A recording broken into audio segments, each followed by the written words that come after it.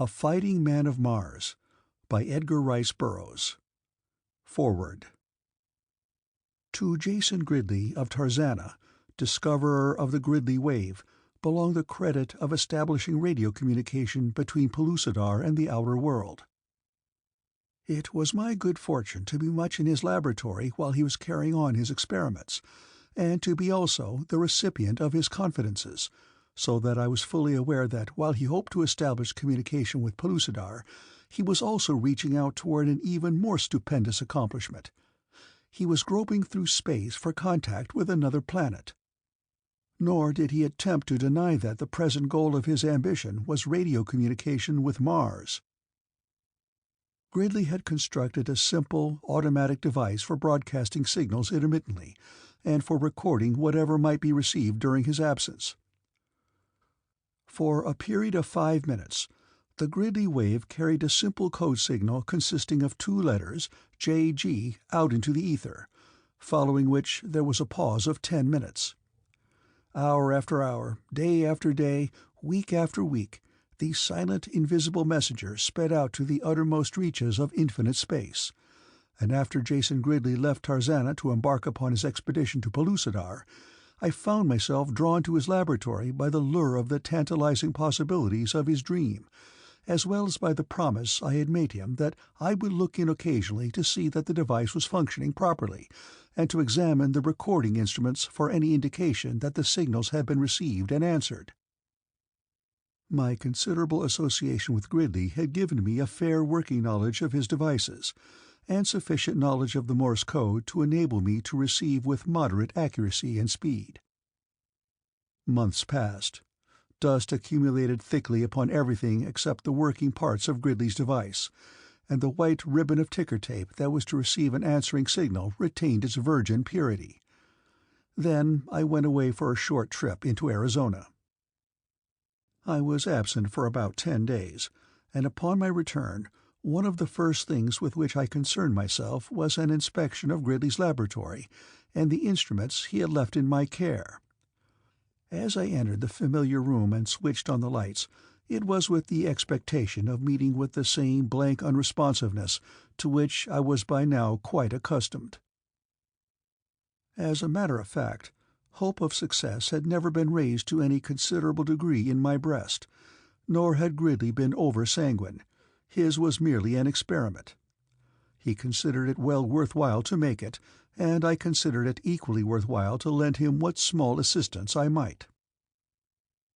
It was, therefore, with feelings of astonishment that assumed the magnitude of a distinct shock that I saw upon the ticker tape the familiar tracings which stand for the dots and dashes of code.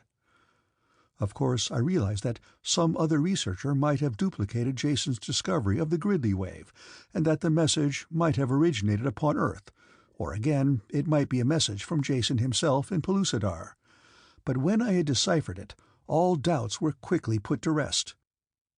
It was from Ulysses Paxton, one-time captain, 9th U.S. Infantry, who, miraculously transported from a battlefield in France to the bosom of the great red planet, had become the right-hand man of Rastavus, the master-mind of Mars, and later the husband of Validia, daughter of Khorasan, Jeddak of Duhor. In brief, the message explained that for months mysterious signals had been received at Helium, and while they were unable to interpret them, they felt that they came from Barsoom, the name by which the planet Earth is known upon Mars. John Carter being absent from Helium, a fast flyer had been dispatched to Duhor bearing an urgent request to Paxton to come at once to the Twin Cities and endeavor to determine if, in truth, the signals they were receiving actually originated upon the planet of his birth. Upon his arrival at Helium, Paxton immediately recognized the Morse code signals, and no doubt was left in the minds of the Martian scientists that at last something tangible had been accomplished toward the solution of intercommunication between Barsoom and Barsoom. Repeated attempts to transmit answering signals to Earth proved fruitless, and then the best minds of Helium settled down to the task of analyzing and reproducing the Gridley wave. They felt that at last they had succeeded. Paxton had sent his message, and they were eagerly awaiting an acknowledgment. I have since been in almost constant communication with Mars, but out of loyalty to Jason Gridley, to whom all the credit and honor are due, I have made no official announcement, nor shall I give out any important information, leaving all that for his return to the outer world. But I believe that I am betraying no confidence if I narrate to you the interesting story of Hadron of Hastor, which Paxton told me one evening not long since. I hope that you will enjoy it as much as I did. But before I go on with the story, a brief description of the principal races of Mars, their political and military organization, and some of their customs may prove of interest to many of my readers. The dominant race, in whose hands rests the progress and civilization, yes, the very life of Mars, differ but little in physical appearance from ourselves. The fact that their skins are a light reddish-copper color and that they are oviparous constitute the two marked divergencies from Anglo-Saxon standards. No, there is another: their longevity. 1,000 years is the natural span of life of a Martian, although, because of their warlike activities and the prevalence of assassination among them, few live their allotted span. Their general political organization has changed little in countless ages, the unit still being the tribe, at the head of which is a chief or jed, corresponding in modern times to our king. The princes are known as lesser jeds, while the chief of chiefs, or the head of consolidated tribes, is the jedak, or emperor, whose consort is a jedara. The majority of red Martians live in walled cities, though there are many who reside in isolated, though well-walled and defended, farm homes along those rich irrigated ribbons of land that we of Earth know as the canals of Mars. In the far south, that is, the South Polar region, dwells a race of very handsome and highly intelligent black men. There also is the remnant of a white race, while the North Polar regions are dominated by a race of yellow men.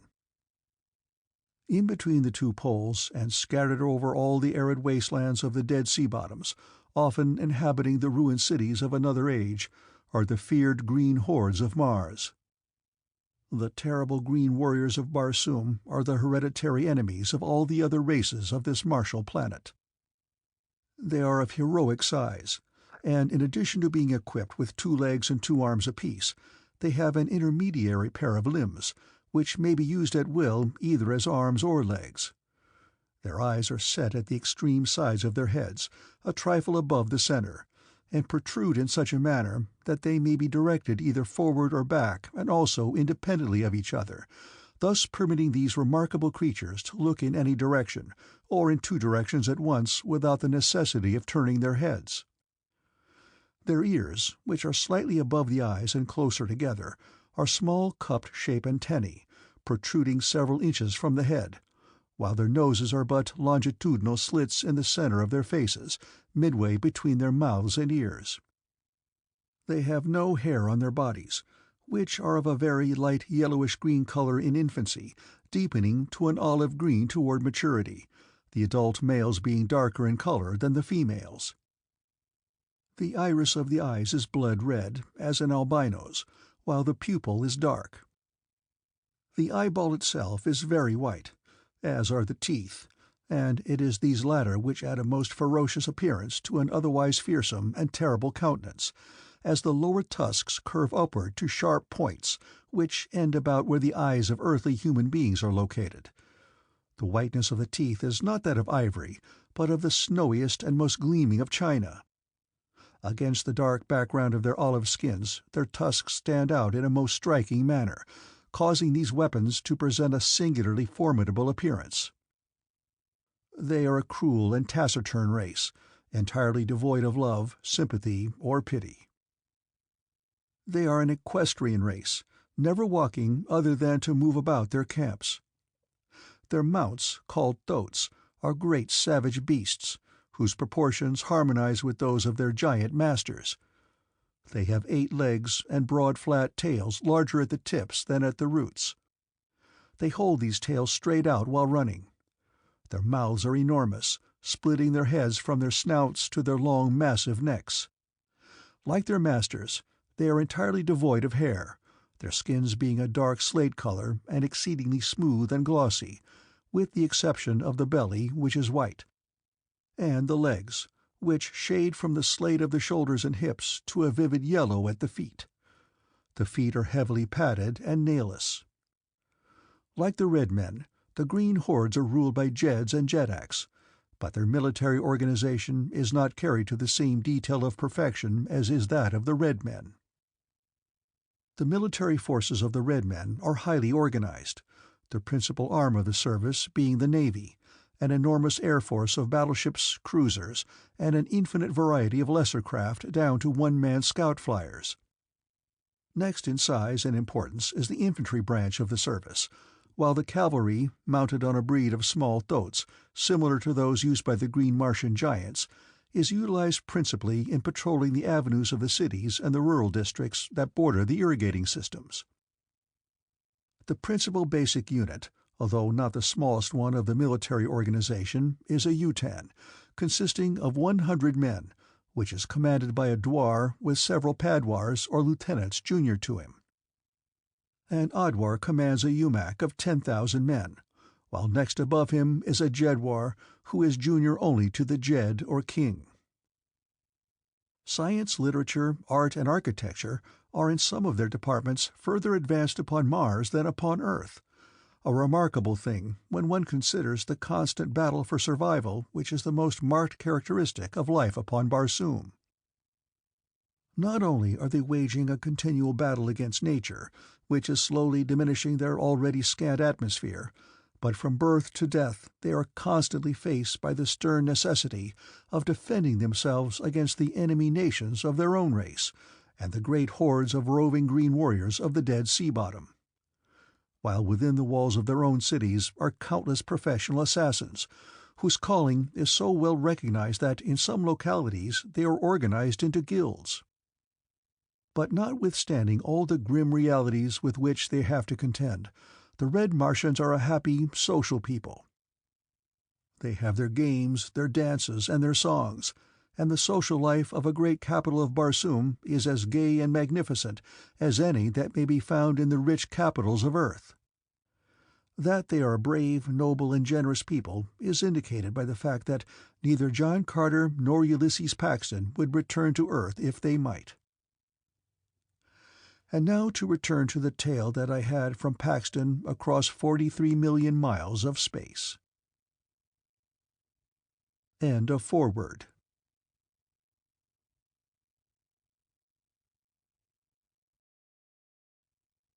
Chapter 1. Sanoma Tora. This is the story of Hadron of Hastor, fighting man of Mars, as narrated by him to Ulysses Paxton. I am Tan Hadron of Hastor. My father is Had-Tur, Adwar of the first Umac of the troops of Hastor. He commands the largest ship of war that Hastor has ever contributed to the navy of Helium, accommodating as it does the entire 10,000 men of the first Umac, together with 500 lesser fighting ships and all the paraphernalia of war. My mother is a princess of Gathol. As a family, we are not rich except in honor, and, valuing this above all mundane possessions, I chose the profession of my father rather than a more profitable career. The better to further my ambition, I came to the capital of the Empire of Helium, and took service in the troops of Tardos Mors, Jedak of Helium, that I might be nearer the great John Carter, warlord of Mars. My life in Helium and my career in the army were similar to those of hundreds of other young men. I passed through my training days without notable accomplishment, neither heading nor trailing my fellows, and in due course I was made a Padwar of the 91st Umac, being assigned to the 5th Utan of the 11th Dar. What with being of noble lineage by my father and inheriting royal blood from my mother, the palaces of the twin cities of Helium were always open to me, and I entered much into the gay life of the capital. It was thus that I met Sanoma Tora, daughter of Tor-Hatan, Adwar of the 91st Umac. Tor-Hatan is only of the lower nobility, but he is fabulously rich from the loot of many cities, well invested in farmland and mines, and because here in the capital of Helium riches count for more than they do in Hastor, Tor-Hatan is a powerful man, whose influence reaches even to the throne of the Jeddak. Never shall I forget the occasion upon which I first laid eyes upon Sanoma Tora. It was upon the occasion of a great feast at the marble palace of the warlord. There were gathered under one roof the most beautiful women of Barsoom, where, notwithstanding the gorgeous and radiant beauty of Dejah Thoris, Tara of Helium, and Thuvia of Tarth, the pulchritude of Sanoma Tora was such as to arrest attention. I shall not say that it was greater than that of those acknowledged queens of Barsoomian loveliness, for I know that my adoration of Sanoma Tora might easily influence my judgment, but there were others there who remarked her gorgeous beauty, which differs from that of Dejah Thoris as the chaste beauty of a polar landscape differs from the beauty of the tropics, as the beauty of a white palace in the moonlight differs from the beauty of its garden at midday. When at my solicitation I was presented to her, she glanced first at the insignia upon my armor, and noting therefrom that I was but a padwar, she vouchsafed me but a condescending word and turned her attention again to the dwarf with whom she had been conversing.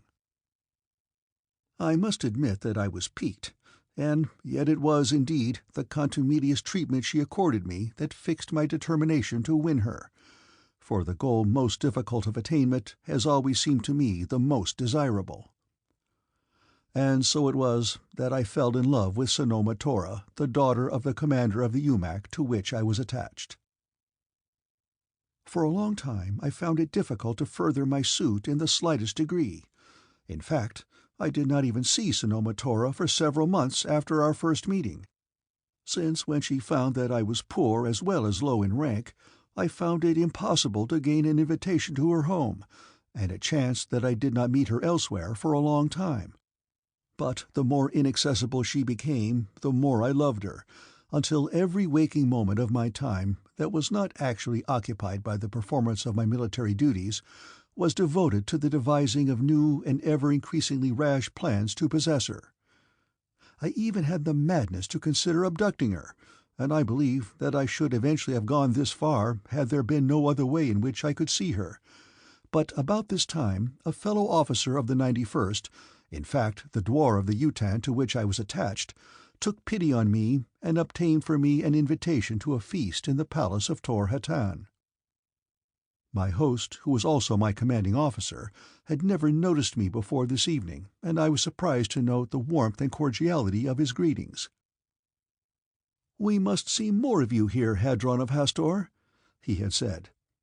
"I have been watching you, and I prophesy that you will go far in the military service of the Jeddak." Now, I knew he was lying when he said that he had been watching me, for Tor-Hatan was notoriously lax in his duties as a commanding officer, all of which were performed by the senior Tidwar of the UMAC. While I could not fathom the cause of this sudden interest in me, it was nevertheless very pleasing, since through it I might in some degree further my pursuit of the heart and hand of Sanoma Tora. Sanoma Tora herself was slightly more cordial than upon the occasion of our first meeting, though she noticeably paid more attention to Sil Vegas than she did to me. Now, if there is any man in Helium whom I particularly detest more than another, it is Sil Vegas, a nasty little snob who holds the title of Tidwar, though as far as I was ever able to ascertain, he commands no troops, but is merely on the staff of Tor-Hatan, principally, I presume, because of the great wealth of his father. Such creatures we have to put up with in times of peace, but when war comes and the great warlord takes command, it is the fighting men who rank, and riches do not count. But be that as it may, while Sil Vegas spoiled this evening for me, as he would spoil many others in the future, nevertheless, I left the palace of Tor-Hatan that night with a feeling bordering upon elation, for I had Sanoma Tora's permission to see her again in her father's home when my duties would permit me to pay my respects to her. Returning to my quarters, I was accompanied by my friend the dwarf, and when I commented on the warmth of Tor-Hatan's reception of me, he laughed. "You find it amusing," I said. "Why?" "Tor-Hatan, as you know," he said, is very rich and powerful, and yet it is seldom, as you may have noticed, that he is invited to any one of the 4 palaces of Helium in which ambitious men most crave to be seen." "You mean the palaces of the Warlord, the Jeddak, the Jed, and Carthoris?" I asked. "Of course," he replied. "What other 4 in Helium count for so much as these? Tor Hatan," he continued, "is supposed to come from lower nobility, but there is a question in my mind as whether there is a drop of noble blood in his veins, and one of the facts upon which I base my conjecture is his cringing and fawning reverence for anything pertaining to royalty. He would give his fat soul to be considered an intimate of any one of the 4. "But what has that to do with me?" I demanded. "A great deal," he replied. "In fact, because of it, you were invited to his palace tonight." "I do not understand," I said. "I chanced to be talking with Tor Hatan the morning of the day you received your invitation, and in the course of our conversation I mentioned you.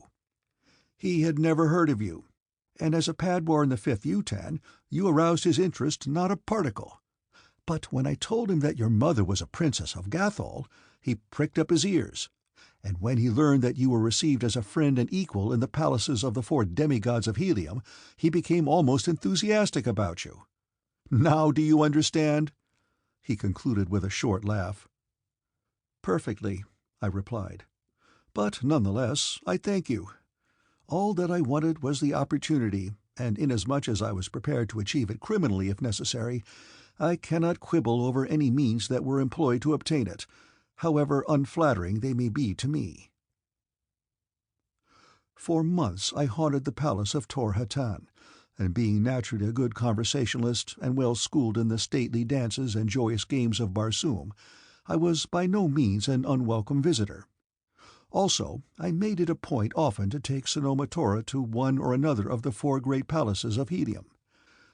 I was always welcome because of the blood relationship which existed between my mother and Gahan of Gathol, who had married Tara of Helium. Naturally, I felt that I was progressing well with my suit, but my progress was not fast enough to keep pace with the racing desires of my passion. Never had I known love before, and I felt that I should die if I did not soon possess Sanoma Tora. And so it was that upon a certain night I visited the palace of her father, definitely determined to lay my heart and sword at her feet before I left. And although the natural complexes of a lover convinced me that I was an unworthy worm that she would be wholly justified in spurning, I was yet determined to declare myself, so that I might openly be accounted a suitor, which, after all, gives one greater freedom, even though he be not entirely a favoured suitor. It was one of those lovely nights that transformed old Barsoom into a world of enchantment. Thuria and Chloros were racing through the heavens, casting their soft light upon the garden of Tor Hatan, empurpling the livid scarlet sward and lending strange hues to the gorgeous blooms of Pimalia and Serapis, while the winding walks, gravelled with semi-precious stones, shot back 1,000 scintillant rays that, clothed in ever-changing colours, danced at the feet of the marble statuary that lent an added artistic charm to the ensemble. In one of the spacious halls that overlooked the garden of the palace, a youth and a maiden sat upon a massive bench of rich Serapis wood, such a bench as might have graced the halls of the great Jeddak himself, so intricate its rich design, so perfect the carving of the master craftsman who produced it. Upon the leathern harness of the youth were the insignia of his rank and service, a Padwar in the 91st Umac. The youth was I, Hadron of Hastor, and with me was Sanoma Tora, daughter of Tor Hatan. I had come filled with a determination boldly to plead my cause, but suddenly I had become aware of my unworthiness. What had I to offer this beautiful daughter of the rich Tor Hatan?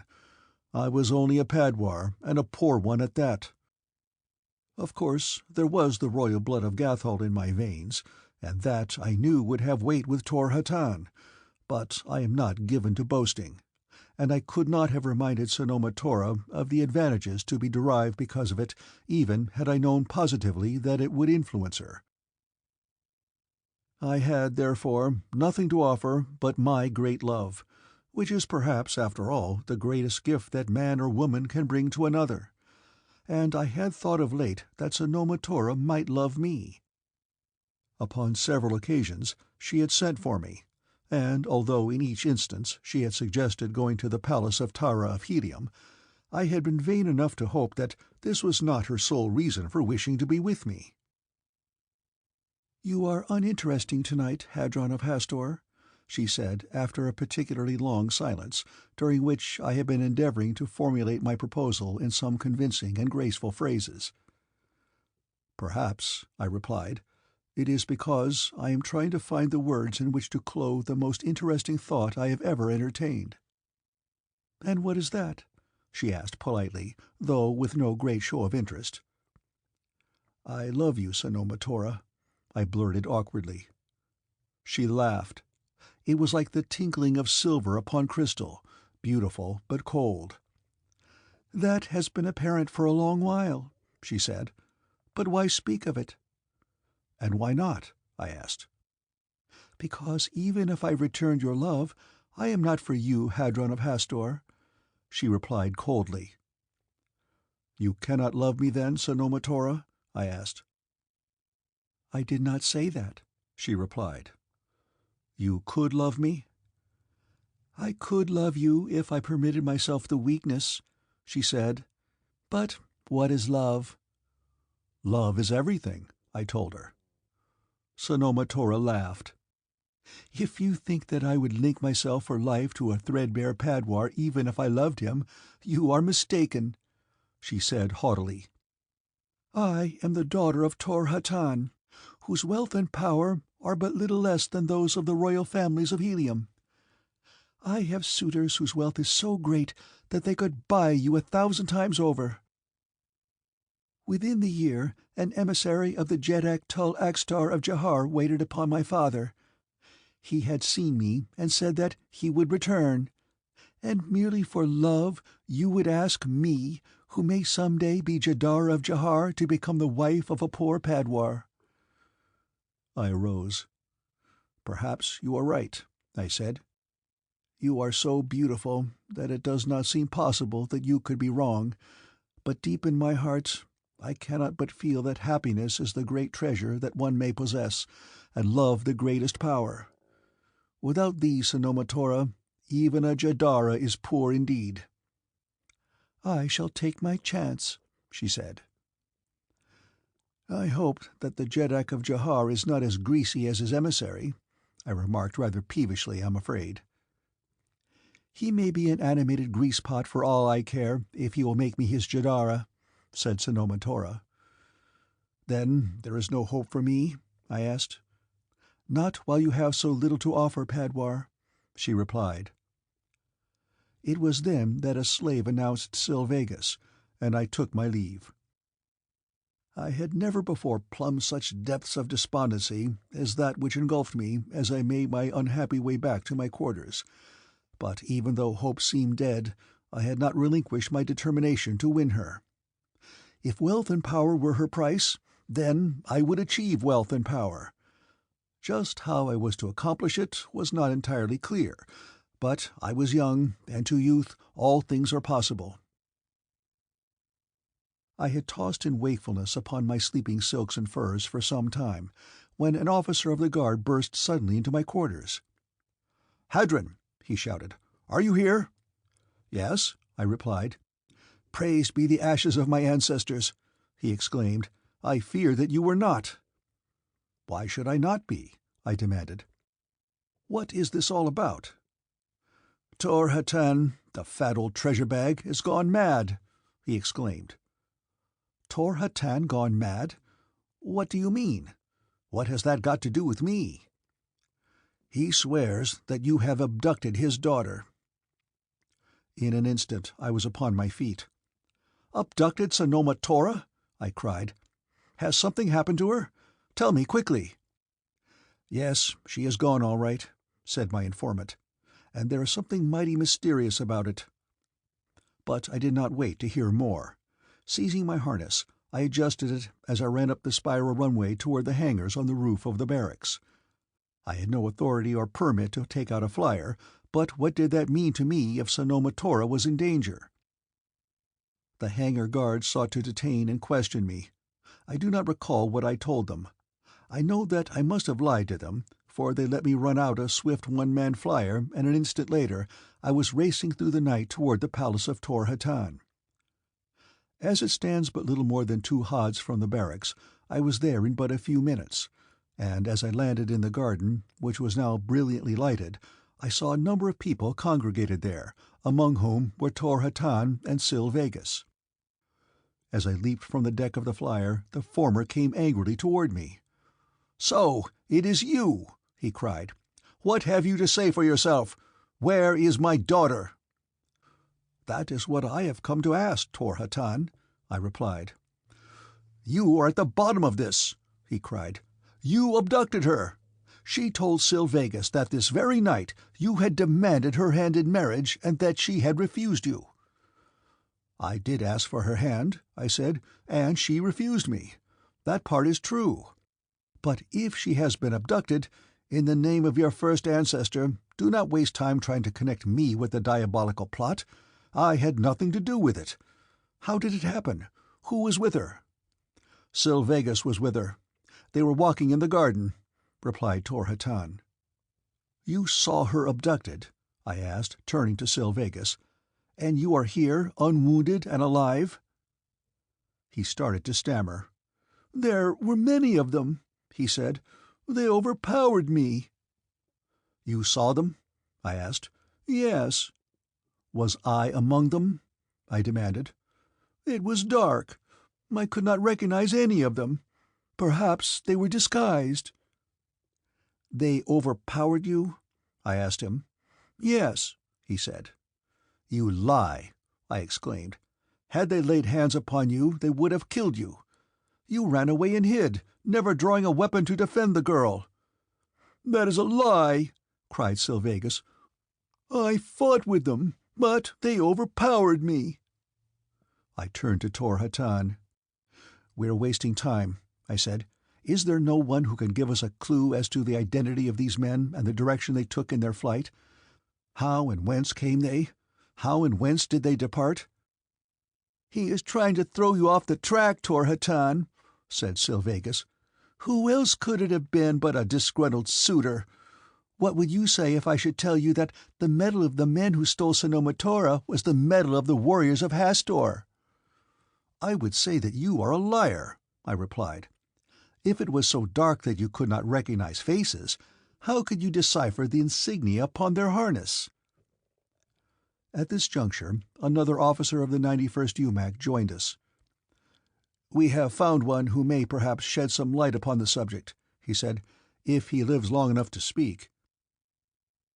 Men had been searching the grounds of Tor Hatan and that portion of the city adjacent to his palace, and now several approached bearing a man, whom they laid upon the sward at our feet. His broken and mangled body was entirely naked, and as he lay there gasping feebly for breath, he was a pitiful spectacle. A slave dispatched into the palace returned with stimulants, and when some of these had been forced between his lips the man revived slightly. "Who are you?" asked Tor Hatan. "I am a warrior of the city guard," replied the man feebly. An officer approached Tor Hatan excitedly.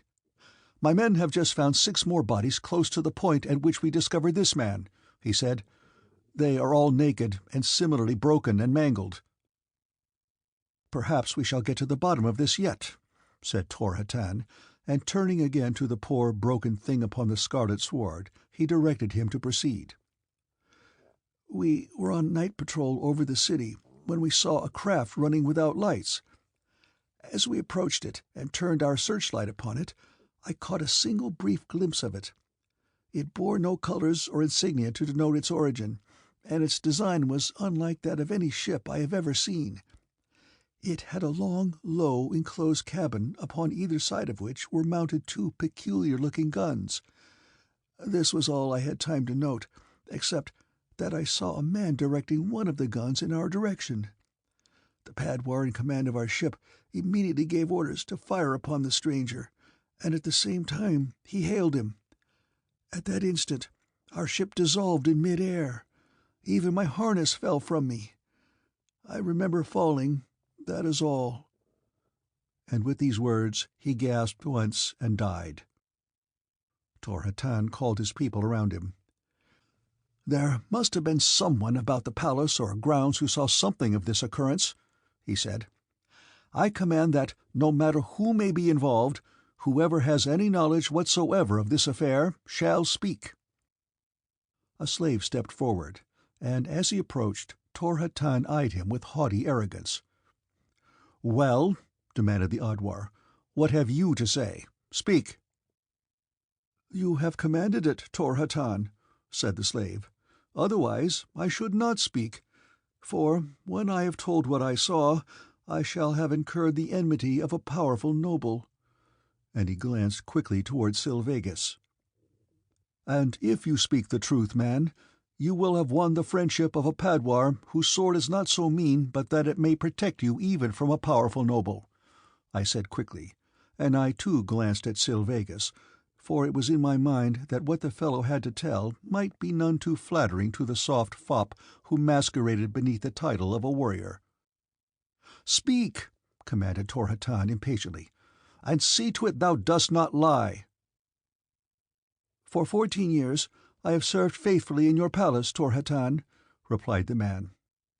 "Ever since I was brought to Helium a prisoner of war after the fallen sack of Kobol, where I served in the bodyguard of the Jed of Kobol, and in all that time you have had no reason to question my truthfulness.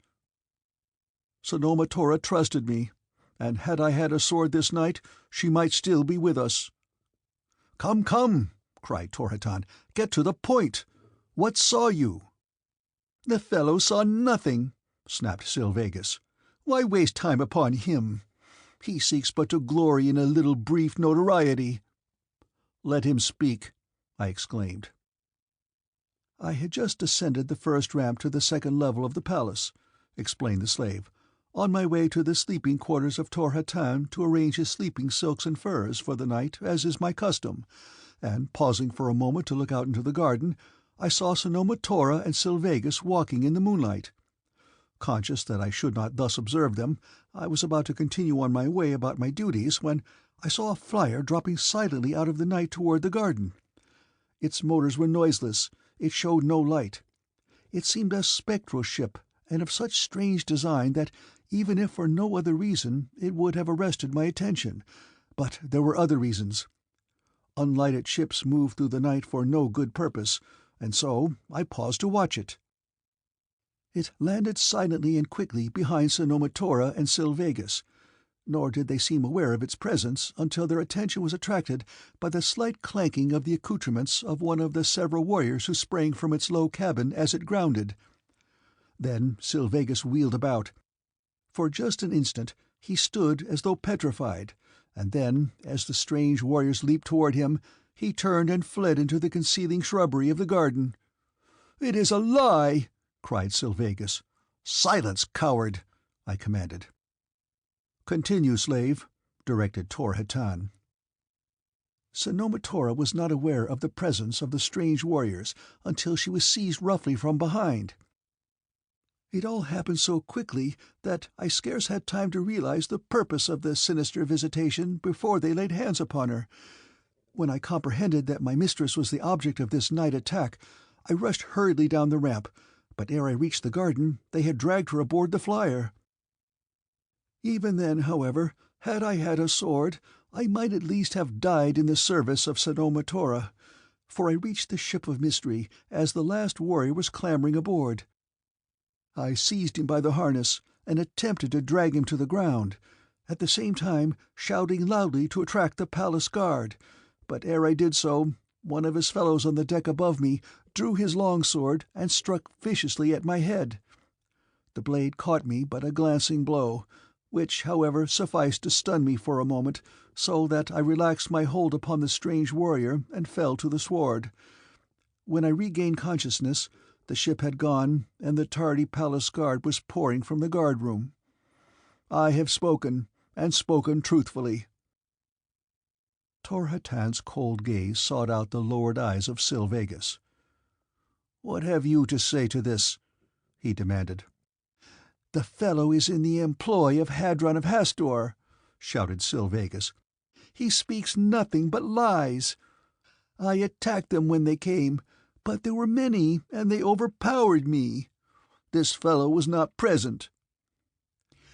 "Let me see thy head," I said to the slave, and when he had come and knelt before me, I saw a great red welt the length of one side of his head above the ear, just such a welt as a glancing blow from the flat side of a longsword might have made.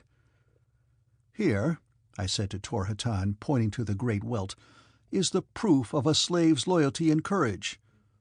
Let us see the wounds received by a noble of Helium, who, by his own testimony, engaged in single-handed combat against great odds. Surely in such an encounter he must have received at least a single scratch." "Unless he is as marvelous a swordsman as the great John Carter himself," said the dwarf of the palace guard with a thinly veiled sneer. "It is all a plot!" cried Silvegas.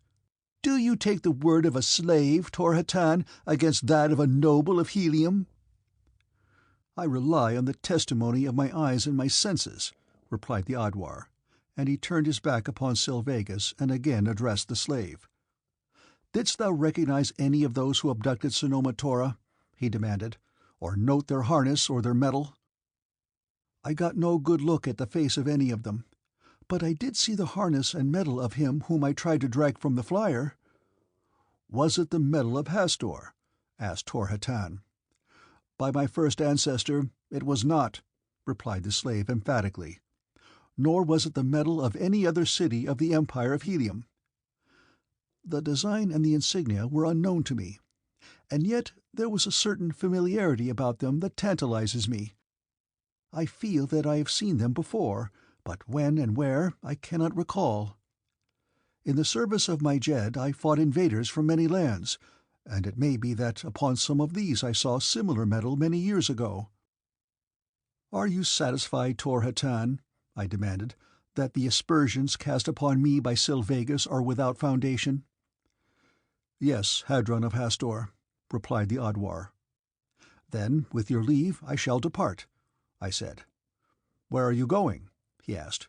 "To find Sanoma Tora," I replied. "And if you find her," he said, "and return her safely to me, she is yours."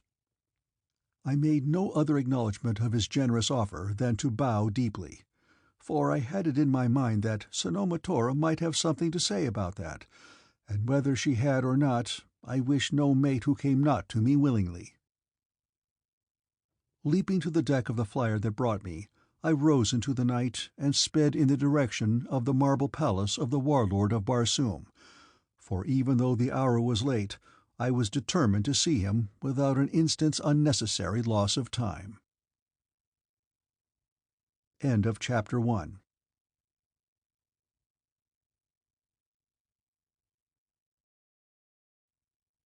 Chapter 2. Brought Down. As I approached the warlord's palace, I saw signs of activity unusual for that hour of the night. Flyers were arriving and departing, and when I alighted upon that portion of the roof reserved for military ships, I saw the flyers of a number of high officers of the warlord's staff.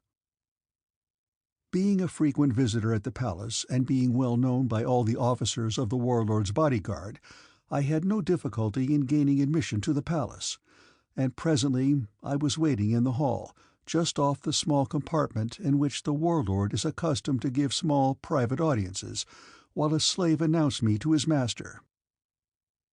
I do not know how long I waited. It could not have been a long while, yet it seemed to me a veritable eternity, because my mind was harassed by the conviction that the woman I loved was in dire danger. I was possessed by a conviction, ridiculous perhaps, but none the less real, that I alone could save her, and that every instant I was delayed reduced her chances for succor before it was too late.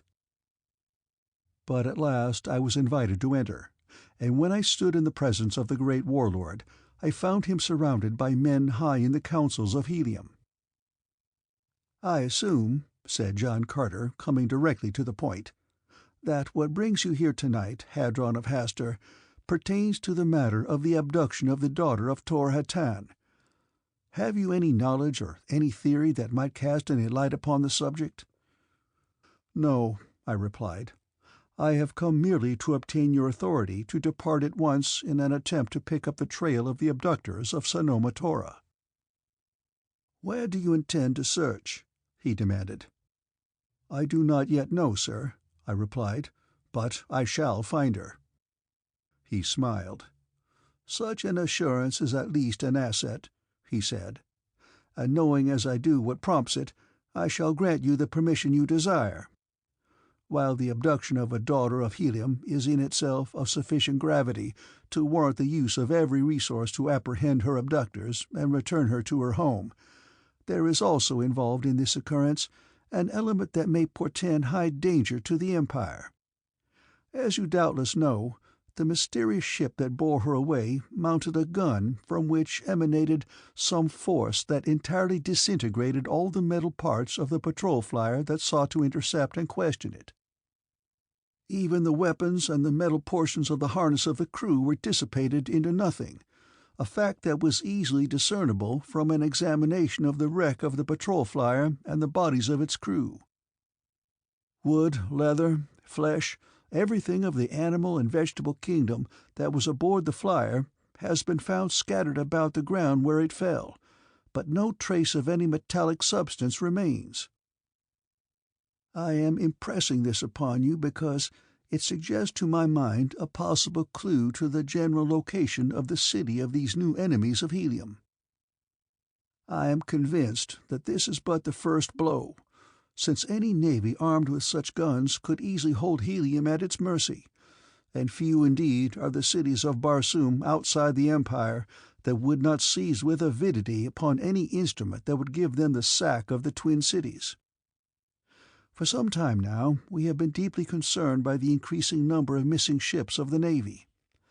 In nearly all instances these were ships engaged in charting air currents and recording atmospheric pressures in different parts of Barsoom far from the Empire, and recently it has become apparent that the vast majority of these ships which never returned were those cruising in the southern part of the Western Hemisphere, an unhospitable portion of our planet concerning which we have unfortunately but little knowledge owing to the fact that we have developed no trade with the unfriendly people inhabiting this vast domain. This Hadron of Hastor is only a suggestion, only the vaguest of clues, but I offer it to you for what it is worth. 1,000 one-man scout flyers will be dispatched between now and noon tomorrow in search of the abductors of Sanoma Tora. Nor will these be all. Cruisers and battleships will take the air as well, for Helium must know what city or what nation has developed a weapon of destruction such as that used above Helium this night. It is my belief that the weapon is a very recent invention, and that whatever power possesses it must be bending every effort to perfect it and produce it in such quantities as to make them masters of the world. I have spoken. Go, and may fortune be with you." You may believe that I lost no time in setting out upon my mission now that I had authority from John Carter.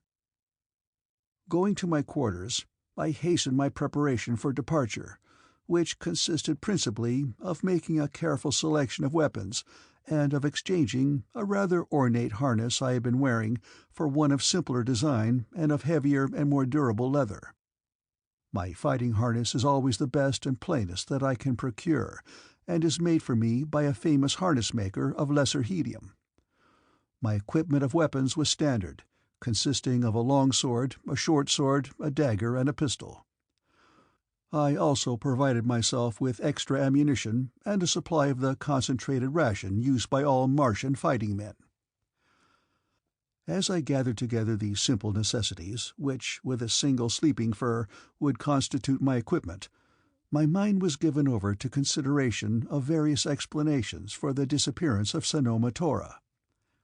I searched my brain for any slightest memory that might suggest an explanation, or point toward the possible identity of her abductors. It was while thus engaged that I recalled her reference to the Jeddak Tul Akstar of Jahar. nor was there within the scope of my recollection any other incident that might point a clue. I distinctly recalled the emissary of Tul Axtar, who had visited the court of Helium not long since. I had heard him boast of the riches and power of his jeddak and the beauty of his women. Perhaps, then, it might be as well to search in the direction of Jahar as elsewhere, but before departing I determined once again to visit the palace of Tor Hatan and question the slave who had been the last to see Sanoma Tora.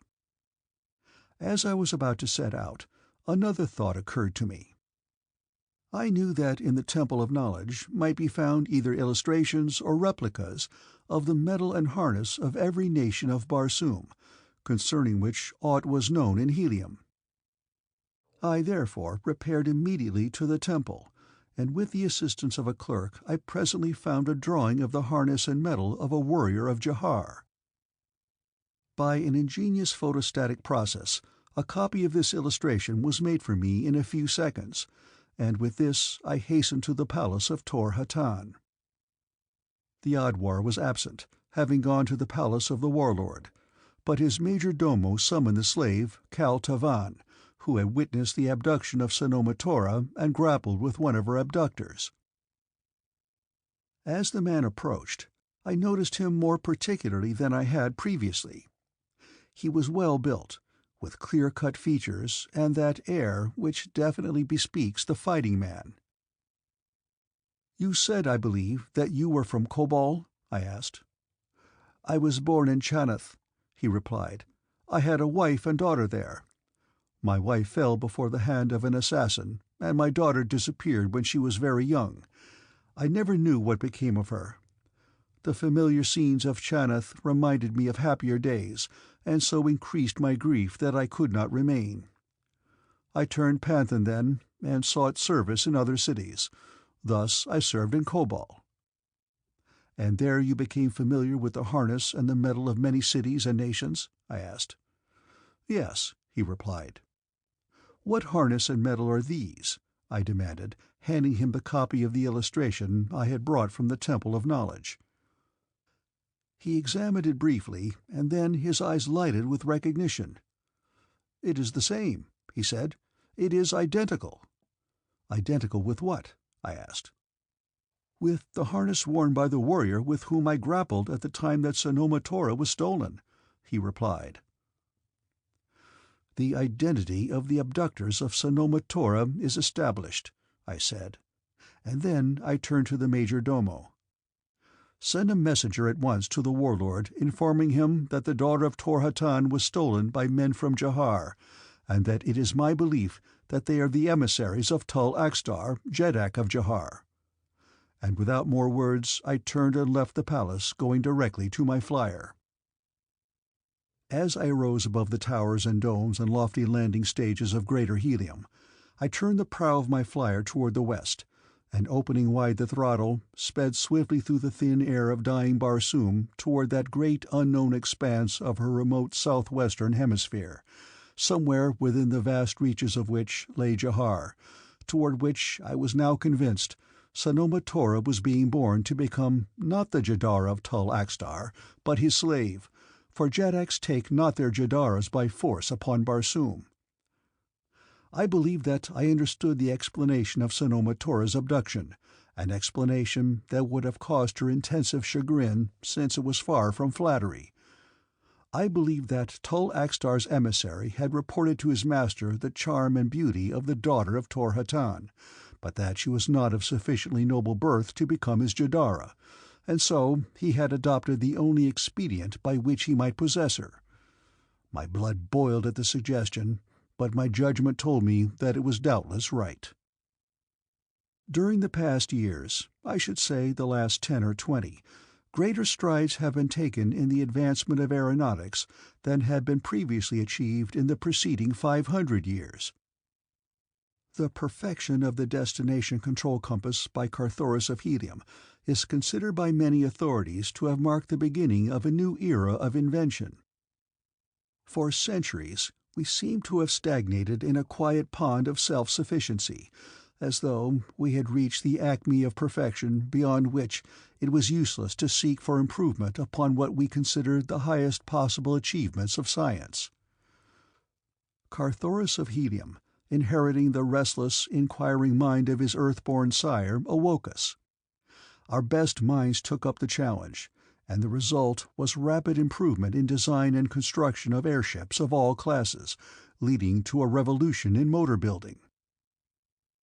We had thought that our light, compact, powerful radium motors never could be improved upon, and that man never would travel, either safely or economically, at a speed greater than that attained by our swift one-man scout flyers, about 1,100 hods per zode.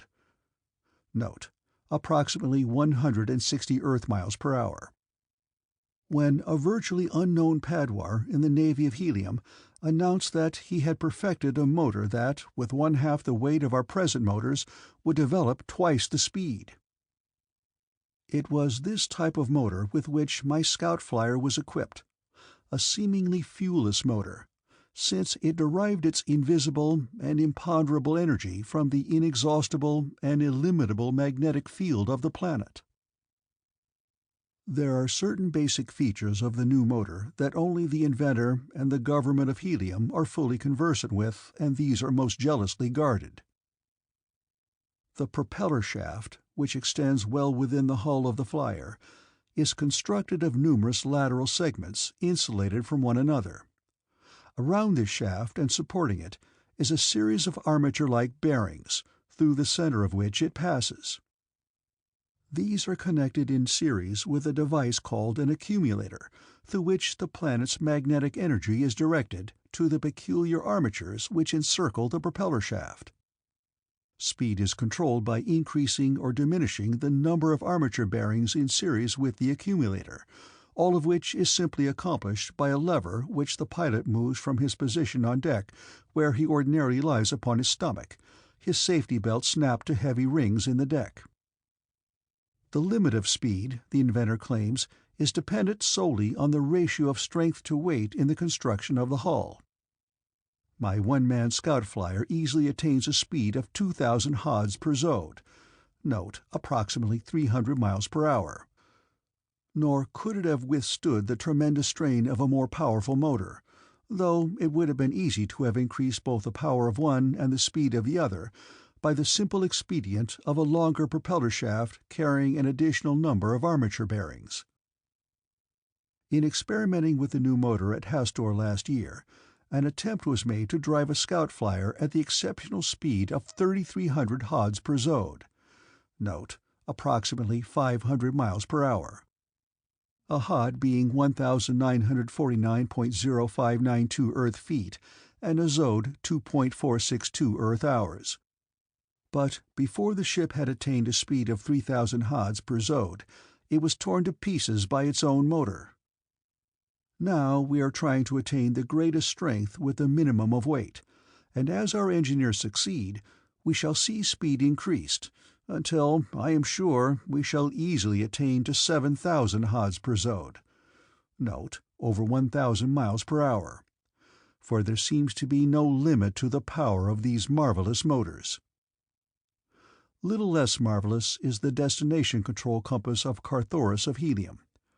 Set your pointer upon any spot on either hemisphere, open your throttle, and then lie down and go to sleep if you will.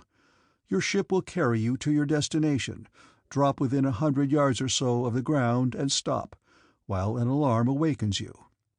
It is really a very simple device, but I believe that John Carter has fully described it in one of his numerous manuscripts. In the adventure upon which I had embarked, the destination control compass was of little value to me, since I did not know the exact location of Jahar. However, I set it roughly at a point about 30 degrees south latitude, 35 degrees east longitude, as I believe that Jahar lay somewhere to the southwest of that point. Flying at high speed, I had long since left behind the cultivated areas near Helium, and was crossing above a desolate and deserted waste of ochre moss that clothed the dead sea bottoms, where once rolled a mighty ocean bearing upon its bosom the shipping of a happy and prosperous people, now but a half-forgotten memory in the legends of Barsoom. Upon the edges of plateaus that once had marked the shoreline of a noble continent, I passed above the lonely monuments of that ancient prosperity, the sad deserted cities of old Barsoom. Even in their ruins there is a grandeur and magnificence that still has power to awe a modern man. Down toward the lowest sea bottoms, other ruins mark the tragic trail that ancient civilization had followed in pursuit of the receding waters of its ocean, to where the last city finally succumbed, bereft of commerce, shorn of power, to fall at last an easy victim to the marauding hordes of fierce green tribesmen, whose descendants now are the sole rulers of many of these deserted sea bottoms. Hating and hated, ignorant of love, laughter, or happiness, they lead their long, fierce lives, quarreling among themselves and their neighbors, and preying upon any chance adventurers who happen within the confines of their bitter and desolate domain. Fierce and terrible as are all green men, there are few whose cruel natures and bloody exploits have horrified the minds of red men to such an extent as have the green hordes of Torcus. The city of Torcus, from which they derive their name, was one of the most magnificent and powerful of ancient Barsoom. Though it has been deserted for ages by all but roaming tribes of green men, it is still marked upon every map, and as it lay directly in the path of my search for Jahar, and as I had never seen it, I had purposely laid my course to pass over it, and when, far ahead, I saw its lofty towers and battlements, I felt the thrill of excitement and the lure of adventure which these dead cities of Barsoom proverbially exert upon us red men. As I approached the city, I reduced my speed and dropped lower that I might obtain a better view of it. What a beautiful city it must have been in its time! Even today, after all the ages that have passed since its broad avenue surged with the life of happy, prosperous throngs, its great palaces still stand in all their glorious splendor, that time and the elements have softened and mellowed, but not yet destroyed. As I circled low above the city, I saw miles of avenues that have not known the foot of man for countless ages. The stone flagging of their pavement was overgrown with ochre moss, with here and there a stunted tree, or a grotesque shrub of one of those varieties that somehow find sustenance in the arid wasteland. Silent, deserted courtyards looked up at me, gorgeous gardens of another happier day. Here and there the roof of a building had fallen in, but for the most part they remained intact, dreaming doubtless of the wealth and beauty they had known in days of yore, and in imagination I could see the gorgeous sleeping silks and furs spread out in the sunlight, while the women idled beneath gay canopies of silks, their jeweled harnesses scintillating with each move of their bodies. I saw the pennons waving from countless thousands of staffs, and the great ships at anchor in the harbor rose and fell to the undulations of the restless sea. There were swaggering sailors upon the avenues, and burly fighting men before the doors of every palace. Ah, what a picture imagination conjured from the death-like silence of that deserted city! And then, as a long swinging circle brought me above the courtyard of a splendid palace that faced upon the city's great central square, my eyes beheld that which shattered my beautiful dream of the past. Directly below me I saw a score of great thoats penned in what once may have been the royal garden of a Jeddak. The presence of these huge beasts meant but one thing, and that was that their green masters were to be found nearby. As I passed above the courtyard, one of the restless, vicious beasts looked up and saw me, and instantly he commenced to squeal angrily. Immediately the other thoats, their short temper aroused by the squealing of their fellow, and their attention directed by his upward gaze, discovered me and set up a perfect pandemonium of grunts and squeals, which brought the result that I had immediately foreseen. A green warrior leaped into the courtyard from the interior of the palace, and looked up just in time to see me before I passed from his line of vision above the roof of the building. Realizing immediately that this was no place for me to loiter, I opened my throttle, and at the same time rose swiftly toward a greater altitude. As I passed over the building and out across the avenue in front of it, I saw some 20 green warriors pour out of the building, their upward gaze searching the skies. The warrior on guard had apprised them of my presence. I cursed myself for a stupid fool in having taken this unnecessary chance merely to satisfy my idle curiosity. Instantly I took a zigzag upward course, rising as swiftly as I could, while from below a savage war cry rose plainly to my ears. I saw long, wicked-looking rifles aimed at me. I heard the hiss of projectiles hurtling by me, but though the first volley passed close to us, not a bullet struck the ship. In a moment more I would be out of range and safe, and I prayed to 1,000 ancestors to protect me for the few brief minutes that would be necessary to place me entirely out of harm's way.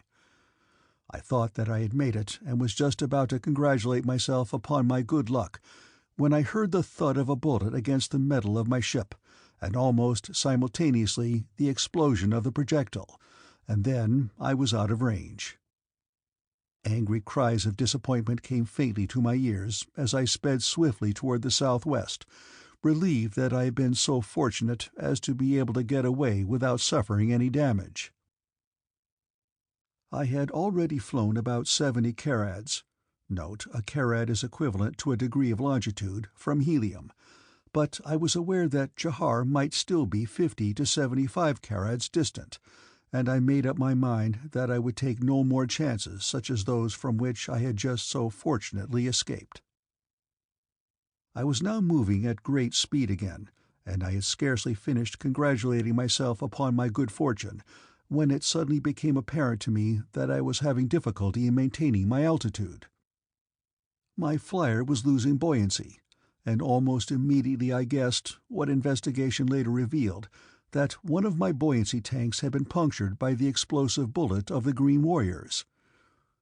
To reproach myself for my carelessness seemed a useless waste of mental energy, though I can assure you that I was keenly aware of my fault and of its possible bearing upon the fate of Sanoma Tora, from the active prosecution of whose rescue I might now be entirely eliminated.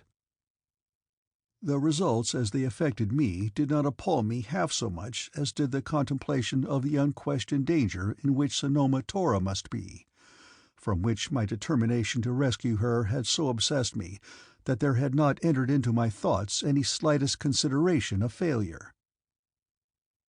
The mishap was a severe blow to my hopes, and yet it did not shatter them entirely, for I am so constituted that I know I shall never give up hope of success in any issue as long as life remains to me.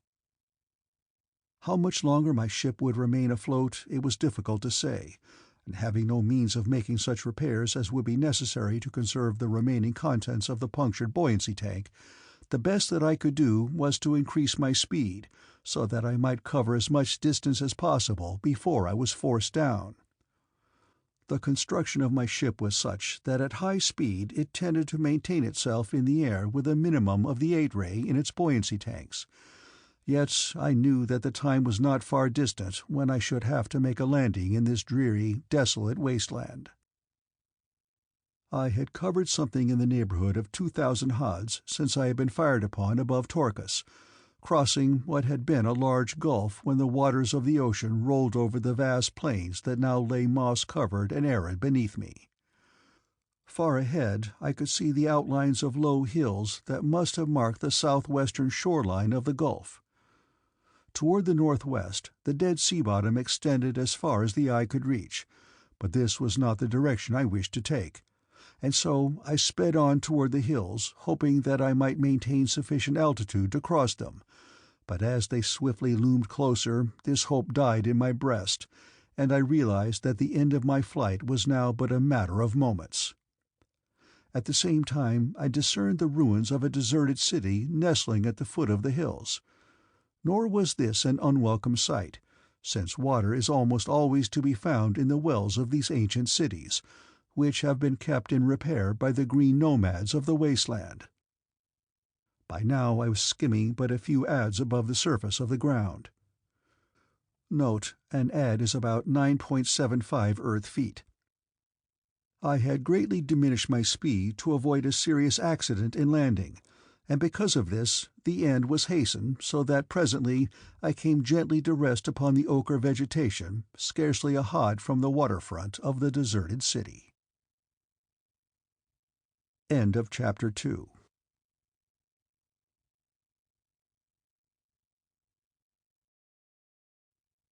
Chapter 3. Cornered. My landing was most unfortunate, in that it left me in plain sight of the city without any place of concealment, in the event that the ruins happened to be occupied by one of the numerous tribes of green men who infest the dead sea bottoms of Barsoom, often making their headquarters in one or another of the deserted cities that line the ancient shore.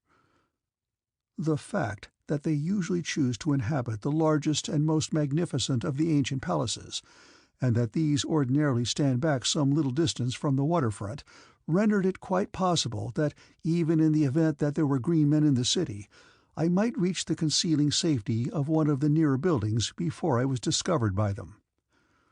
My flier being now useless, there was nothing to do but abandon it, and so, with only my weapons, ammunition, and a little concentrated rations, I walked quickly in the direction of the age-old waterfront. Whether or not I reached the buildings unobserved, I was unable to determine, but at any rate I did reach them without seeing any sign of a living creature about. Portions of many of these ancient, deserted cities are inhabited by the great white apes of Barsoom, which are in many respects more to be feared than the green warriors themselves, for not only are these man-like creatures endowed with enormous strength and characterized by intense ferocity, but they are also voracious man-eaters. So terrible are they that it is said that they are the only living creatures that can still instill fear within the breasts of the green men of Barsoom. Knowing the possible dangers that might lurk within the precincts of this ruin, it may be wondered that I approached it at all, but as a matter of fact, there was no safe alternative. Out upon the dead monotony of the ochre moss of the sea-bottom, I should have been discovered by the first white ape or green Martian that approached the city from that direction, or that chanced to come from the interior of the ruins to the waterfront. It was, therefore, necessary for me to seek concealment until night had fallen, since only by night might I travel in safety across the sea-bottom, and as the city offered the only concealment nearby, I had no choice but to enter it. I can assure you that it was not without feelings of extreme concern that I clambered to the surface of the broad avenue that once skirted the shore of a busy harbor.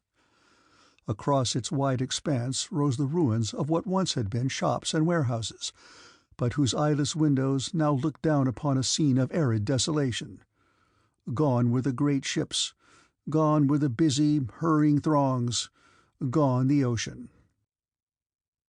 Crossing the avenue, I entered one of the taller buildings, which I noticed was surmounted by a high tower. The entire structure, including the tower, seemed to be in an excellent state of preservation, and it occurred to me that if I could ascend into the latter, I should be able to obtain an excellent view of the city and of the country that lay beyond it to the southwest, which was the direction in which I intended to pursue my search for Jahar. I reached the building apparently unobserved, and entering, found myself in a large chamber, the nature and purpose of which it was no longer possible to determine, since such decorations as may possibly have adorned its walls in the past were no longer discernible, and whatever furniture it may have contained to give a clue to its identity had long since been removed. There was an enormous fireplace in the far end of the room, and at one side of this fireplace a ramp led downward, and upon the other a similar ramp led upward. Listening intently for a moment, I heard no sound, either within or without the building, so that it was with considerable confidence that I started to ascend the ramp. Upward I continued from floor to floor, each of which consisted of a single large chamber, a fact which finally convinced me that the building had been a warehouse for the storing of goods passing through this ancient port. From the upper floor a wooden ladder extended upward through the center of the tower above. It was of solid steel, which is practically indestructible, so that, though I knew it might be anywhere from 500,000 to 1,000,000 years old, I did not hesitate to trust myself to it. The circular interior core of the tower, upward through which the ladder extended, was rather dark. At each landing there was an opening into the tower chamber at that point, but as many of these openings were closed, only a subdued light penetrated to the central core. I had ascended to the second level of the tower when I thought that I heard a strange noise beneath me. Just the suggestion of a noise it was, but such utter silence had reigned over the deserted city that the faintest sound must have been appreciable to me. Pausing in my ascent, I looked down, listening. But the sound which I had been unable to translate was not repeated, and I continued my way on upward. Having it in my mind to climb as high up in the tower as possible, I did not stop to examine any of the levels that I passed. Continuing upward for a considerable distance, my progress was finally blocked by heavy planking that appeared to form the ceiling of the shaft. Some 8 or 10 feet below me was a small door that probably led to one of the upper levels of the tower, and I could not but wonder why the ladder had been continued on upward above this doorway, since it could serve no practical purpose if it merely ended at the ceiling. Feeling above me with my fingers, I traced the outlines of what appeared to be a trap door. Obtaining a firm footing upon the ladder as high up as I could climb, I placed a shoulder against the barrier. In this position I was able to exert considerable pressure upward, with the result that presently I felt the planking rise above me, and a moment later, to the accompaniment of subdued groans, the trap-door swung upward upon ancient wooden hinges long unused. Clambering into the apartment above, I found myself upon the top level of the tower, which rose to a height of some 200 feet above the avenue below.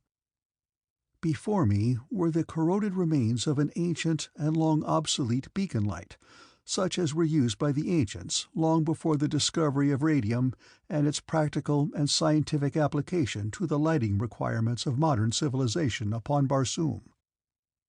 These ancient lamps were operated by expensive machines which generated electricity, and this one was doubtless used as a beacon for the safe guidance of ancient mariners into the harbour, whose waters once rolled almost to the foot of the tower. This upper level of the tower afforded an excellent view in all directions. To the north and northeast stretched a vast expanse of a dead sea bottom as far as the eye could reach. To the south was a range of low hills that curved gently in a northeasterly direction, forming in bygone days the southern shoreline of what is still known as the Gulf of Torcus. Toward the west I looked out over the ruins of a great city, which extended far back into low hills, the flanks of which it had mounted as it expanded from the seashore. There in the distance I could still discern the ancient villas of the wealthy, while in the nearer foreground were enormous public buildings, the most pretentious of which were built upon the four sides of a large quadrangle that I could easily discern a short distance from the waterfront. Here doubtless stood the official palace of the Jeddak, who once ruled the rich country of which this city was the capital and the principal port. There now only silence reigns. It was indeed a depressing sight, and one fraught with poignant prophecy for us of present-day Barsoom. Where they battled valiantly but futilely against the menace of a constantly diminishing water supply, we are faced with a problem that far transcends theirs in the importance of its bearing upon the maintenance of life upon our planet. During the past several thousand years, only the courage, resourcefulness, and wealth of the red men of Barsoom have made it possible for life to exist upon our dying planet, for were it not for the great atmosphere plants conceived and built and maintained by the red race of Barsoom, all forms of air-breathing creatures would have become extinct thousands of years ago.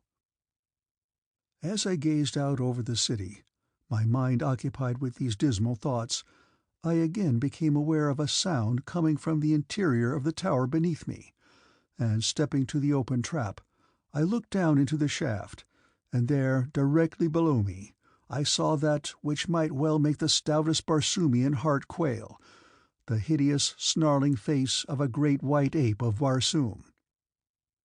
As our eyes met, the creature voiced an angry growl, and abandoning its former stealthy approach, rushed swiftly up the ladder.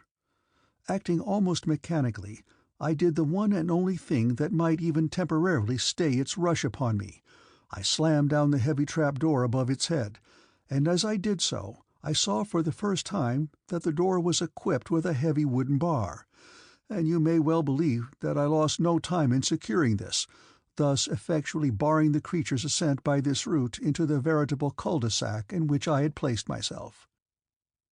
Now, indeed, was I in a pretty predicament. 200 feet above the city, with my only avenue escape cut off by one of the most feared of all the savage beasts of Barsoom. I had hunted these creatures in Thark as a guest of the great green jetak Tarzana, and I knew something of their cunning and resourcefulness as well as of their ferocity. Extremely manlike in conformation, they also approach man more closely than any other of the lower orders in the size and development of their brain. Occasionally these creatures are captured when young and trained to perform, and so intelligent are they that they can be taught to do almost anything that man can do that lies within the range of their limited reasoning capacity. Man has, however, never been able to subdue their ferocious nature, and they are always the most dangerous of animals to handle, which probably accounts more even than their intelligence for the interest displayed by the large audiences which they unfailingly attract. In Hastor I have paid a good price to see one of these, and now I found myself in a position where I should very gladly pay a good deal more not to see one. But from the noise he was making in the shaft beneath me, it appeared to me that he was determined that I should have a free show, and he a free meal. He was hurling himself as best he could against the trap-door, above which I stood with some misgivings which were presently allayed, when I realized that not even the vast strength of a white ape could avail against the still staunch and sturdy skeel of the ancient door. Finally convinced that he could not come at me by this avenue, I set about taking stock of my situation. Circling the tower, I examined its outward architecture by the simple expedient of leaning far outward above each of the 4 sides. 3 sides terminated at the roof of the building 150 feet below me, while the 4th extended to the pavement of the courtyard 200 feet below. Like much of the architecture of ancient Barsoom, the surface of the tower was elaborately carved from top to bottom, and at each level there were window embrasures, some of which were equipped with small stone balconies. As a rule, there was but a single window to a level, and as the window for the level directly beneath never opened on the same side of the tower as the window for the level above, there was always a distance of from 30 to 40 feet between windows upon the same side, and as I was examining the outside of the tower with a view to its offering me an avenue of escape, this point was of great importance to me, since a series of window ledges, one below another, would have proved a most welcome sight to a man in my position. By the time I had completed my survey of the exterior of the tower, the ape had evidently come to the conclusion that he could not demolish the barrier that kept him from me, and I hoped that he would abandon the idea entirely and depart. But when I lay down on the floor and placed an ear close to the door, I could plainly hear him just below as he occasionally changed from one uncomfortable position to another upon the small ladder beneath me.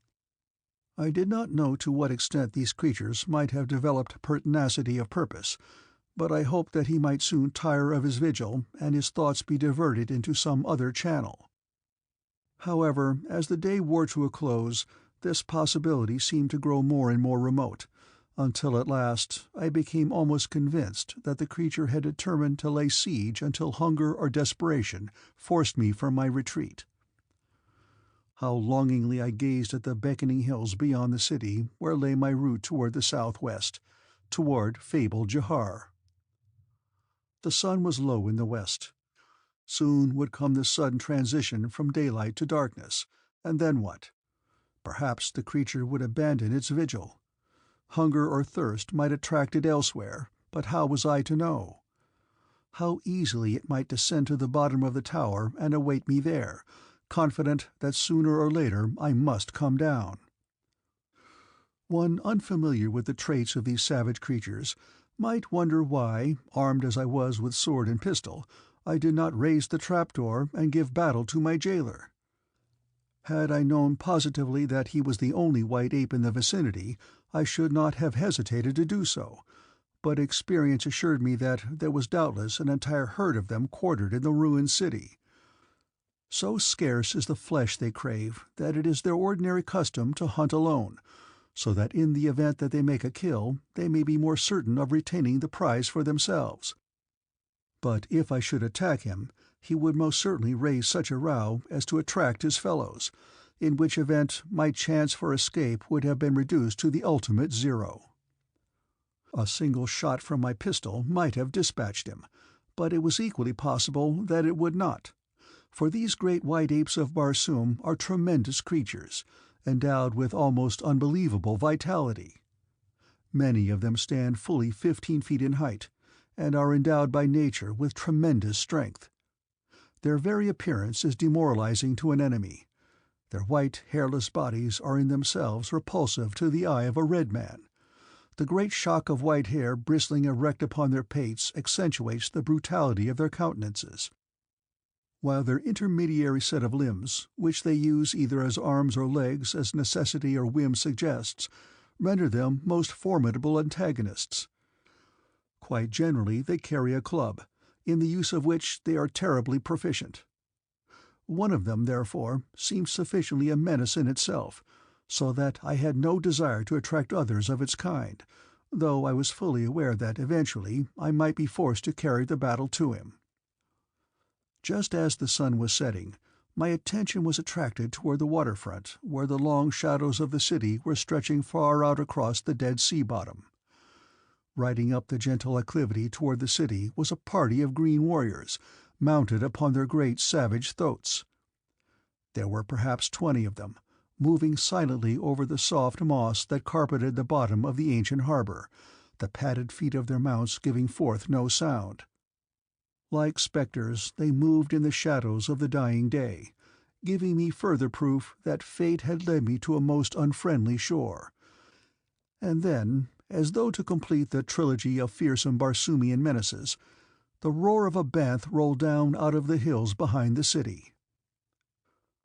Safe from observation in the high tower above them, I watched the party as it emerged from the hollow of the harbor and rode out upon the avenue below me, and then, for the first time, I noted a small figure seated in front of one of the warriors.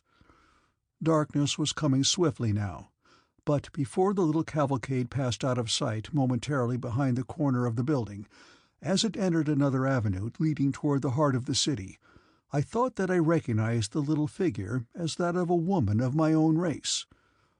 That she was a captive was a foregone conclusion, and I could not but shudder as I contemplated the fate that lay in store for her. Perhaps my own Sanoma Tora was in equal jeopardy. But no, that could not be possible. How could Sanoma Tora have fallen into the clutches of warriors of the fierce horde of Torcus? It could not be she. No, that was impossible. But the fact remained that the captive was a red woman, and whether she were Sanoma Tora or another, whether she were from Helium or Jahar, my heart went out in sympathy to her, and I forgot my own predicament as something within me urged me to pursue her captors and to seek to snatch her from them. But, alas, how futile seemed my fancy! How might I, who might not even save himself, aspire to the rescue of another? The thought galled me, it hurt my pride, and forthwith I determined that, if I would not chance dying to save myself, I might at least chance it for a woman of my own race, and always in the back of my head was the thought that perhaps the object of my solicitude might indeed be the woman I loved. Darkness had fallen as I pressed my ear again to the trapdoor. All was silent below, so that presently I became assured that the creature had departed. Perhaps he was lying in wait for me further down, but what of that? I must face him eventually if he elected to remain. I loosened my pistol in its holster, and was upon the point of slipping the bar that secured the door, when I distinctly heard the beast directly beneath me. For an instant I paused. What was the use? It meant certain death to raise that door, and in what way might I be profiting either myself or the poor captive if I gave my life thus uselessly? But there was an alternative, one that I had been planning to adopt in case of necessity from the moment that I had first examined the exterior construction of the tower. It offered a slender chance of escape from my predicament, and even a very slender chance was better than what would confront me should I raise the trapdoor. I stepped to one of the windows of the tower and looked down upon the city. Neither moon was in the sky. I could see nothing. Toward the interior of the city I heard the squealing of thoats. There would the camp of the green men be located. Thus by the squealing of their vicious mounts would I be guided to it. Again a hunting bent roared in the hills. I sat upon the sill and swung both legs across, and then turning on my belly, slipped silently over the edge until I hung only by my hands. Groping with my sandaled toes, I felt for a foothold upon the deep-cut carvings of the tower's face. Above me was a blue-black void shot with stars. Below me a blank and empty void. It might have been 1,000 sofads to the roof below me, or it might have been one, but though I could see nothing, I knew that it was 150, and that at the bottom lay death if a foot or hand slipped.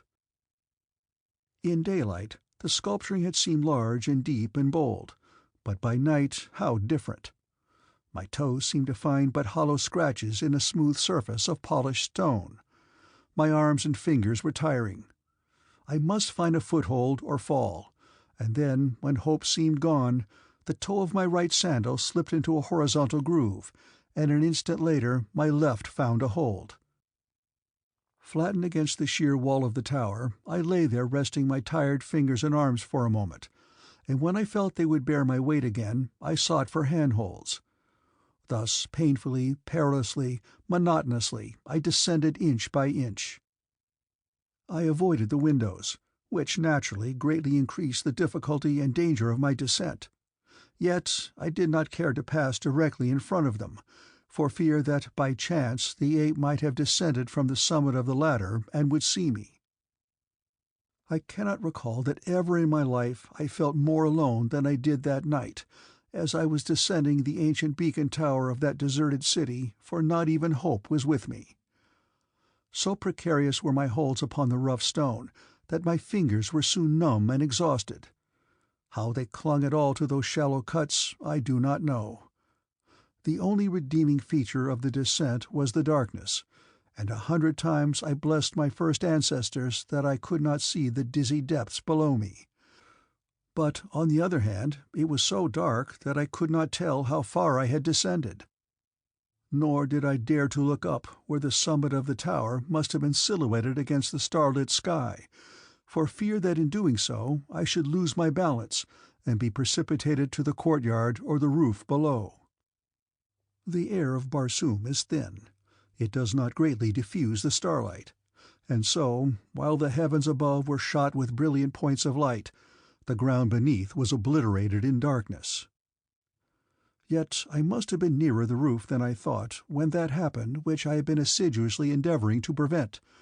The scabbard of my longsword pattered noisily against the face of the tower. In the darkness and the silence it seemed a veritable din, but, however exaggerated it might appear to me, I knew that it was sufficient to reach the ears of the great ape in the tower. Whether a suggestion of its import would occur to him I could not guess. I could only hope that he would be too dull to connect it with me or my escape.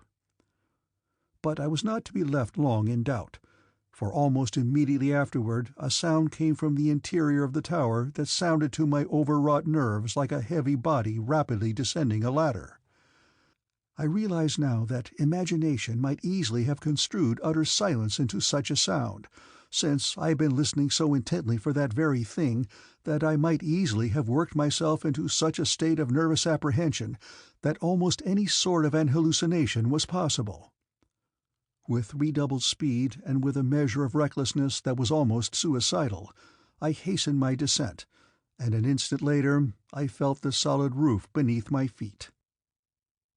I breathed a sigh of relief, but it was destined to be but a short sigh and but brief relief, for almost instantly I was made aware that the sound from the interior of the tower had been no hallucination, as the huge bulk of a great ape loomed suddenly from a doorway not a dozen paces from me. As he charged me he gave forth no sound.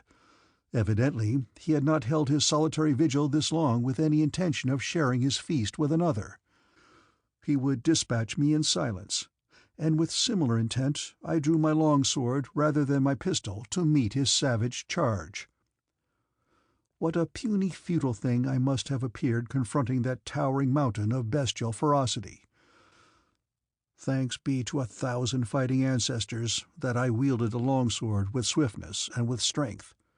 Otherwise I must have been gathered into that savage embrace in the brute's first charge. 4 powerful hands were reached out to seize me, but I swung my longsword in a terrific cut that severed one of them cleanly at the wrist, and at the same instant I leaped quickly to one side, and as the beast rushed me, carried onward by its momentum, I ran my blade deep into its body. With a savage scream of rage and pain it sought to turn upon me, but its foot slipped upon its own dismembered hand, and it stumbled awkwardly on trying to regain its equilibrium, but that it never accomplished, and still stumbling grotesquely it lunged over the edge of the roof to the courtyard below. Fearing that the beast's scream might attract others of its kind to the roof, I ran swiftly to the north edge of the building, where I had noted from the tower earlier in the afternoon a series of lower buildings adjoining, over the roofs of which I might possibly accomplish my descent to the street level. Cold Cluros was rising above the distant horizon, shedding its pale light upon the city so that I could plainly see the roofs below me as I came to the north edge of the building. It was a long drop, but there was no safe alternative, since it was quite probable that should I attempt to descend through the building, I would meet other members of the ape's herd, who had been attracted by the scream of their fellow. Slipping over the edge of the roof, I hung an instant by my hands and then dropped. The distance was about 2 ads, but I alighted safely and without injury. Upon your own planet, with its larger bulk and greater gravity, I presume that a fall of that distance might be serious, but not so necessarily upon Barsoom. From this roof I had a short drop to the next, and from that I leaped to a low wall and thence to the ground below.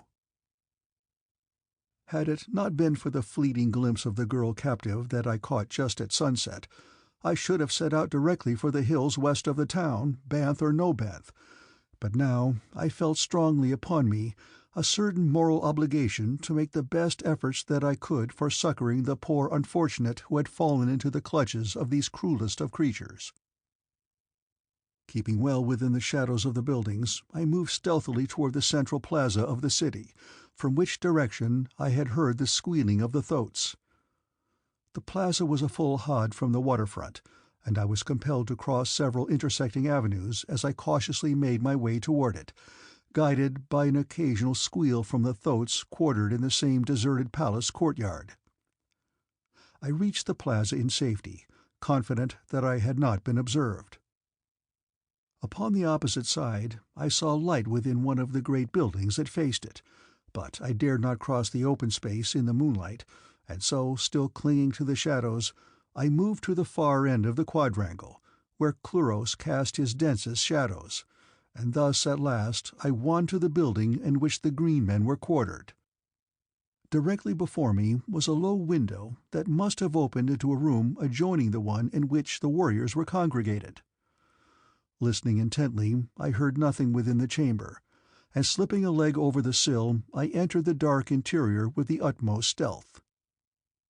Tiptoeing across the room to find a door through which I might look into the adjoining chamber, I was suddenly arrested as my foot touched a soft body, and I froze into rigidity, my hand upon my longsword as the body moved. End of Chapter 3.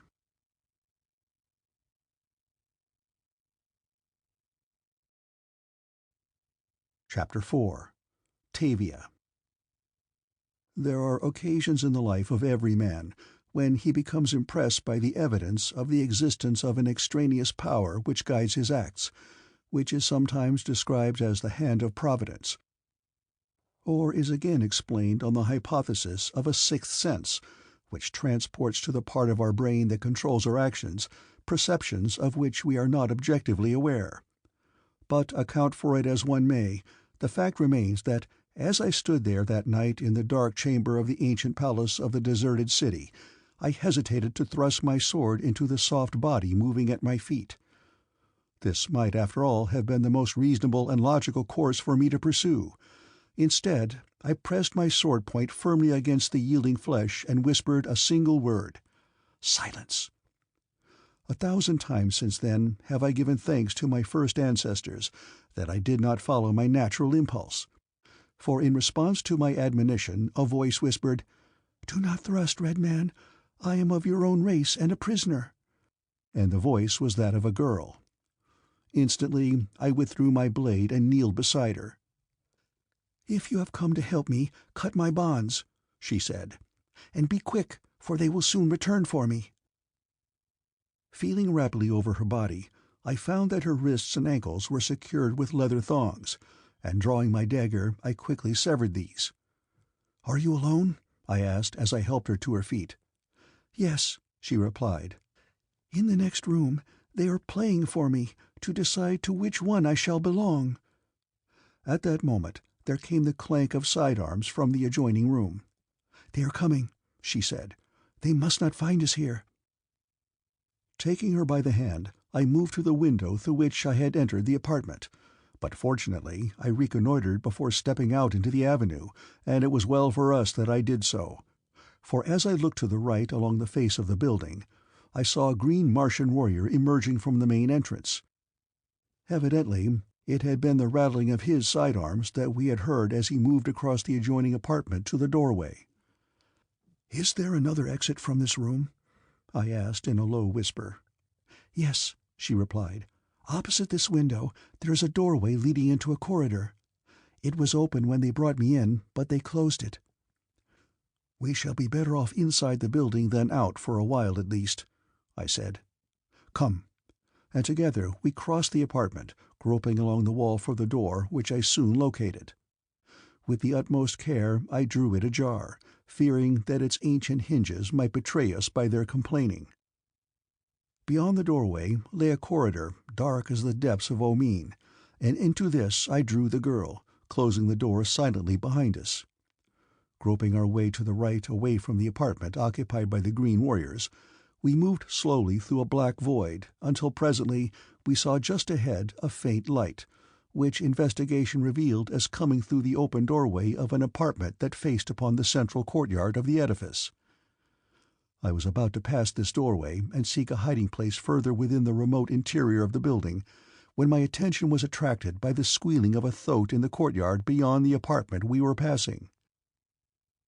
From earliest boyhood I have had a great deal of experience with the small breed of thoats used as saddle animals by the men of my race, and while I was visiting Tartarchus of Thark I became quite familiar with the methods employed by the green men in controlling their own huge vicious beasts. For travel over the surface of the ground, the thoat compares to other methods of land transportation as the one-man scout flyer does to all other ships of the air in aerial navigation. He is at once the swiftest and the most dangerous, so that faced as I was with a problem of land transportation, it was only natural that the squeal of the thoats should suggest a plan to my mind. "Why do you hesitate?" asked the girl.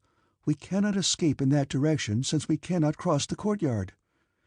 "On the contrary," I replied, "I believe that in this direction may lie our surest avenue of escape." "But their thoats are penned in the courtyard," she remonstrated, "and green warriors are never far from their thoats."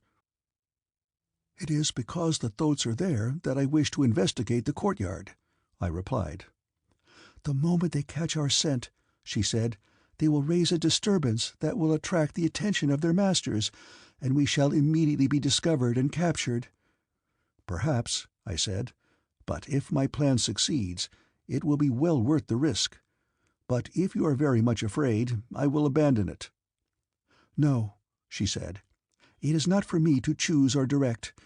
You have been generous enough to help me, and I may only follow where you lead. But if I knew your plan, perhaps I might follow more intelligently." "Certainly," I said. "It is very simple. There are thoats. We shall take one of them and ride away. It will be much easier than walking, and our chances for escape will be considerably greater. At the same time, we shall leave the courtyard gates open, hoping that the other thoats will follow us out, leaving their masters unable to pursue us." "It is a mad plan," said the girl, "but it is a brave one. If we are discovered, there will be fighting, and I am unarmed. Give me your short sword, warrior, that we may at least make the best account of ourselves that is possible."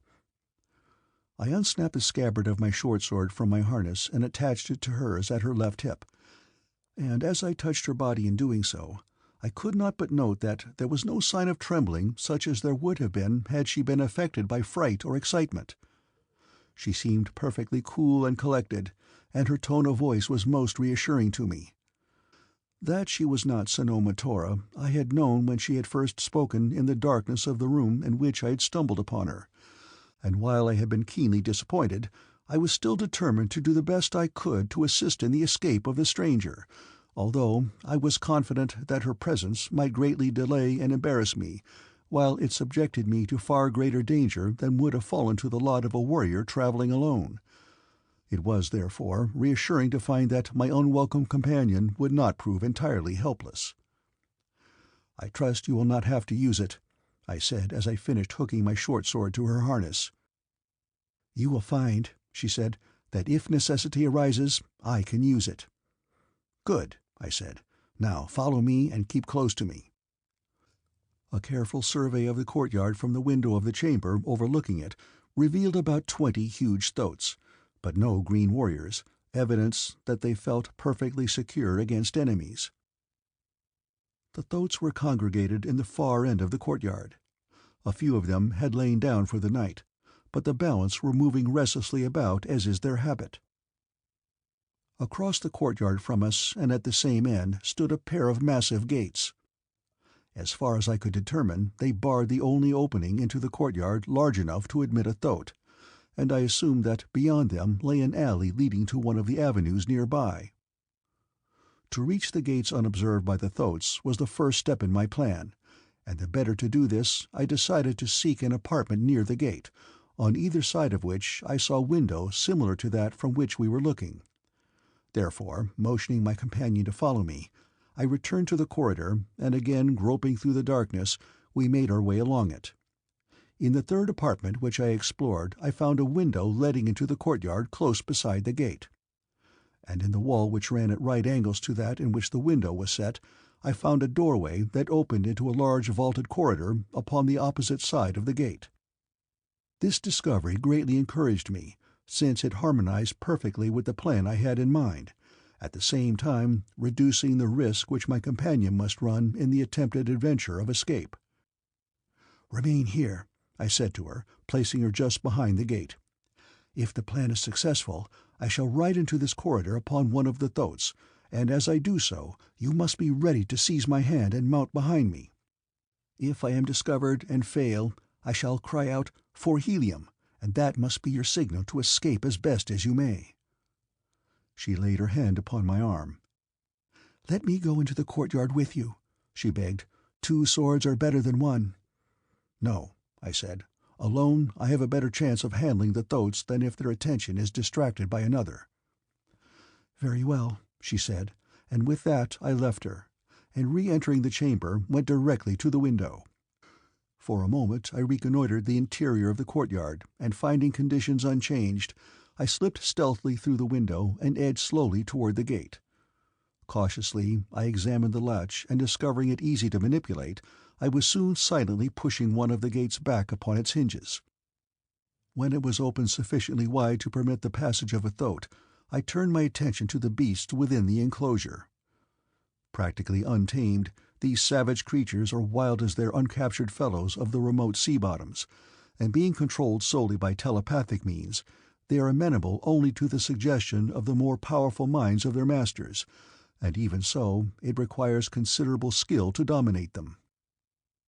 I had learned the method from Tars Tarkas himself, and had come to feel considerable proficiency, so that I approached the crucial test of my power with the confidence that was absolutely requisite to success.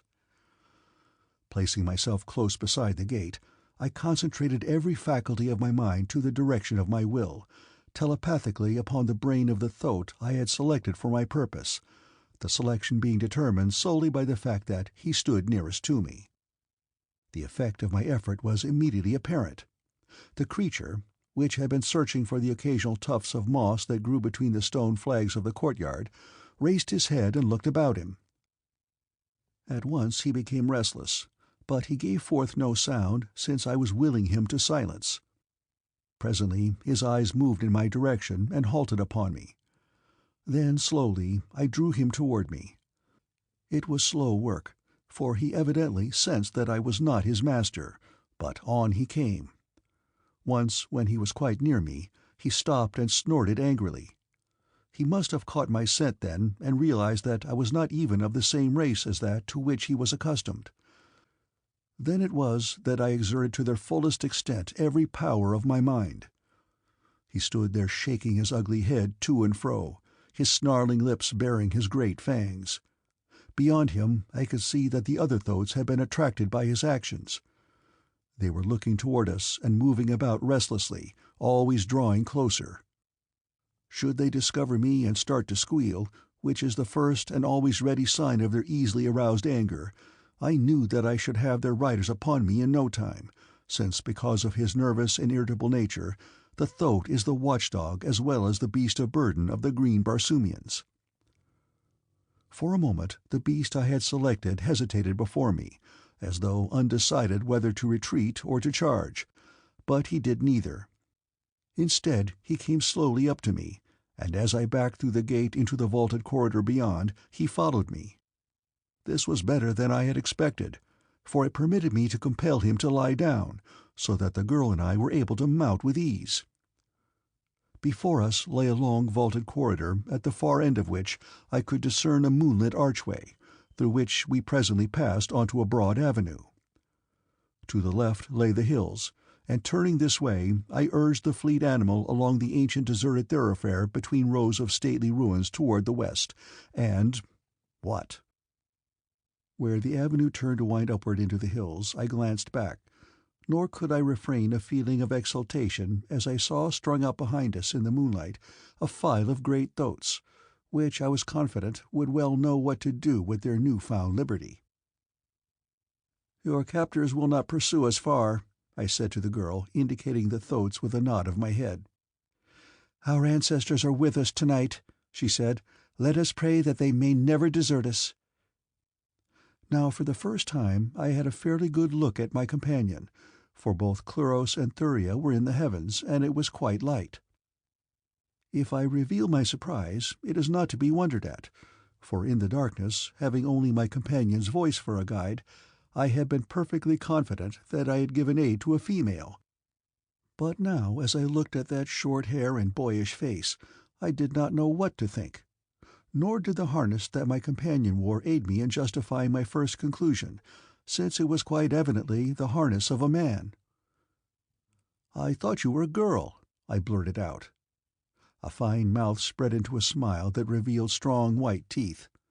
"I am," she said.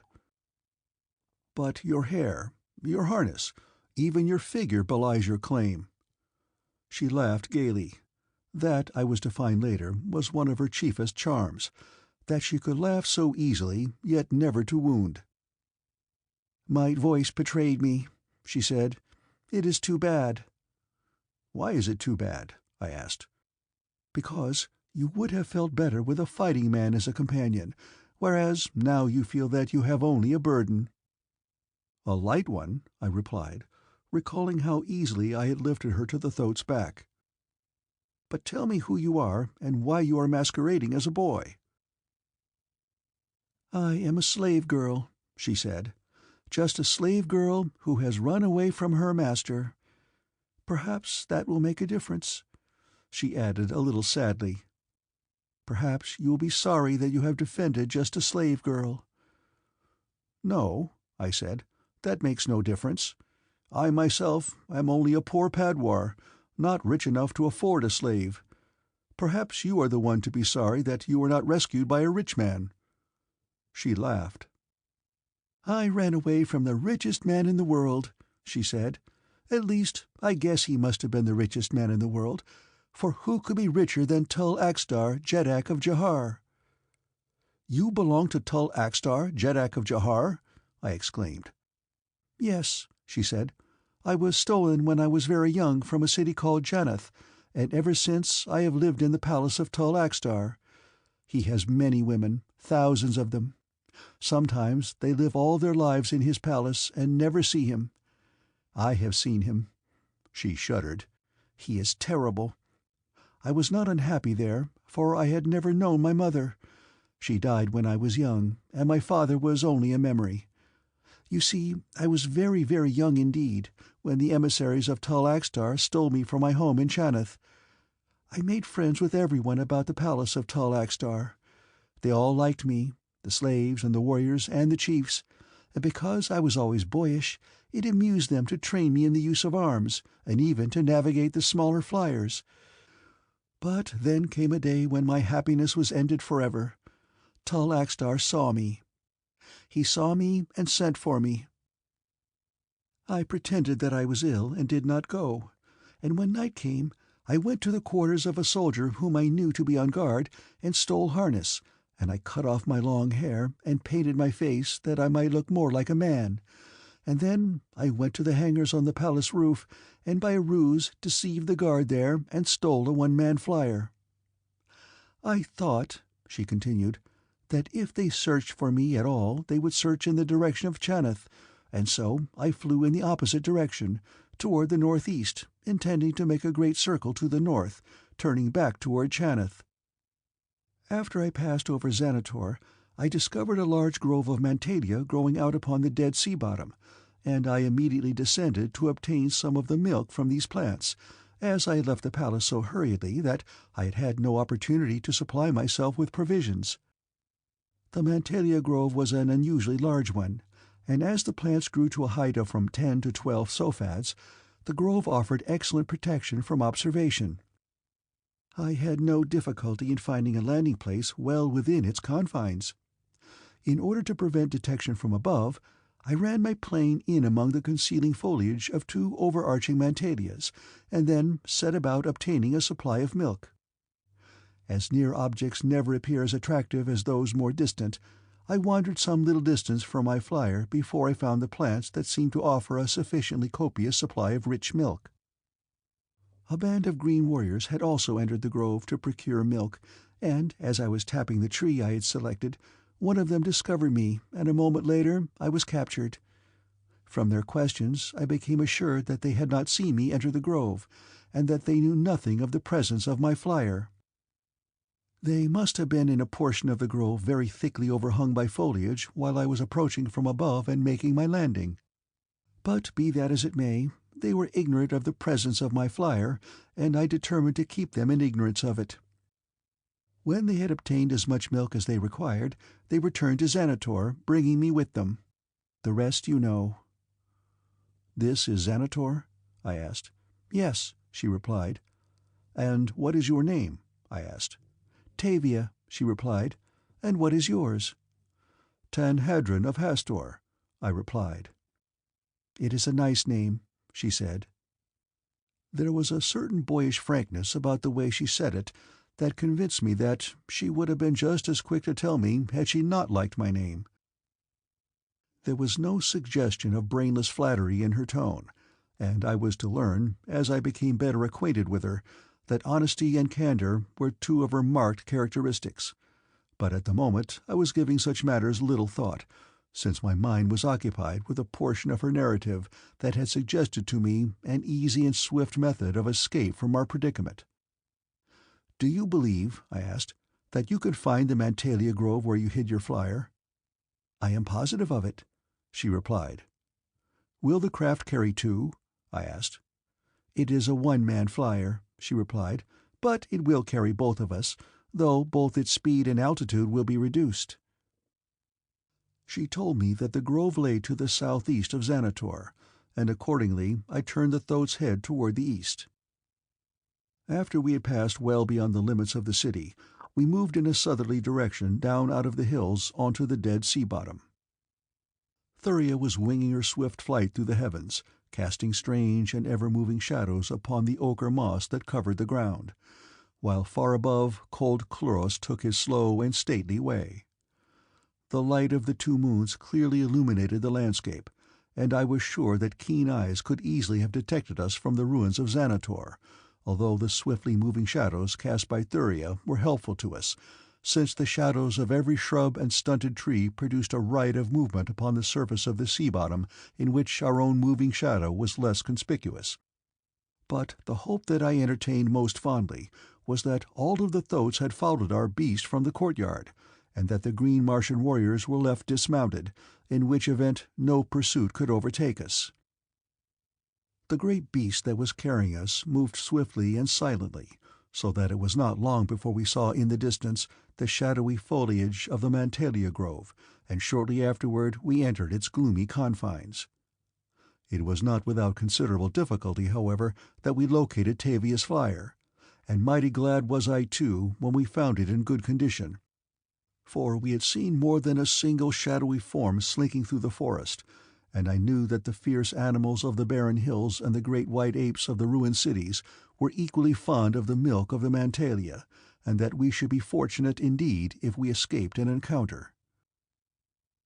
I rode as close to the flier as possible, and, leaving Tavia on the thoat, slipped quickly to the ground and dragged the small craft out into the open. An examination of the controls showed that they had not been tampered with, which was a great relief to me, as I had feared that the flier might have been damaged by the great apes, which are inclined to be both inquisitive and destructive. Assured that all was well, I assisted Tavia to the ground, and a moment later we were upon the deck of the flier. The craft responded satisfactorily, though a little sluggishly, to the controls, and immediately we were floating gently upward into the temporary safety of a Barsoomian night. The flier, which was of a design now almost obsolete in Helium, was not equipped with a destination control compass, which rendered it necessary for the pilot to be constantly at the controls. Our quarters on the narrow deck were exceedingly cramped, and I foresaw a most uncomfortable journey ahead of us. Our safety belts were snapped to the same deck ring as we lay almost touching one another upon the hard skeel. The cowl which protected our faces from the rush of the wind that was generated even by our relatively slow speed was not sufficiently high to permit us to change our positions to any considerable degree, though occasionally we found it a relief to sit up with our backs toward the bow and thus relieve the tedium of remaining constantly prone in one position. When I thus rested my cramped muscles, Tavia guided the flier, but the cold wind of the Barsoomian night always brought me down behind the cowl in a very few moments. By mutual consent, we were heading in a southwesterly direction while we discussed our eventual destination. I had told Tavia that I wished to go to Jahar, and why. She appeared much interested in the story of the abduction of Sanoma Tora, and from her knowledge of Tall Axtar and the customs of Jahar, she thought it most probable that the missing girl might be found there. But as to the possibility of rescuing her, that was another matter over which she shook her head dubiously. It was obvious to me that Tavia did not desire to return to Jahar, yet she put no obstacles in the path of my search for this my great objective. In fact, she gave me Jahar's position, and herself set the nose of the flier upon the right course. "Will there be any great danger to you in returning to Jahar?" I asked her. "The danger will be very great," she said, "but where the master goes, the slave must follow." "I am not your master," I said, "and you are not my slave.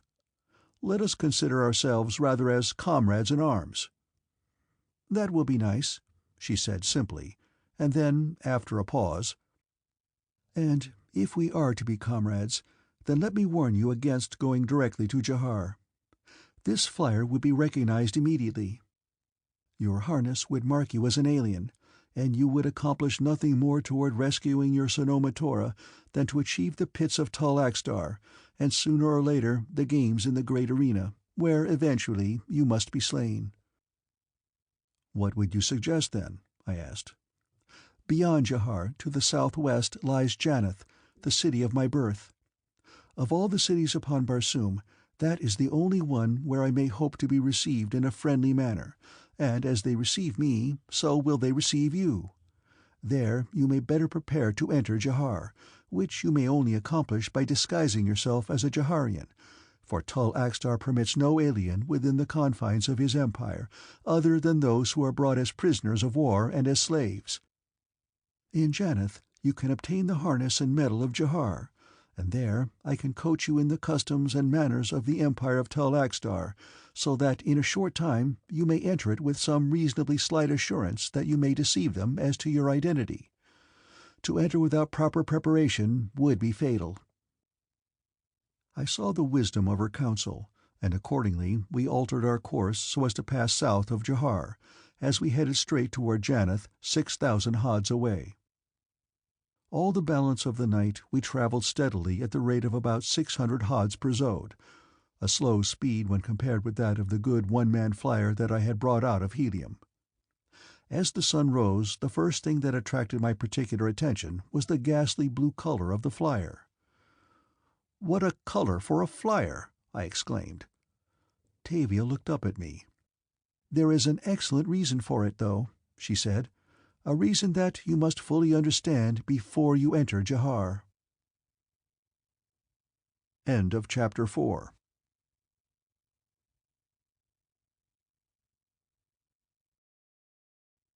Chapter 5. To the Pits. Below us, in the ever-changing light of the two moons, stretched the weird landscape of a Barsoomian night, as our little craft, sorely overloaded, winged slowly away from Xanator above the low hills that mark the southwestern boundary of the fierce green hordes of Torcus. With the coming of the new day, we discussed the advisability of making a landing and waiting until night before proceeding upon our journey, since we realized that, should we be sighted by an enemy craft, we could not possibly hope to escape. "Few flyers pass this way," said Tavia, "and if we keep a sharp lookout, I believe that we shall be as safe in the air as on the ground, for although we have passed beyond the limits of Torcus, there would still be danger from their raiding parties, which often go far afield." And so we proceeded slowly in the direction of Jannath, our eyes constantly scanning the heavens in all directions. The monotony of the landscape, combined with our slow rate of progress, would ordinarily have rendered such a journey unendurable to me, but to my surprise the time passed quickly, a fact which I attributed solely to the wit and intelligence of my companion, for there was no gainsaying the fact that Tavia was excellent company. I think that we must have talked about everything upon Barsoom, and naturally a great deal of the conversation revolved about our own experiences and personalities, so that long before we reached Jannath I felt that I knew Tavia better than I had ever known any other woman, and I was quite sure that I had never confided so completely in any other person. Tavia had a way with her that seemed to compel confidences, so that, to my surprise, I found myself discussing the most intimate details of my past life, my hopes, ambitions, and aspirations, as well as the fears and doubts which, I presume, assail the minds of all young men. When I realized how fully I had embosomed myself to this little slave girl, I experienced a distinct shock of embarrassment. But the sincerity of Tavia's interest dispelled this feeling, as did the realization that she had been almost as equally free with her confidences as had I.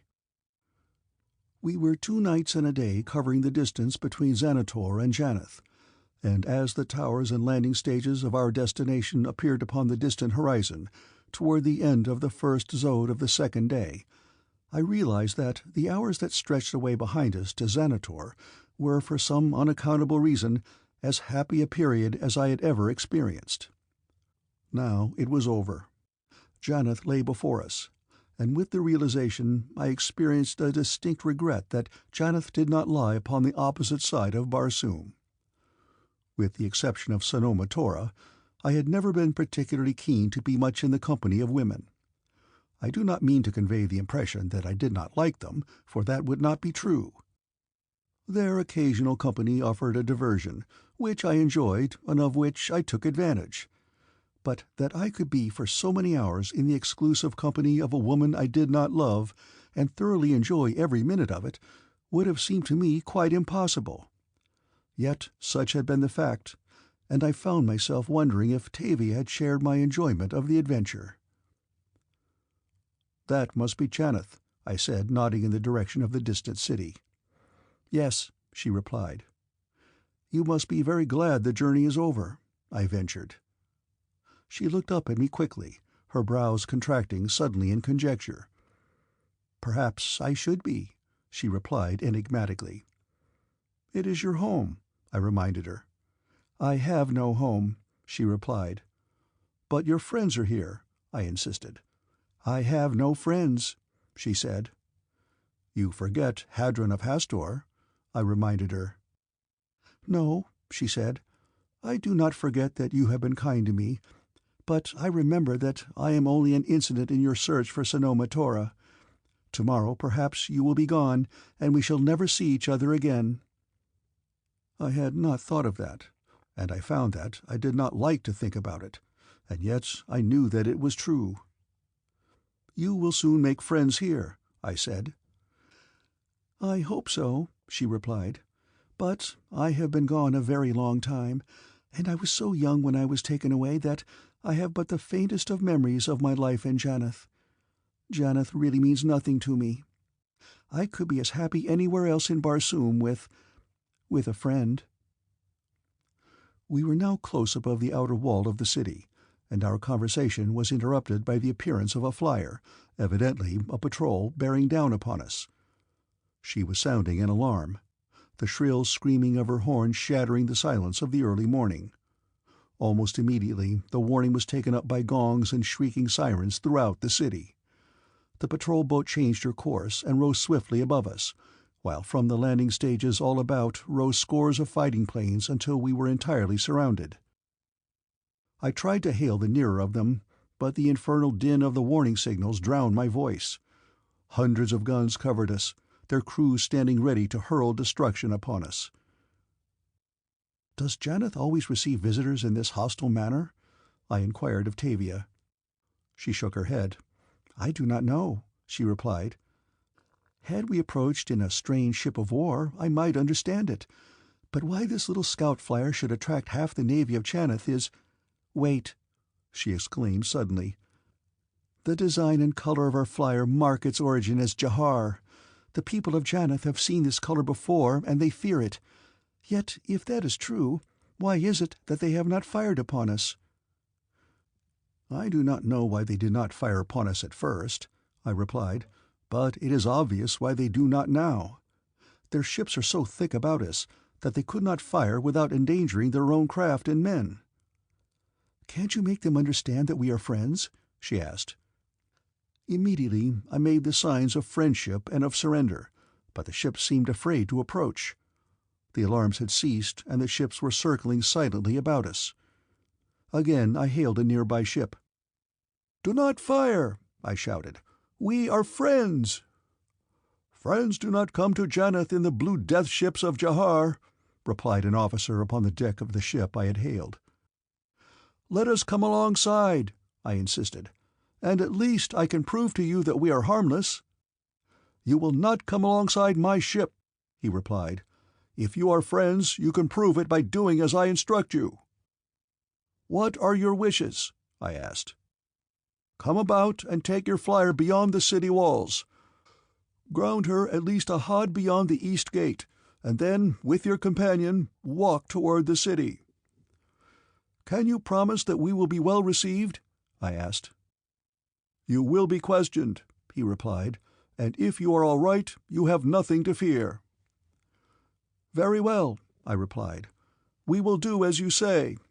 Signal your other ships to make way for us." And then, through the lane that they opened, we passed slowly back above the walls of Janeth, and came to the ground about a hod beyond the east gate. As we approached the city, The gate swung open, and a detachment of warriors marched out to meet us. It was evident that they were very suspicious and fearful of us. The padwar in charge of them ordered us to halt while there were yet fully 100 sofads between us. "Throw down your weapons," he commanded, "and then come forward." "But we are not enemies," I replied. "Do not the people of Chaneth know how to receive friends?" "Do as you are told, or we will destroy you both," was his only reply.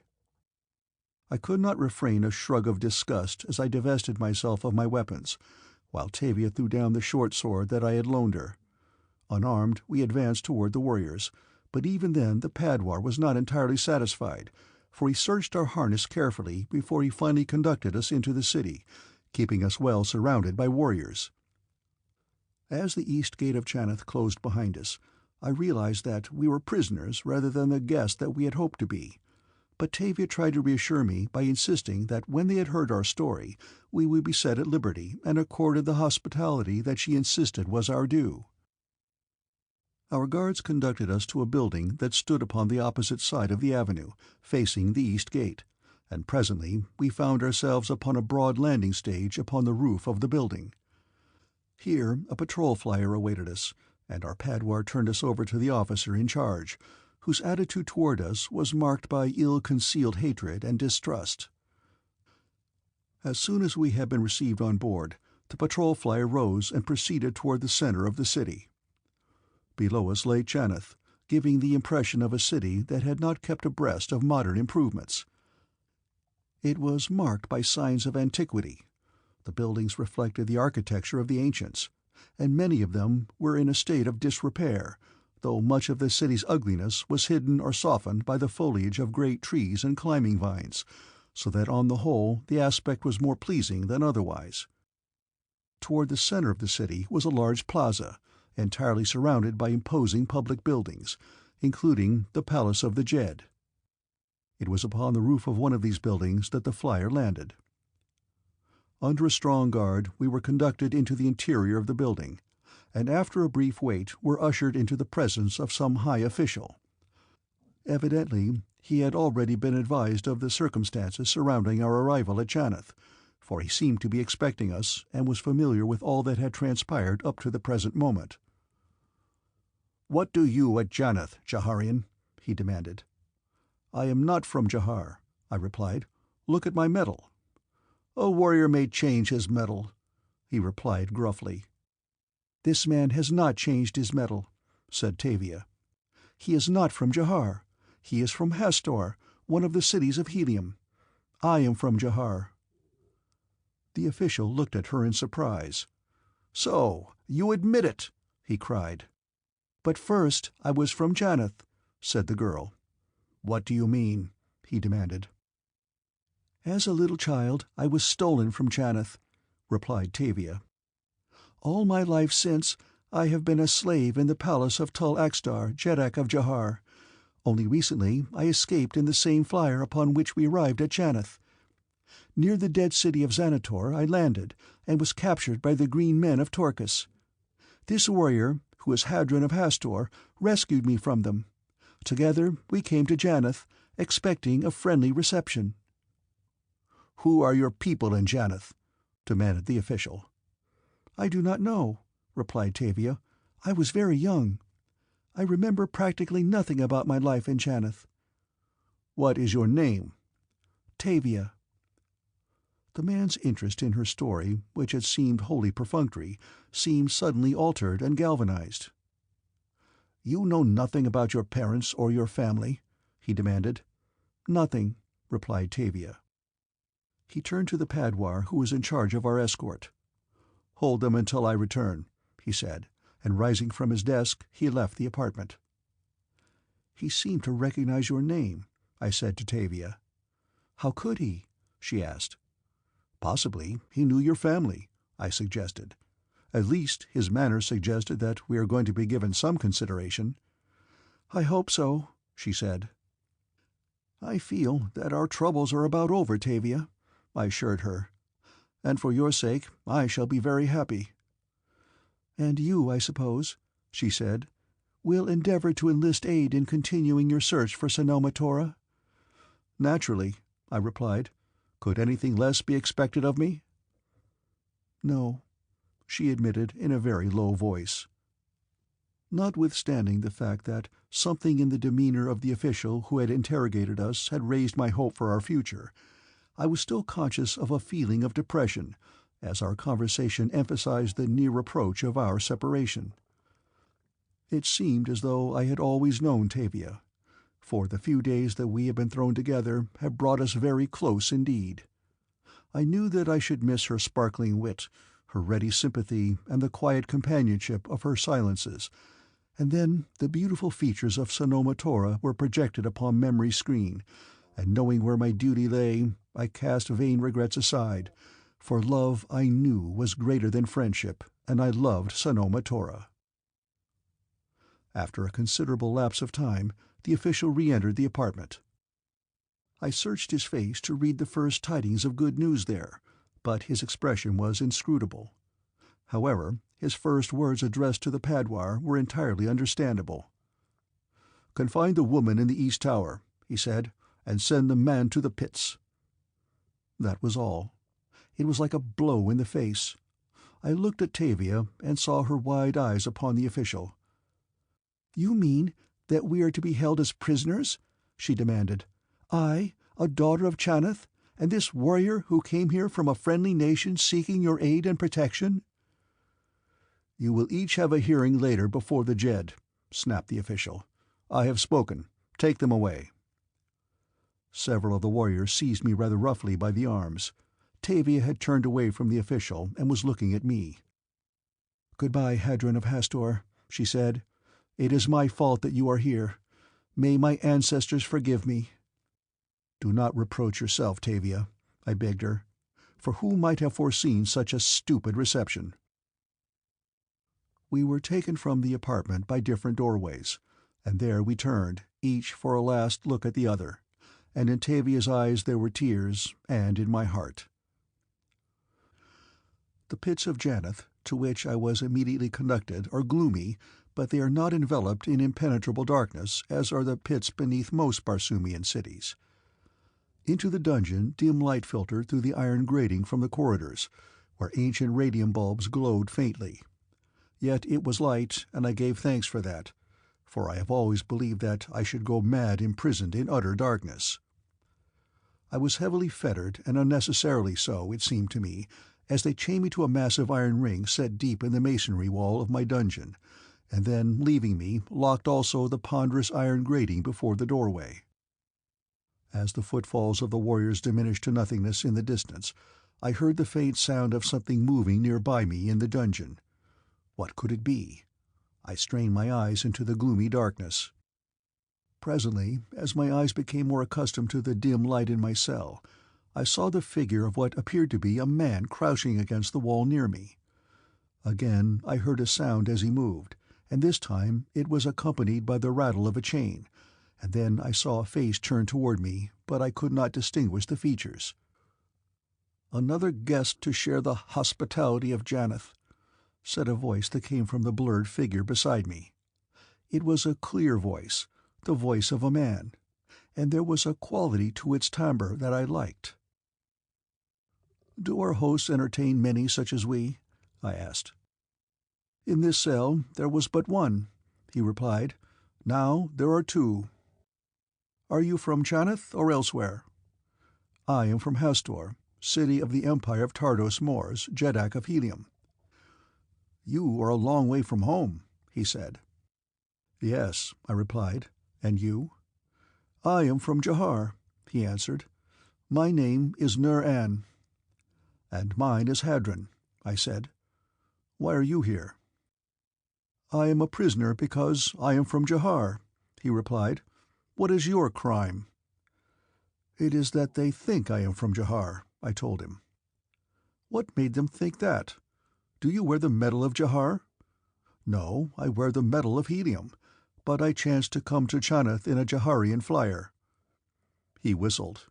"That would be hard to explain," he said. "I found it so," I admitted. "They would not believe a word of my story, nor that of my companion." "You had a companion, then?" he asked. Where is he?" It was a woman. She was born in Chaneth, but for long years had been a slave in Jahar. Perhaps later they will believe her story, but for the present we are in prison. I heard them order her to the East Tower, while they sent me here to the prison. And you will stay until you rot, unless you are lucky enough to be called for the games, or unlucky enough to be sentenced to the death." "What is the death?" I asked, my curiosity piqued by his emphasis of the words. "I do not know," he replied. "The warriors who come here often speak of it as though it was something quite horrible. Perhaps they do it to frighten me, but if that is true, then they have had very little satisfaction, for whether or not I have been frightened, I have not let them see it." "Let us hope for the games, then," I said. "They are dull and stupid people here in Janeth," said my companion. "The warriors have told me that sometimes many years elapse between games in the arena, but we may hope at least, for surely it would be better to die there with a good long-sword in one's hand, rather than to rot here in the darkness, or die the death, whatever it may be." "You are right," I said. "Let us beseech our ancestors that the Jet of Chaneth decrees games in the near future." "So you are from Hastor," he said musingly, after a moment's silence. "That is a long way from Janeth. Pressing must have been the service that brought you so far afield." "I was searching for Jahar," I replied. "Perhaps you're as well off that you found Chaneth first," he said. "For, though I am a Jaharian, I cannot boast the hospitality of Jahar." "You think I would not have been accorded a cordial welcome there, then?" I asked. "By my first ancestor, no!" he exclaimed most emphatically. "Tul Axtar would have had you in the pits before he asked your name, and the pits of Jahar are not as light nor as pleasant as these." "I did not intend that Tul Axtar should know that I was visiting him," I said. "You are a spy?" he asked. "No," I replied. "The daughter of the commander of the UMAC to which I was attached was abducted by Jaharians, and, I have reason to believe, by the orders of Tul Axtar himself. To effect her rescue was the object of my journey." "You tell this to a Jaharian?" he asked lightly. "With perfect impunity," I replied. "In the first place, I have read in your words and your tone that you are no friend to Tul Axtar, Jeddak of Jahar, and secondly, there is evidently little chance that you will ever return to Jahar." "You are right in both conjectures," he said. "I most assuredly have no love for Tul Axtar. He is a beast, hated by all decent men. The cause of my hatred for him so closely parallels your own reason to hate Tul Axtar that we are indeed bound by a common tie." "How is that?" I demanded. "All my life I have never felt aught but contempt for Tul Axtar, Jeddak of Jahar, but this contempt was not transmuted into hatred until he stole a woman, and it was the stealing of a woman also that directed your venom against him." "A woman of your family?" I asked.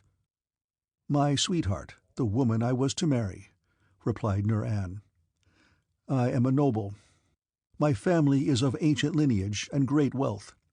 For these reasons, Tul Axtar knew that he had good cause to fear me, and, urged on by this fear, he confiscated my property and sentenced me to death.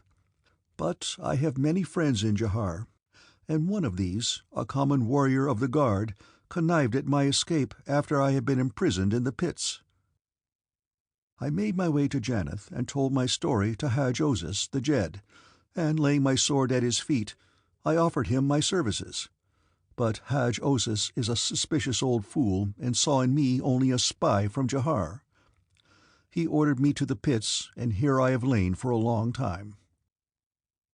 "Jahar must be indeed an unhappy country," I said, "ruled over, as she is, by such a man as Tul Axtar. Recently I have heard much of him, but as yet I have not heard him credited with a single virtue." "He has none," said Nur-An. "He is a cruel tyrant, rotten with corruption and vice. If any of the great powers of Barsoom could have guessed what was in his mind, Jahar would have been reduced long ago and Tul-Axtar destroyed." "What do you mean?" I asked. "For at least 200 years, Tul-Axtar has fostered a magnificent dream, the conquest of all Barsoom. During all this time he has made manpower his fetish. No eggs might be destroyed, each woman being compelled to preserve all that she laid." Note: Martians are oviparous. An army of officials and inspectors took a record of the production of each female. Those that had the greatest number of males were rewarded. The unproductive were destroyed. When it was discovered that marriage tended to reduce the productivity of the females of Jahar, marriage among any classes beneath the nobility was proscribed by imperial edict. The result has been an appalling increase in population, until many of the provinces of Jahar cannot support the incalculable numbers that swarm like ants in a hill. The richest agricultural land upon Barsoom could not support such numbers. Every natural resource has been exhausted. Millions are starving, and in large districts cannibalism is prevalent. During all this time, Tul-Axtar's officers have been training the males for war. From earliest consciousness the thought of war has been implanted within their minds. To war and war alone do they look for relief from the hideous conditions which oppress them. Until today, countless millions are clamoring for war, realizing that victory means loot, and that loot means food and riches. Already, Tul-Axtar commands an army of such vast proportions that the fate of Barsoom might readily lie in the palm of his hand were it not but for a single obstacle." "And what is that?" I asked. "Tul-Axtar is a coward," replied Nur-An. "Having fulfilled his dream of manpower, he is afraid to use it, lest by some accident of fate his military plan should fail and his troops meet defeat. Therefore, he has waited while he urged on the scientists of Jahar to produce some weapon that would be so far superior in its destructive power to anything possessed by any other nation of Barsoom that his armies would be invincible. For years the best minds of Jahar labored with the problem, until at last one of our most eminent scientists, an old man named FOR-TAC, developed a rifle of amazing properties.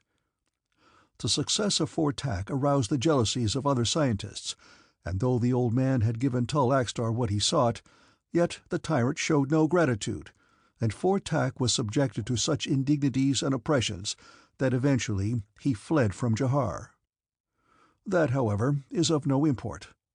All that FOR-TAC could do for Tul-Axtar he had done, and with the new rifle in his possession, the Jeddak was glad to be rid of the old scientist.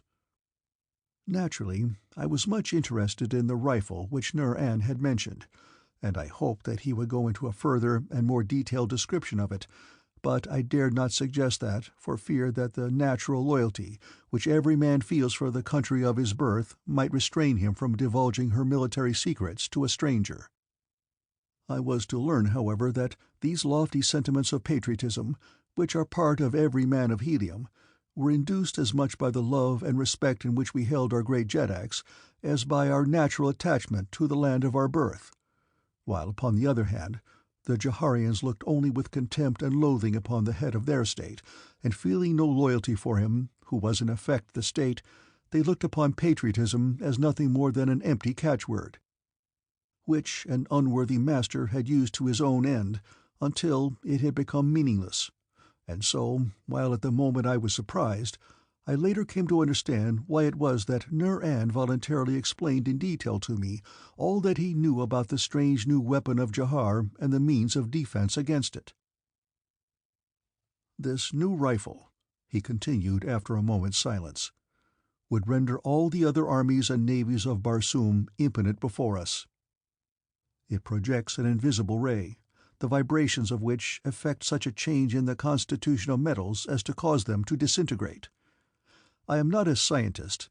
I do not fully understand the exact explanation of the phenomenon, but from what I was able to gather while the new weapon was being discussed in Jahar, I am under the impression that these rays change the polarity of the protons in metallic substances, releasing the whole mass as free electrons.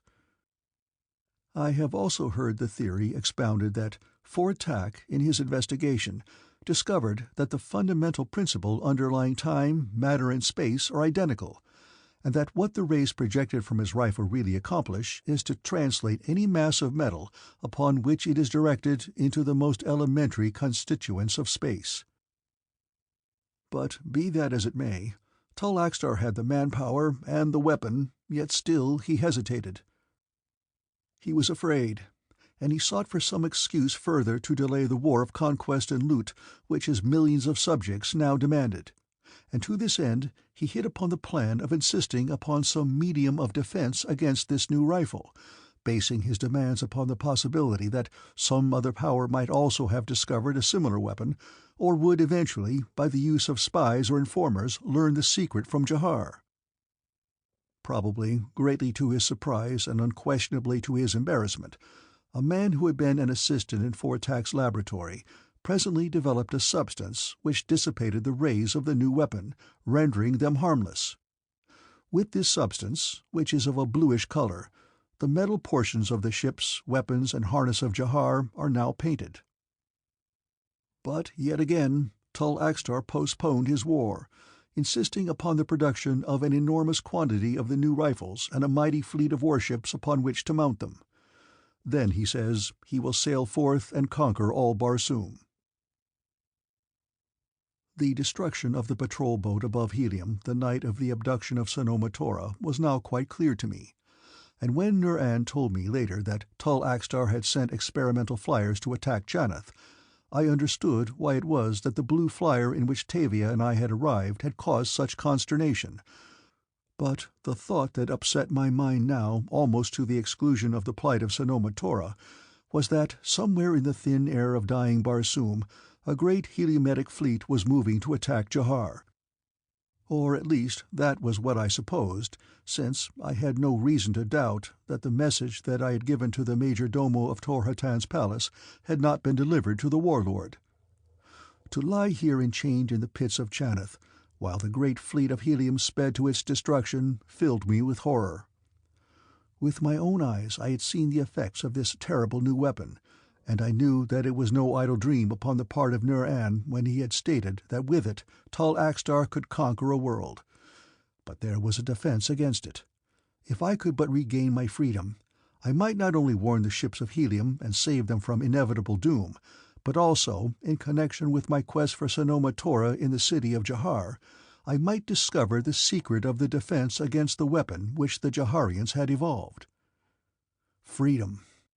Before, it had only seemed the most desirable thing in the world. Now it had become imperative. End of Chapter 5.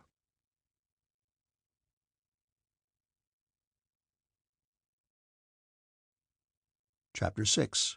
Sentenced to Die. I was not long in the pits of Janeth before warriors came, and removing my fetters led me from my dungeon. There were only 2 of them, and I could not but note their carelessness and the lackness of their discipline as they escorted me to an upper level of the palace. But at the time I thought it meant only that the attitude of the officials had altered, and that I was to be free. There was nothing remarkable about the palace of the Jed of Janeth. It was a poor place by comparison with the palaces of some of the great nobles of Helium, yet never before, I imagined, had I challenged with greater interest every detail of architecture, every corridor and doorway, or the manners, harness, and decorations of the people that passed us. For though in my heart was the hope that I was about to be free, yet I considered this place my prison and these people my jailers, and as my one object in life was to escape, I was determined to let no detail elude my eye that might possibly in any way aid me if the time should come when I must make a break for liberty. It was such thoughts that were uppermost in my mind as I was ushered through wide portals into the presence of a bejeweled warrior. As my eyes first alighted upon him, I knew at once that I was in the presence of Haj-Osis, Jed of Janeth. As my guard halted me before him, the Jed scrutinized me intently, with that air of suspicion which is his most marked characteristic. "Your name and country?" he demanded. "I am Hadron of Hastor, Padwar in the Navy of Helium," I replied. "You are from Jahar," he accused. You came here from Jahar with a woman of Jahar in a flier of Jahar. Can you deny it?" I told Hadj-Osis in detail everything that had led up to my arrival at Janeth. I told him TAVIA's story as well, and I must at least credit him with listening to me in patience, though I was constantly impressed by a feeling that my appeal was being directed at a mind already so prejudiced against me that nothing that I might say could alter its convictions. The chiefs and courtiers that surrounded the Jed evinced open skepticism in their manner, until I became convinced that fear of Tul Axtar so obsessed them that they were unable to consider intelligently any matter connected with the activities of the Jeddak of Jahar. Terror made them suspicious, and suspicion sees everything through distorted lenses. When I had finished my story, Hadj-Osis ordered me removed from the room, and I was held in a small antechamber for some time, while I imagined he discussed my case with his advisers. When I was again ushered into his presence, I felt that the whole atmosphere of the chamber was charged with antagonism, as for the second time I was halted before the dais upon which the Jed sat in his carved throne-chair. "The laws of Janeth are just," proclaimed Hadj-Osis, glaring at me, "and the Jed of Janeth is merciful. The enemies of Janeth shall receive justice, but they may not expect mercy. You, who call yourself Hadron of Hastor, have been adjudged a spy of our most malignant enemy, Tul Axtar of Jahar, and as such I, Hadj-Osis, Jed of Janeth, sentence you to die the death. I have spoken." With an imperious gesture he signaled the guards to remove me. There was no appeal. My doom was sealed, and in silence I turned and left the chamber, escorted by a guard of warriors. But for the honor of Helium I may say that my step was firm and my chin high. On my return to the pits, I questioned the padwar in charge of my escort relative to TAVIA, but if the fellow knew aught of her, he refused to divulge it to me, and presently I found myself again fettered in the gloomy dungeon by the side of Nur-An of Jahar. "Well?" he asked. "The death," I replied. He extended a manacled hand through the darkness and placed it upon one of mine. "I am sorry, my friend," he said. "Man has but one life," I replied. "If he is permitted to give it in a good cause, he should not complain." "You die for a woman," he said. "I die for a woman of Helium," I corrected. "Perhaps we shall die together," he said. "What do you mean?" "While you were gone, a messenger came from the major domo of the palace advising me to make peace with my ancestors, as I should die the death in a short time." "I wonder what the death is like," I said. "I do not know," replied Nur-An, "but from the awe-hushed tones in which they mention it, I imagine that it must be very terrible." "Torture, do you imagine?" I asked. "Perhaps," he replied. "They will find that the men of Helium who know so well how to live know also how to die," I said. "I shall hope to render a good account of myself also," said Nur-An. "I shall not give them the satisfaction of knowing that I suffer. Still, I wish I might know beforehand what it is like, that I might better be prepared to meet it." "Let us not depress our thoughts by dwelling upon it," I suggested. "Let us rather take the part of men and consider only plans for thwarting our enemies and effecting our escape." "I am afraid that is hopeless," he said. "I may answer that," I said, "in the famous words of John Carter, 'I still live.'" "The blind philosophy of absolute courage," he said admiringly, "but yet futile." "It served him well many a time," I insisted, "for it gave him the will to attempt the impossible and to succeed. We still live, Nur-An. Do not forget that. We still live." "Make the best of it while you can," said a gruff voice from the corridor, "for it will not long be true." The speaker entered our dungeon, a warrior of the guard, and with him was a single companion. I wondered how much of our conversation they had overheard, But I was soon reassured, for the very next words of the warrior that had first spoken revealed the fact that they had heard nothing but my assertion that we still lived. "What did you mean by that?" he asked. "Remember, Nur-An, we still live." I pretended not to hear his question, and he did not repeat it, but came directly to me and unlocked my fetters. As he turned to unlock those which held Nur-An, he turned his back to me, and I could not but note his inexcusable carelessness. His companion lolled at the doorway, while the first warrior bent over the padlock that held the fetters of Nur-An. My ancestors were kind to me.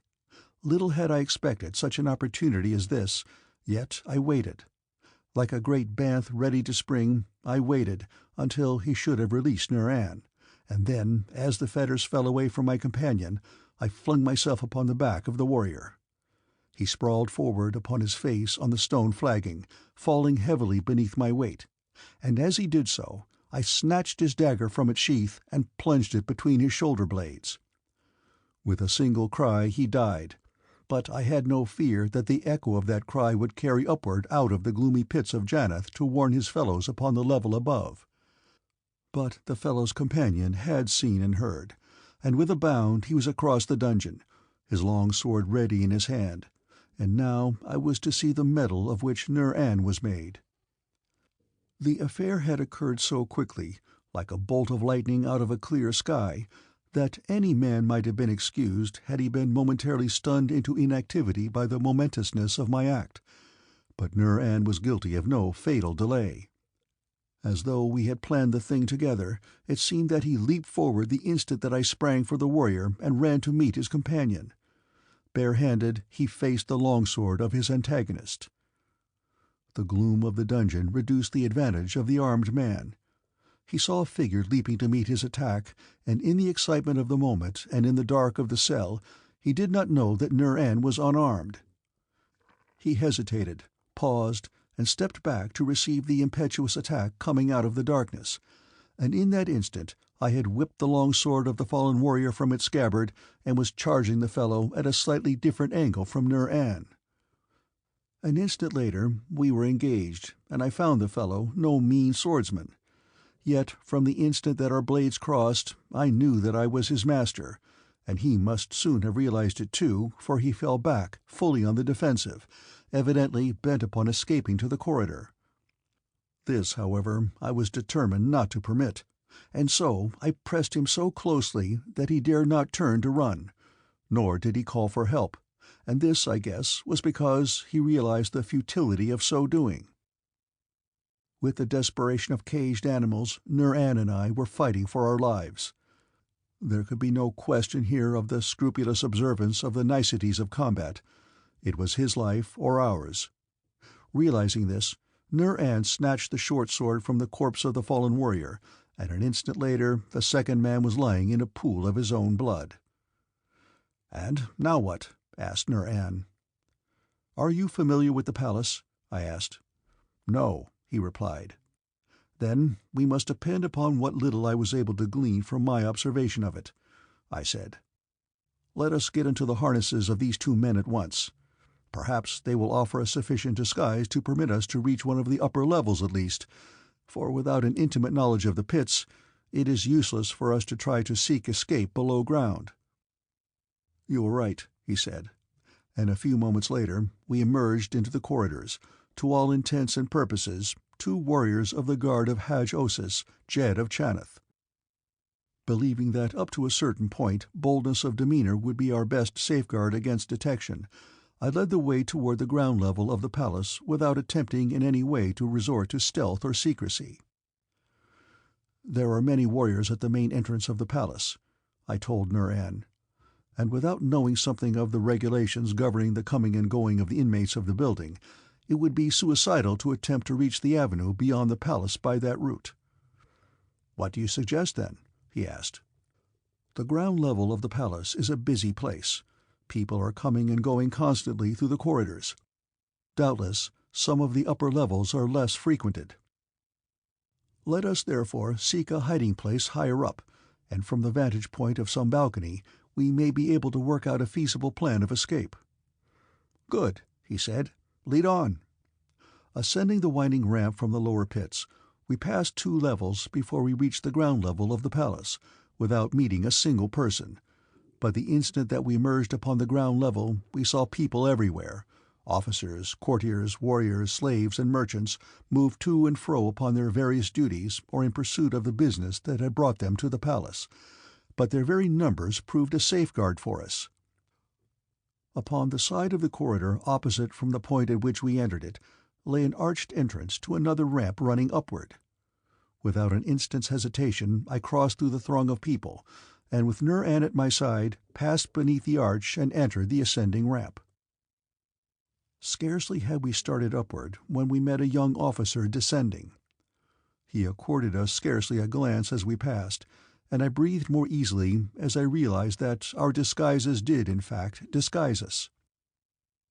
There were fewer people on the second level of the palace, and yet far too many to suit me, and so we continued on upward to the third level, the corridors of which we found almost deserted. Near the mouth of the ramp lay the intersection of 2 main corridors. Here we hesitated for an instant to reconnoiter. There were people approaching from both directions along the corridor into which we had emerged, but in one direction the transverse corridor seemed deserted, and we quickly entered it. It was a very long corridor, apparently extending the full length of the palace.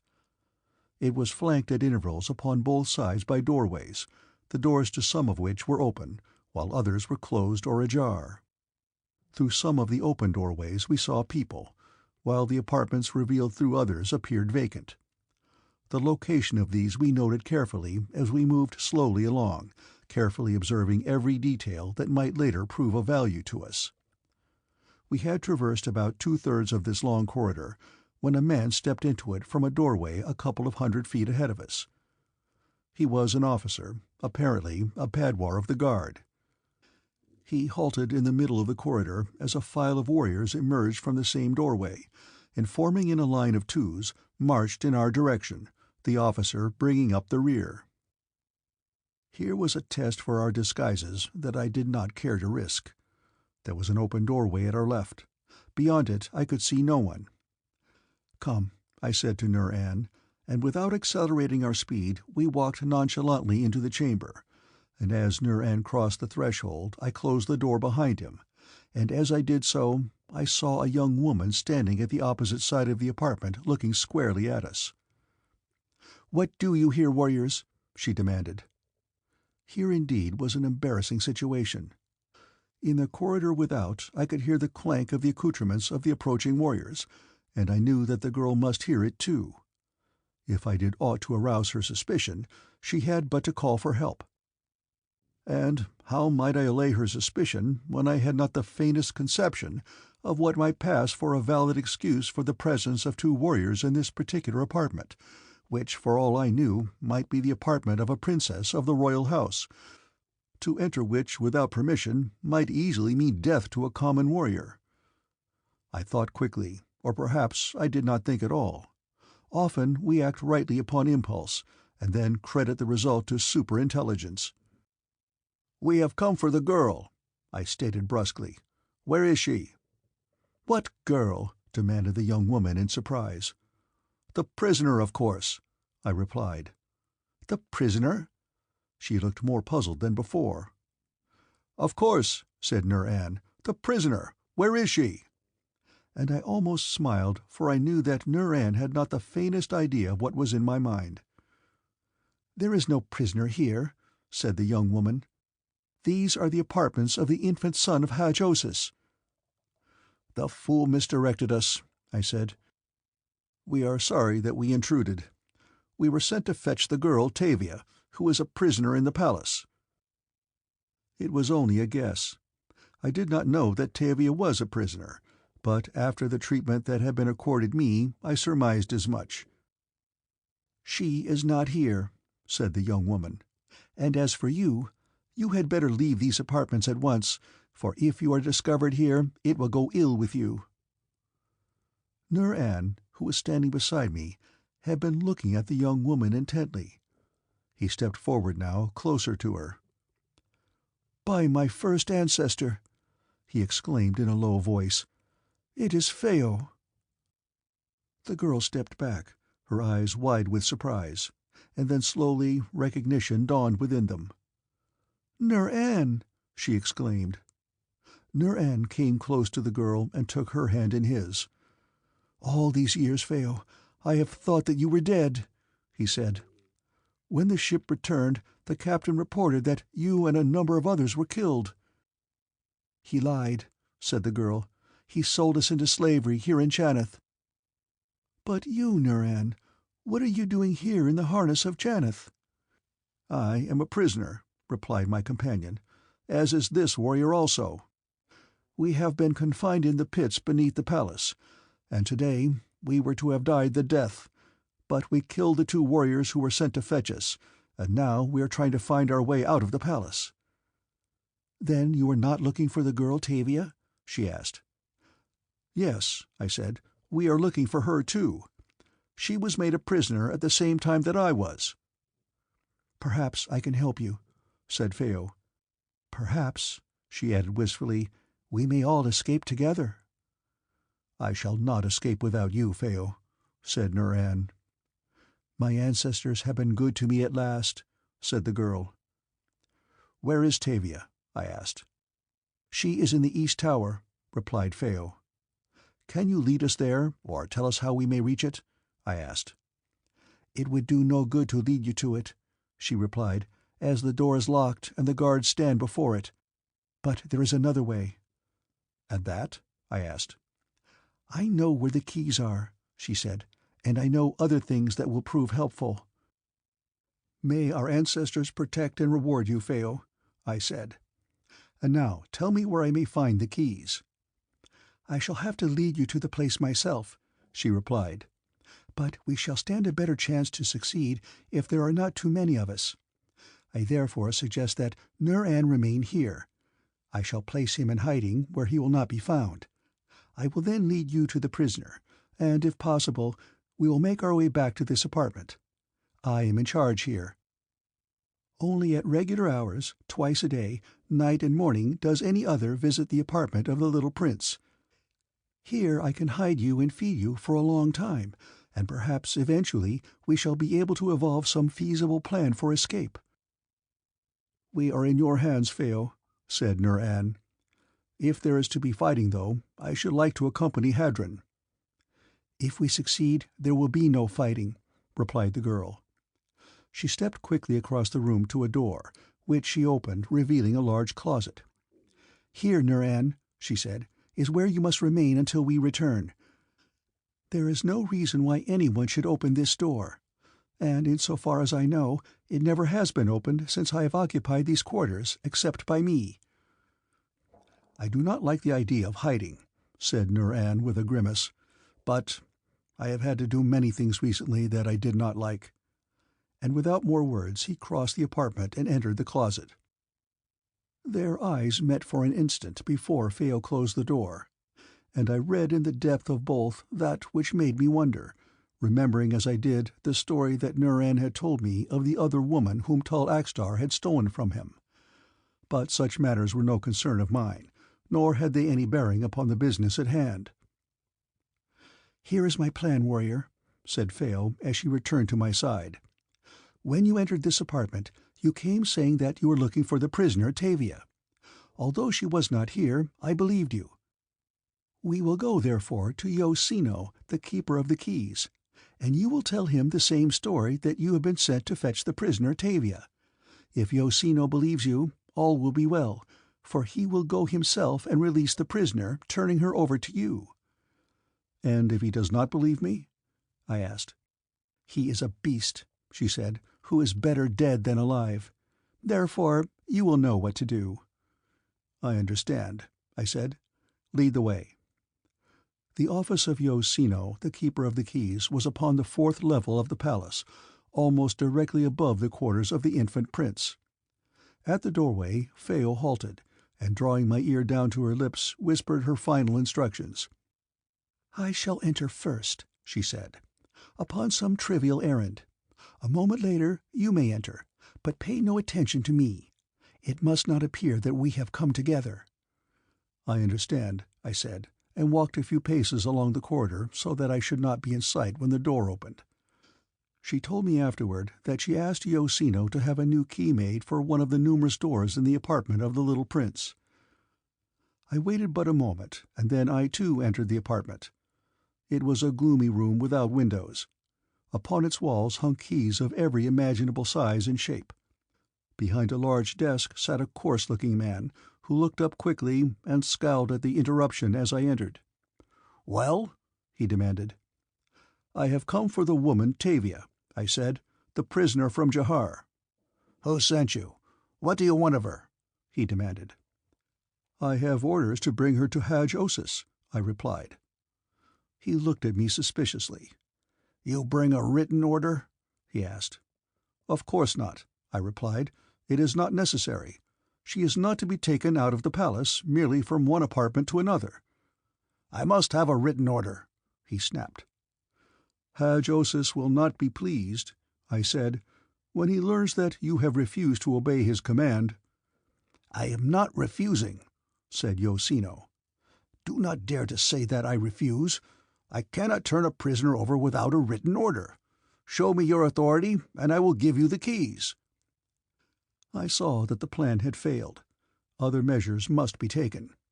I whipped out my long sword. "Here is my authority!" I exclaimed, leaping toward him. With an oath he drew his own sword, but instead of facing me with it, he stepped quickly back, the desk still between us, and turning, struck a copper gong heavily with the flat of his blade. As I rushed toward him, I heard the sound of hurrying feet and the clank of metal from an adjoining room.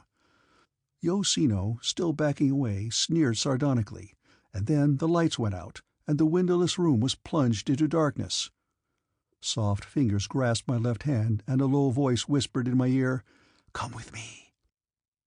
Quickly I was drawn to one side and through a narrow aperture, just as a door upon the opposite side of the chamber was flung open, revealing the forms of half a dozen warriors silhouetted against the light from the room behind them. Then the door closed directly in front of my face, and I was again in utter darkness, but Feo's fingers still grasped my hand. "Silence!" a soft voice whispered. From beyond the panels I heard angry and excited voices. Above the others one voice rose in tones of authority. "What is wrong here?" There were muttered exclamations and curses as men bumped against pieces of furniture and ran into one another. "Give us a light!" cried a voice, and a moment later, "That is better." "Where is Yoshino? Oh, there you are, you fat rascal. What is amiss?" "By Isis, he is gone!" The voice was that of Yoshino. "Who is gone?" demanded the other voice. "Why did you summon us?" "I was attacked by a warrior," explained Yoshino, "who came demanding the key to the apartment where Hadj-Osis keeps the daughter of—" I could not hear the rest of the sentence. "Well, where is the man?" demanded the other. "He is gone. And the key, too. The key is gone!" Yoshino's voice rose almost to a wail. "Quick, then, to the apartment where the girl is kept!" cried the first speaker, doubtless the officer of the guard, and almost at once I heard them hasten from the apartment. The girl at my side moved a little, and I heard a low laugh. "They will not find the key," she said. "Why?" I asked. "Because I have it," she replied. "Little good it will do us," I said ruefully. "They will keep the door well guarded now, and we cannot use the key." Feo laughed again. "We do not need the key," she said. "I took it to throw them off the track. They will watch the door while we enter elsewhere." "I do not understand," I said. "This corridor leads between the partitions to the room where the prisoner is kept. I know that because when I was a prisoner in that room, Yoshino came thus to visit me. He is a beast. I hope he has not visited this girl. I hope it for your sake, if you love her." "I do not love her," I said. "She is only a friend." But I scarcely knew what I was saying. The words seemed to come mechanically, for I was in the grip of such an emotion as I never before had experienced or endured. It had seized me the instant that Feo had suggested that Yoshino might have visited TAVIA through his secret corridor. I experienced a sensation that was almost akin to a convulsion, a sensation that left me a changed man. Before, I could have killed Yosino with my sword and been glad. Now I wanted to tear him to pieces. I wanted to mutilate him and make him suffer. Never before in my life had I experienced such a bestial desire. It was hideous, and yet I gloated in its possession. "What is the matter?" exclaimed Phao. "I thought I felt you tremble then." "I trembled," I said. "For what?" she asked. "For Yosino," I replied. "But let us hasten. If this corridor leads to the apartment where TAVIA is in prison, I cannot reach her too soon. For when Hadj-Osis learns that the key has been stolen, he will have her removed to another prison." "He will not learn it if Yosino and the Padwar of the Guard can prevent," said Phao. "For if this reached the ears of Hadj-Osis, it might easily cost them both their lives. They will wait for you to come that they may kill you and get the key. But they will wait outside the prison door, and you will not come that way." As she spoke, she started to walk along the narrow, dark corridor, leading me by the hand behind her. It was slow work, for Phao had to grope her way slowly because the corridor turned sharply at right angles, as it followed the partitions of the apartments between which it passed, and there were numerous stairways that led up over doorways, and finally a ladder to the level above. Presently she halted. "We are there," she whispered, "but we must listen first to make sure that no one has entered the apartment with the prisoner." I could see absolutely nothing in the darkness, and how Phao knew that she had reached her destination I could not guess. "It is all right," she said presently, and simultaneously she pushed a wooden panel ajar, and in the opening I saw a portion of the interior of a circular apartment with narrow windows heavily barred. Opposite the opening, upon a pile of sleeping silks and furs, I saw a woman reclining. Only a bare shoulder, a tiny ear, and a head of tousled hair were visible. At the first glance I knew that they were Tavia's. As we stepped into the apartment, Phao closed the panel behind us. Attracted by the sound of our entrance, quietly executed though it was, Tavia sat up and looked at us, and then, as she recognized me, sprang to her feet. Her eyes were wide with surprise, and there was an exclamation upon her lips, which I silenced by a warning forefinger placed against my own. I crossed the apartment toward her, and she came to meet me, almost running. As I looked into her eyes, I saw an expression there that I have never seen in the eyes of any other woman, at least not for me, and if I had ever doubted Tavia's friendship, such a doubt would have vanished in that instant. But I had not doubted it, and I was only surprised now to realize the depth of it. Had Sanoma Tora ever looked at me like that, I should have read love in the expression, but I had never spoken of love to Tavia, and so I knew that it was only friendship that she felt. I had always been too much engrossed in my profession to make any close friendships, so that I had never realized until that moment what a wonderful thing friendship might be. As we met in the center of the room, her eyes, moist with tears, were upturned to mine. "Hadron," she whispered, her voice husky with emotion, and then I put my arm about her slender shoulders and drew her to me, and something that was quite beyond my volition impelled me to kiss her upon the forehead. Instantly she disengaged herself, and I feared that she had misunderstood that impulsive kiss of friendship, but her next words reassured me. "I thought never to see you again, Hadron of Hastor," she said. "I feared that they had killed you. How comes it that you are here and in the middle of a warrior of Chaneth?" I told her briefly of what had occurred to me since we had been separated, and of how I had temporarily at least escaped the death. She asked me what the death was, but I could not tell her. "It is very horrible," said Phao. "What is it?" I asked. "I do not know," replied the girl, "only that it is horrible. There is a deep pit, some say a bottomless pit, beneath the lower pits of the palace. Horrible noises, groans and moans arise perpetually from it, and into this pit those that are to die the death are cast, but in such a way that the fall will not kill them. They must reach the bottom alive, to endure all the horrors of the death that await them there. That the torture is almost interminable is evidenced by the fact that the moans and groans of the victims never cease, no matter how long a period may have elapsed between executions." "And you have escaped it," exclaimed Tavia. "My prayers have been answered. For days and nights have I been praying to my ancestors that you might be spared. Now, if you can but escape this hateful place, have you a plan?" "We have a plan that, with the help of Phao here, may prove successful. Nur-An, of whom I told you, is hiding in a closet in one of the apartments of the little prince.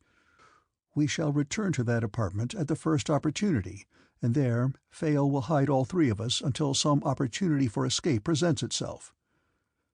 "And we should lose no more time in returning," said Phao. "Come, let us go at once." As we turned toward the panel through which we had entered, I saw that it was ajar, though I was confident that Phao had closed it after us when we entered, and simultaneously I could have sworn that I saw an eye glued to the narrow crack, as though someone watched us from the dark interior of the secret corridor. In a single bound I was across the room, and had drawn the panel aside. My sword was ready in my hand, but there was no one in the corridor beyond. End of Chapter 6.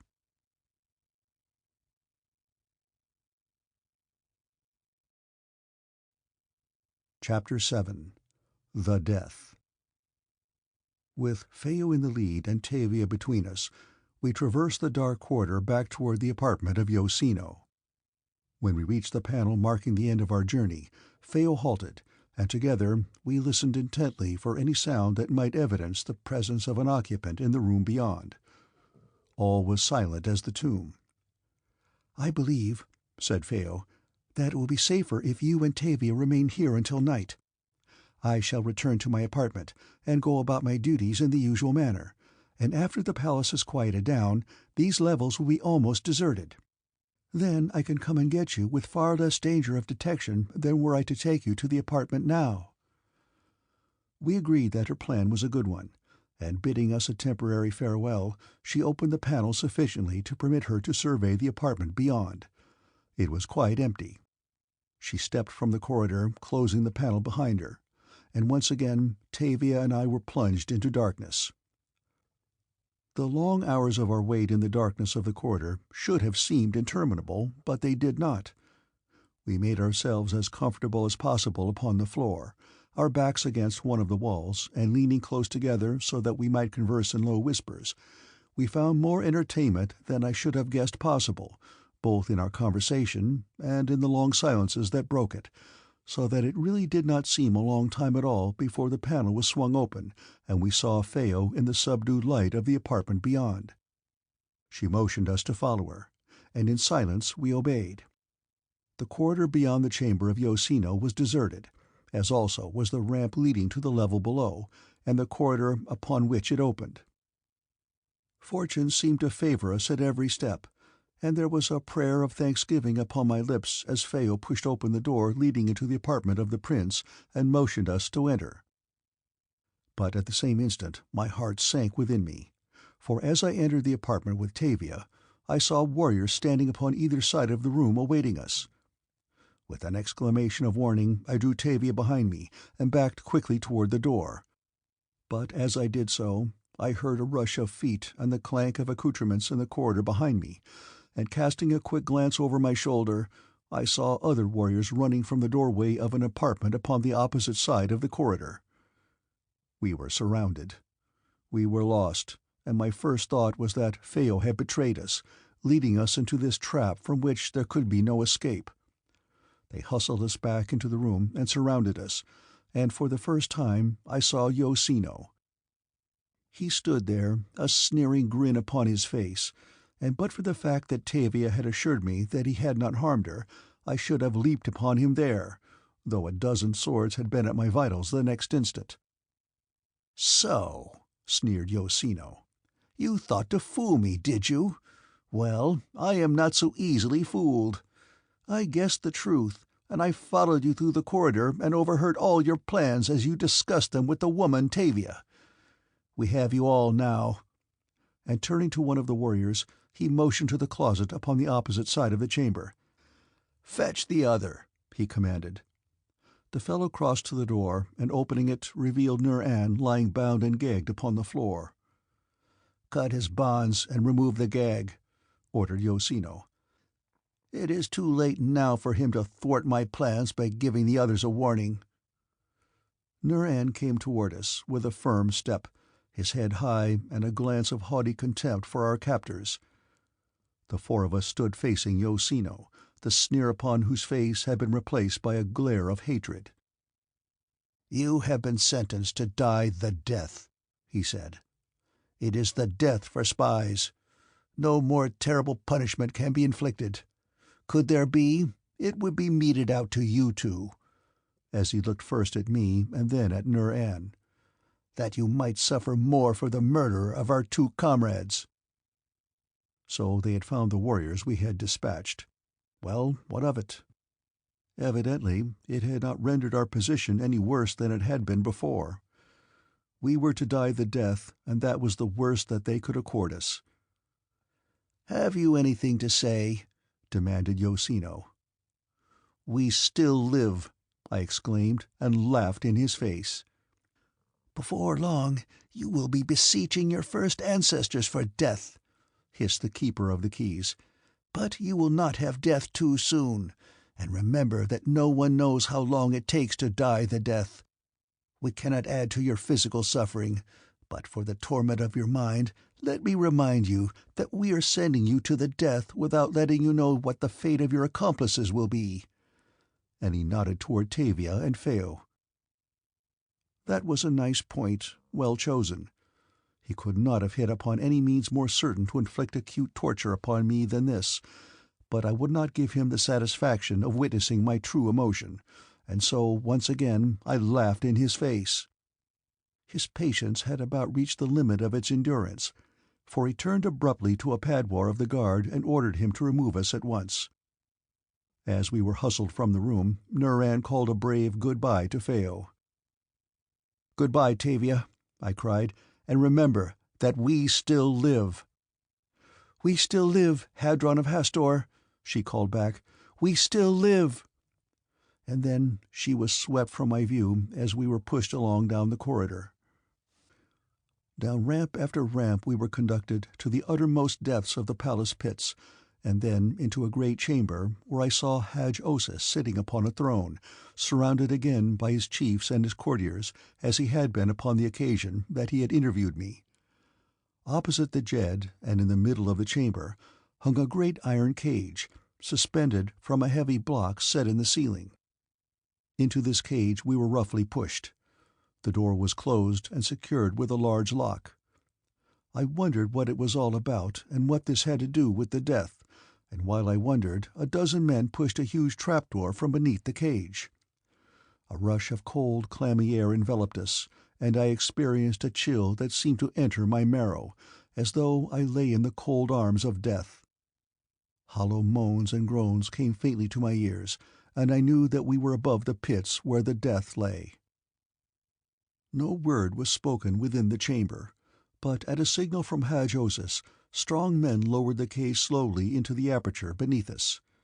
Here the cold and the damp were more obvious and penetrating than before, while the ghastly sounds appeared to redouble in volume. Down, down we slid into an abyss of darkness. The horror of the silence in the chamber above was forgotten in the horror of the pandemonium of uncanny sounds that rose from beneath. How far we lowered thus I may not even guess, but to Nur-An it seemed at least 1,000 feet, and then we commenced to detect a slight luminosity about us. The moaning and groaning had become a constant roar. As we approached, it seemed less like moans and groans, and more like the sound of wind and rushing waters. Suddenly, without the slightest warning, the bottom of the cage, which evidently must have been hinged upon one side, and held by a catch that could be sprung from above, swung downward. It happened so quickly that we hardly had time for conjecture before we were plunged into rushing water. As I rose to the surface, I discovered that I could see. Wherever we were, It was not shrouded in impenetrable darkness, but was lighted dimly. Almost immediately Nur-An's head bobbed up at arm's length from me. A strong current was bearing us onward, and I realized at once that we were in the grip of a great underground river, one of those which the remaining waters of dying Barsoom have receded. In the distance I descried a shoreline dimly visible in the subdued light, and shouting to Nur-An to follow me, I struck out toward it. The water was cold, but not sufficiently so to alarm me, and I had no doubt but that we would reach the shore. By the time we had attained our goal and crawled out upon the rocky shore, our eyes had become accustomed to the dim light of the interior, and now, with astonishment, we gazed about us. What a vast cavern! Far, far above us, its ceiling was discernible in the light of the minute radium particles with which the rock that formed its walls and ceiling was impregnated. But the opposite bank of the rushing torrent was beyond the range of our vision. "So, this is the death," exclaimed Nur-An. "I doubt if they know what it is themselves," I replied. "From the roaring of the river and the moaning of the wind, they have conjured something horrible in their own imaginations. Perhaps the greatest suffering that the victim must endure lies in his anticipation of what awaits him in these seemingly horrid depths," suggested Nur-An. "Whereas the worst that realization might bring would be death by drowning." "Or by starvation," I suggested. Nur-An nodded. "Nevertheless," he said, "I wish I might return just long enough to mock them and witness their disappointment when they find that the death is not so horrible after all. What a mighty river," he added after a moment's silence. "Could it be a tributary of Is? Perhaps it is Is herself," I said. "Then we are bound upon the last long pilgrimage down to the lost Sea of Chorus in the Valley Door," said Nur-An gloomily. "It may be a lovely place, but I do not wish to go there yet." "It is a place of horror," I replied. "Hush!" he cautioned. "That is sacrilege." "It is sacrilege no longer, since John Carter and Tars Tarkas snatched the veil of secrecy from the Valley Door and disposed of the myth of Isis, goddess of life eternal." Even after I had told him the whole tragic story of the false gods of Mars, Nur-An remained skeptical, so closely are the superstitions of religion woven into every fibre of our being. We were both a trifle fatigued after our battle with the strong current of the river, and perhaps, too, we were suffering from reaction from the nervous shock of the ordeal through which we had passed. So we remained there, resting upon the rocky shore of the river of mystery. Eventually our conversation turned to what was uppermost in the minds of both, and yet which each hesitated to mention, the fate of Tavia and Phao. "I wish that they too had been sentenced to the death," I said, "for then at least we might be with them and protect them." "I am afraid that we shall never see them again," said Nur-An gloomily. "What a cruel fate that I should have found Phao, only to lose her again irretrievably so quickly." "It is indeed a strange trick of fate that after Tull Axtar stole her from you, he should have lost her too, and then that you should find her in Chaneth." He looked at me with a slightly puzzled expression for a moment, and then his face cleared. "Phao is not the woman of whom I told you in the dungeon at Chaneth," he said. "Phao I loved long before. She was my first love. After I lost her, I thought that I could never care for a woman again, but this other one came into my life, and knowing that Phao was gone forever, I found some consolation in my new love. But I realize now that it was not the same, that no love could ever displace that which I felt for Phao." "You lost her irretrievably once before," I reminded him, "but you found her again. Perhaps you will find her once more." "I wish that I might share your optimism," he said. "We have little else to buoy us up," I reminded him. "You are right," he said, and then, with a laugh, added, "We still live."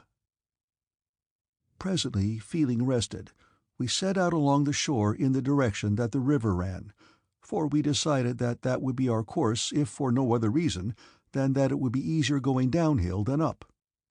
Where it would lead we had not the slightest idea. Perhaps to Chorus. Perhaps to Omine, the buried sea where lay the ships of the firstborn. Over tumbled rock masses we clambered, and along level stretches of smooth gravel we pursued our rather aimless course, knowing not whither we were going, having no goal toward which to strive. There was some vegetation, weird and grotesque, but almost colorless for want of sunlight. There were tree-like plants with strange angular branches that snapped off at the lightest touch, and as the trees did not look like trees, there were blossoms that did not look like flowers. It was a world as unlike the outer world as the figments of imagination are unlike realities. But whatever musing upon the flora of this strange land I may have been indulging in was brought to a sudden termination as we rounded the shoulder of a jutting promontory and came face to face with as hideous a creature as ever I had laid my eyes upon. It was a great white lizard, with gaping jaws large enough to engulf a man at a single swallow. At sight of us, it emitted an angry hiss and advanced menacingly toward us. Being unarmed and absolutely at the mercy of any creature that attacked us, we pursued the only plan that our intelligence could dictate. We retreated, and I am not ashamed to admit that we retreated rapidly. Running quickly around the end of the promontory, we turned sharply up the bank away from the river. The bottom of the cavern rose sharply, and as I clambered upward, I glanced behind me occasionally to note the actions of our pursuer. He was now in plain sight, having followed us around the end of the promontory, and there he stood looking about as though in search of us. Though we were not far from him, he did not seem to see us, and I soon became convinced that his eyesight was faulty. But not wishing to depend upon this, I kept on climbing until presently we came to the top of the promontory, and looking down upon the other side, I saw a considerable stretch of smooth gravel, stretching out into the dim distance along the river shore. If we could clamber down the opposite side of the barrier and reach this level stretch of gravel, I felt that we might escape the attentions of the huge monster. A final glance at him showed him still standing, peering first in one direction and then in another as though in search of us. Nur-An had followed close behind me, and now together we slipped over the edge of the escarpment, and though the rough rocks scratched us severely, we finally reached the gravel below. Whereupon, having eluded our menacer, we set out upon a brisk run down the river. We had covered scarcely more than 50 paces when Nur-An stumbled over an obstacle, and as I stooped to give him a hand up, I saw that the thing that had tripped him was the rotting harness of a warrior, and a moment later I saw the hilt of a sword protruding from the gravel. Seizing it, I wrenched it from the ground. It was a good long sword, and I may tell you that the feel of it in my hand did more to restore my self-confidence than aught else that might have transpired. Being made of non-corrosive metal, as are all Barsoomian weapons, it remained as sound today as the moment that it had been abandoned by its owner. "Look," said Nur-An, pointing, and there at a little distance we saw another harness and another sword. This time there were two, a long sword and a short sword, and these Nur-An took. No longer did we run. I have always felt that there is little upon Barsoom that two well-armed warriors need run from. As we continued along our way across the level stretch of gravel, we sought to solve the mystery of these abandoned weapons, a mystery that was still further heightened by our discovery of many more. In some cases the harness had rotted away entirely, leaving nothing but the metal parts, while in others it was comparatively sound and new. Presently we discerned a white mound ahead of us, but in the dim light of the cavern we could not at first determine of what it consisted. When we did, we were filled with horror, for the white mound was of the bones and skulls of human beings. Then, at last, I thought I had an explanation of the abandoned harness and weapons. This was the lair of the great lizard. Here he took his toll of the unhappy creatures that passed down the river. But how was it that armed men had come here? We had been cast into the cavern unarmed, as I was positive all of the condemned prisoners of Chaneth must have been. From whence came the others? I do not know. Doubtless I shall never know. It was a mystery from the first, it will remain a mystery to the last. As we passed on, we found harness and weapons scattered all about, but there was infinitely more harness than weapons.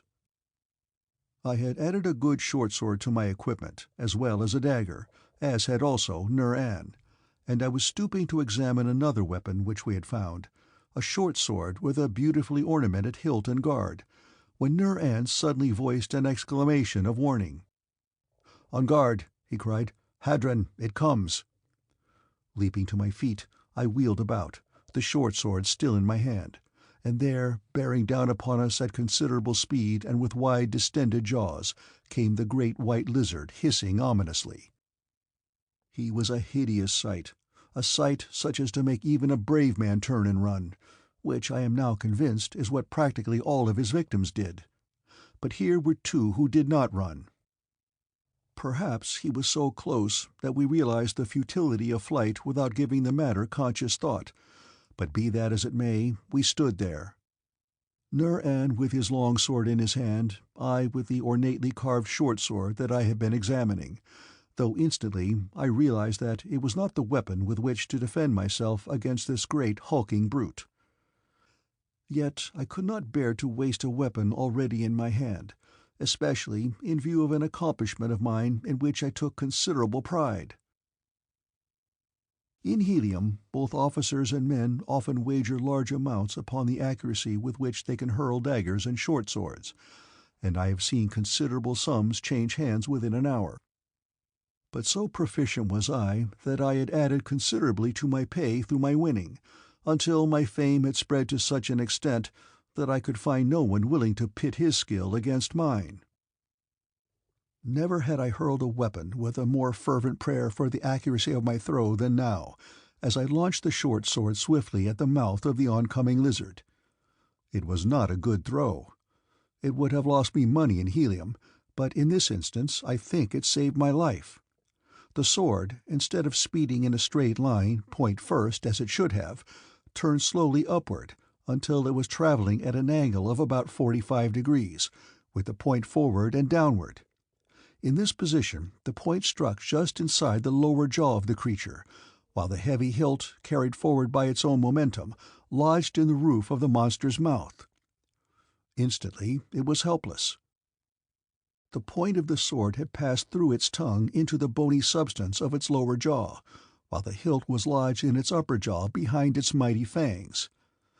It could not dislodge the sword either forward or backward, and for an instant it halted in hissing dismay, and simultaneously Nur-An and I leaped to opposite sides of its ghastly white body. It tried to defend itself with its tail and talons, but we were too quick for it, and presently it was lying in a pool of its own purple blood in the final spasmodic muscular reaction of dissolution.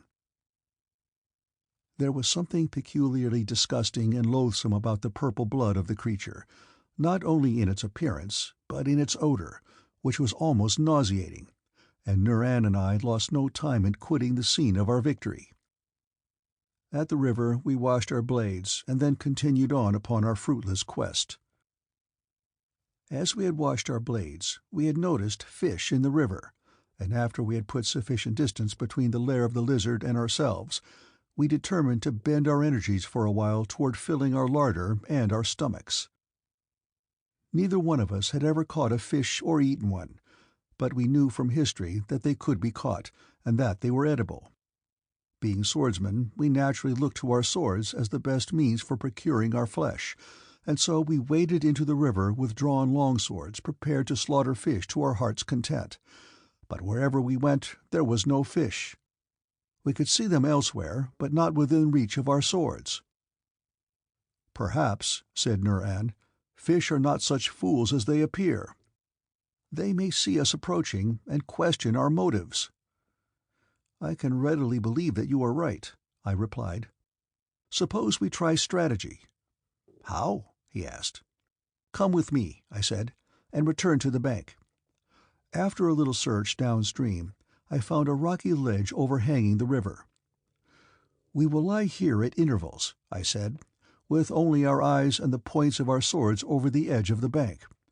We must not talk or move, lest we frighten the fish. Perhaps in this way we shall procure one," for I had long since given up the idea of a general slaughter. To my gratification my plan worked, and it was not long before we each had a large fish. Naturally, like other men, we prefer our flesh cooked, but being warriors we were accustomed to it either way, and so we broke our long fast upon raw fish from the river of mystery. Both Nur-An and I felt greatly refreshed and strengthened by our meal, however unpalatable it might have been. It had been some time since we had slept, and though we had no idea whether it was still night upon the outer surface of Barsoom or whether dawn had already broken, we decided that it would be best for us to sleep, and so Nur-An stretched out where we were while I watched. After he awoke, I took my turn.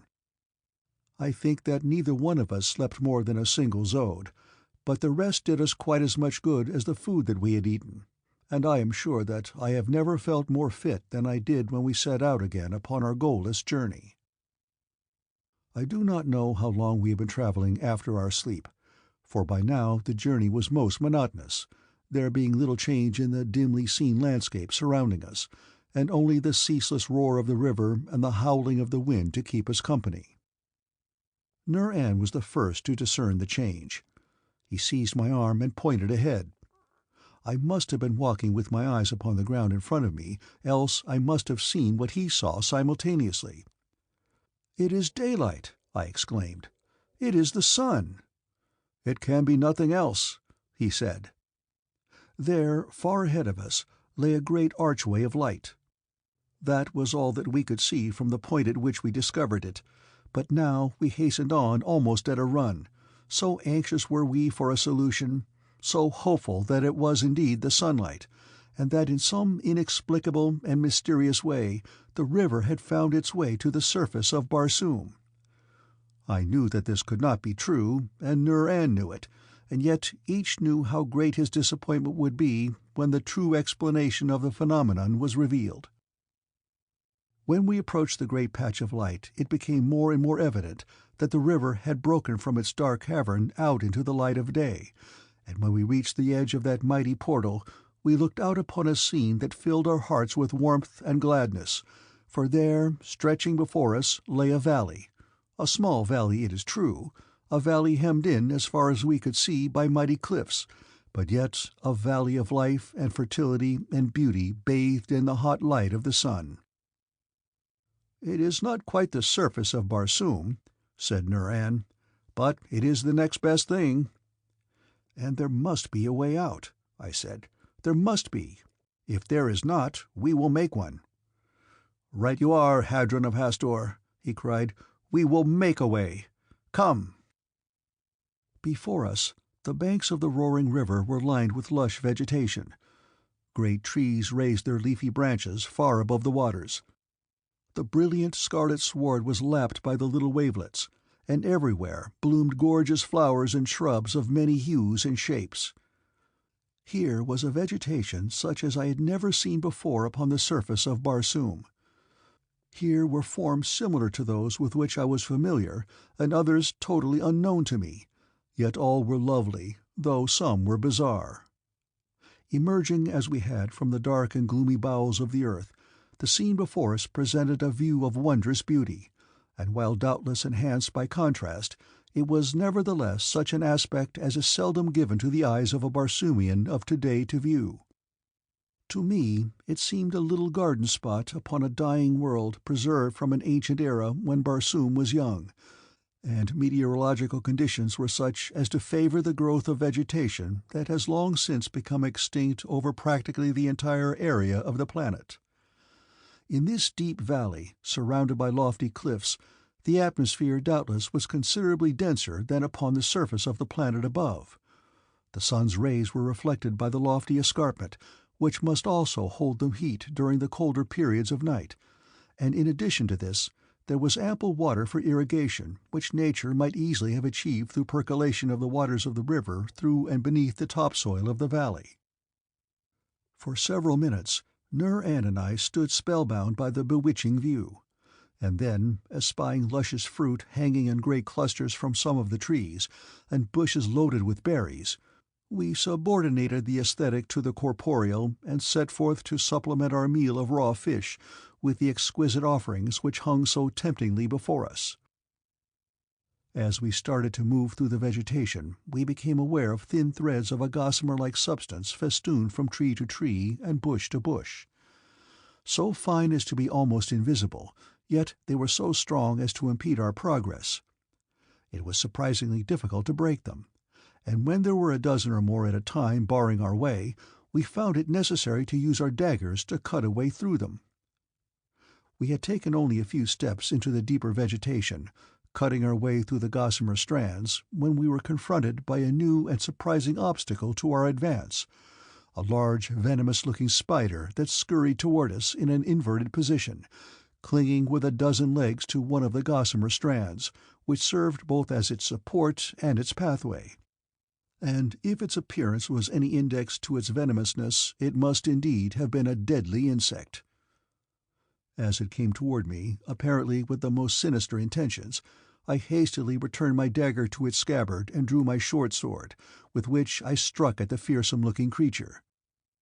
As the blow descended, it drew back so that my point only slightly scratched it, whereupon it opened its hideous mouth and emitted a terrific scream so out of proportion to its size and to the nature of such insects with which I was familiar, that it had a most appalling effect upon my nerves. Instantly the scream was answered by an unearthly chorus of similar cries all about us, and immediately a swarm of these horrid insects came racing toward us upon their gossamer threads. Evidently this was the only position which they assumed in moving about, and their webs the only means to that end, for their 12 legs grew upward from their backs, giving them a most uncanny appearance.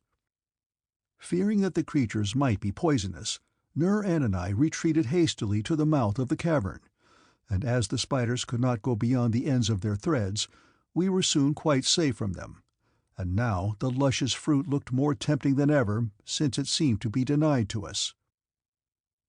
"The road down the river is well guarded," said Nur-An with a rueful smile, "which might indicate a most desirable goal." "At present that fruit is the most desirable thing in the world to me," I replied, "and I am going to try to discover some means of obtaining it." Moving to the right away from the river, I sought for an entrance into the forest that would be free from the threads of the spiders, and presently I came to a point where there was a well-defined trail about 4 or 5 feet wide, apparently cut by men from the vegetation. Across the mouth of it, however, were strung thousands of gossamer strands. To touch them, we knew, would be the signal for myriads of the angry spiders to swarm upon us. While our greatest fear was, of course, that the insects might be poisonous, their cruelly fanged mouths also suggested that, poisonous or not, they might in their great numbers constitute a real menace. "Do you notice," I said to Nur-An, "that these threads seem stretched across the entrance to the pathway only? Beyond them I cannot detect any, though of course they are so tenuous that they might defy one's vision even at a short distance." "I do not see any spiders here," said Nur-An. "Perhaps we can cut our way through with impunity at this point." "We shall experiment," I said, drawing my longsword. Advancing, I cut a few strands, when immediately there swarmed out of the trees and bushes upon either side great companies of the insects, each racing along its own individual strand.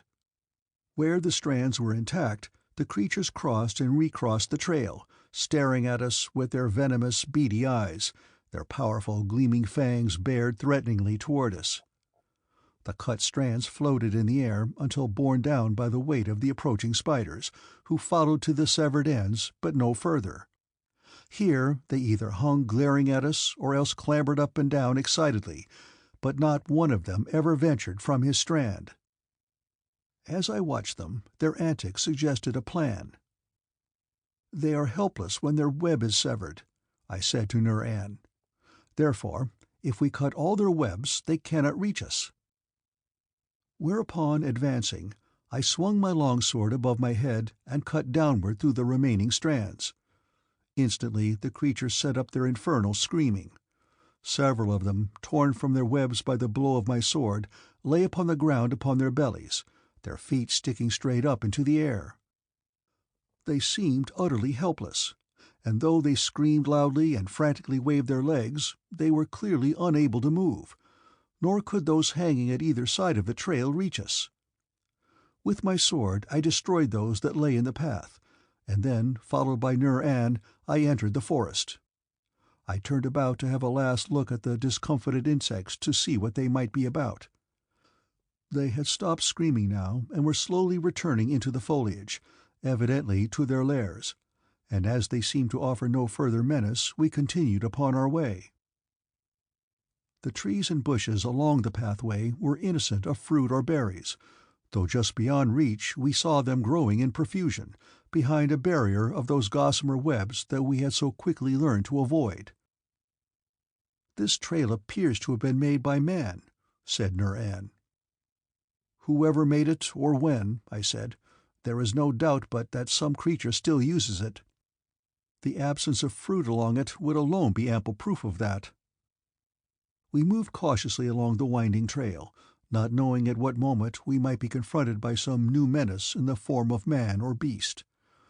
Presently we saw ahead of us what appeared to be an opening in the forest, and a moment later we emerged into a clearing. Looming in front of us at a distance of perhaps less than a hod was a towering pile of masonry. It was a gloomy pile, apparently built of black volcanic rock. For some 30 feet above the ground there was a blank wall, pierced by but a single opening, a small doorway almost directly in front of us. This part of the structure appeared to be a wall. Beyond it rose buildings of weird and grotesque outlines, and dominating all was a lofty tower, from the summit of which a wisp of smoke curled upward into the quiet air. From this new vantage point we had a better view of the valley than had at first been accorded us, and now, more marked than ever, were the indications that it was the crater of some gigantic and long-extinct volcano. Between us and the buildings, which suggested a small walled city, the clearing contained a few scattered trees, but most of the ground was given over to cultivation, being traversed by irrigation ditches of an archaic type which has been abandoned upon the surface for many ages, having been superseded by a system of sub-irrigation when the diminishing water supply necessitated the adoption of conservation measures.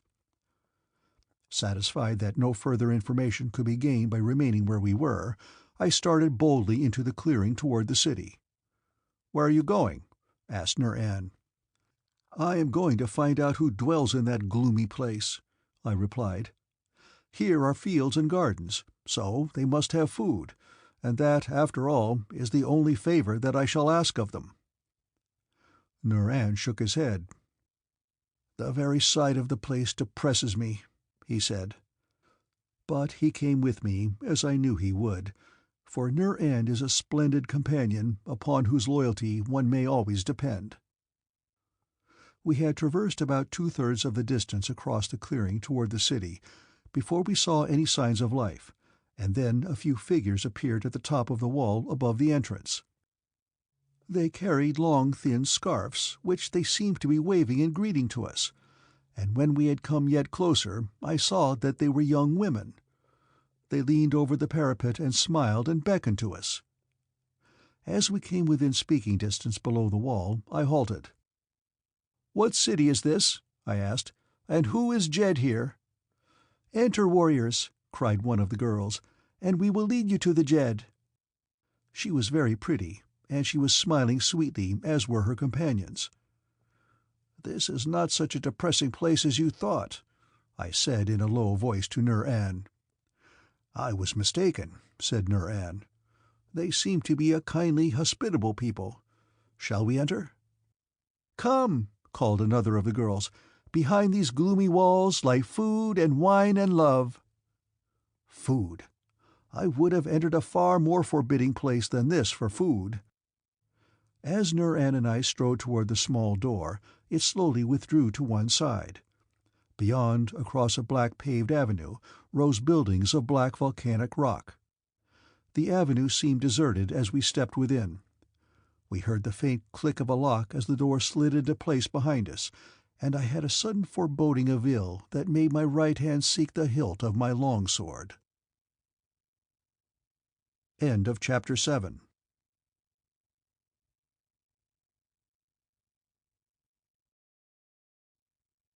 Chapter 8. The Spider of GHASTA. For a moment we stood undecided in the middle of the empty avenue, looking about us, and then our attention was attracted to a narrow stairway running up the inside of the wall, upon the summit of which the girls had appeared and welcomed us. Down the stairway the girls were coming. There were 6 of them. Their beautiful faces were radiant with happy smiles of welcome that instantly dispelled the gloom of the dark surroundings, as the rising sun dissipates the night's darkness and replaces her shadows with light and warmth and happiness. Beautifully wrought harness, enriched by many a sparkling jewel, accentuated the loveliness of the faultless figures. As they approached, a vision of TAVIA sprang to my mind. Beautiful as these girls unquestionably were, how much more beautiful was TAVIA? I recall distinctly even now that in that very instant, with all that was transpiring to distract my attention, I was suddenly struck by wonder that it should have been TAVIA's face and figure that I saw rather than those of Sanoma Tora. You may believe that I brought myself up with a round turn, and thereafter it was a vision of Sanoma Tora that I saw, and that, too, without any disloyalty to my friendship for TAVIA, that blessed friendship which I looked upon as one of my proudest and most valuable possessions. As the girls reached the pavement, they came eagerly toward us. "Welcome, warriors," cried one, "to happy GHASTA. After your long journey you must be hungry. Come with us and you shall be fed. But first the great Jed will wish to greet you and welcome you to our city, for visitors to GHASTA are few." As they led us along the avenue, I could not but note the deserted appearance of the city. There was no sign of life about any of the buildings that we passed, nor did we see another human being until we had come to an open plaza, in the center of which rose a mighty building surmounted by the lofty tower that we had seen when we first emerged from the forest. Here we saw a number of people, both men and women, sad, dejected-looking people, who moved with bent shoulders and downcast eyes. There was no animation in their step, and their whole demeanor seemed that of utter hopelessness. What a contrast they presented to the gay and happy girls who so joyously conducted us toward the main entrance of what I assumed to be the palace of the Jed. Here burly warriors were on guard, fat, oily-looking fellows, whose appearance was not at all to my liking. As we approached them, an officer emerged from the interior of the building. If possible, he was even fatter and more greasy-looking than his men, but he smiled and bowed as he welcomed us. "Greetings," he exclaimed. "May the peace of GHASTA be upon the stranger who enter her gates." "Send word to Gran, the great Jed," said one of the girls to him, "that we are bringing 2 strange warriors who wish to do honor to him before partaking of the hospitality of GHASTA."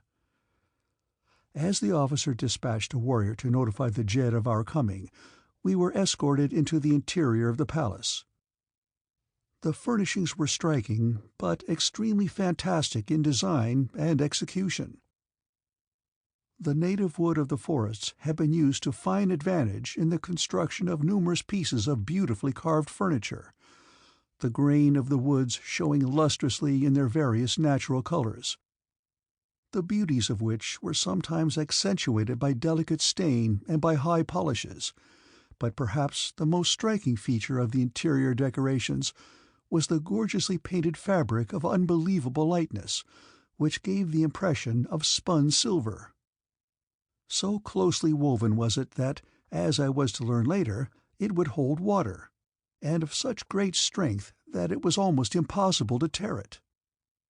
Upon it were painted in brilliant colors the most fantastic scenes that imagination might conceive.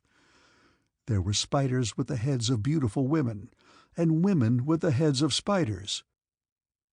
There were flowers and trees that danced beneath a great red sun, and great lizards, such as we had passed within the gloomy cavern on our journey down from Chaneth. In all the figures that were depicted there was nothing represented as nature had created it. It was as though some mad mind had conceived the whole. As we waited in the great entrance hall of the Palace of the Jed, 4 of the girls danced for our entertainment. A strange dance, such as I had never before seen upon Barsoom. Its steps and movements were as weird and fantastic as the mural decorations of the room in which it was executed. And yet, withal, there was a certain rhythm and suggestiveness in the undulations of those lithe bodies that imparted to us a feeling of well-being and content.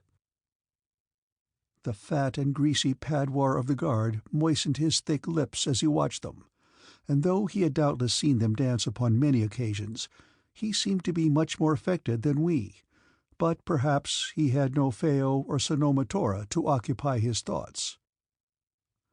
Sanoma Tora.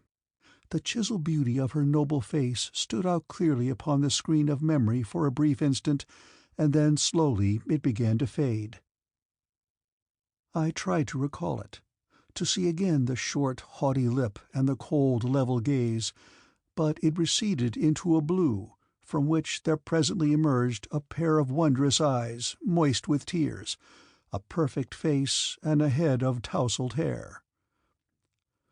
It was then that the warrior returned to say that Gron, the Jed, would receive us at once.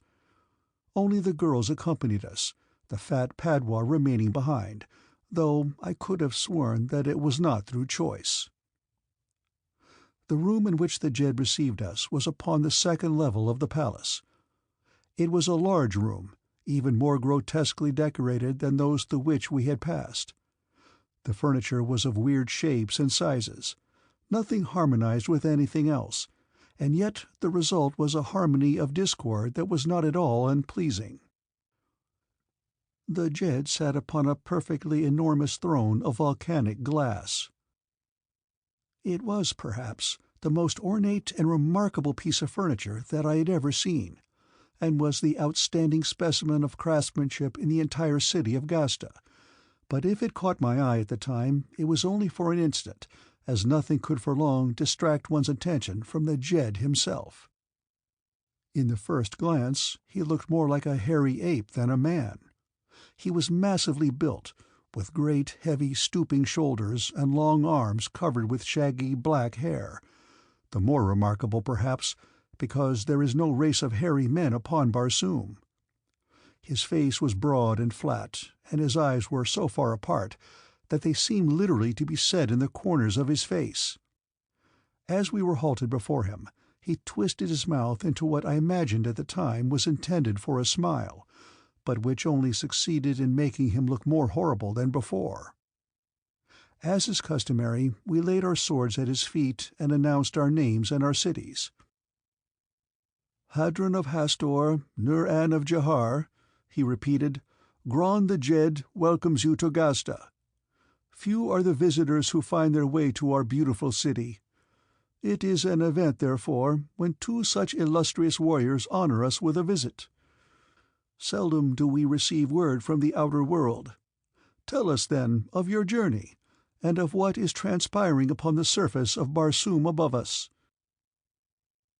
His words and his manner were those of a most solicitous host bent upon extending a proper and cordial welcome to strangers, but I could not rid myself of the belying suggestion of his repulsive countenance, though I could do no less than play the part of a grateful and appreciative guest. We told our stories, and gave him much news of those portions of Barsoom with which each of us was familiar, and as Nur-An spoke, I looked about me at the assemblage in the great chamber. They were mostly women, and many of them were young and beautiful. The men, for the most part, were gross-looking, fat and oily, and there were certain lines of cruelty about their eyes and their mouths that did not escape me, though I tried to attribute it to the first depressing impression that the black and somber buildings and the deserted avenues had conveyed to my mind. When we had finished our recitals, Gran announced that a banquet had been prepared in our honor, and in person he led the procession from the throne room down a long corridor to a mighty banquet hall, in the center of which stood a great table, down the entire length of which was a magnificent decoration consisting entirely of the fruits and flowers of the forest through which we had passed. At one end of the table was the Jed's throne, and at the other were smaller thrones, one for Nur-An and one for me. Seated on either side of us were the girls who had welcomed us to the city, and whose business, it seemed, now was to entertain us. The design of the dishes with which the table was set was quite in keeping with all the other mad designs of the palace of Gran. No two plates or goblets or platters were of the same shape or size or design, and nothing seemed suited to the purpose for which it was intended. My wine was served in a shallow triangular-shaped saucer, while my meat was crammed into a tall, slender-stemmed goblet. However, I was too hungry to be particular, and I hoped too well conversant with the amenities of polite society to reveal the astonishment that I felt. Here, as in other parts of the palace, the wall coverings were of the gossamer-like silver fabric that had attracted my attention and admiration the moment that I had entered the building, and so fascinated was I by it that I could not refrain from mentioning it to the girl who sat at my right. "There is no such fabric anywhere else in Barsoom," she said. "It is made here and only here." "It is very beautiful," I said. "Other nations would pay well for it." "If we could get it to them," she said, "but we have no intercourse with the world above us."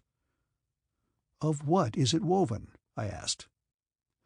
"When you entered the Valley Hor," she said, "you saw a beautiful forest running down to the banks of the river Sil. Doubtless you saw fruit in the forest, and being hungry you sought to gather it, but you were set upon by huge spiders that sped along silver threads, finer than a woman's hair." "Yes," I said, "that is just what happened." "It is from this web, spun by those hideous spiders, that we weave our fabric. It is as strong as leather, and as enduring as the rocks of which GHASTA is built." "Do women of GHASTA spin this wonderful fabric?" I asked. "The slaves," she said, "both men and women." "And from whence come your slaves?" I asked, "if you have no intercourse with the upper world?" "Many of them come down the river from Janeth, where they have died the death, and there are others who come from further up the river, but why they come or from whence we never know. They are silent people who will not tell us, and sometimes they come from down the river, but these are few, and usually are so crazed by the horrors of their journey that we can glean no knowledge from them." "And do any ever go on down the river from GHASTA?" I asked. For it was in that direction that Nur-An and I hoped to make our way in search of liberty, as deep within me was the hope that we might reach the Valley Door and the lost sea of Chorus, from which I was convinced I could escape, as did John Carter and Tars Tarkas. "A few, perhaps," she said, "but we never know what becomes of these, for none returns." "You are happy here?" I asked. She forced a smile to her beautiful lips, but I thought that a shudder ran through her frame. The banquet was elaborate and the food delicious. There was a great deal of laughter at the far end of the table where the Jed sat, for those about him watched him closely, and when he laughed, which he always did at his own jokes, the others all laughed uproariously. Toward the end of the meal, a troupe of dancers entered the apartment. My first view of them almost took my breath away, for, with but a single exception, they were all horribly deformed. That one exception was the most beautiful girl I have ever seen, the most beautiful girl I have ever seen with the saddest face that I have ever seen. She danced divinely, and about her hopped and crawled the poor, unhappy creatures, whose sad afflictions should have made them the objects of sympathy rather than ridicule, and yet it was obvious that they had been selected for their part for the sole purpose of giving the audience an opportunity to vent its ridicule upon them. The sight of them seemed to incite Gron to a pitch of frenzied mirth, and to add to his own pleasure and to the discomforts of the poor pathetic performers, he hurled food and plates at them as they danced about the banquet table. I tried not to look at them, but there was a fascination in their deformities which attracted my gaze, and presently it became apparent to me that the majority of them were artificially deformed, that they had been thus broken and bent at the behest of some malign mind. And as I looked down the longboard at the horrid face of Gron, distorted by maniacal laughter, I could not but guess the author of their disfigurement. When at last they were gone, 3 large goblets of wine were borne into the banquet hall by a slave. 2 of them were red goblets, and 1 was black. The black goblet was set before Gron, and the red ones before Nur-An and me. Then Gron rose, and the whole company followed his example. "Gron the Jed drinks to the happiness of his honored guests," announced the ruler, and raising the goblet to his lips, he drained it to the bottom. It seemed obvious that this little ceremony would conclude the banquet, and that it was intended Nur-An and I should drink the health of our host. I therefore raised my goblet. It was the first time that anything had been served to me in the proper receptacle, and I was glad that at last I might drink without incurring the danger of spilling most of the contents of the receptacle into my lap. "To the health and power of the great Jed Gron," I said, and following my host's example, drained the contents of the goblet. As Nur-An followed my example with some appropriate words, I felt a sudden lethargy stealing over me, and in the instant before I lost consciousness I realized that I had been given drugged wine. When I regained consciousness, I found myself lying upon the bare floor of a room of a peculiar shape, that suggested it was the portion of the arc of a circle lying between the peripheries of 2 concentric circles. The narrow end of the room curved inward, the wider end outward. In the latter was a single grated window. No door or other openings appeared in any of the walls, which were covered with the same silver fabric that I had noticed upon the walls and ceilings of the palace of the Jed. Near me lay Nur-An, evidently still under the influence of the opiate that had been administered to us in the wine. Again I looked about the room. I arose and went to the window. Far below me I saw the roofs of the city. Evidently we were imprisoned in the lofty tower that rose from the center of the palace of the Jed. But how had we been brought into the room? Certainly not through the window, which must have been fully 200 feet above the city. While I was pondering this seemingly unanswerable problem, Nur-An regained consciousness. At first he did not speak. He just lay there looking at me with a rueful smile upon his lips. "Well?" I asked. Nur-An shook his head. "We still live," he said dismally, "but that is about the best that one may say." "We are in the palace of a maniac, Nur-An," I said. "There is no doubt in my mind as to that. Everyone here lives in constant terror of Gron, and from what I have seen today, they are warranted in feeling terror." "Yet I believe we saw little or nothing at that," said Nur-An. "I saw enough," I replied. "Those girls were so beautiful," he said after a moment's silence. "I could not believe that such beauty and such duplicity could exist together." "Perhaps they were the unwilling tools of a cruel master," I suggested. "I shall always like to think so," he said. The day waned and night fell. No one came near us, but in the meantime I discovered something. Accidentally leaning against the wall at the narrow end of our room, I found that it was very warm, in fact quite hot, and from this I inferred that the flue of the chimney from which we had seen the smoke issuing rose through the center of the tower, and the wall of the chimney formed the rear wall of our apartment. It was a discovery, but at the moment it meant nothing to us. There were no lights in our apartment, and as only Cluros was in the heavens and he upon the opposite side of the tower, our prison was in almost total darkness. We were sitting in gloomy contemplation of our predicament, each wrapped in his own unhappy thoughts, when I heard footsteps apparently approaching from below. They came nearer and nearer, until finally they ceased in an adjoining apartment, seemingly the one next to ours. A moment later there was a scraping sound, and a line of light appeared at the bottom of one of the side walls. It kept growing in width until I finally realized that the entire partition wall was rising. In the opening we saw at first the sandaled feet of warriors, and finally, little by little, their entire bodies were revealed, 2 stalwart, brawny men, heavily armed. They carried manacles, and with them they fastened our wrists behind our backs. They did not speak, but with a gesture one of them directed us to follow him, and as we filed out of the room, the second warrior fell in behind us.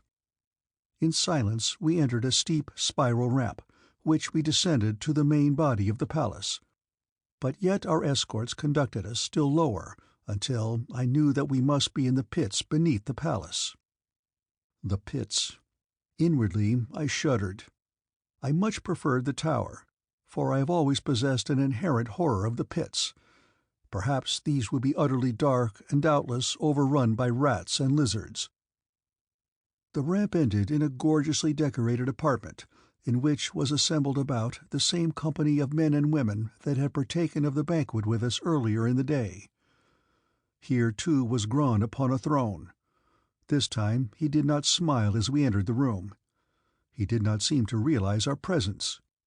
He was sitting, leaning forward, his eyes fixed upon something at the far end of the room over which hung a deadly silence that was suddenly shattered by a piercing scream of anguish. The scream was but a prelude to a series of similar cries of agony. I looked quickly in the direction from which the screams came, the direction in which Gran's gaze was fastened. I saw a naked woman chained to a grill before a hot fire. Evidently they had just placed her there as I had entered the room, and it was her first shrill scream of agony that had attracted my attention. The grill was mounted upon wheels so that it could be removed to any distance from the fire that the torturer chose, or completely turned about, presenting the other side of the victim to the blaze.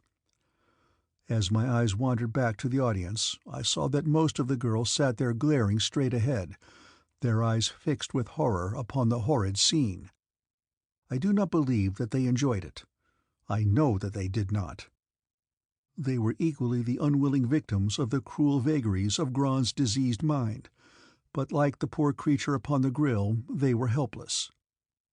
Next to the torture itself, the most diabolical conceit of the mind that had directed it was the utter silence enjoined upon all spectators, against the background of which the shrieks and moans of the tortured victim evidently achieved their highest effectiveness upon the crazed mind of the Jed. The spectacle was sickening. I turned my eyes away. Presently one of the warriors who had fetched us touched me on the arm and motioned me to follow him. He led us from this apartment to another, and there we witnessed a scene infinitely more terrible than the grilling of the human victim. I cannot describe it. It tortures my memory even to think of it. Long before we reached that hideous apartment, we heard the screams and curses of its inmates. In utter silence our guard ushered us within. It was the chamber of horrors in which the Jed of GHASTA was creating abnormal deformities for his cruel dance of the cripples. Still in silence we were led from this horrid place, and now our guide conducted us upward to a luxuriously furnished apartment. Upon divans lay 2 of the beautiful girls who had welcomed us to GHASTA. For the first time since we had left our room in the tower, one of our escort broke the silence. "They will explain," he said, pointing to the girls. "Do not try to escape. There is only one exit from this room. We will be waiting outside." He then removed our manacles, and with his companion left the apartment, closing the door after them. One of the occupants of the room was the same girl who had sat at my right during the banquet. I had found her most gracious and intelligent, and to her I now turned. "What is the meaning of this?" I demanded. "Why are we made prisoners? Why have we been brought here?" She beckoned me to come to the divan on which she reclined, and as I approached she motioned to me to sit down beside her. "What you have seen tonight," she said, "represents the three fates that lie in store for you. Grond has taken a fancy to you, and he is giving you your choice." "I do not yet understand," I said. "You saw the victim before the grill?" she asked. "Yes," I replied. "Would you care to suffer that fate?" "Scarcely." "You saw the unhappy ones being bent and broken for the dance of the cripples?" she pursued. "I did," I answered. "And now you see this luxurious room, and me. Which would you choose?" "I cannot believe," I replied, "that the final alternative is without conditions, which might make it appear less attractive than it now seems, for otherwise there could be no possible question as to which I would choose." "You are right," she said. "There are conditions." "What are they?" I asked. "You will become an officer in the palace of the Jed, and as such you will conduct tortures similar to those you have witnessed in the pits of the palace. You will be guided by whatever whim may possess your master." I drew myself to my full height. "I choose the fire," I said. "I knew that you would," she said sadly, "and yet I hoped that you might not." "It is not because of you," I said quickly. "It is the other conditions which no man of honor could accept." "I know," she said, "and had you accepted them, I must eventually have despised you as I despise the others." "You are unhappy here?"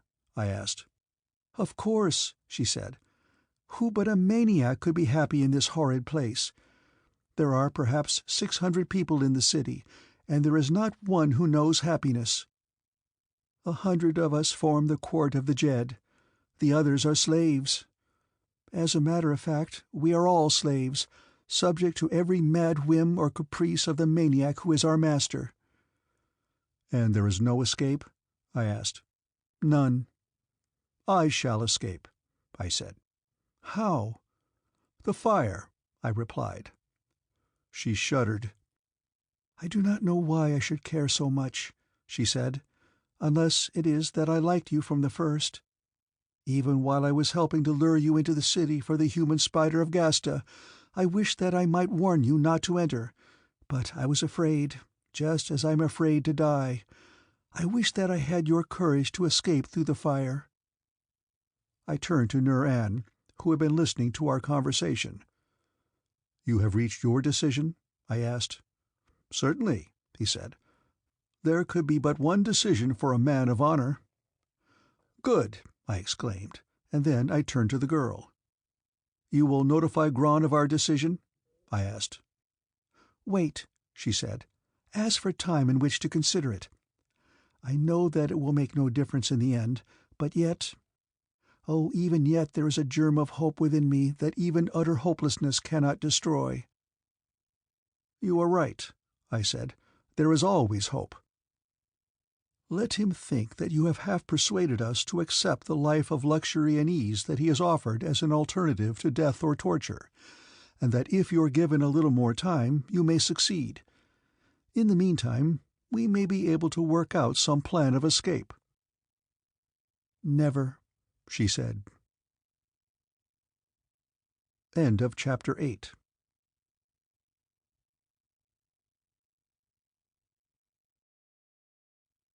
Chapter 9.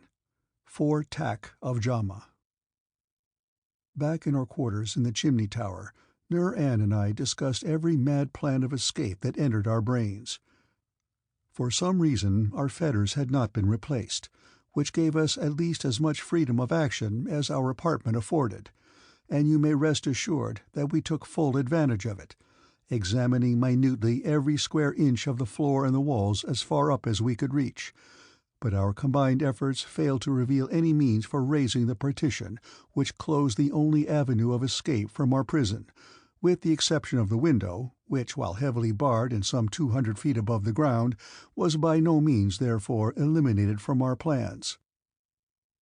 The heavy vertical bars which protected the window withstood our combined efforts when we sought to bend them, though Nur-An is a powerful man, while I have always been lauded for my unusual muscular development.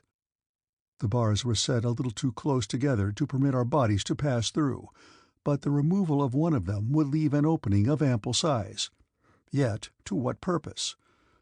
Perhaps the same answer was in Nur-An's mind that was in mine, that when hope was gone and the sole alternative remaining was the fire within the grille, we might at least cheat Gran could we but hurl ourselves from this high-flung window to the ground far below. But whatever end each of us may have had in view, he kept it to himself, and when I started digging at the mortar at the bottom of one of the bars with the prong of a buckle from my harness, Nur-An asked no questions, but set to work similarly upon the mortar at the top of the same bar. We worked in silence and with little fear of discovery, as no one had entered our prison since we had been incarcerated there. Once a day the partition was raised a few inches and food slipped in to us beneath it, but we did not see the person who brought it, nor did anyone communicate with us from the time that the guards had taken us to the palace that first night up to the moment that we had finally succeeded in loosening the bar so that it could be easily removed from its seat. I shall never forget with what impatience we awaited the coming of night, that we might remove the bar and investigate the surrounding surface of the tower, for it had occurred to me that it might offer a means of descent to the ground below, or rather to the roof of the building which it surmounted, from where we might hope to make our way to the summit of the city wall undetected. Already, in view of this possibility, I had planned to tear strips from the fabric covering of our walls, wherewith to make a rope down which we might lower ourselves to the ground beyond the city wall. As night approached, I commenced to realize how high I had built my hopes upon this idea. It already seemed as good as accomplished, especially when I had utilized the possibilities of the rope to its fullest extent, which included making one of sufficient length to reach from our window to the bottom of the tower. Thus every obstacle was overcome. It was then, just at dusk, that I explained my plan to Nur-An. "Fine," he exclaimed. "Let us start at once making our rope. We know how strong this fabric is, and that a slender strand of it will support our weight. There is enough upon one wall to make all the rope we need." Success seemed almost assured as we started to remove the fabric from one of the larger walls, but here we met with our first obstacle. The fabric was fastened at the top and at the bottom with large-headed nails set close together, which withstood our every effort to tear it loose. Thin and light in weight, this remarkable fabric appeared absolutely indestructible, and we were almost exhausted by our efforts when we were finally forced to admit defeat. The quick Barsoomian night had fallen, and we might now, with comparative safety, remove the bar from the window and reconnoiter for the first time beyond the restricted limits of our cell, but hope was now low within our breasts, and it was with little anticipation of encouragement that I drew myself to the sill and projected my head and shoulders through the aperture. Below me lay the sombre, gloomy city, its blackness relieved by but a few dim lights, most of which shone faintly from the palace windows. I passed my palm over the surface of the tower that lay within arm's reach, and again my heart sank within me. Smooth, almost glass-like volcanic rock, beautifully cut and laid, offered not the slightest handhold.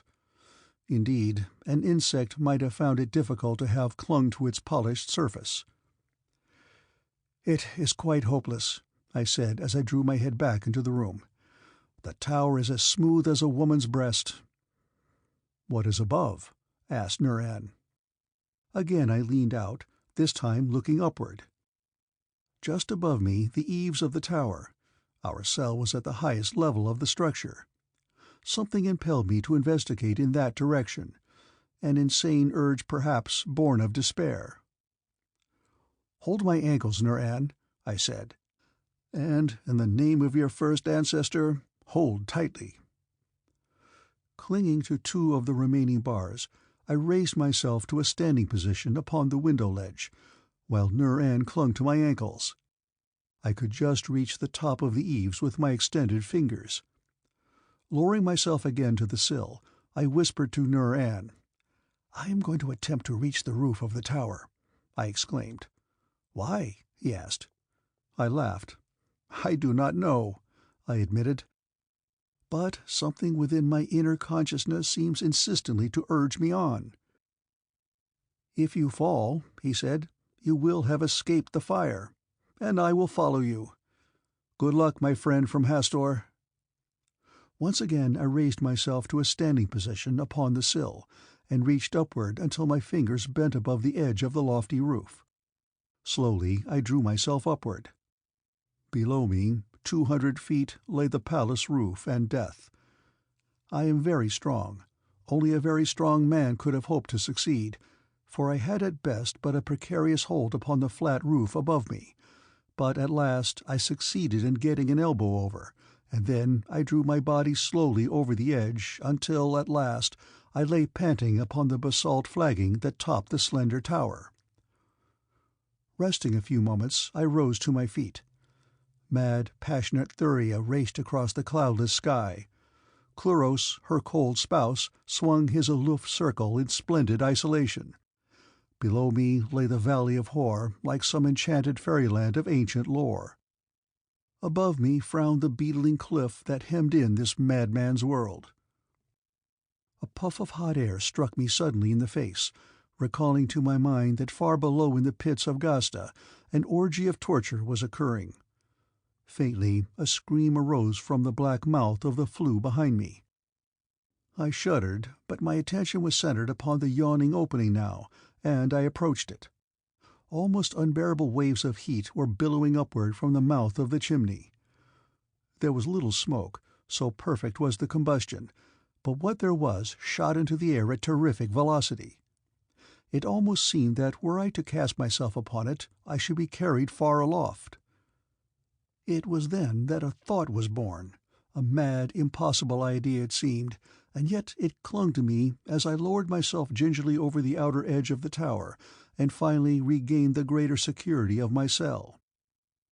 I was about to explain my insane plan to Nur-An when I was interrupted by sounds from the adjoining chamber, and an instant later the partition started to rise.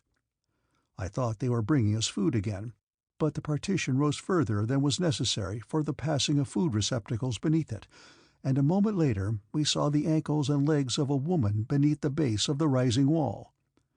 Then a girl stooped and entered our cell.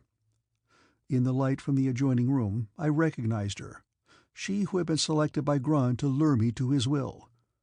Her name was Sharu. Nur-An had quickly replaced the bar in the window, and when the girl entered, there was nothing to indicate that aught was amiss, or that one of us had so recently been outside our cell.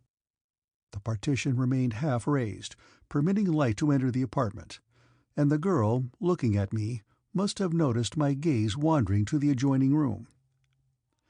"Do not let your hopes rise," she said with a rueful smile. "There are guards waiting at the level next below."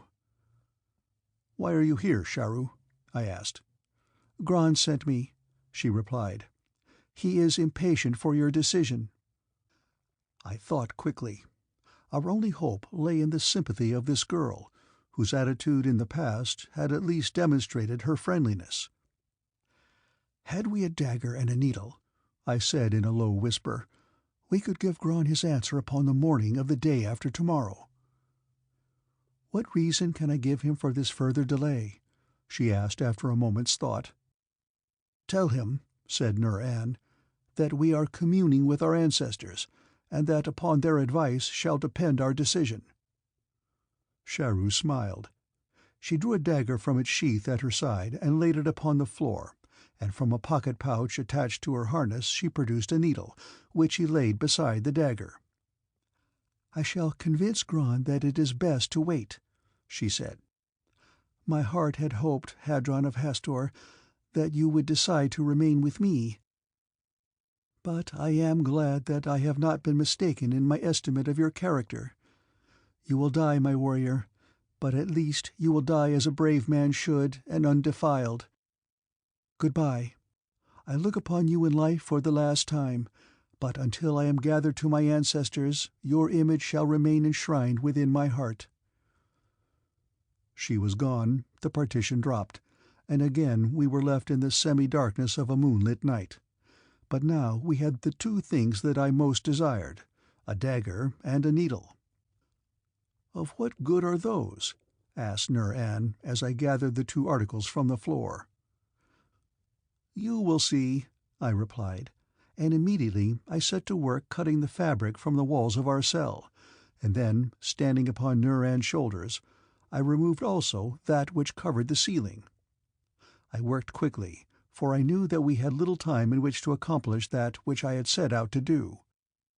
A mad scheme it was, and yet withal within the realms of practicability. Working in the dark, more by sense of feel than by sight, I must have been inspired by some higher power to have accomplished within any degree of perfection the task that I had set myself. The balance of that night and all of the following day, Nur-An and I labored without rest, until we had fashioned an enormous bag from the fabric that had covered the walls and ceiling of our cell, and from the scraps that remained we fashioned long ropes, and when night fell again our task was complete. "May luck be with us," I said. "The scheme is worthy of the mad brain of Gron himself," said Nur-An. "Yet it has within it the potentialities of success." "Night has fallen," I said. "We need not delay longer. Of one thing, however, we may be sure. Whether we succeed or fail, we shall have escaped the fire, and in either event, may our ancestors look with love and compassion upon Sharu, whose friendship has made possible our attempt." "Whose love," corrected Nur-An.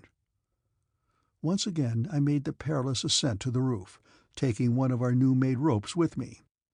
Then from the summit I lowered it to Nur-An, who fastened the great bag to it. After which I drew the fruits of our labors carefully to the roof beside me. It was as light as a feather, yet stronger than the well-tanned hide of a Zitidar. Next I lowered the rope and assisted Nur-An to my side, but not until he had replaced the bar that we had removed from the window. Attached to the bottom of our bag, which was open, were a number of long cords, terminating in loops. Through these loops we passed the longest rope that we had made, a rope so long that it entirely encircled the circumference of the tower, when we lowered it below the projecting eaves. We made it fast there, but with a slip knot that could be instantly released with a single jerk. Next, we slid the loops at the end of the ropes attached to the bottom of the bag along the cord that encircled the tower below the eaves, until we had maneuvered the opening of the bag directly over the mouth of the flue, leading down into the furnace of death in the pits of GHASTA. Standing upon either side of the flue, Nur-An and I lifted the bag until it commenced to fill with the hot air rushing from the chimney. Presently it was sufficiently inflated to remain in an erect position, whereupon, leaving Nur-An to steady it, I moved the loops until they were at equal distances from one another, thus anchoring the bag directly over the center of the flue. Then I passed another rope loosely through the loops and secured its ends together. And to opposite sides of this rope, Nur-An and I snapped the boarding hooks that are a part of the harness of every Barsoomian warrior, the primary purpose of which is to lower boarding parties from the deck of one ship to that of another directly below, but which in practice are used in countless ways and numerous emergencies. Then we waited. Nur-An ready to slip the knot that held the rope around the tower beneath the eaves, and I upon the opposite side, with Sharu's sharp dagger prepared to cut the rope upon my side. I saw the great bag that we had made filling with hot air. At first, loosely inflated, it rocked and swayed, but presently its sides distended, it strained upward. Its fabric stretched tightly until I thought that it should burst. It tugged and pulled at its restraining cords, and yet I waited. Down in the valley of Hor there was little or no wind, which greatly facilitated the carrying out of our rash venture. The great bag, almost as large as the room in which we had been confined, bellied above us. It strained upon its guy ropes in its impatience to be aloft, until I wondered that they held, and then I gave the word. Simultaneously, Nuran slipped his knot, and I severed the rope upon the opposite side. Freed, the great bag leapt aloft, snapping us in its wake. It shot upward with a velocity that was astounding, until the Valley of Hor was but a little hollow in the surface of the great world that lay below us. Presently a wind caught us, and you may be assured that we gave thanks to our ancestors as we realized that we were at last drifting from above the cruel city of GHASTA. The wind increased until it was blowing rapidly in a northeasterly direction, but little did we care where it wafted us as long as it took us away from the river Sil and the Valley of Hor. After we had passed beyond the crater of the ancient volcano which formed the bed of the valley in which lay somber GHASTA, we saw below us in the moonlight a rough volcanic country that presented a weird and impressive appearance of unreality. Deep chasms and tumbled piles of basalt seemed to present an unsurmountable barrier to man, which may explain why in this remote and desolate corner of Barsoom the Valley of Hor had lain for countless ages undiscovered. The wind increased. Floating at a great altitude, we were being carried at considerable speed, yet I could see that we were very slowly falling as the hot air within our bag cooled. How much longer it would keep us up I could not guess, but I hoped it would bear us at least beyond the uninviting terrain beneath us.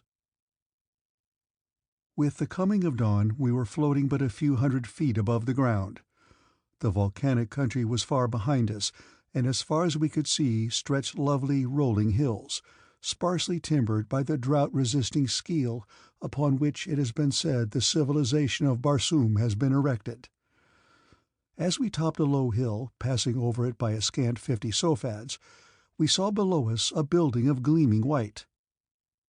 Like all the cities and isolated buildings of Barsoom, it was surrounded by a lofty wall, but in other respects it differed materially from the usual Barsoomian type of architecture.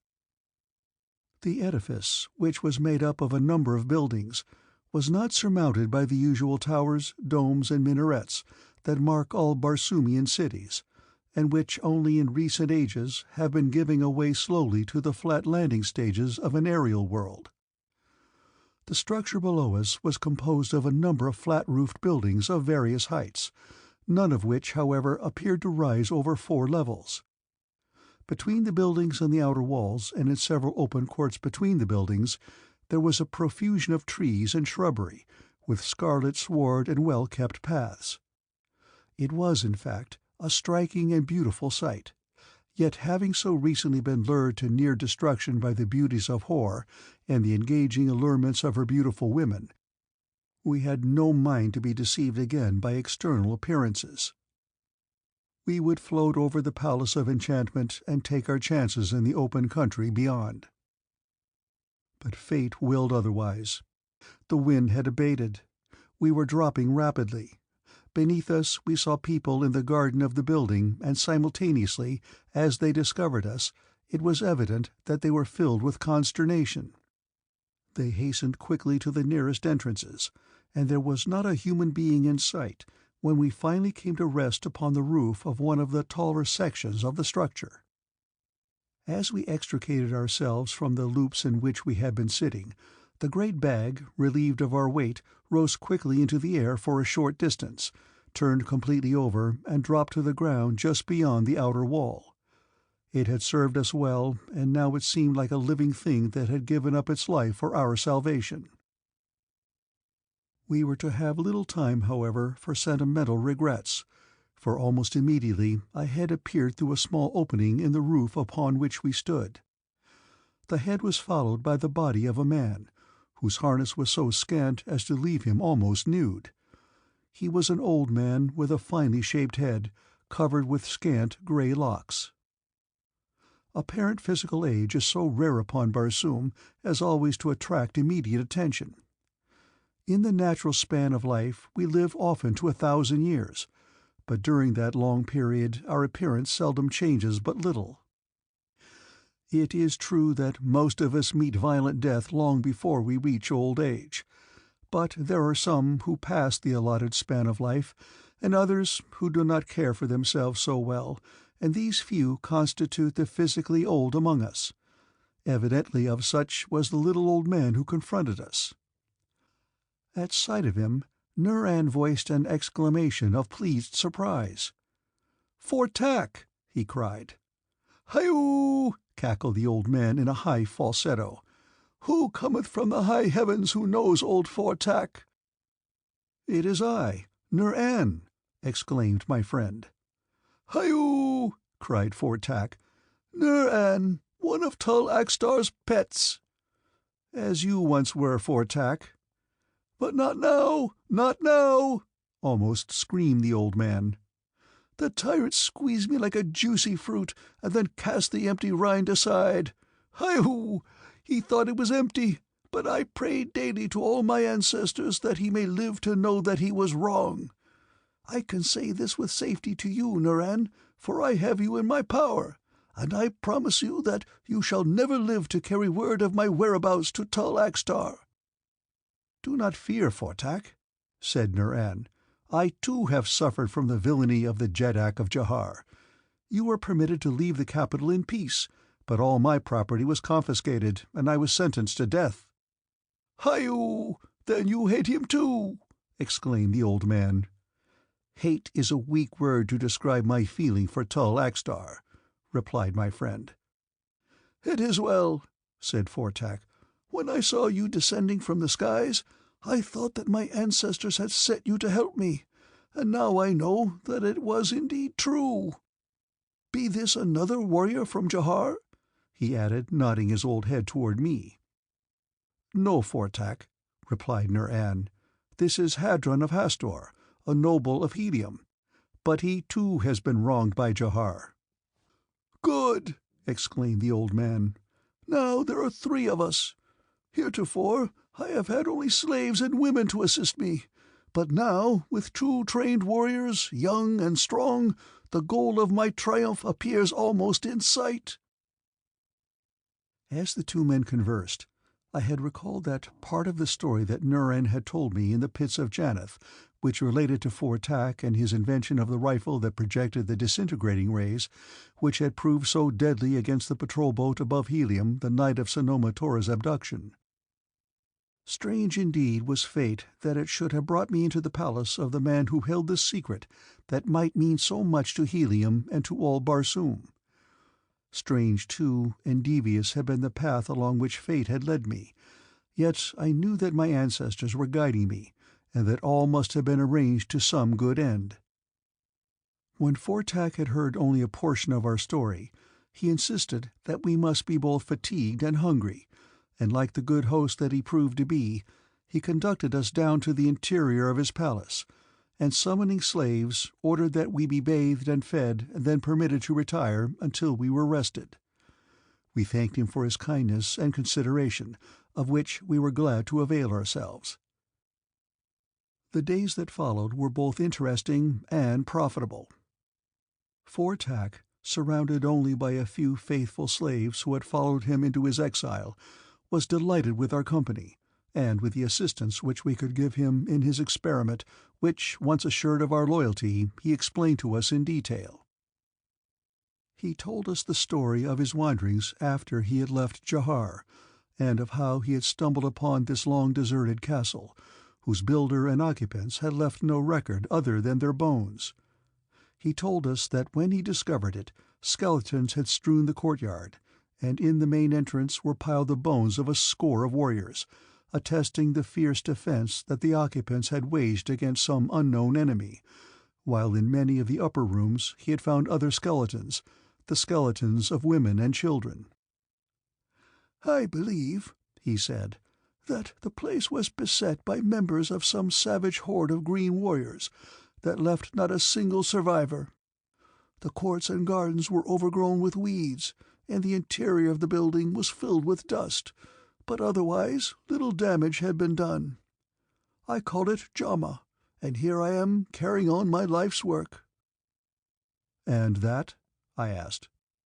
Revenge upon Tall Axtar," said the old man. "I gave him the disintegrating ray. I gave him the insulating paint that protects his own ships and weapons from it, and now, some day, I shall give him something else, something that will be as revolutionary in the art of war as the disintegrating ray itself, something that will cast the fleet of Jahar broken wrecks upon the ground, something that will search out the palace of Tall Axtar and bury the tyrant beneath its ruins." We had not been long at JHAMA before both Nur-An and I became convinced that Fortak's mind was at least slightly deranged from long brooding over the wrongs inflicted upon him by Tall Axtar. Though naturally possessed of a kindly disposition, he was obsessed by a maniacal desire to wreak vengeance upon the tyrant with utter disregard of the consequences to himself and to others. Upon this single subject he was beyond the influence of reason, and having established to his own satisfaction that Nur-An and I were potential factors in the successful accomplishment of his design, he would fly into a perfect frenzy of rage whenever I broached the subject of our departure. Fretting as I was beneath the urge to push on to Jahar and the rescue of Sanoma Tora, I could but illy brook this enforced delay, but Fortak was adamant. He would not permit me to depart, and the absolute loyalty of his slaves made it possible for him to enforce his will. In our hearing he explained to them that we were guests, honored guests, as long as we made no effort to depart without his permission, but should they discover us in an attempt to leave JHAMA surreptitiously, they were to destroy us. Nur-An and I discussed the matter at length. We had discovered that 4,000 haads of difficult and unfriendly country lay between us and Jahar. Being without a ship and without thoats, there was little likelihood that we should be able to reach Jahar in time to be of service to Sanoma Tora, if we ever reached it at all, and so we agreed to bide our time, impressing Fortak with our willingness to aid him, in the hope that eventually we should be able to enlist his aid and support.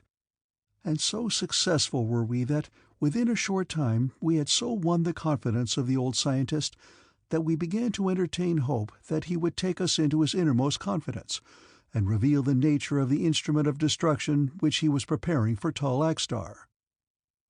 I must admit that I was principally interested in his invention because I was confident that in order to utilize it against Tall Axtar, he must find some means of transporting it to Jahar, and in this I saw an opportunity for reaching the capital of the tyrant myself. We had been in JHAMA about 10 days, during which time Fortak exhibited signs of extreme nervousness and irritability. He kept us with him practically all of the time that he was not closeted in the innermost recesses of his secret laboratory. During the evening meal upon the 10th day, Fortak seemed more distraught than ever. Talking as usual, interminably about his hatred of Tall Axtar, his countenance assumed an expression of maniacal fury. "But I am helpless," he almost screamed at last. "I am helpless, because there is no one to whom I may entrust my secret, who also has the courage and intelligence to carry out my plan. I am too old, too weak to undergo the hardships that would mean nothing to young men like you, but which must be undergone if I am to fulfill my destiny as the savior of Jahar. If I could but trust you! If I could but trust you!" "Perhaps you can, Fortak," I suggested. The words or my tone seemed to soothe him. "Hi-oh!" he exclaimed. "Sometimes I almost think that I can." "We have a common aim," I said. "Or at least different aims which converge at the same point, Jahar. Let us work together then. We wish to reach Jahar. If you can help us, we will help you." He sat in silent thought for a long moment. "I'll do it," he said. "Hi-oh! I'll do it! Come!" And rising from his chair, he led us toward the locked doorway that barred the entrance to his secret laboratory.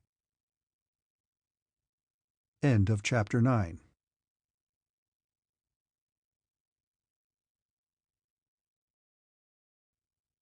Chapter 10.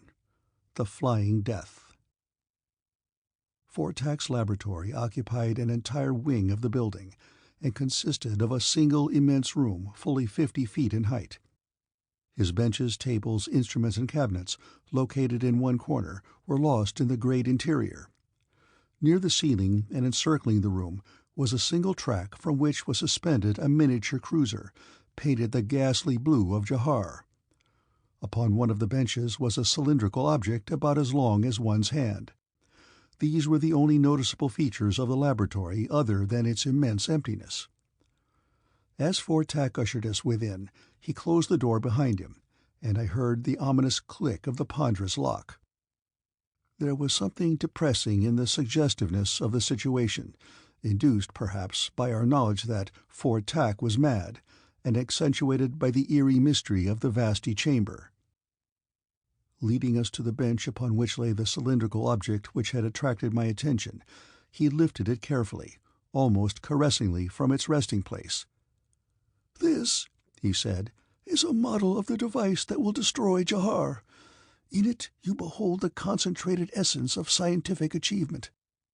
In appearance it is but a small metal cylinder, but within it is a mechanism as delicate and as sensitive as the human brain, and you will perceive that it functions almost as though animated by a mind within itself, but it is purely mechanical, and may be produced in quantities quickly and at low cost.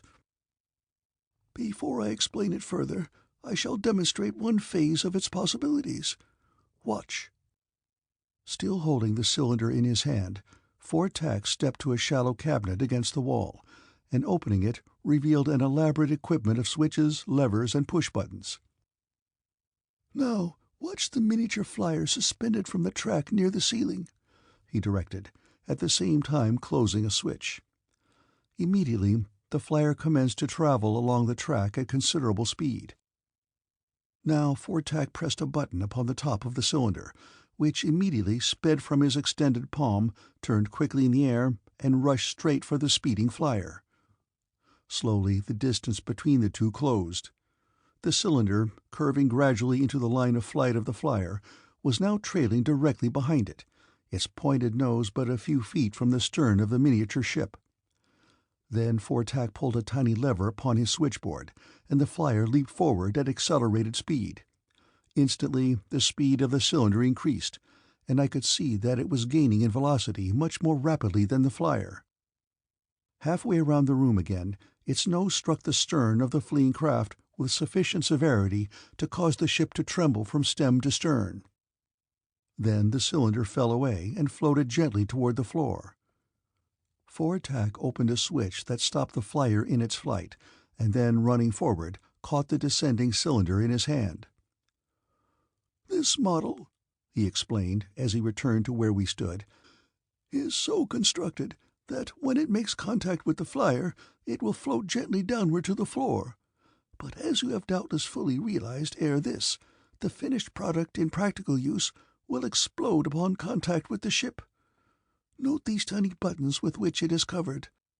When any one of these comes in contact with an object, the model stops and descends, whereas the full-size device, properly equipped, will explode, absolutely demolishing whatever it may have come in contact with. As you are aware, every substance in the universe has its own fixed vibratory rate. This mechanism can be so attuned as to be attracted by the vibratory rate of any substance. The model, for example, is attracted by the blue protective paint with which the flyer is covered. Imagine a fleet of Jaharian warships moving majestically through the air in battle formation. From an enemy ship, or from the ground and at a distance so far as to be unobservable by the ships of Jahar, I release as many of these devices as there are ships in the fleet, allowing a few moments to elapse between launchings. The first torpedo rushes toward the fleet and destroys the nearest ship. All the torpedoes in the rear, strung out in line, are attracted by the combined masses of all the blue protecting coverings of the entire fleet. The first ship is falling to the ground, and though all of its paint may not have been destroyed, it has not the power to deflect any of the succeeding torpedoes, which, one by one, destroy the nearest of the remaining ships until the fleet has been absolutely erased. I have destroyed a great fleet without risking the life of a single man of my own following." "But they will see the torpedoes coming," suggested Nur-An, "and they will devise some defense. Even gunfire might stop many of them." "Hi-oh, but I have thought of that," cackled Fortack. He laid the torpedo upon a bench and opened another cabinet. In this cabinet were a number of receptacles, some tightly sealed and others opened, revealing their contents, which appeared to be different colored paints. From a number of these receptacles protruded the handles of paintbrushes. One such handle, however, appeared to hang in mid-air, a few inches above one of the shelves, while just beneath it was a section of the rim of a receptacle that also appeared to be resting upon nothing. Fortack placed his open hand directly beneath this floating rim, and when he removed his hand from the cabinet, the rim of the receptacle and the portion of the handle of the paintbrush floating just above it followed, hovering just over his extended fingers, which were cupped in the position that they might assume were they holding a glass jar, such as would ordinarily have belonged to a rim like that which I could see floating about an inch above his fingers. Going to the bench where he had laid the cylinder, Fortack went through the motions of setting a jar upon it, and though there was no jar visible other than the floating rim, I distinctly heard a noise that was identical with the sound which the bottom of a glass jar would have made in coming in contact with the bench. I can assure you that I was greatly mystified, but still more so by the events immediately following. Fortack seized the handle of the paintbrush and made a pass a few inches above the metal torpedo. Instantly, a portion of the torpedo, about an inch wide and 3 or 4 inches long, disappeared. Pass after pass he made, until finally the whole surface of the torpedo had disappeared. Where it had rested, the bench was empty. Fortack returned the handle of the paintbrush to its floating position just above the floating jar rim, and then he turned to us with an expression of childlike pride upon his face, as much to say, "Well, what do you think of that? Am I not wonderful?" And I was certainly forced to concede that it was wonderful, and that I was entirely baffled and mystified by what I had seen. "There, Nur-An," exclaimed Fortack, "is the answer to your criticism of the Flying Death." "I do not understand," said Nur-An with a puzzled expression upon his face.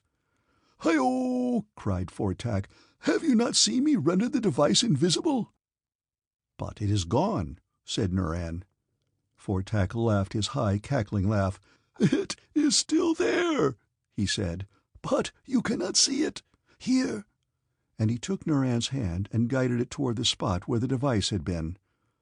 I could see Nur-An's fingers apparently feeling over the surface of something several inches above the top of the table. "By my first ancestor, it is still there!" he exclaimed. "It is wonderful!" I exclaimed. "You did not even touch it. You merely made passes above it with the handle of a paintbrush, and it disappeared."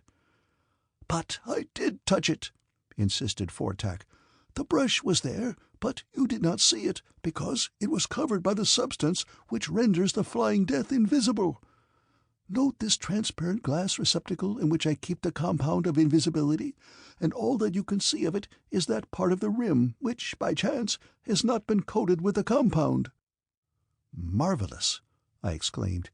"Even now, although I have witnessed it with my own eyes, I can scarcely conceive of the possibility of such a miracle." "It is no miracle," said Fortack. "It is merely the application of scientific principles well known to me for hundreds of years. Nothing moves in straight lines. Light, vision, electromagnetic forces follow lines that curve. The compound of invisibility merely bows outward the reflected light, which, entering our eyes and impinging upon our optic nerves, results in the phenomenon which we call vision, so that they pass around any object which is coated with the compound. When I first started to apply the compound to the Flying Death, your line of vision was deflected around the small portion so coated, but when I coated the entire surface of the torpedo, the curve of your vision passed completely around it on both sides, so that you could plainly see the bench upon which it was resting precisely as though the device had not been there." I was astounded at the apparent simplicity of the explanation, and naturally, being a soldier, I saw the tremendous advantage that the possession of these two scientific secrets would impart to the nation which controlled them. For the safety, yes, for the very existence of helium, I must possess them, and if that were impossible, then FORTAC must be destroyed before the secret of this infernal power could be passed on to any other nation. Perhaps I could so ingratiate myself with old FORTAC as to be able to persuade him to turn these secrets over to Helium in return for Helium's assistance in the work of wreaking his vengeance upon AXTAR. "FORTAC," I said, "you hold here within your grasp two secrets which in the hands of a kindly and beneficent power would bring eternal peace to Barsoom." "Hi-oh!" he cried. "I do not want peace. I want war! War! War!" "Very well," I agreed, realizing that my suggestion had not been in line with the mad processes of his crazed brain. "Let us have war, then. And what country upon Barsoom is better equipped to wage war than Helium? If you want war, form an alliance with Helium." "I do not need Helium," he cried. "I do not need to form alliances. I shall make war. I shall make war alone. With the invisible flying death I can destroy whole navies, whole cities, entire nations. I shall start with Jahar. AXTAR shall be the first to feel the weight of my devastating powers. When the fleet of Jahar has tumbled upon the roofs of Jahar, and the walls of Jahar have fallen about the ears of AXTAR, then I shall destroy Janeth. Helium shall know me next. Proud and mighty Helium shall tremble and bow at the feet of FORTAC.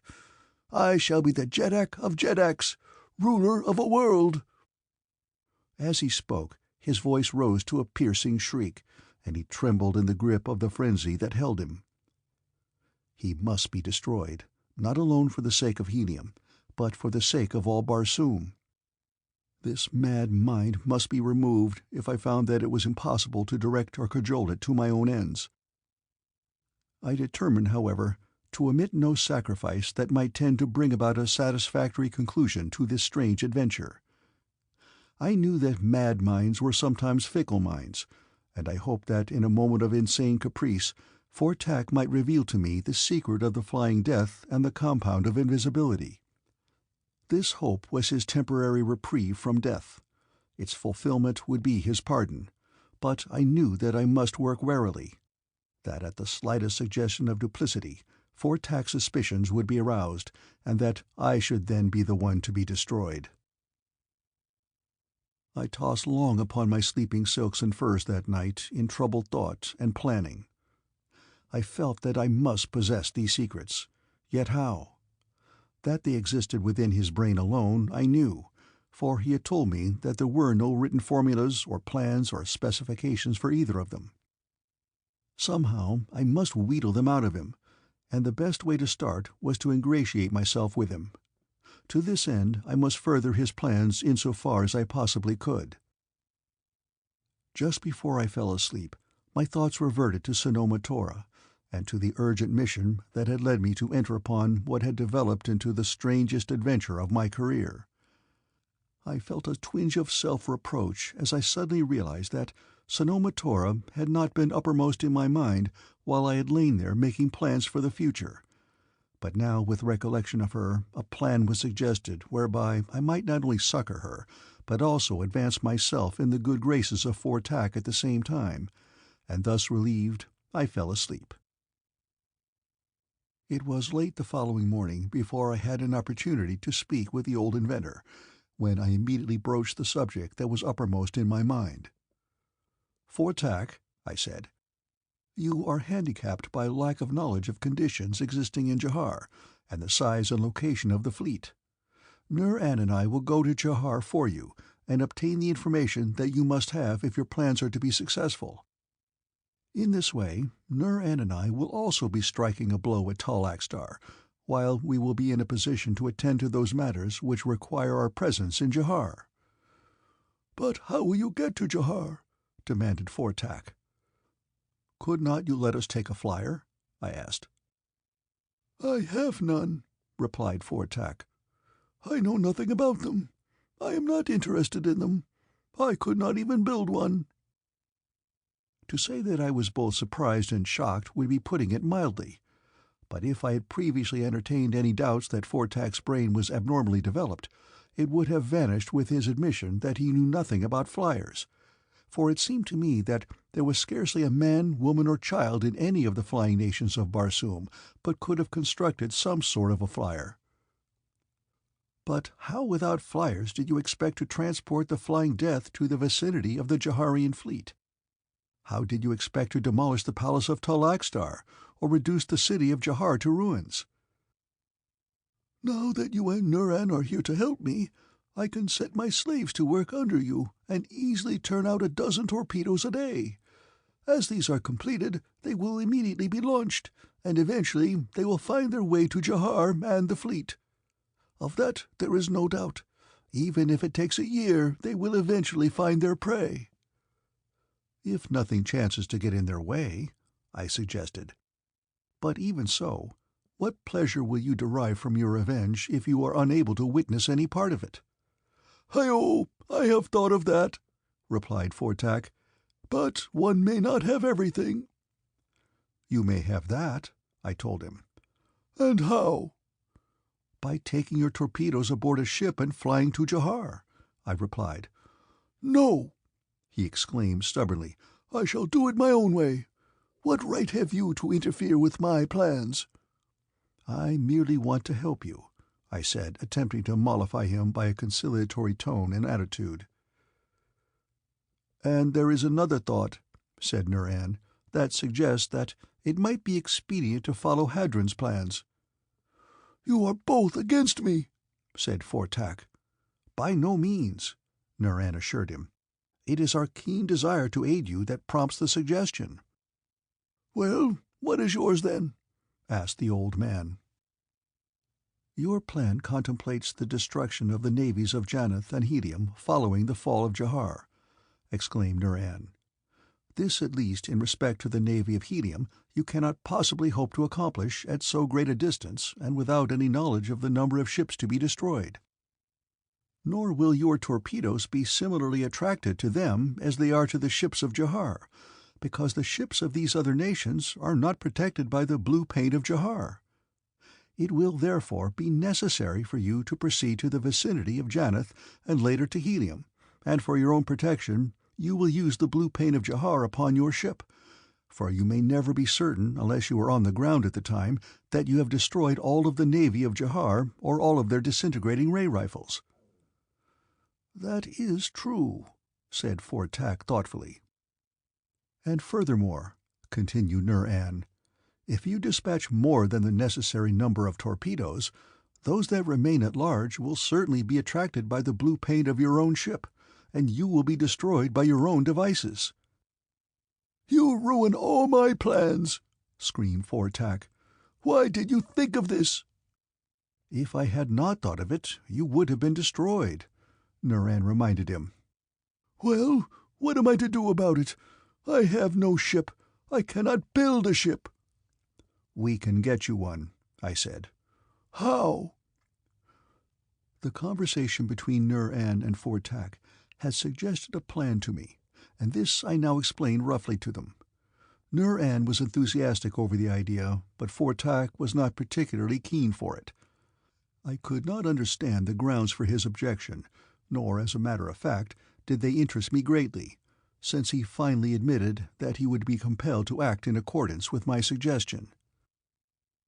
Immediately adjacent to Fortak's laboratory was a well-equipped machine shop, and here Nur-An and I labored for weeks utilizing the services of 12 slaves, until we had succeeded in constructing what I am sure was the most remarkable-looking airship that it had ever fallen to my lot to behold.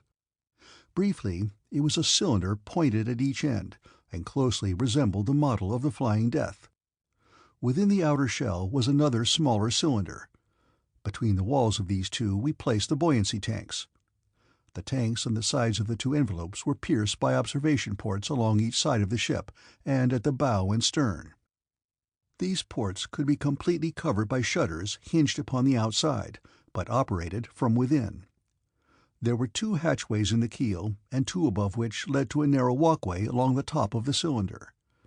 In turrets, forward and aft, were mounted 2 disintegrating ray rifles. Above the controls was a periscope that transmitted an image of all that came within its range to a ground glass plate in front of the pilot.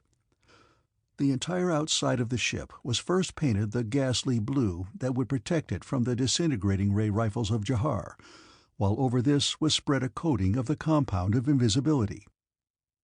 The shutters that covered the ports being similarly coated, the ship could attain practically total invisibility by closing them, the only point remaining visible being the tiny eye of the periscope.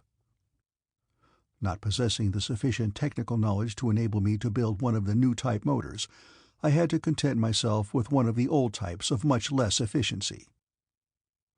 At last the work was done. We had a ship that would accommodate 4 with ease, and it was uncanny to realize this fact, and yet at the same time be unable to see anything but the tiny eye of the periscope when the covers were lowered over the ports. And even the eye of the periscope was invisible unless it was turned in the direction of the observer. As the work neared completion, I had noticed that Fortak's manner became more marked by nervousness and irritability. He found fault with everything, and on several occasions he almost stopped the work upon the ship. Now at last we were ready to sail. The ship was stocked with ammunition, water, and provisions, and at the last minute I installed a destination control compass, for which I was afterward to be devoutly thankful. When I suggested immediate departure, however, Fortak demurred, but would give me no reason for his objection. Presently, however, I lost patience, and told the old man that we were going anyway, whether he liked it or not. He did not fly into a rage as I had expected, but laughed instead, and there was something in the laugh that seemed more terrible than anger. "You think that I am a fool," he said, "and that I will let you go and carry my secrets to Tol Axtar, but you are mistaken." "So are you," I snapped. "You are mistaken in thinking that we would betray you, and you are also mistaken in thinking that you can prevent our departure." "Hi-oh!" he cackled. "I do not need to prevent your departure, but I can prevent your arrival at Jahar or elsewhere. I have not been idle while you worked upon this ship. I have constructed a full-size flying death. It is attuned to search out this ship. If you depart against my wishes, it will follow and destroy you. Hi-oh! What do you think of that?" "I think that you are an old fool," I cried in exasperation. "You have the opportunity to enlist the loyal aid of 2 honorable warriors, and yet you choose to turn them into enemies." "Enemies who cannot harm me," he reminded me. "I hold your lives in the hollow of my hand. Well have you concealed your thoughts from me, but not quite well enough. I have read enough of them to know that you think me mad, and I have also received the impression that you would stop at nothing to prevent me from using my power against Helium. I have no doubt but that you will help me against Jahar, and against Janeth too, perhaps, but Helium, the mightiest and proudest empire of Barsoom, is my real goal. Helium shall proclaim me Jeddak of Jeddaks if I have to wreck a world to accomplish my design." "Then all our work has been for nothing?" I demanded. "We are not going to use the ship we have constructed?" "We may use it," he said, "but under my terms." "And what are they?" I asked. "You may go alone to Jahar, but I shall keep Nuran here as hostage. If you betray me, he dies." There was no moving him. No amount of argument could alter his determination. I tried to convince him that one man could accomplish little, that, in fact, he might not be able to accomplish anything, but he was adamant. I should go alone or not at all. End of Chapter 10.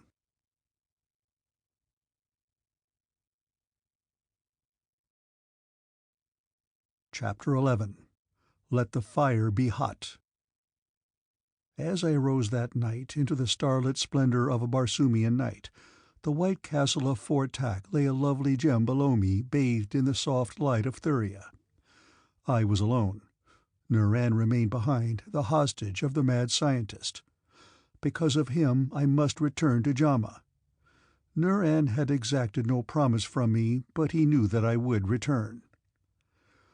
2,500 haads to the east lay Jahar and Sanoma Tora. 1,500 haads to the southwest were Chanath and TAVIA. I turned the nose of my flyer toward the goal of my duty, toward the woman I loved, and with throttle wide my invisible craft sped toward distant Jahar. But my thoughts I could not control. Despite my every effort to keep them concentrated upon the purpose of my adventure, they persisted in wandering to a prison tower, to a tousled head of a refractory hair, to a rounded shoulder that had once pressed mine. I shook myself to be rid of the vision as I sped through the night, but it constantly returned, and in its wake came harrowing thoughts of the fate that might have overtaken TAVIA during my absence. I set my destination control compass upon Jahar, the exact position of which I had obtained from FOREWORD, and thus relieved of the necessity of constantly remaining at the controls, I busied myself about the interior of the ship. I looked to the ammunition of the disintegrating ray rifles and rearranged it to suit my own ideas. FOREWORD had equipped me with 3 types of rays. One would disintegrate metal, another would disintegrate wood, and the third would disintegrate human flesh. I had also brought along something which FOREWORD had refused me when I had asked him for it. I pressed the pocket pouch in which I had placed it to make sure that I still had the vial, the contents of which, I imagined, might prove of inestimable value to me. I raised all the port shutters and adjusted the ventilators, for at best the interior of this strange ship seemed close and stuffy to one who was accustomed to the open deck of the fast scout flyers of Helium. Then I spread my sleeping silks and furs and settled myself down to rest, knowing that when I arrived at Jahar, my destination control compass would stop the ship and an alarm would awaken me if I slept, but sleep would not come. I thought of Sanoma Tora. I visualized her cold and stately beauty, but always her haughty eyes dissolved into the eyes of TAVIA, sparkling with the joy of life, soft with the light of friendship. I was far from JHAMA when at last I sprang determinedly from my sleeping silks and furs, and going to the controls, I cut off the destination control compass, and with a single swift turn swung the nose of the flyer toward Chanath. The die was cast.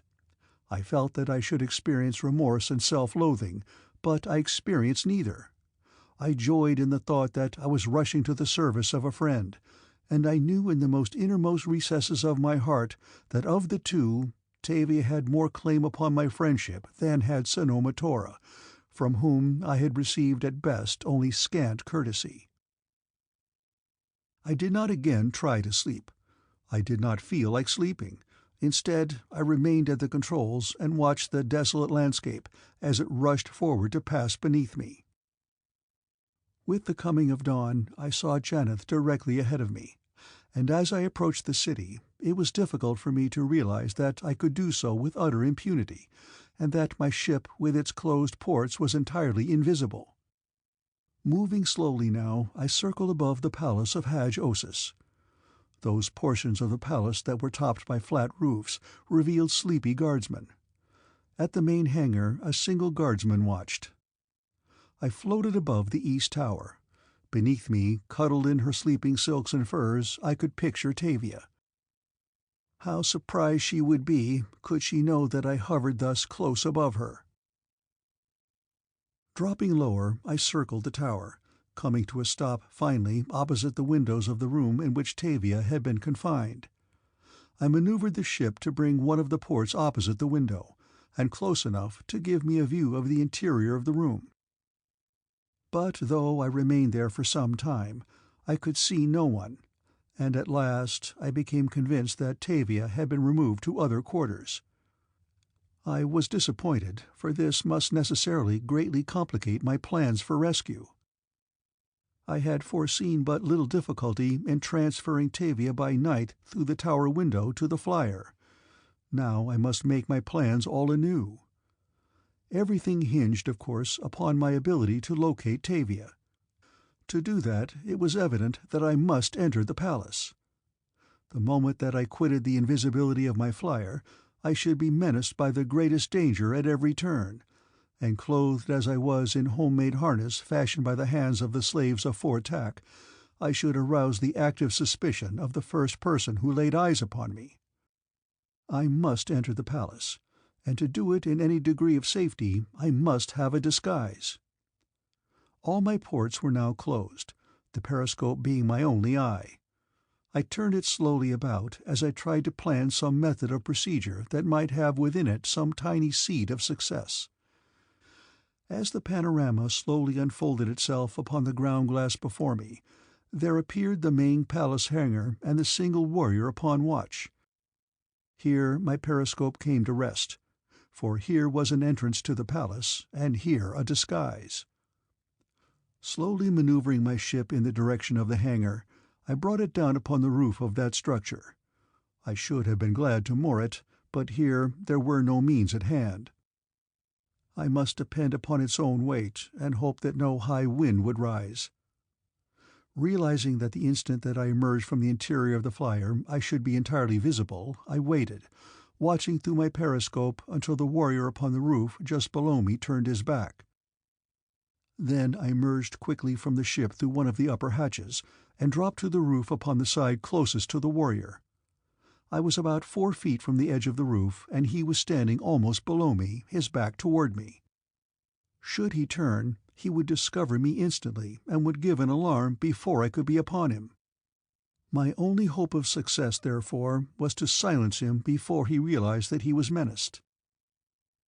I have learned from the experiences of John Carter that first thoughts are often inspirations, while sober afterthought may lead to failure, or so delay action as to nullify all its effect. Therefore, in this instance, I acted upon inspiration. I did not hesitate. I stepped quickly to the edge of the roof and hurled myself straight at the broad shoulders of the sentry. In my hand was a slim dagger. The end came quickly. I think the poor fellow never knew what happened to him. Dragging his body to the interior of the hangar, I stripped the harness from it. At the same time, though almost mechanically, I noted the ships within the hangar. With the exception of one, a patrol boat, they all bore the personal insignia of the Jed of Janeth. They were the king's ships, an ornate cruiser heavily armed, 2 smaller pleasure crafts, a 2-man scout flyer and a 1-man scout flyer. They were not much, of course, by comparison with the ships of Helium, but I was quite sure that they were absolutely the best that Janeth could afford.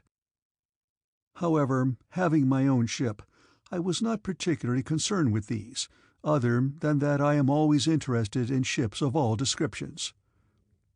Not far from where I stood was the entrance to a ramp leading down into the palace. Realizing that only through boldness might I succeed, I walked directly to the ramp and entered it. As I rounded the first turn, I was appalled to see that the ramp passed directly through a guard-room. Upon the floor fully a score of warriors were stretched upon their sleeping silks and furs. I did not dare to pause. I must keep on. Perhaps I could pass them without arousing their curiosity. I had had but a brief glimpse of the room before I entered it, and in that glimpse I had seen only men apparently wrapped in sleep, and an instant later, as I emerged into the room itself, I saw that it contained only those whom I had first seen. No one within it was awake, but I heard voices in an adjoining room. Hurrying quickly across the apartment, I entered the ramp upon the opposite side. I think my heart had stood still as I strode silently across that room among those sleeping men, for had a single one of them awakened, he would have inevitably known that I was no fellow member of the guard. Farther down within the palace itself I should be in less danger, for so great is the number of retainers in the palace of a Jed that no one may know them all by sight, so that strange and unfamiliar faces are almost as customary as they are upon the avenues of a city. My plan was to try to reach the tower room in which TAVIA had been confined, for I was positive that from my position in the flyer I could not see the entire interior, and it was just possible that TAVIA was there. Owing to the construction of my ship, I had been unable to attract her attention without raising a hatch and taking the chance of revealing my presence, which would have, I felt, jeopardized Tavia's chances for escape far too greatly to warrant my doing so. Perhaps I should have waited until night. Perhaps I was over-anxious, and in my zeal might be running far greater risks than were necessary. I thought of these things now, and perhaps I upbraided myself, but I had gone too far now to retreat. I was properly in for it, whatever might follow. As I followed the ramp down to different levels, I tried to discover some familiar landmark that might lead me to the East Tower, and as I emerged into a corridor at one of the levels, I saw almost directly in front of me a door which I instantly recognized. It was the door to the office of Yoshino, the Keeper of the Keys. Good, I thought. Fate certainly has led me here. Crossing to the door, I opened it, and stepped quickly within the room, closing the door behind me. Yoshino was sitting at his desk. He was alone. He did not look up.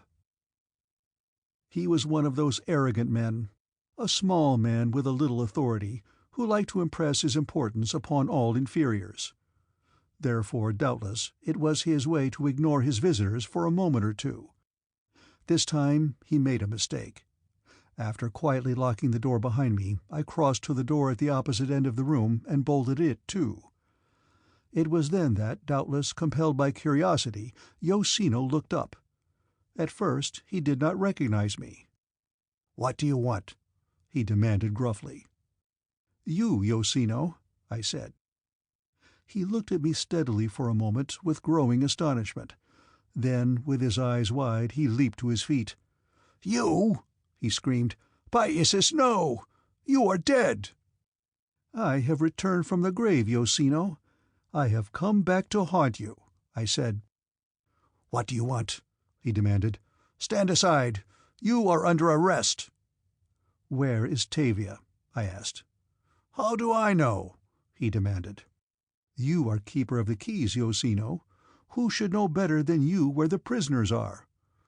"Well, what if I do know? I shall not tell," he said. "You shall tell, Yoshino, or you shall die," I warned him. He had walked from behind his desk and was standing not far from me, when, without warning and with far greater celerity than I gave him credit for possessing, he snatched his long sword from its scabbard and was upon me. I was forced to jump backward quickly to avoid his first cut, but when he swung the second time, my own sword was out and I was on my guard. Yoshino proved himself no mean antagonist. He was clever with the sword, and he knew that he was fighting for his life. I wondered at first why he did not call for help, and then I came to the conclusion that it was because there were no warriors in the adjoining room, as there had been upon my previous visit to Yoshino's quarters. We fought in silence, only the din of metal upon metal reflecting the deadliness of the combat. I was in a hurry to be done with him, and I was pressing him closely when he resorted to a trick which came near to proving my undoing. I had backed him up against his desk and thought that I had him where he could not escape.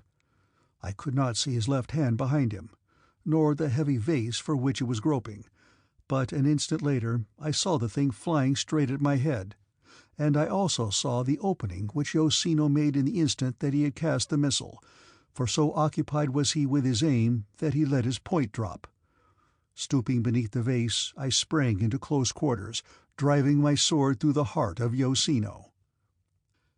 As I wiped the blood from my blade upon the hair of my victim, I could not repress a feeling of elation that it had been my hand that had cut down the seducer of Phao, and in some measure avenged the honor of my friend Nur-An. Now, however, was no time for meditation. I heard footsteps approaching in the corridor without, and hastily seizing the harness of the corpse, I dragged it toward the panel which hid the entrance to the secret corridor that led to the room in the East Tower, that familiar corridor where I had passed happy moments alone with TAVIA. With more haste than reverence, I dumped the corpse of Yoshino into the dark interior, and then, closing the panel after me, I groped my way through the darkness toward the tower room, my heart high with the hope that I might find TAVIA still there. As I approached the panel at the tower end of the corridor, I could feel my heart beating rapidly, a sensation to which I was unaccustomed and which I could not explain. I was positive that I was in excellent physical condition, and while it is not at all unusual that surprise or imminent danger causes the heart of some men to palpitate, even though they may be endowed with exceptional courage, yet for my part I had never experienced such a sensation, and I must admit that I was deeply mystified. The anticipation of seeing TAVIA again soon caused me to forget the unpleasant sensation, and as I stopped behind the panel my whole mind was occupied with pleasurable consideration of what I hoped awaited me beyond. The longed-for reunion with this best of friends. I was on the point of springing the catch and opening the panel, when my attention was attracted by voices from the room beyond. I heard a man's voice and that of a woman, but I could understand no words. Cautiously I opened the panel sufficiently to permit me to view the interior of the apartment. The scene that met my gaze sent the hot fighting blood surging through my frame. In the center of the room a young warrior in rich trappings had TAVIA in his grasp, and was dragging her across the room toward the doorway. TAVIA struggled, striking at him. "Don't be a fool," snarled the man. "Hadjosis has given you to me. You will lead a better life as my slave than most free women live." "I prefer prison or death," replied TAVIA. Phao was standing helplessly at one side, her eyes filled with compassion for TAVIA. It was obvious that she could do nothing to defend her friend, for the trappings of the warrior proclaimed him of high rank, but just what that rank was I did not discern at the time, for I was not interested. In a bound I was in the center of the room, and seizing the warrior roughly by the shoulder, I hurled him backward so heavily that he fell sprawling to the floor. I heard gasps of astonishment from both Phao and TAVIA, and my name breathed in the soft accents of the latter. As I drew my sword the warrior scrambled to his feet, but did not draw. "Fool! Idiot! Knave!" he shrieked. "Do you not realize what you have done? Do you not know who I am?" "In a moment it will be who you were," I told him in a low voice. "On guard." "No," he cried, backing away. "You wear the harness and the medal of a warrior of the guard.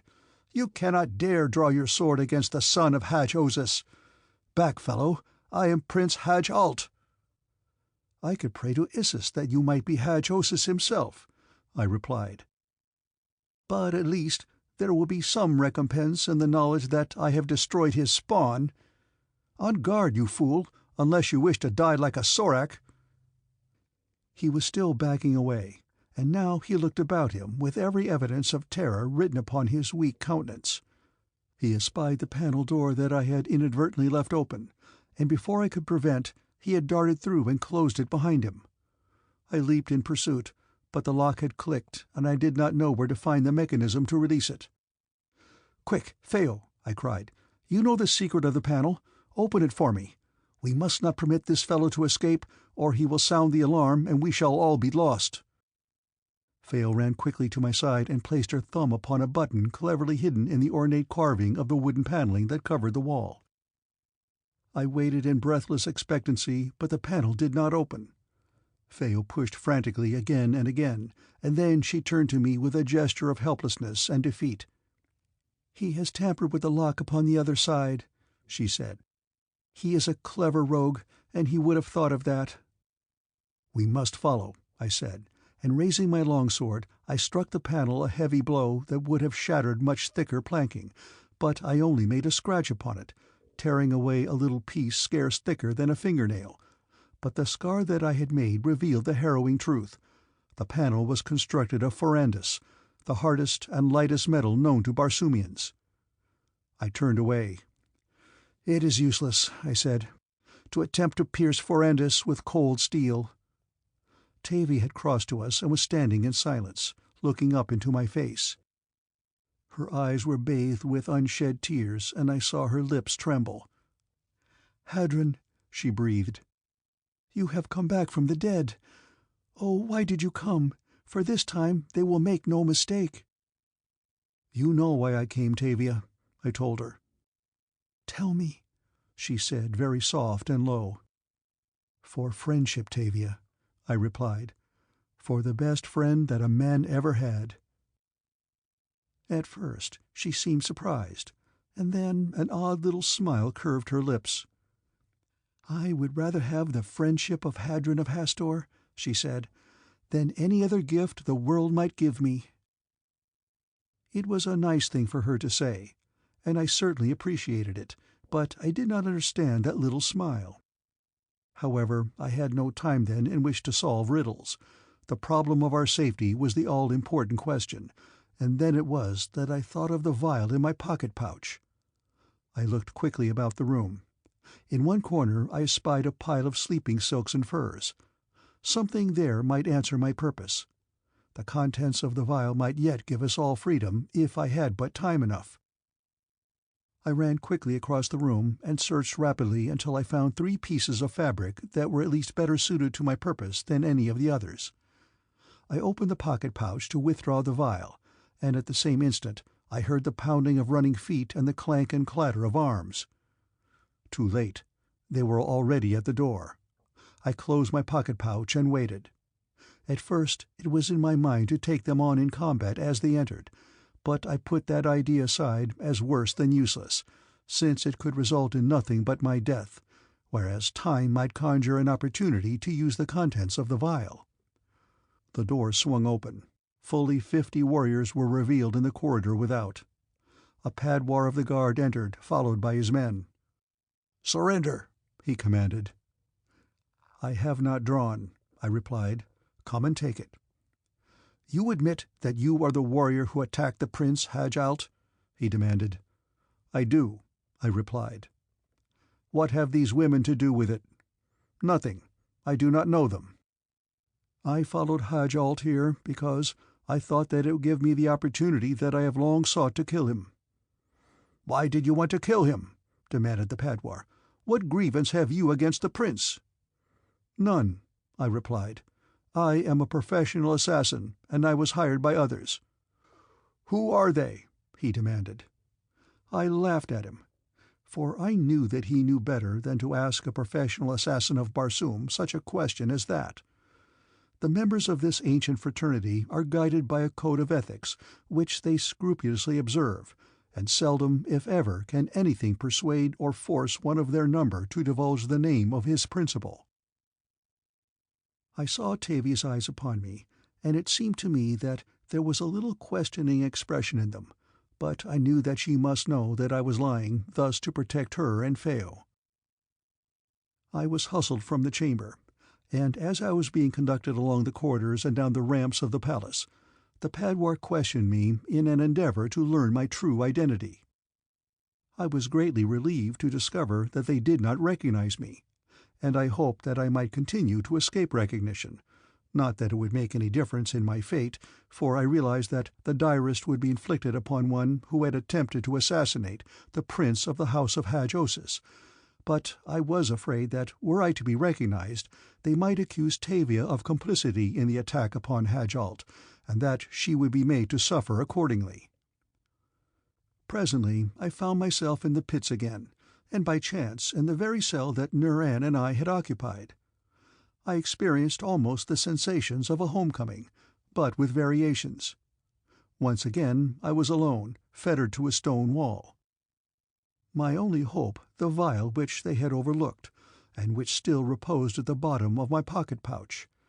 But this was no time or place to use its contents, nor had I the requisite materials at hand even had I been unfettered. I was not long in the pits this time before warriors came, and, unlocking my fetters, conducted me to the great throne-room of the palace, where Hadj-Osis sat upon his dais surrounded by the high officers and functionaries of his army and his court. Hadj-Alt, the prince, was there, and when he saw me being led up toward the throne, he trembled with rage. As I was halted in front of the Jed, he turned to his son. "Is this the warrior who attacked you, Hadj-Alt?" he asked. "This is the scoundrel," replied the younger man. "He took me by surprise, and would have stabbed me in the back had I not managed to outwit him." "He drew his sword against you?" demanded Hadj-Osis. "Against the person of a prince?" He did, and he would have killed me with it too, as he did kill Yosino, whose corpse I found in the corridor that leads from Yosino's office to the tower." So they had found the body of Yosino. Well, they would not kill me any deader for that crime than for menacing the life of the prince. At this juncture, an officer entered the throne room, rather hurriedly. He was breathing rapidly as he stopped at the foot of the throne. He was standing right beside me, and I saw him turn and look quickly at me, his eyes running rapidly up and down me between head and feet. Then he addressed the man upon the throne. "Hadj-Osis, Jed of Chaneth," he said, "I came quickly to tell you that the body of a warrior of the Hangar Guard was just found within the Jed's hangar. His harness had been stripped from him and his weapons, while strange harness and strange weapons were left beside his corpse. And as I approached your throne, Hadj-Osis, I recognized the harness of my dead warrior upon the body of this man here." And he pointed an accusing finger at me. Hadj-Osis was scrutinizing me very carefully now. There was a strange look in his eyes that I did not like. It betokened half recognition, and then of a sudden I saw the dawning of full recognition there, and the Jed of Janeth swore a loud oath that resounded through the great throne-room. "Breath of Issus!" he shouted. "Look at him! Do you not know him? He is the spy from Jahar who called himself Hadron of Hastor. He died the death. With my own eyes I saw him, and yet he is back here in my palace murdering my people and threatening my son. But this time he shall die." Hadj-Osis had arisen from his throne, and with upraised hands that seemed to claw the air above me, he appeared like some hideous Corphal pronouncing a curse upon its victim. "But first we shall know who sent him there. He did not come of his own volition to kill me and my son. Behind him is some malignant mind that yearns to destroy the Jed of Chaneth and his family. Burn him slowly, but do not let him die until he has divulged the name. Away with him! Let the fire be hot, but slow." End of Chapter 11.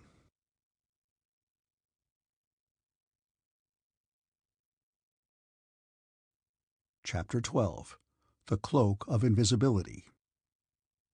As Hadj-Osis, Jed of Chaneth, pronounced sentence of death upon me, I knew that whatever I might do to save myself must be done at once, for the instant that the guards laid hold upon me again, my final hope would have vanished, for it was evident that the torture and the death would take place immediately. The warriors forming the guard that had escorted me from the pits were lined up several paces behind me. The dais upon which Hadj-Osis stood was raised but a little over 3 feet above the floor of the throne-room. Between me and the Jed of Chaneth there was no one, for as he had sentenced me, he had advanced from his throne to the very edge of the platform. The action that I took was not delayed as long as it has taken me to tell it. Had it been, it could never have been taken, for the guards would have been upon me. Instantly the last word fell from his mouth, my plan was formulated, and in that instant I leapt cat-like to the dais, full upon Hadj-Osis, Jed of Chaneth.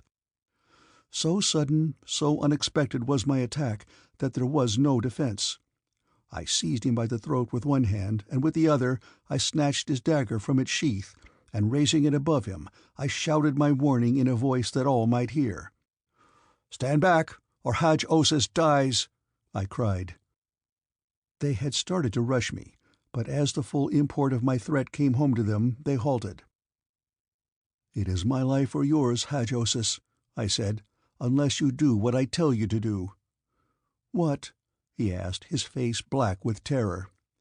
"Is there an anteroom behind the throne?" I asked. "Yes," he replied. "What of it?" "Take me there alone," I said. "Command your people to stand aside." "And let you kill me when you get me there?" he demanded, trembling. "I shall kill you now if you do not," I replied. "Listen, Hadj-Osis, I did not come here to kill you or your son. What I told the Padwar of the guard was a lie. I came for another purpose, far transcending in importance to me than the life of Hadj-Osis or that of his son. Do as I tell you, and I promise that I shall not kill you. Tell your people that we are going into the anteroom, and that I promise not to harm you if we are left alone there for 5 zats, about 15 minutes. He hesitated. "Make haste," I said. "I have no time to waste." And I let the point of his own dagger touch his throat. "Don't!" he screamed, shrinking back. "I will do whatever you say. Stand back, all of you," he shouted to his people. "I am going into the anteroom with this warrior, and I command you, upon pain of death, not to enter there for 5 zats. At the end of that time, come, but not before." I took a firm hold upon Hadj-Os's harness between his shoulders, and I kept the point of his dagger pressed against the flesh beneath his left shoulder blade as I followed him toward the anteroom, while those who had crowded the dais behind the throne fell back to make an aisle for us. At the doorway I halted and turned toward them. "Remember," I said, 5 full zats and not a tal before." Entering the anteroom, I closed and bolted the door, and then, still forcing Hadj-Os ahead of me, I crossed the room and closed and bolted the only other door to the chamber. Then I pushed the Jed to one side of the room. "Lie down here upon your face," I said. "You promise not to kill me," he wailed. "I shall not kill you unless they come before the 5 zats are up, and you do otherwise than as I bid you, so as not to delay me. I am going to bind you, but it will not hurt you." With poor grace he lay down upon his belly, and with his own harness I strapped his arms together behind his back. Then I blindfolded him and left him lying there. As I had first entered the room, I had taken in its contents with a single quick glance, and I had seen there precisely the things that I most needed, and now that I had disposed of Hadj-Os, I crossed quickly to one of the windows and tore down a part of the silk hangings that covered it. It was a full length of fine light silk and very wide, since it had been intended to hang in graceful folds as an underdrape with heavier hangings. At the ornate desk where the Jed of Chanith signed his decrees, I went to work. First I took the vial from my pocket-pouch and unstoppered it. Then I wadded the silk into a ball, and because of its wonderful fineness I could compress it within my 2 hands.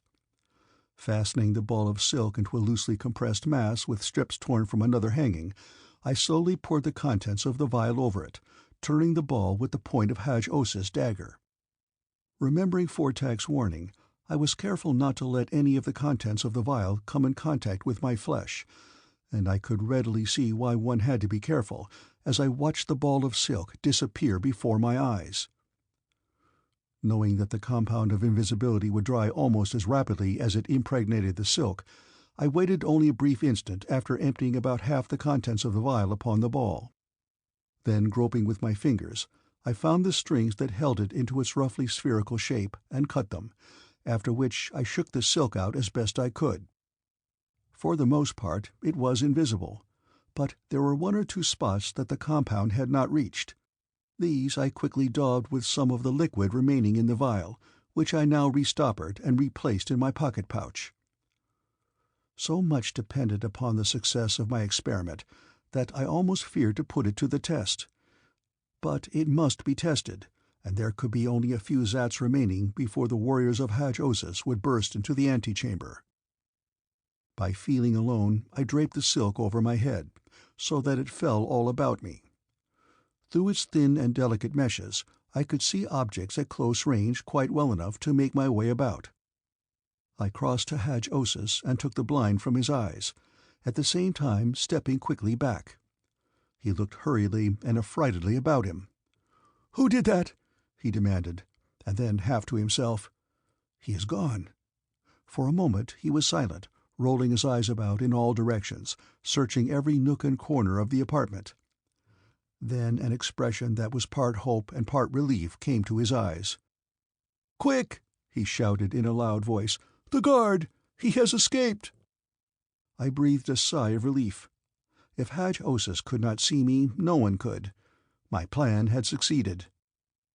I dared not return to the throne-room and make my escape that way along the corridors with which I was familiar, for I could already hear the rush of feet toward the anteroom door, and I was well aware that, although they could not see me, they could feel me, and that unquestionably in the rush my mantle of invisibility, or at least a portion of it, would be torn from me, which would indubitably spell my doom. I ran quickly to the other doorway and unbolted it, and as I opened it I looked back at Hadj-Osis.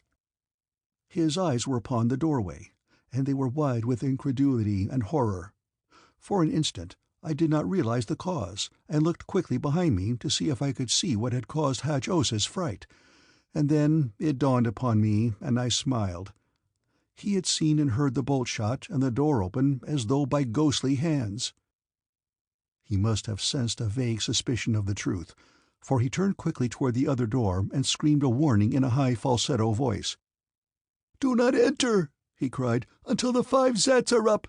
It is I who commands, Hadj-Osis, the Jed." Closing the door after me and still smiling, I hastened along the corridor, searching for a ramp that would carry me to the upper levels of the palace, from which I could easily locate the guard-room and the hangar where I had left my ship. The corridor I had entered led directly to the royal apartments. At first it was difficult to accustom myself to my invisibility, and as I suddenly entered an apartment in which there were several people, my first impulse was to turn and flee. But though I had stepped directly into the view of one of the occupants of the room, and at a distance of little more than 5 or 6 feet without attracting his attention, although his eyes were apparently directly upon me, my confidence was quickly restored. I continued on across the room as nonchalantly as though I had been in my own quarters in Helium. The royal apartments seemed interminable, and though I was constantly seeking a way out of them into one of the main corridors of the palace, I was instead constantly stumbling into places where I did not care to be and where I had no business, sometimes with considerable embarrassment, as when I entered a cosy private apartment in the women's quarters at a moment when I was convinced they were not expecting a strange gentleman. I would not turn back, however, for I had no time to lose, and crossing the room I followed another short corridor only to leap from the frying-pan into the fire. I had entered the forbidden apartment of the Jeddara herself. It is a good thing for the royal lady that it was I and not Hadj-Osis who came thus unexpectedly upon her, for her position was most compromising, and from his harness I judged that her good-looking companion was a slave.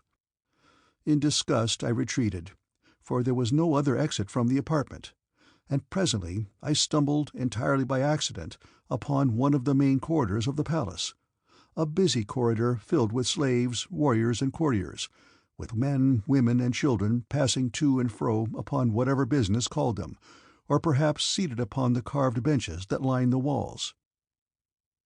I was not yet accustomed to my new and surprising state of invisibility. I could see the people about me, and it seemed inevitable that I must be seen. For a moment I had hesitated in the doorway that had led me to the corridor.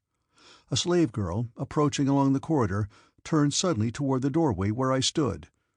She was looking directly at me, yet her gaze appeared to pass entirely through me. For an instant I was filled with consternation, and then, realizing that she was about to collide with me, I stepped quickly to one side. She passed by me, but it was evident that she sensed my presence, for she paused and looked quickly about, an expression of surprise in her eyes. Then, to my immense relief, she passed on through the doorway. She had not seen me, though doubtless she had heard me as I stepped aside. With a feeling of renewed confidence, I now joined the throng in the corridor, threading my way in and out among the people to avoid contact with them, and searching diligently all the while for the entrance to a ramp leading upward. This I presently discovered, and it was not long thereafter that I reached the upper level of the palace, where a short search brought me to the guard-room at the foot of the ramp leading to the royal hangars. Idling in the guard-room, the warriors then off duty were engaged in various pursuits. Some were cleaning their harness and polishing their metal. 2 were playing at jetan, while others were rolling tiny numbered spheres at a group of numbered holes, a fascinating game of chance called Yano, which is, I presume, almost as old as Barsoomian civilization. The room was filled with the laughter and oaths of fighting men. How alike are warriors the world over! But for their harness and their metal, they might have been a detachment of the palace guard at Helium. Passing among them, I ascended the ramp to the roof where the hangars stood. Two warriors on duty at the top of the ramp almost blocked my further progress. It would be a narrow squeeze to pass between them, and I feared detection. As I paused, I could not but overhear their conversation. "I tell you that he was struck from behind," said one. "He never knew what killed him." And I knew that they were talking about the guardsman I had killed. "But from whence came his assassin?" demanded the other. "The Padwar believes it may have been a fellow member of the guard. There will be an investigation, and we shall all be questioned." "It was not I," said the other. "He was my best friend." "Nor was it I." "He had a way with women. Perhaps—" My attention was distracted, and their conversation terminated by the footsteps of a warrior running rapidly up the ramp. My position was now most precarious. The ramp was narrow, and the man coming from behind might easily bump into me. I must therefore pass the sentries immediately and make my way to the roof. There was just sufficient room between the warrior at my left and the side wall of the ramp for me to pass through, if he did not step back, and with all the stealth that I could summon I edged myself slowly behind him, and you may rest assured that I breathed a sigh of relief when I had passed him. The warrior ascending the ramp had now reached the two men. "The assassin of the hangar sentry has been discovered," he said. "He is none other than the spy from Jahar who called himself Hadron of Hastor, and who, with the other spy, Nur-An, was sentenced to die the death. Through some miracle he escaped, and has returned to the palace of Haj-Osis. Besides the hangar sentry, he has slain Yosino, but he was captured after attacking the prince Haj-Alt. Again he has escaped, and he is now at large in the palace. The Padwar of the guard has sent me to direct you to redouble your watchfulness. Great will be the reward of him who captures Hadron of Hastor, dead or alive." "By my metal, I'd like to see him try to escape this way," said one of the sentries. "He'll never come here by daylight." I smiled as I walked quickly toward the hangar. To reach the roof without disarranging my robe of invisibility was difficult, but I finally accomplished it. Before me lay the empty roof. No ship was in sight, but I smiled again to myself, knowing well that it was there. I looked about for the eye of the periscope that would reveal the craft's presence to me, but it was not visible. However, that did not concern me greatly, since I realized that it might be turned in the opposite direction. It was only necessary for me to walk to where I had left the ship, and this I did, feeling ahead of me with extended hands. I crossed the roof from one side to the other, but found no ship. That I was perplexed goes without saying. I most certainly knew where I had left the ship, but it no longer was there. Perhaps a wind had moved it slightly, and with this thought in mind I searched another section of the roof, but with equal disappointment. By now I was truly apprehensive, and thereupon I set about a systematic search of the roof until I had covered every square foot of it, and was convinced beyond doubt that the worst of disasters had befallen me. My ship was gone. But where? Indeed, the compound of invisibility had its drawbacks. My ship might be, and probably was, at no great distance from me, yet I could not see it. A gentle wind was blowing from the southwest. If my ship had risen from the roof, it would drift in a northeasterly direction, but though I strained my eyes toward that point of the compass, I could discern nothing of the tiny eye of the periscope. I must admit that for a moment I was well nigh discouraged. It seemed that always when success was about within my grasp, some malign fate snatched it from me. But presently I shook this weak despondency from me, and with squared shoulders faced the future and whatever it might bring. For a few moments I considered my position in all its aspects, and sought to discover the best solution of my problem. I must rescue TAVIA, but I felt that it would be useless to attempt to do so without a ship. Therefore I must have a ship, and I knew that ships were just beneath me in the royal hangars. At night these hangars would be closed and locked, and watched over by sentries in the bargain. If I would have a ship, I must take it now, and depend upon the swiftness and boldness of my act for its success. Royal flyers are usually fast flyers, and if the ships of Haj-Osis were no exception to this general Barsoomian rule, I might hope to outdistance pursuit could I but pass the hangar sentry. Of one thing I was certain: I could not accomplish that by remaining upon the roof of the hangar. And so I cautiously descended, choosing a moment when the attention of the sentries was directed elsewhere, for there was always danger that my robe might blow aside, revealing my limbs. Once on the roof again, I slipped quickly into the hangar, and inspecting the ships I selected one that I was sure would carry 4 with ease, and which, from its lines, gave token of considerable speed. Clambering to the deck, I took my place at the controls. Very gradually I elevated the ship about a foot from the floor. Then I opened the throttle wide. Directly ahead of me, through the open doorways of the hangar, the sentries were standing upon the opposite side of the room. As the ship leaped into the sunlight, they voiced simultaneously a cry of surprise and alarm. Like brave warriors, they sprang forward with drawn longswords, and I could see that they were going to try to board me before I could gain altitude. But presently one of them halted wide-eyed and stood aside. "Blood of our first ancestor!" he cried. "There is no one at the controls!" The second man had evidently discovered this simultaneously, for he too shrank aside, and with whirling propeller I shot upward from the royal hangar of the jet of Janeth. But only for an instant were the 2 sentries overwhelmed by astonishment.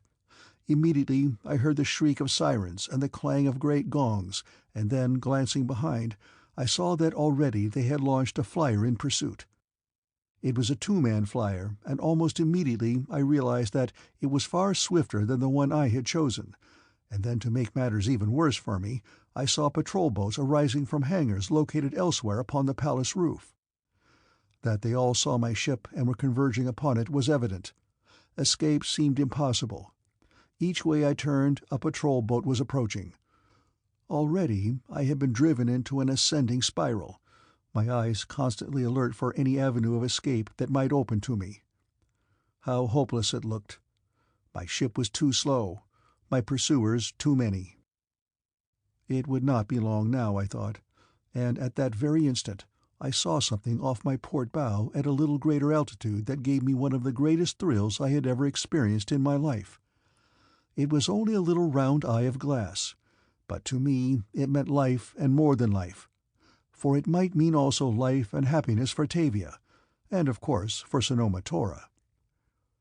A patrol boat coming diagonally from below was almost upon me, as I drew my flier beneath that floating eye, judging the distance so nicely that I just had clearance for my head beneath the keel of my own ship.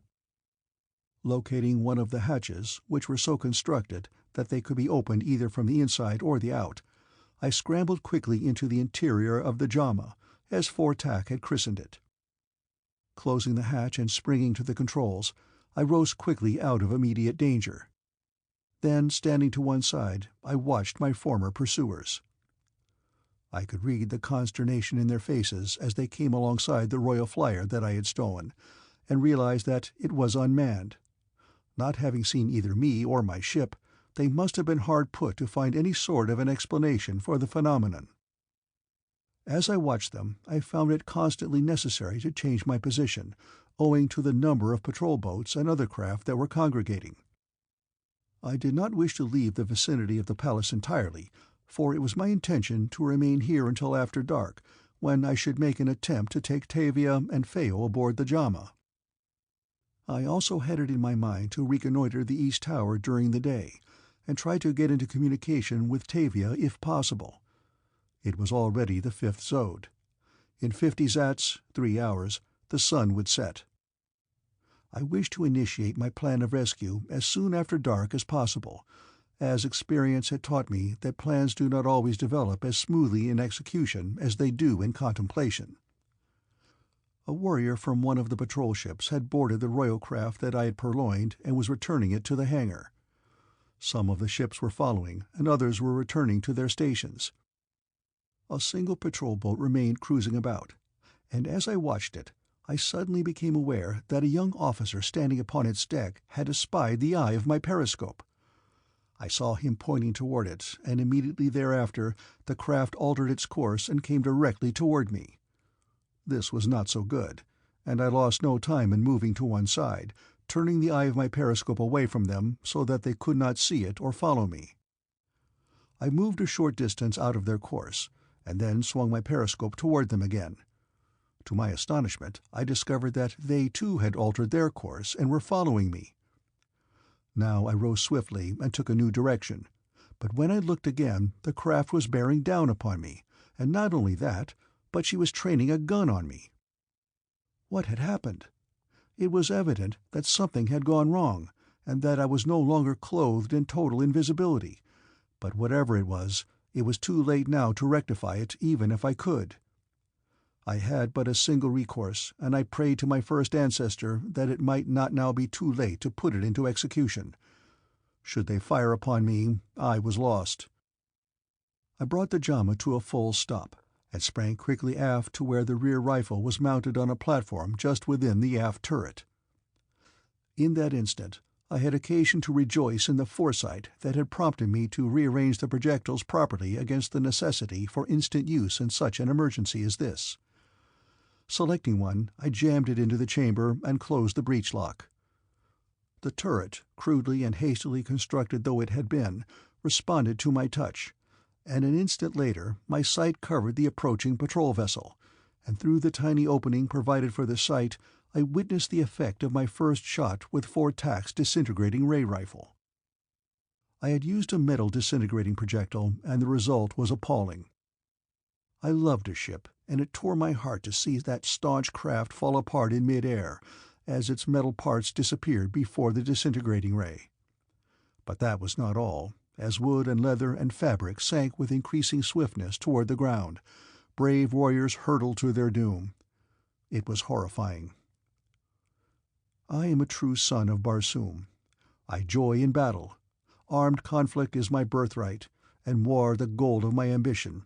But this was not war. It was murder.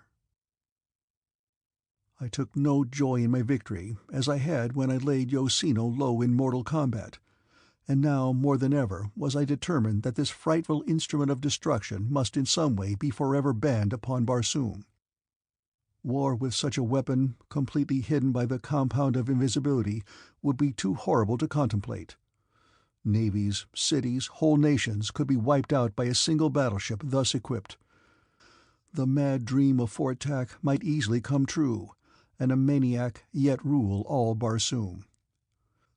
But mediation and philosophizing were not for me at this time.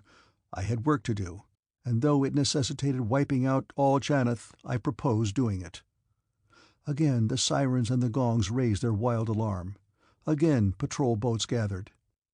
I felt that I must depart until after nightfall, for I had no stomach to again be forced to turn that deadly rifle upon my fellow men while any alternative existed. As I started to turn back to the controls, my eyes chanced to fall upon one of the stern ports, and to my surprise I saw that the shutter was raised. How this occurred, I do not know. It has always remained a mystery, but at least it explained how it had been possible for the patrol boat to follow me. That round porthole moving through the air must have filled them with wonder, but at the same time it was a clue to follow, and though they did not understand it, they, like the brave warriors that they were, followed it in the line of their duty. I quickly closed it, and after examining the others and finding them all closed, I was now confident that, with the exception of the small eye of my periscope, I was entirely surrounded by invisibility, and hence under no immediate necessity for leaving the vicinity of the palace, as I could easily maneuver the ship to keep out of the way of the patrol boats that were now again congregating near the royal hangar. I think they were pretty much upset by what had happened, and evidently there was no unanimity of opinion as to what should be done. The patrol ships hovered about, evidently waiting orders, and it was not until almost dark that they set out in a systematic search of the air above the city. Nor had they been long at this before I understood their orders as well as though I had read them myself. The lower ships moved at an altitude of not over 50 feet above the higher buildings. 200 feet above these moved the second line. The ships at each level cruised in a series of concentric circles and in opposite directions, thereby combing the air above the city so closely that no enemy ship could possibly approach. The air below was watched by 1,000 eyes. At every point of vantage sentries were on watch, and upon the roof of every public building guns appeared as if by magic. I began to be quite apprehensive that even the small eye of my periscope might not go undetected, and so I dropped my ship into a little opening among some lofty trees that grew within the palace garden, and here I waited some 20 feet above the ground, my periscope completely screened from view, unseen, and in consequence myself unseeing, until the swift night of Barsoom descended upon Janeth. Then I rose slowly from my leafy retreat. Above the trees I paused to have a look about me through the periscope.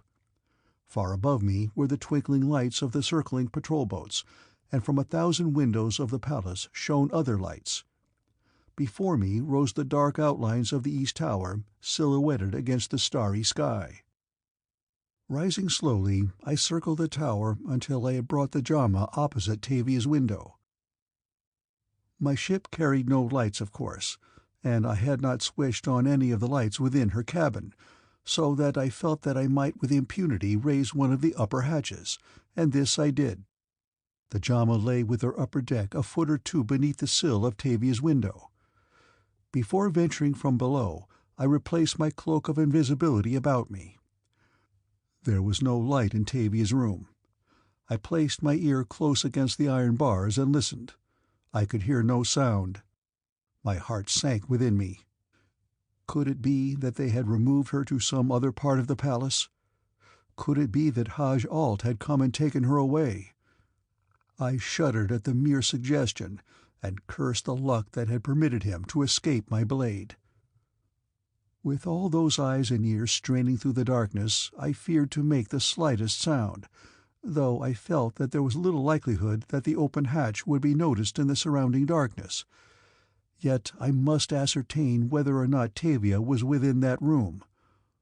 I leaned close against the bars and whispered her name. There was no response. "Tavia," I whispered, this time much louder, and it seemed to me that my voice went booming to high heaven in tones that the dead might hear.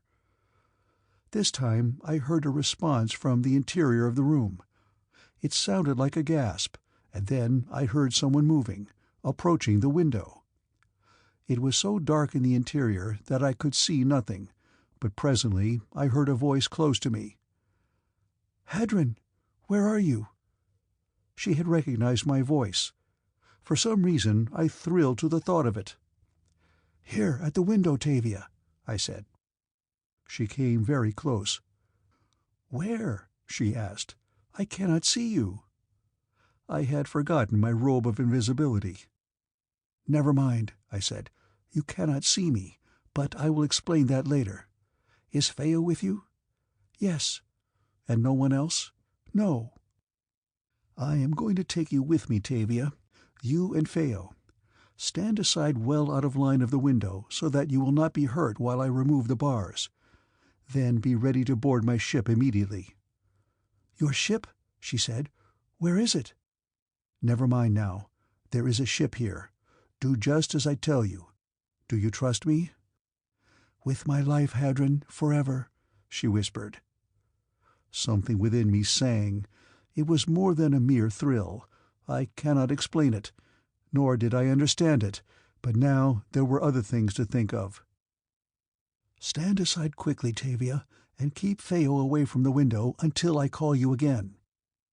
Dimly I could see her figure for a moment, and then I saw it withdraw from the window. Returning to the controls, I brought the forward turret of the ship opposite the window, upon the bars of which I trained the rifle. I loaded it and pressed the button.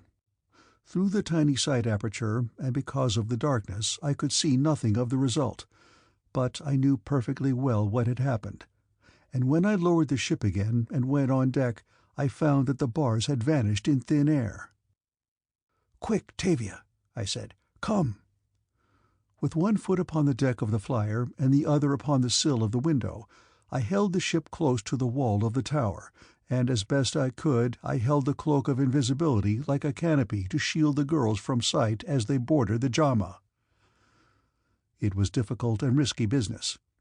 I wished I might have had grappling hooks, but I had none, and so I must do the best I could, holding the cloak with one hand and assisting Tavia to the sill with the other. "There is no ship," she said in a slightly frightened tone. "There is a ship, Tavia," I said. "Think only of your confidence in me, and do as I bid." I grasped her firmly by the harness where the straps crossed upon her back. "Have no fear," I said, and then I swung her out over the hatch and lowered her gently into the interior of the JAMA. Phao was behind her, and I must give her credit for being as courageous as Tavia. It must have been a terrifying experience to those two girls to feel that they were being lowered into thin air 100 feet above the ground, for they could see no ship, only a darker hole within the darkness of the night. As soon as they were both aboard, I followed them, closing the hatch after me.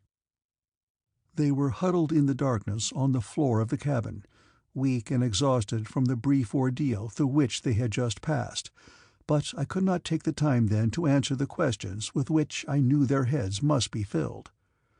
If we passed the watchers on the roofs and the patrol boats above, there would be plenty of time for questions and answers. If we did not, there would be no need for either. End of Chapter 12.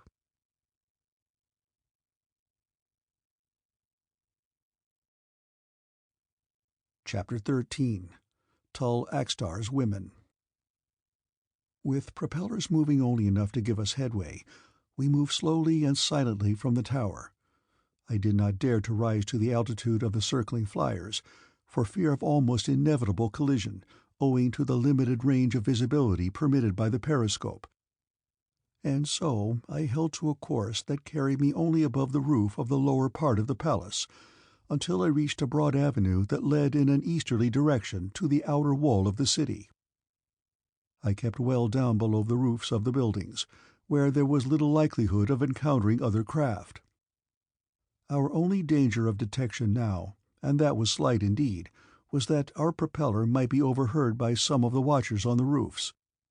But the hum and drone of the propellers of the ships above the city must have drowned out whatever slight sound our slowly revolving blades gave forth.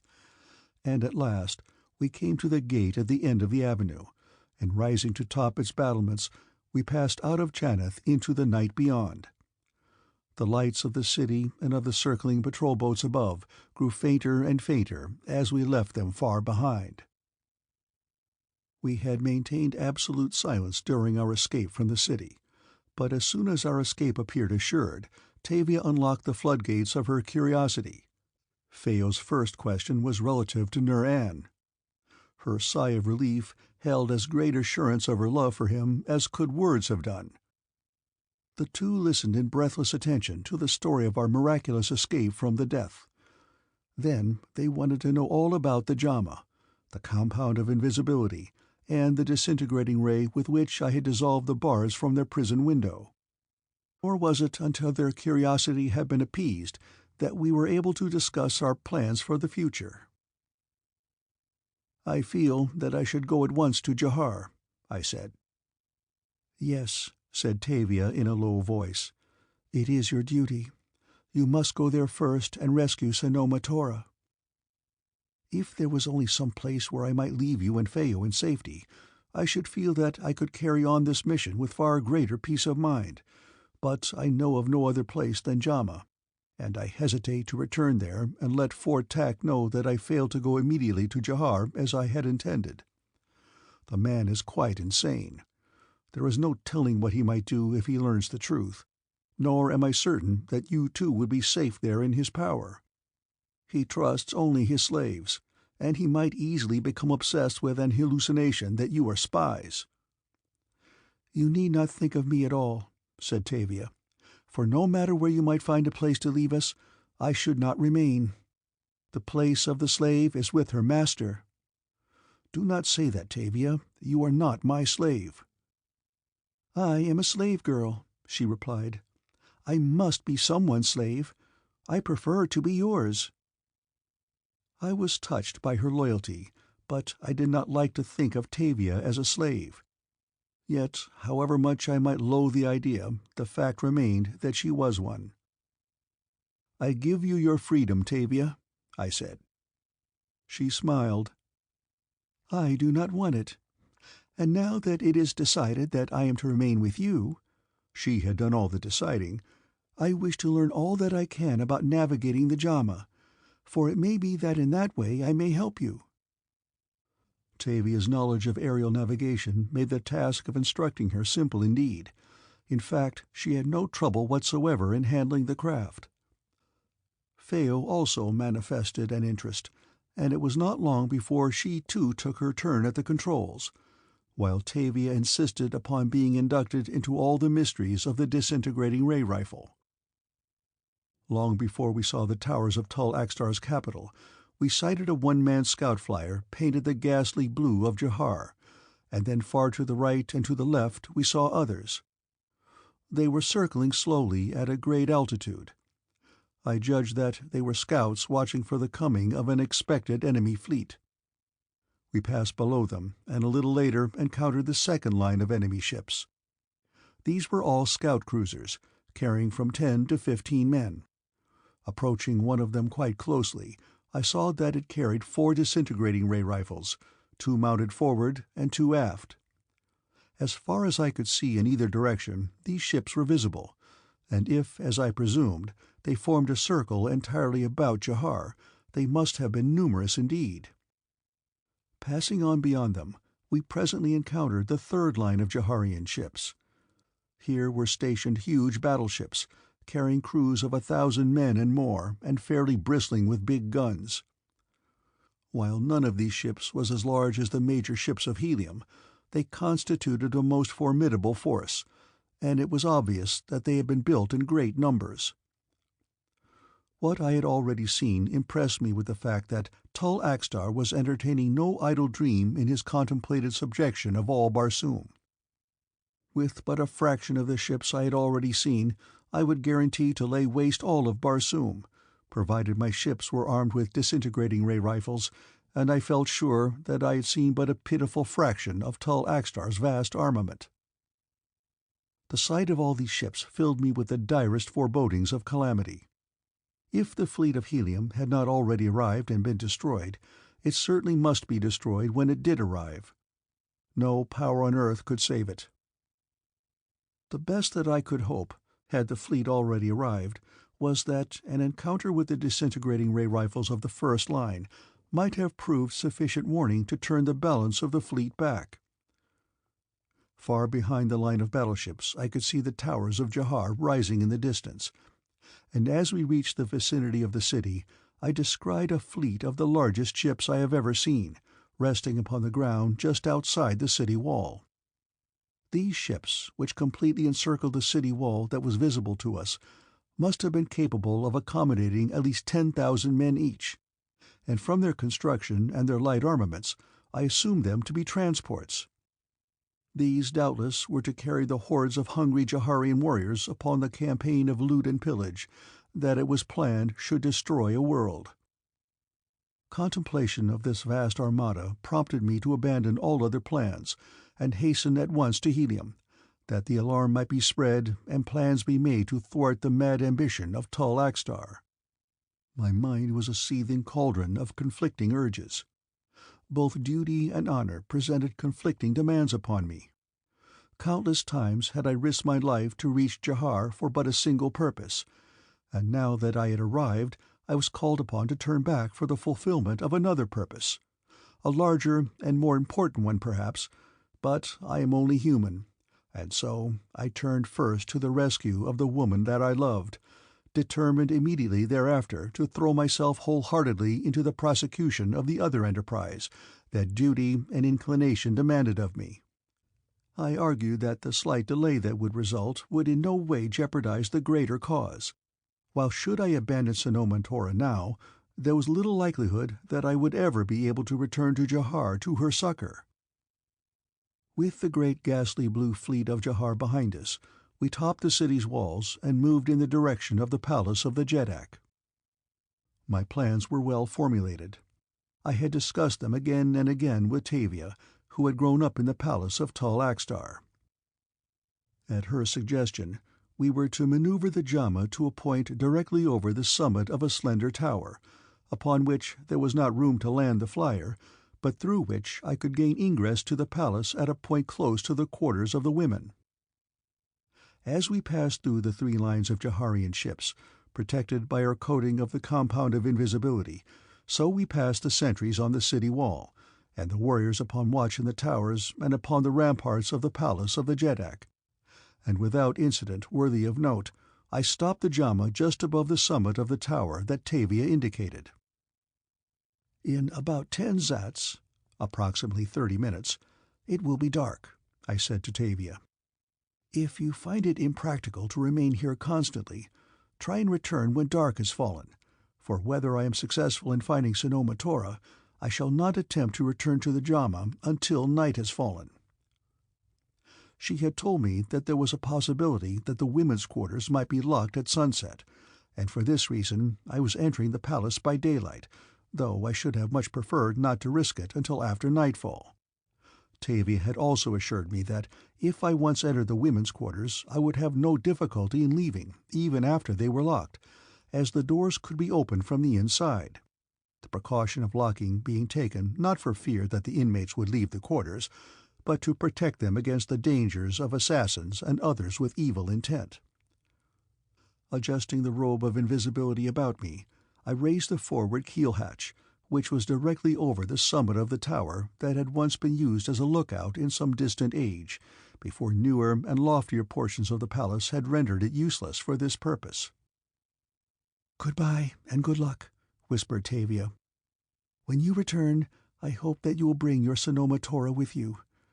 While you are gone, I shall pray to my ancestors for your success." Thanking her, I lowered myself through the hatch to the summit of the tower, in which was set a small trapdoor. As I raised this door, I saw below me the top of the ancient ladder that long-dead warriors had used, and which evidently was seldom if ever used now, as was attested by the dust upon its rungs. The ladder led me down to a large room in the upper level of this portion of the palace, a room that had doubtless originally been a guard-room, but which was now the receptacle for odds and ends of discarded furniture, hangings, and ornaments. Filled as it was with specimens of the craftsmanship of ancient Jahar, together with articles of more modern fabrication, it would have made a most interesting room to explore, yet I passed through it with nothing more than a single searching glance for living enemies. Closely following Tavia's instructions, I descended 2 spiral ramps, where I found myself in a most ornately decorated corridor, opening upon which were the apartments of the women of Tall Axtar. The corridor was long, stretching away fully 1,000 sofads to a great arched window at the far end, through which I could see the waving foliage of trees. Many of the countless doors that lined the corridor on either side were open or ajar, for the corridor itself was forbidden to all but the women and their slaves, with the exception of Tall Axtar. The foot of the single ramp leading to it from the level below was watched over by a guard of picked men, composed exclusively of eunuchs, and Tavia assured me that short shrift was made of any adventurous spirit who sought to investigate the precincts above. Yet here was I, a man and an enemy, safely within the forbidden territory. As I looked about me in an attempt to determine where to commence my investigation, several women emerged from one of the apartments and approached me along the corridor. They were beautiful women, young and richly trapped, and from their light conversation and their laughter I judged that they were not unhappy. My conscience pricked me as I realized the mean advantage that I was taking of them, but it could not be avoided, and so I waited and listened, hoping that I might overhear some snatch of conversation that would aid me in my quest for Sanoma Tora. But I learned nothing from them other than that they referred to Tall Axtar contemptuously as the old Zitidar. Some of their references to him were extremely personal, and none was complimentary. They passed me and entered a large room at the end of the corridor. Almost immediately thereafter, other women emerged from other apartments and followed the first party into the same apartment. It soon became evident to me that they were congregating there, and I thought that perhaps this might be the best way in which to start my search for Sanoma Tora. Perhaps she too might be among the company. Accordingly, I fell in behind one of the groups and followed it through the large doorway and a short corridor, which opened into a great hall that was so gorgeously appointed and decorated as to suggest the throne room of a jeddak. And in fact, such appeared to have been a part of its purpose, for at one end rose an enormous, highly carved throne. The floor was of highly polished wood, in the center of which was a large pool of water. Along the sides of the room were commodious benches, piled with pillows and soft silks and furs. Here it was that Tall Axtar occasionally held unique court, surrounded solely by his women. Here they danced for him. Here they disported themselves in the limpid waters of the pool for his diversion. Here banquets were spread, and to the strains of music high revelry persisted long into the night. As I looked about me at those who had already assembled, I saw that Sanoma Tora was not among them, and so I took my place close to the entrance, where I might scrutinize the face of each who entered. They were coming in droves now. I believe that I have never seen so many women alone together before. As I watched for Sanoma Tora, I tried to count them, but I soon gave it up as hopeless, though I estimated that fully 1,500 women were congregated in the great hall when at last they ceased to enter. They seated themselves upon the benches about the room, which was filled with a babel of feminine voices. There were women of all ages and of every type, but there was none that was not beautiful. The secret agents of Tall Axtar must have combed the world for such an aggregation of loveliness as this. A door at one side of the throne opened, and a file of warriors entered. At first I was surprised, because TAVIA had told me that no men other than Tall Axtar ever were permitted upon this level, but presently I saw that the warriors were women dressed in the harness of men, their hair cut and their faces painted, after the fashion of the fighting men of Barsoom. After they had taken their places on either side of the throne, a courtier entered by the same door, another woman masquerading as a man. "Give thanks," she cried. "Give thanks! The jeddak comes!" Instantly the women arose, and a moment later Tall Axtar, jeddak of Jahar, entered the hall, followed by a group of women disguised as courtiers. As Tall Axtar lowered his great bulk into the throne, he signaled for the women in the room to be seated. Then he spoke in a low voice to a woman courtier at his side. The woman stepped to the edge of the dais. "The great jeddak deigns to honor you individually with his royal observation," she announced in stilted tones. "From my left you will pass before him one by one. In the name of the jeddak, I have spoken." Immediately the first woman at the left arose and walked slowly past the throne, pausing in front of Tall Axtar long enough to turn completely about, and then walked slowly on around the apartment and out through the doorway beside which I stood. One by one, in rapid succession, the others followed her. The whole procedure seemed meaningless to me. I could not understand it, then. Perhaps 100 women had passed before the jeddak and come down the long hall toward me, when something in the carriage of one of them attracted my attention as she neared me, and an instant later I recognized Sanoma Tora. She was changed, but not greatly, and I could not understand why it was that I had not discovered her in the room previously. I had found her. After all these long months I had found her, the woman I loved. Why did my heart not thrill? As she passed through the doorway leading from the great hall, I followed her and along the corridor to an apartment near the far end, and when she entered, I entered behind her. I had to move quickly, too, for she turned immediately and closed the door after her. We were alone in a small room, Sanoma Tora and I. In one corner were her sleeping silks and furs. Between two windows was a carved bench upon which stood those toilet articles that are essential to a woman of Barsoom. It was not the apartment of a Jadara. It was little better than the cell of a slave. As Sanoma Tora crossed the room listlessly toward a stool which stood before the toilet bench, her back was toward me, and I dropped the robe of invisibility from about me. "Sanoma Tora," I said in a low voice. Startled, she turned toward me. "Hadron of Hastor!" she exclaimed. "Or am I dreaming?" "You are not dreaming, Sanoma Tora. It is Hadron of Hastor." "Why are you here? How did you get here? It is impossible. No men but Tall Axtar are permitted upon this level."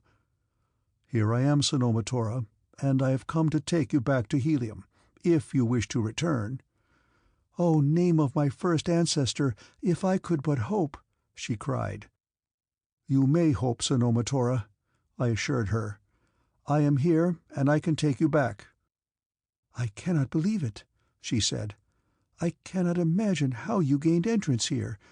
It is madness to think that two of us could leave without being detected." I threw the cloak about me. "Where are you, Tan Hadron? What has become of you? What has happened?" cried Sanoma Tora. "This is how I gained entrance," I explained. "This is how we shall escape." I removed the cloak from about me. "What forbidden magic is this?" she demanded, and as best I might in few words, I explained to her the compound of invisibility and how I had come by it. "How have you fared here, Sanoma Tora?" I asked her. "How have they treated you?" "I have not been ill-treated," she replied. "No one has paid any attention to me." I could scent the wounded vanity in her tone. "Until tonight, I had not seen Tall Axtar. I have just come from the hall where he holds court among his women." "Yes," I said. "I know. I was there. It was from there that I followed you here." "When can you take me away?" she asked. "Very quickly now," I replied. "I am afraid that it will have to be quickly," she said. "Why?" I asked. "When I passed Tall Axtar, he stopped me for a moment, and I heard him speak to one of the courtiers at his side. He told her to ascertain my name and where I was quartered. The women have told me what happens after Tall Axtar has noticed one of us, and I am afraid. But what difference does it make? I am only a slave." What a change had come over the haughty Sanoma Tora! Was this the same arrogant beauty who had refused my hand? Was this the Sanoma Tora who had aspired to be a Jadara? She was humbled now. I read it in the droop of her shoulders, in the trembling of her lips, in the fear-haunted light that shone from her eyes. My heart was filled with compassion for her, but I was astonished and dismayed to discover that no other emotion overwhelmed me. The last time that I had seen Sanoma Tora, I would have given my soul to have been able to take her into my arms. Had the hardships that I had undergone so changed me? Was Sanoma Tora, a slave, less desirable to me than Sanoma Tora, daughter of the rich Tor Hatan? No, I knew that could not be true. I had changed, but doubtless it was only a temporary metamorphosis, induced by the nervous strain which I was undergoing, consequent upon the responsibility imposed upon me by the necessity for carrying word to Helium in time to save her from destruction at the hands of Tall Axtar, to save not only Helium, but a world. It was a grave responsibility.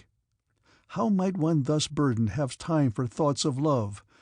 No, I was not myself, yet I knew that I still loved Sanoma Tora. Realizing the necessity for haste, I made a speedy examination of the room, and discovered that I could easily effect Sanoma Tora's rescue by taking her through the window, just as I had taken TAVIA and Phao from the East Tower at Janeth. Briefly but carefully, I explained my plan to her, and bid her prepare herself while I was gone, that there might be no delay when I was ready to take her aboard the JHAMA. "And now, Sanoma Tora," I said, "for a few moments, goodbye. The next that you will hear will be a voice at your window, but you will see no one nor any ship. Extinguish the light in your room and step to the sill. I will take your hand. Put your trust in me, then, and do as I bid." "Goodbye, Hadron," she said. "I cannot express now in adequate words the gratitude that I feel, but when we are returned to Helium, There is nothing that you can demand of me that I shall not grant you, not only willingly, but gladly." I raised my fingers to my lips and had turned toward the door, when Sanoma Tora laid a detaining hand upon my arm. "Wait," she said. "Someone is coming." Hastily, I resumed my cloak of invisibility and stepped to one side of the room, as the door, leading into the corridor, was thrown open, revealing one of the female courtiers of Tall Axtar in gorgeous harness. The woman entered the room and stepped to one side of the doorway, which remained open. "The Jeddak, Tall Axtar, Jeddak of Jahar," she announced. A moment later, Tall Axtar entered the room, followed by half a dozen of his female courtiers. He was a gross man with repulsive features, which reflected a combination of strength and weakness, of haughty arrogance, of pride and of doubt, an innate questioning of his own ability. As he faced Sanoma Tora, his courtiers formed behind him. They were masculine-looking women, who had evidently been selected because of this very characteristic. They were good-looking in a masculine way, and their physique suggested that they might prove a very effective bodyguard for the Jeddak. For several minutes Tall Axtar examined Sanoma Tora with appraising eyes. He came closer to her, and there was that in his attitude which I did not like, and when he laid a hand upon her shoulder I could scarce restrain myself. "I was not wrong," he said. "You are gorgeous. How long have you been here?" She shuddered, but did not reply. "You are from Helium?" No answer. "The ships of Helium are on their way to Jahar," he laughed. "My scouts bring word that they will soon be here. They will meet with a warm welcome from the great fleet of Tall Axtar." He turned to his courtiers. "Go," he said, "and let none return until I summon her." They bowed and retired, closing the door after them, and then Tall Axtar laid his hand again upon the bare flesh of Sanoma Tora's shoulder. "Come," he said, "I shall not war with all of Helium. With you I shall love. By my first ancestor, but you are worthy the love of a Jeddak." He drew her toward him. My blood boiled, so hot was my anger that it boiled over, and without thought of the consequences, I let the cloak fall from me. End of Chapter 13.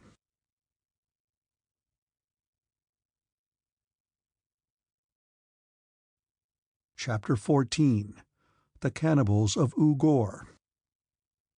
As I dropped the cloak of invisibility aside, I drew my longsword, and as it slithered from its sheath, Tall Axtar heard and faced me. His craven blood rushed to his heart and left his face pale at the sight of me. A scream was in his throat when my point touched him in warning. "Silence!" I hissed. "Who are you?" he demanded. "Silence!" Even in the instant my plans were formed. I made him turn with his back toward me, and then I disarmed him, after which I bound him securely and gagged him. "Where can I hide him, Sanoma Tora?" I asked. "There is a little closet here," she said, pointing toward a small door in one side of the room, and then she crossed to it and opened it, while I dragged Tall Axtar behind her and cast him into the closet, none too gently, I can assure you. As I closed the closet door, I turned to find Sanoma Tora white and trembling. "I am afraid," she said. "If they come back and find him thus, they will kill me." "His courtiers will not return until he summons them," I reminded her.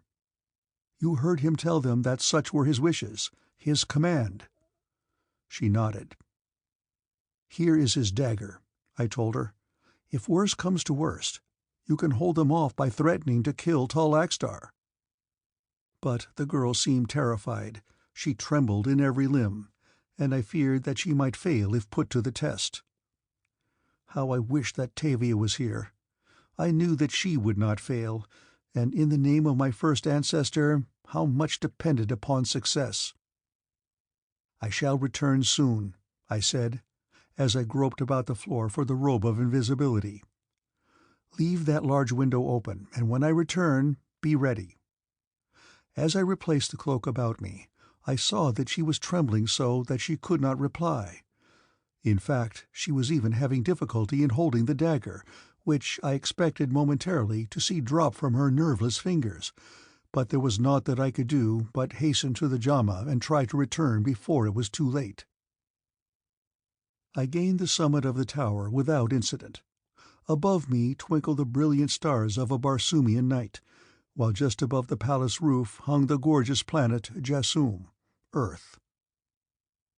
The JHAMA, of course, was invisible, but so great was my confidence in TAVIA that when I stretched a hand upward I knew that I should feel the keel of the craft, and sure enough I did. 3 times I rapped gently upon the forward hatch, which was the signal that we had determined upon before I had entered the palace. Instantly the hatch was raised, and a moment later I had clambered aboard. "Where is Sanoma Tora?" asked Tavia. "No questions now," I replied. "We must work quickly. Be ready to take over the controls the moment that I leave them." In silence she took her place at my side, her soft shoulder touching my arm, and in silence I dropped the JHAMA to the level of the windows in the women's quarters. In a general way I knew the location of Sanoma Tora's apartment, and as I moved slowly along I kept the periscope pointed toward the windows, and presently I saw the figure of Sanoma Tora upon the ground glass before me. I brought the JHAMA close to the sill, her upper deck just below it. "Hold her here, Tavia," I said. Then I raised the upper hatch a few inches and called to the girl within the room. At the sound of my voice she trembled so that she almost dropped the dagger, although she must have known that I was coming and had been awaiting me. "Darken your room," I whispered to her. I saw her stagger across to a button that was set in the wall, and an instant later the room was enveloped in darkness. Then I raised the hatch and stepped to the sill. I did not wish to be bothered with the enveloping folds of the mantle of invisibility, and so I had folded it up and tucked it into my harness, where I could have it instantly ready for use in the event of an emergency. I found Sanoma Tora in the darkness, and so weak with terror was she that I had to lift her in my arms and carry her to the window, where, with Feo's help, I managed to draw her through the open hatch into the interior. Then I returned to the closet where tall AXTAR lay bound and gagged. I stooped and cut the bonds which held his ankles. "Do precisely as I tell you, tall AXTAR," I said, "or my steel will have its way yet, and find your heart. It thirsts for your blood, tall AXTAR, and I have difficulty in restraining it. But if you do not fail me, perhaps I shall be able to save you yet. I can use you, tall AXTAR, and upon your usefulness to me depends your life, for dead you are of no value to me." I made him rise and walk to the window, and there I assisted him to the sill. He was terror-stricken when I tried to make him step out into space, as he thought, but when I stepped to the deck of the JHAMA ahead of him, and he saw me apparently floating there in the air, he took a little heart, and I finally succeeded in getting him aboard. Following him, I closed the hatch and lighted a single dim light within the hull. Tavia turned and looked at me for orders. "Hold her where she is, Tavia," I said. There was a tiny desk in the cabin of the JHAMA where the officer of the ship was supposed to keep his log and attend to any other records or reports that it might be necessary to make. Here were writing materials, and as I got them out of the drawer in which they were kept, I called Feo to my side. "You are of Jahar," I said. "You can write in the language of your country?" "Of course," she said. "Then write what I dictate," I instructed her. She prepared to do my bidding. "If a single ship of Helium is destroyed," I dictated, "Tull AXTAR dies. Now sign it Hadron of Hastor, Padwar of Helium." Tavia and Feo looked at me and then at the prisoner, their eyes wide in astonishment, for in the dim light of the ship's interior they had not recognized the prisoner. "Tull AXTAR of Jahar," breathed Tavia incredulously. "Tan Hadron of Hastor, you have saved Helium and Barsoom tonight." I could not but note how quickly her mind functioned, with what celerity she had seen the possibilities that lay in the possession of the person of Tal Akstar, Jeddak of Jahar.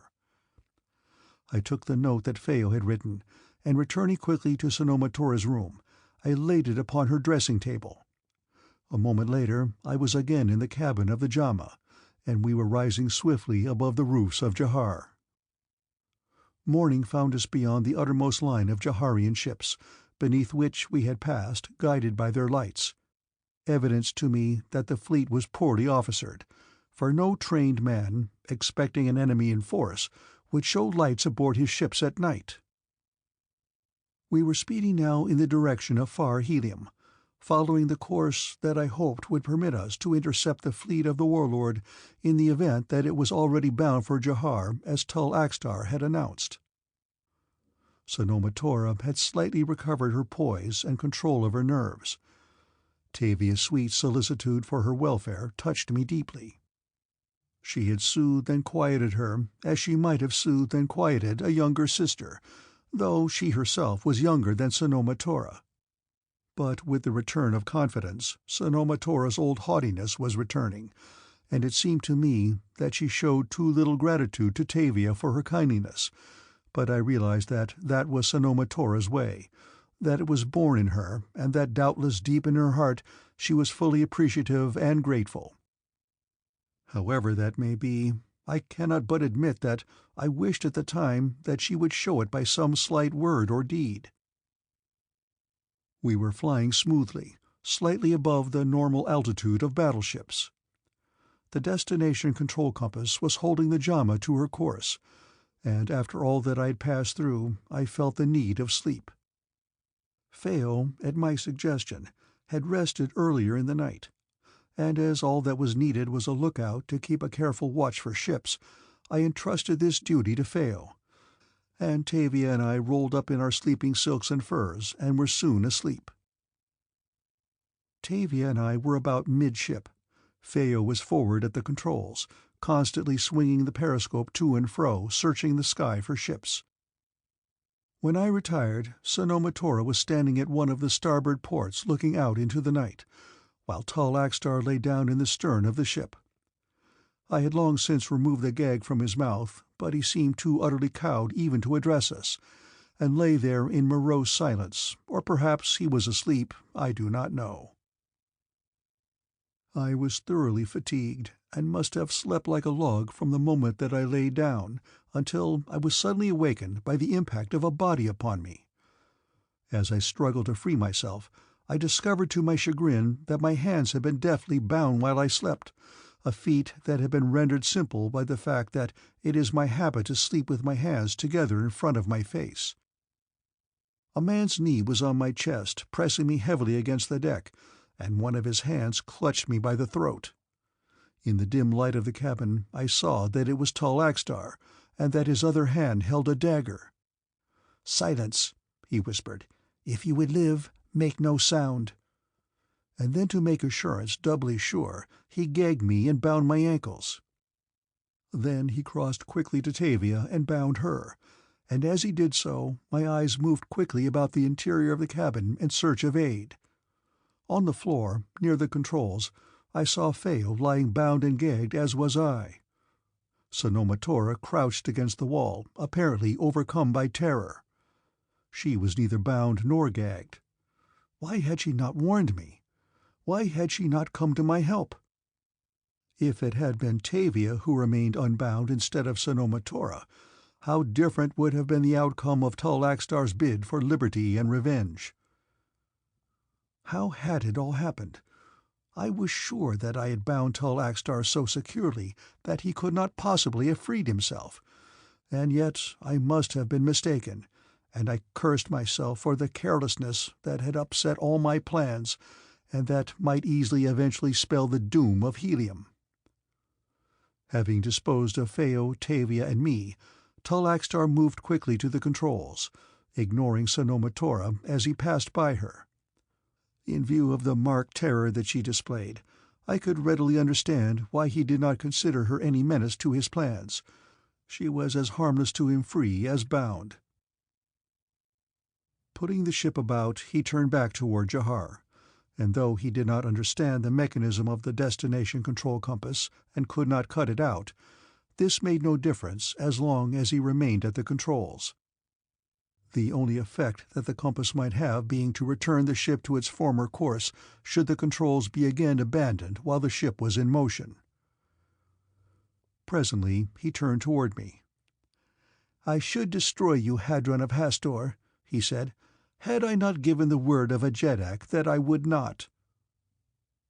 Vaguely I wondered to whom he had given his word that he would not kill me, but other and more important thoughts were racing through my mind, crowding all else into the background. Uppermost among them, of course, were plans for regaining control of the JHAMA, and secondarily, apprehension as to the fate of TAVIA, Sanoma Tora, and Phao.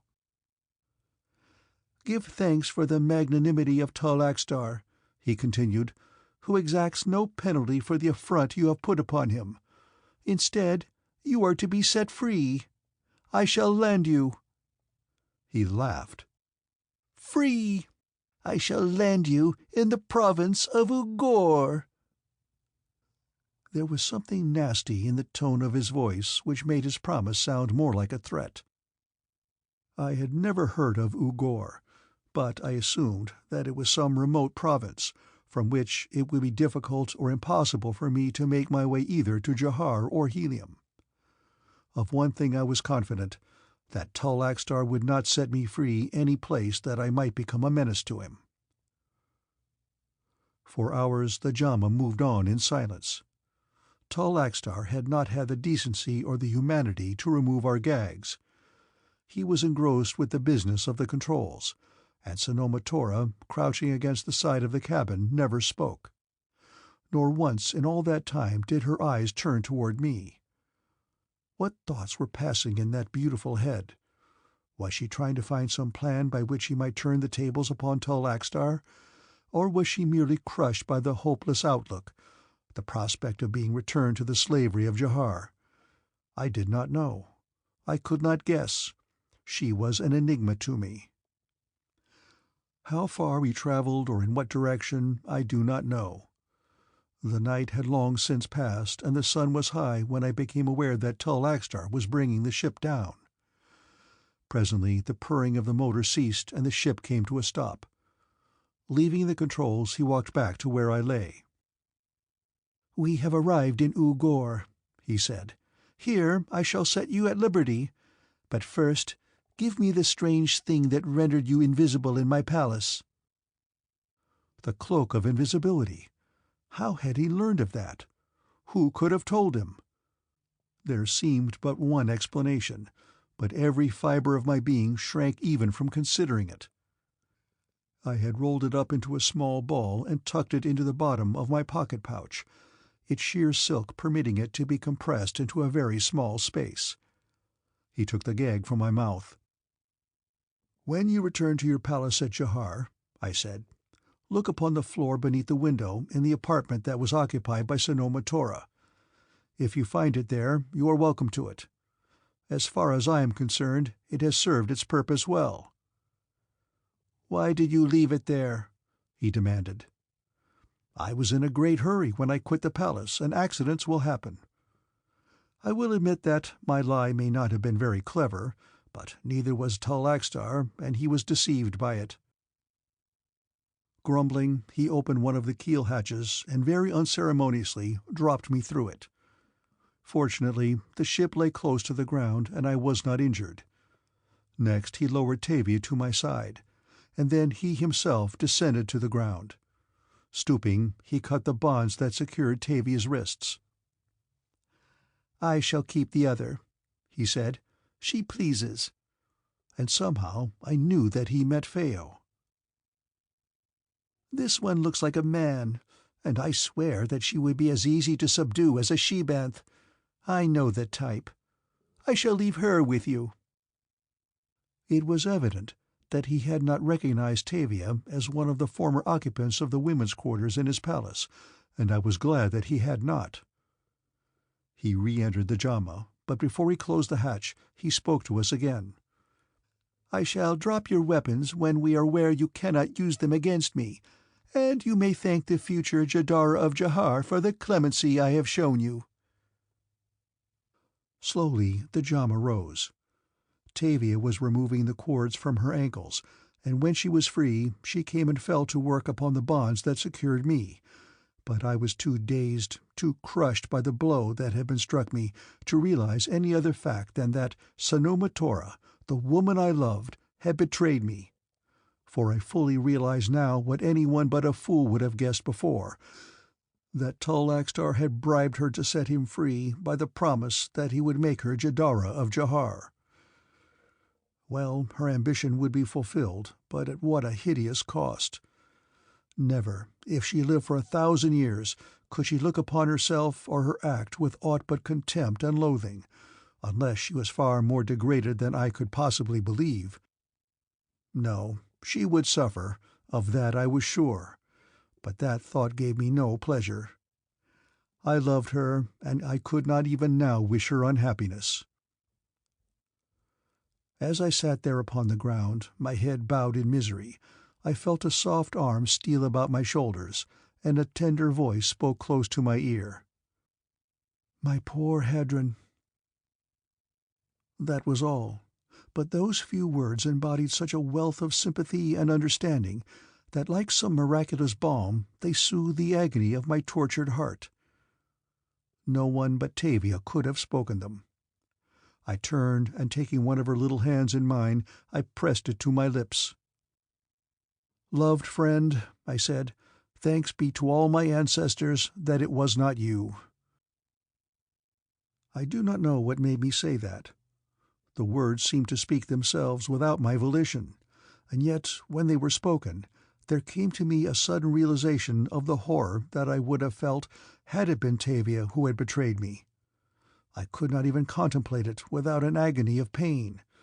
Impulsively, I took her in my arms. "TAVIA," I cried, "promise me that you will never desert me.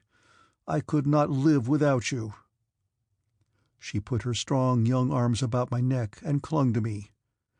"Never this side of death," she whispered, and then she tore herself from me, and I saw that she was weeping. What a friend! I knew that I could never again love a woman, but what cared I for that if I could have Tavia's friendship for life? "We shall never part again, Tavia," I said. "If our ancestors are kind and we are permitted to return to Helium, you shall find a home in the house of my father and a mother in my mother."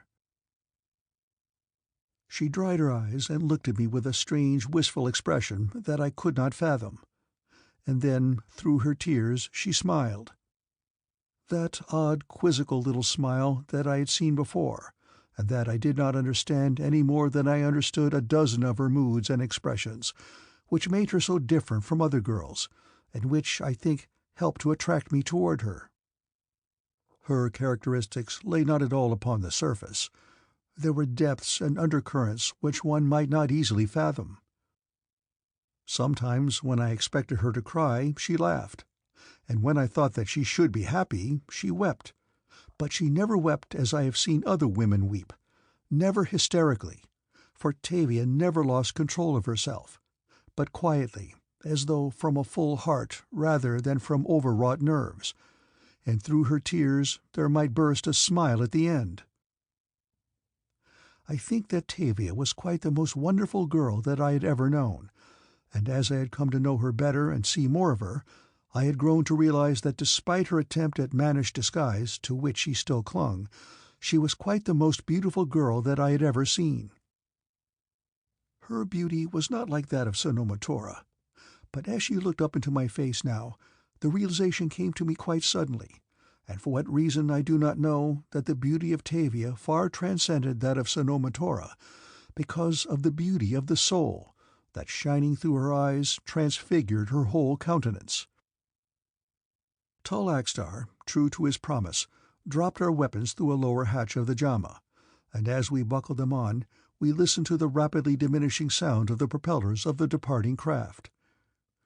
We were alone and on foot in a strange and doubtless an unhospitable country. "U-GOR," I said. I have never heard of it. Have you, Tavia?" "Yes," she said. "This is one of the outlying provinces of Jahar.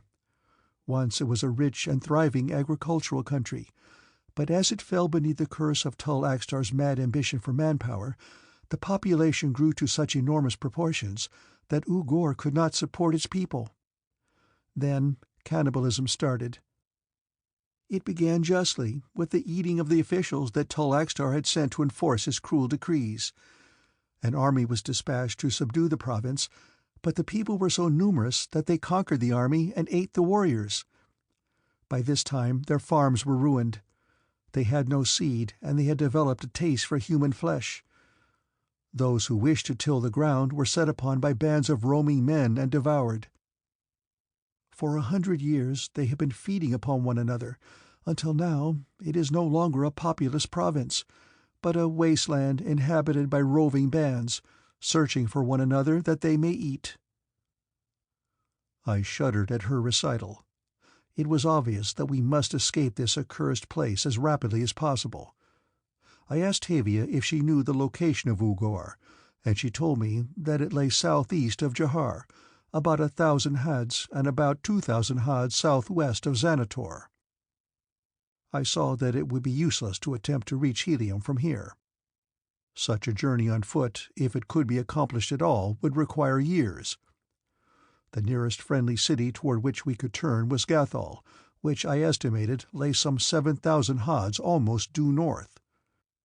The possibility of reaching Gathol seemed remote in the extreme, but it was our only hope, and so we turned our faces toward the north and set out upon our long and seemingly hopeless journey toward the city of my mother's birth. The country about us was rolling, with here and there a range of low hills, while far to the north I could see the outlines of higher hills against the horizon. The land was entirely denuded of all but noxious weeds, attesting the grim battle for survival waged by its unhappy people. There were no reptiles, no insects, no birds. All had been devoured during the century of misery that had lain upon the land. As we plodded onward through this desolate and depressing waste, we tried to keep up one another's spirit as best we could, and 100 times I had reason to give thanks that it was Tavia who was my companion and no other. What could I have done under like circumstances burdened with Sanoma Tora? I doubt that she could have walked a dozen hads, while Tavia swung along at my side with the lithe grace of perfect health and strength. It takes a good man to keep up with me on a march, but Tavia never lagged, nor did she show signs of fatigue more quickly than I. "We are well matched, Tavia," I said. "I had thought of that a long time ago," she said quietly. We continued on until almost dusk without seeing a sign of any living thing, and were congratulating ourselves upon our good fortune when Tavia glanced back, as one of us often did. She touched my arm and nodded toward the rear. "They come," she said simply. I looked back and saw 3 figures upon our trail. They were too far away for me to be able to do more than identify them as human beings. It was evident that they had seen us, and they were closing the distance between us at a steady trot. "What shall we do?" asked Tavia. "Stand and fight, or try to elude them until night falls?" "We shall do neither," I said. "We shall elude them now without exerting ourselves in the least." "How?" she asked. "Through the inventive genius of Fortack and the compound of invisibility that I filched from him." "Splendid!" exclaimed Tavia. "I had forgotten your cloak. With it we should have no difficulty in eluding all dangers between here and Gathol." I opened my pocket-pouch and reached in to withdraw the cloak. It was gone, as was the vial containing the remainder of the compound. I looked at Tavia, and she must have read the truth in my expression. "You have lost it?" she asked. "No, it has been stolen from me," I replied. She came again and laid her hand upon my arm in sympathy, and I knew that she was thinking what I was thinking, that it could have been none other than Sanoma Tora who had stolen it. I hung my head. And to think that I jeopardized your safety, Tavia, to save such as she." "Do not judge her hastily," she said. "We cannot know how sorely she may have been tempted, or what threats were used to turn her from the path of honor. Perhaps she is not as strong as we." "Let us not speak of her," I said. "It is a hideous sensation, Tavia, to feel love turn to hatred." She pressed my arm. "Time heals all hurts," she said, "and some day you will find a woman worthy of you, if such a one exists." I looked down at her. "If such a one exists," I mused, but she interrupted my meditation with a question. "Shall we fight or run, Hadron of Hastor?" she demanded. "I should prefer to fight and die," I replied, "but I must think of you, Tavia." "Then we shall remain and fight," she said. "But, Hadron, you must not die." There was a note of reproach in her tone that did not escape me, and I was ashamed of myself for having seemed to forget the great debt that I owed her for her friendship.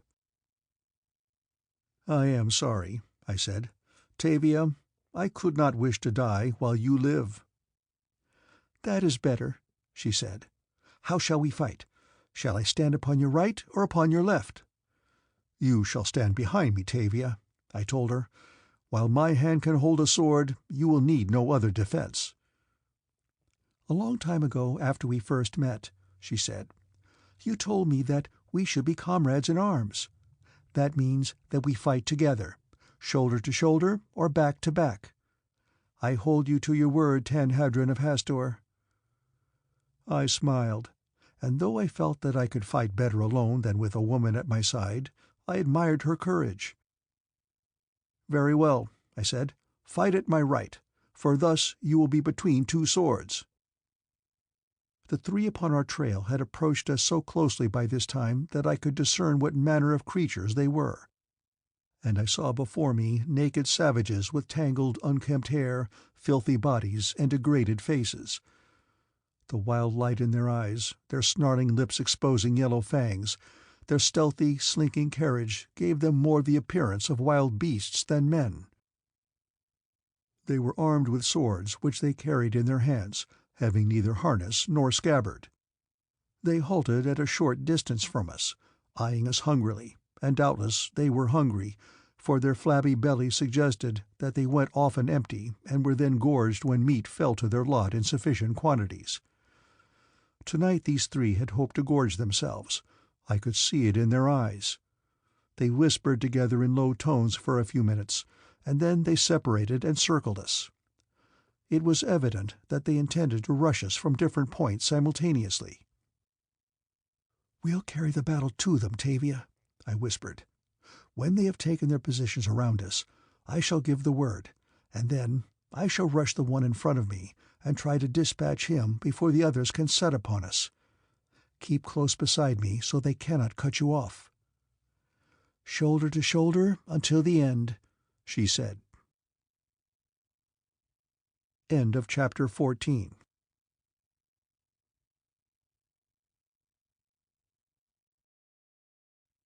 Chapter 15.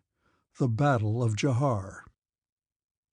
Glancing across my shoulder, I saw that the two circling to our rear were already further away from us than he who stood facing us, and realizing that the unexpectedness of our act would greatly enhance the chances of success, I gave the word. "Now, Tavia," I whispered, and together we leaped forward at a run straight for the naked savage facing us. It was evident that he had not expected this, and it was also evident that he was a slow-witted beast, for as he saw us coming his lower jaw dropped and he just stood there, waiting to receive us.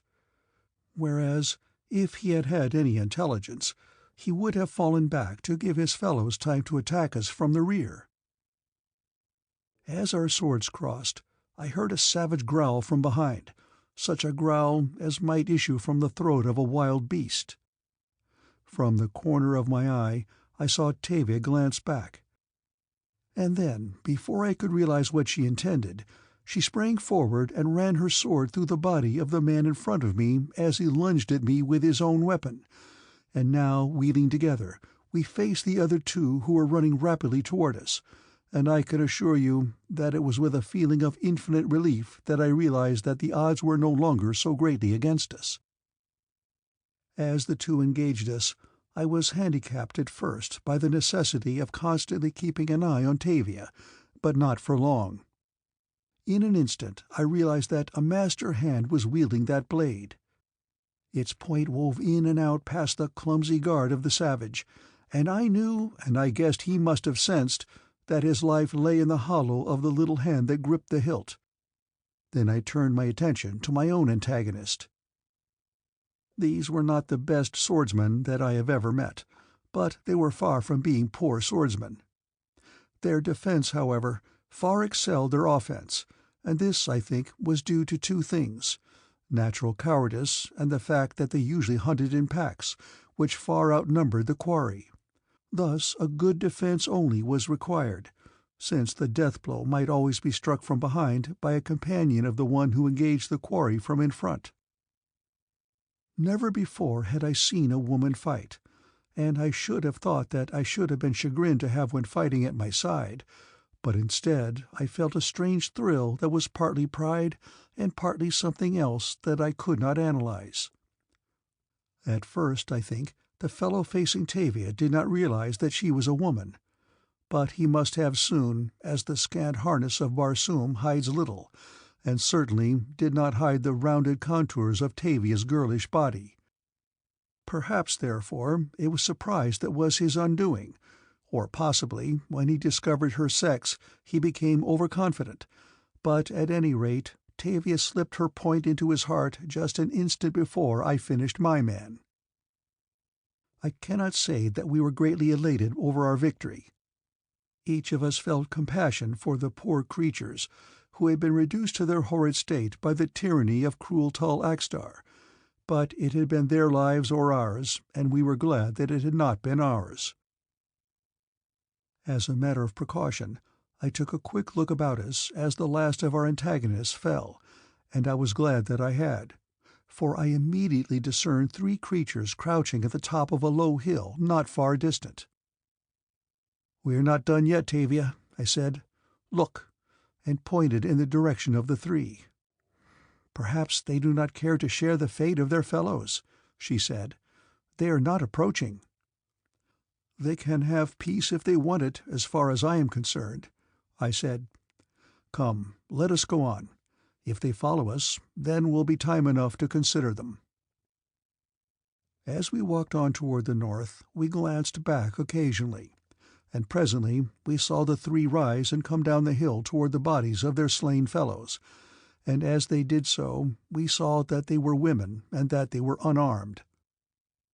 When they realized that we were departing and had no intention of attacking them, they broke into a run, and uttering loud, uncanny shrieks, raced madly toward the corpses. "How pathetic," said Tavia sadly. "Even these poor degraded creatures possess human emotions. They too can feel sorry at the loss of loved ones." "Yes," I said. "Poor things, I am sorry for them." Fearing that in the frenzy of their grief they might attempt to avenge their fallen mates, we kept a close eye upon them, or we might not have witnessed the horrid sequel of the fray. I wish that we had not. When the three women reached the corpses, they fell upon them, but not with weeping and lamentation. They fell upon them to devour them. Sickened, we turned away and walked rapidly toward the north, until long after darkness had descended. We felt that there was little danger of attack at night, since there were no savage beasts in a country where there was nothing to support them, and also that it was reasonable to assume that the hunting men would be abroad by day rather than by night, since at night they would be far less able to find quarry or follow it. I suggested to Tavia that we rest for a short time and then push on for the balance of the night, find a place of concealment early in the day, and remain there until night had fallen again, as I was sure that if we followed this plan we would make better time and suffer less exhaustion by traveling through the cool hours of darkness, and at the same time would greatly minimize the danger of discovery and attack by whatever hostile people lay between us and Gathol. Tavia agreed with me, and so we rested for a short time, taking turns at sleeping and watching. Later we pushed on, and I am sure that we covered a great distance before dawn, though the high hills to the north of us still looked as far away as they had upon the previous day. We now set about searching for some comfortable place of concealment where we might spend the daylight hours.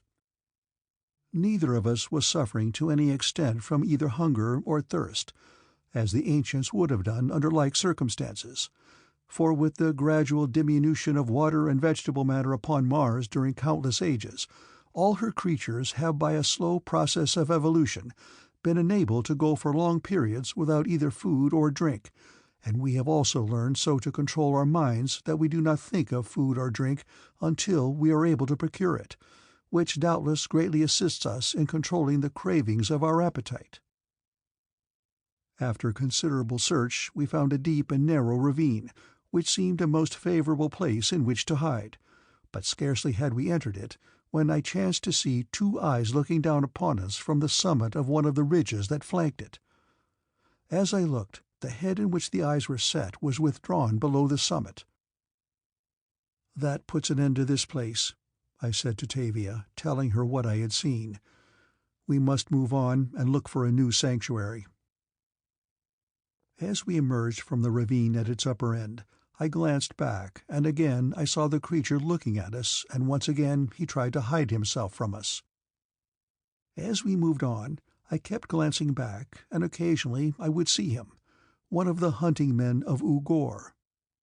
He was stalking us as the wild beast stalks its prey. The very thought of it filled me with disgust. Had he been a fighting man stalking us merely to kill, I should not have felt as I did, but the thought that he was stealthily trailing us because he desired to devour us was repellent. It was horrifying. Hour after hour the thing kept upon our trail. Doubtless he feared to attack because we outnumbered him, or perhaps he thought we might become separated, or lie down to sleep, or do one of the number of things that travelers might do that would give him the opportunity he sought, but after a while he must have given up hope. He no longer sought to conceal himself from us, and once, as he mounted a low hill, he stood there silhouetted against the sky, and throwing his head back, he gave voice to a shrill, uncanny cry that made the short hairs upon my neck stand erect. It was the hunting cry of the wild beast calling the pack to the kill. I could feel Tavia shudder and press more closely to me, and I put my arm about her in a gesture of protection, and thus we walked on in silence for a long time. Twice again the creature voiced his uncanny cry, until at last it was answered ahead of us and to the right. Again we were forced to fight, but this time only two, and when we pushed on again it was with a feeling of depression that I could not shake off, depression for the utter hopelessness of our situation. At the summit of a higher hill than we had before crossed I halted. Some tall weeds grew there. "Let us lie down here, Tavia," I said. "From here we can watch. Let us be the watchers for a while. Sleep, and when night comes we shall move on." She looked tired, and that worried me, but I think she was suffering more from the nervous strain of the eternal stalking than from physical fatigue. I know that it affected me, and how much more might it affect a young girl than a trained fighting man? She lay very close to me, as though she felt safer thus and was soon asleep, while I watched. From this high vantage point I could see a considerable area of the country about us, and it was not long before I detected figures of men prowling about like hunting bants, and often it was apparent that one was stalking another. There were at least half a dozen such visible to me at one time. I saw one overtake his prey and leap upon it from behind. They were at too great a distance from me for me to discern accurately the details of the encounter, but I judged that the stalker ran his sword through the back of his quarry, and then, like a hunting bant, he fell upon his kill and devoured it. I do not know that he finished it, but he was still eating when darkness fell. Tavia had had a long sleep, and when she awoke she reproached me for having permitted her to sleep so long and insisted that I must sleep.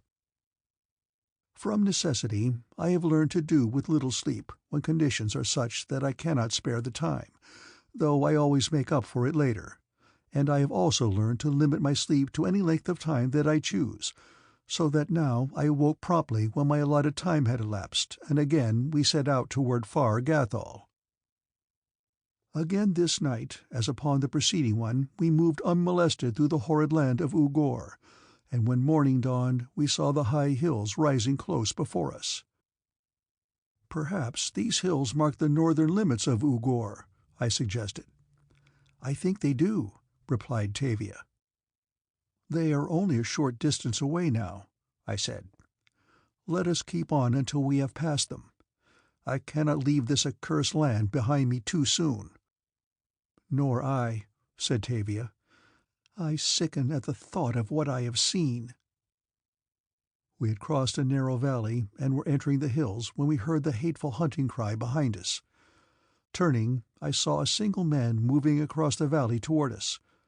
He knew that I had seen him, but he kept steadily on, occasionally stopping to voice his weird scream. He heard an answer come from the east, and then another and another from different directions. We hastened onward, climbing the low foothills that led upward toward the summit far above, and as we looked back we saw the hunting men converging upon us from all sides. We had never seen so many of them at one time before. "Perhaps if we get well up into the mountains we can elude them," I said. Tavia shook her head. "At least we have made a good fight, Hadron," she said. I saw that she was discouraged, nor could I wonder. Yet a moment later she looked up at me and smiled brightly. "We still live, Hadron of Hastor," she exclaimed. "We still live, and we have our swords," I reminded her. As we climbed they pressed upward behind us, and presently I saw others coming through the hills from the right and from the left. We returned from the low saddle over which I had hoped to cross the summit of the range, for hunting men had entered it from above and were coming down toward us. Directly ahead of us now loomed a high peak, the highest in the range as far as I could see, and only there, up its steep side, were there no hunting men to bar our way. As we climbed, the sides of the mountain grew steeper, until the ascent was not only most arduous, but sometimes difficult and dangerous. Yet there was no alternative, and we pressed onward toward the summit, while behind us came the hunting men of U-GOR. They were not rushing us, and from that I felt confident that they knew that they had us cornered. I was looking for a place in which we might make a stand, but I found none, and at last we reached the summit, a circular, level space perhaps 100 feet in diameter. As our pursuers were yet some little distance below us, I walked quickly around the outside of the table-like top of the peak. The entire northern face dropped sheer from the summit for a couple of 100 feet, definitely blocking our retreat. At every other point the hunting men were ascending. Our situation appeared hopeless. It was hopeless, and yet I refused to admit defeat. The summit of the mountain was strewn with loose rock. I hurled a rock down at the nearest cannibal. It struck him upon the head and sent him hurtling down the mountainside, carrying a couple of his fellows with him. Then Tavia followed my example, and together we bombarded them. But more often we scored misses than hits, and there were so many of them, and they were so fierce and so hungry, that we did not even stem their advance. So numerous were they now that they reminded me of insects, crawling up there from below, huge grotesque insects that would soon fall upon us and devour us. As they came nearer they gave voice to a new cry that I had not heard before. It was a cry that differed from the hunting call, but was equally as terrible. "Their war cry," said Tavia. On and on with relentless persistency the throng swarmed upward toward us. We drew our swords. It was our last stand. Tavia pressed closer to me, and for the first time I thought I felt her tremble. "Do not let them take me," she said. "It is not death that I fear." I knew what she meant, and I took her in my arms. "I cannot do it, Tavia," I said. "I cannot." "You must," she replied in a firm voice. "If you care for me even as a friend, you cannot let these beasts take me alive." I know that I choked then, so that I could not reply, but I knew that she was right, and I drew my dagger. "Goodbye, Hadron. My Hadron." Her breast was bared to receive my dagger. Her face was upturned toward mine. It was still a brave face, with no fear upon it, and oh, how beautiful it was! Impulsively, guided by a power I could not control, I bent and crushed my lips to hers. With half-closed eyes, she pressed her own lips upward more tightly against mine. "Oh, Isis," she breathed as she took them away, and then, "They come. Strike now, Hadron, and strike deep." The creatures were almost at the summit. I swung my hand upward that I might bury the slim dagger deeply in that perfect breast. To my surprise, my knuckles struck something hard above me. I glanced upward. There was nothing there. Yet something impelled me to feel again, to solve that uncanny mystery even in that instant of high tragedy. Again I felt above me. By Isis, there was something there. My fingers passed over a smooth surface, a familiar surface. It could not be, and yet I knew that it must be. The JHAMA. I asked no questions of myself nor of fate at that instant. The hunting men of U-GOR were almost upon us as my groping fingers found one of the mooring rings in the bow of the JHAMA. Quickly I swung Tavia above my head. "It is the JHAMA! Climb to her deck!" I cried. The dear girl, as quick to seize upon the fortuitous opportunities as any trained fighting man, did not pause to question, but swung herself upward to the deck with the agility of an athlete, and as I seized the mooring ring and drew myself upward, she lay flat upon her belly and reaching down assisted me, nor was the strength in that slender frame unequal to the task. The leaders of the horde had reached the summit. They paused in momentary confusion when they saw us climb into thin air and stand there apparently just above their heads, but hunger urged them on, and they leaped for us, clambering upon one another's back and shoulders to seize us and drag us down. Two almost gained the deck as I fought them all back single-handed, while Tavia had raised a hatch and leaped to the controls. Another foul-faced thing reached the deck upon the opposite side, and only chance revealed him to me before he had run his sword through my back.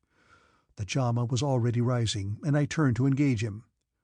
There was little room there in which to fight, but I had the advantage in that I knew the extent of the deck beneath my feet, while he could see nothing but thin air.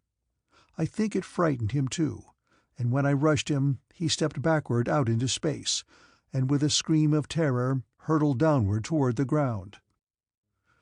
We were saved. But how in the name of all our ancestors had the JHAMA chanced to be at this spot? Perhaps tall AXTAR was aboard. The thought filled me with alarm for Tavia's safety, and with my sword ready, I leaped through the hatchway into the cabin, but only Tavia was there.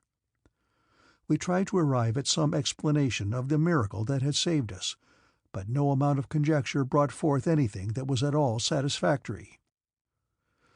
"She was there when we needed her most," said Tavia. "That fact should satisfy us." "I guess it will have to for the time being, at least," I said.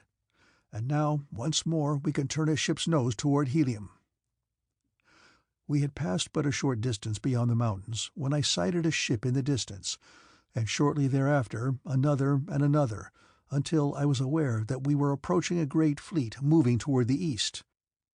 As we came closer, I descried the hulls painted with the ghastly blue of Jahar, and I knew that this was tall AXTAR'S formidable armada. And then we saw ships approaching from the east, and I knew that it was the fleet of Helium. It could be no other.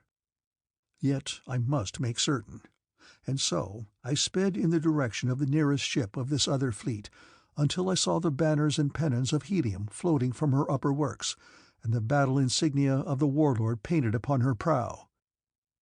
Behind her came the other ships, a noble fleet moving to inevitable doom. A Jaharian cruiser was moving toward the first great battleship as I raced to intercept them and bring one of my rifles into action. I was forced to come close to my target, as was the Jaharian cruiser, since the effective range of the disintegrating ray rifle is extremely limited. Everything aboard the battleship of Helium was ready for action, but I knew why they had not fired a gun. It has ever been the boast of John Carter, warlord of Barsoom, that he would not start a war. The enemy must fire the first shot. If I could have reached them in time, he would have realized the fatal consequences of this magnanimous and chivalrous code, and the ships of Helium, with their long-range guns, might have annihilated Jahar's entire fleet before it could have brought its deadly rifles within range. But fate had ordained otherwise, and now the best that I could hope was that I might reach the Jaharian ship before it was too late. TAVIA was at the controls. We were racing toward the blue cruiser of Jahar. I was standing at the forward rifle. In another moment we should be within range, and then I saw the great battleship of Helium crumble in mid-air. Its wooden parts dropped slowly toward the ground, and 1,000 warriors plunged to a cruel death upon the barren land beneath. Almost immediately the other ships of Helium were brought to a stop. They had witnessed the catastrophe that had engulfed the first ship of the line, and the commander of the fleet had realized that they were menaced by a new force of which they had no knowledge. The ships of AXTAR, encouraged by this first success, were now moving swiftly to the attack. The cruiser that had destroyed the great battleship was in the lead, but now I was within range of it. Realizing that the blue protective paint of Jahar would safeguard the ship itself against the disintegrating ray, I had rammed home a cartridge of another type in the chamber, and swinging the muzzle of the rifle so that it would rake the entire length of the ship, I pressed the button. Instantly the men upon the deck dissolved into thin air. Only their harness and their metal and their weapons were left. Directing TAVIA to run the JHAMA alongside, I raised the upper hatch and leaped to the deck of the cruiser, and a moment later I had raised the signal of surrender above her. One can imagine the consternation aboard the nearer ships of Jahar as they saw that signal flying from her forward mast, for there were none sufficiently close to have witnessed what actually transpired aboard her. Returning to the cabin of the JHAMA, I lowered the hatch and went at once to the periscope. Far in the rear of the first line of Jaharian ships, I could just discern the royal insignia upon a great battleship, which told me that AXTAR was there, but in a safe position. I should have liked to reach his ship next, but the fleet was moving forward toward the ships of Helium, and I dared not spare the time. By now the ships of Helium had opened fire, and shells were exploding about the leading ships of the Jaharian fleet. Shells so nicely timed that they could be set to explode at any point up to the extreme range of the gun that discharges them. It takes nice gunnery to synchronize the timing with the target.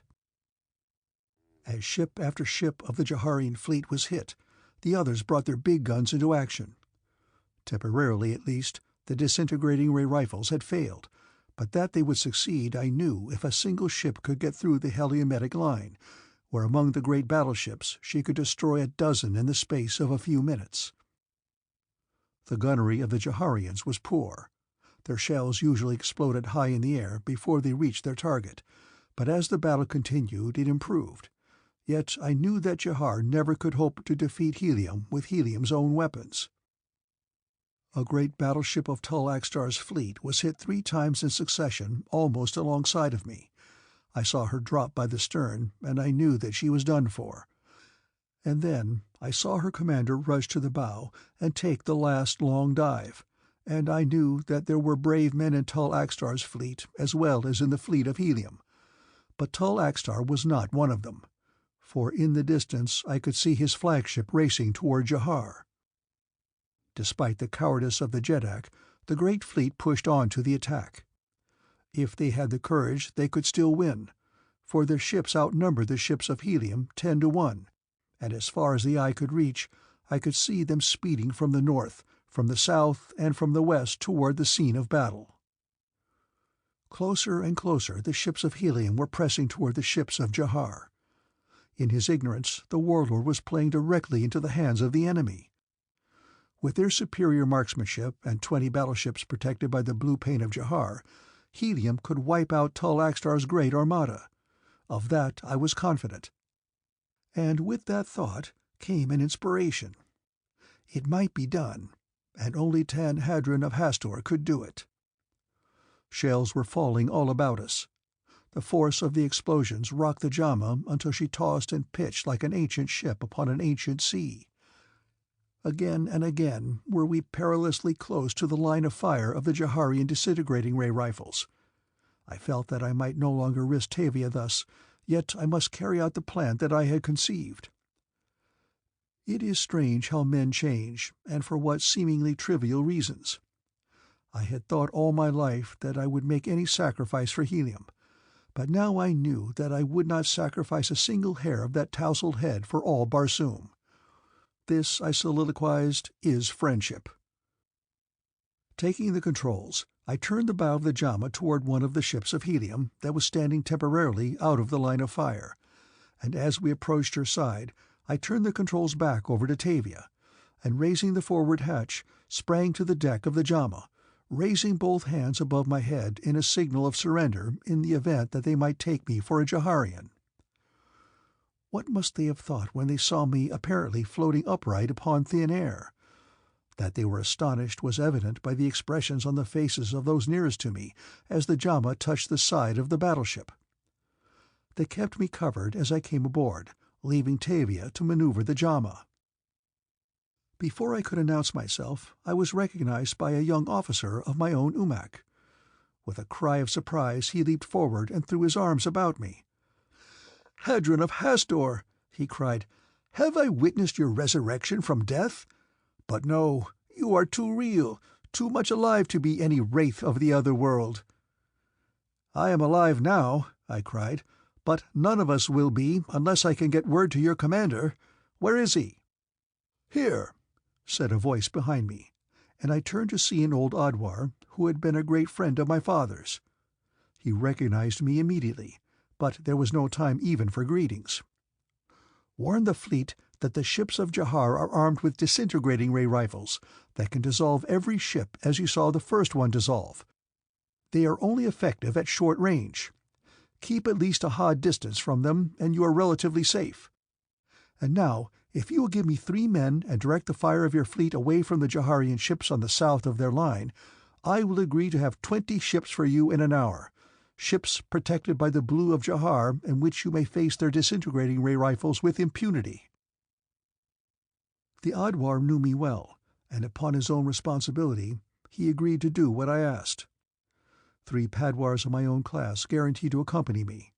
I fetched TAVIA aboard the battleship and turned her over to the protection of the old Adwar, though she objected strenuously to being parted from me.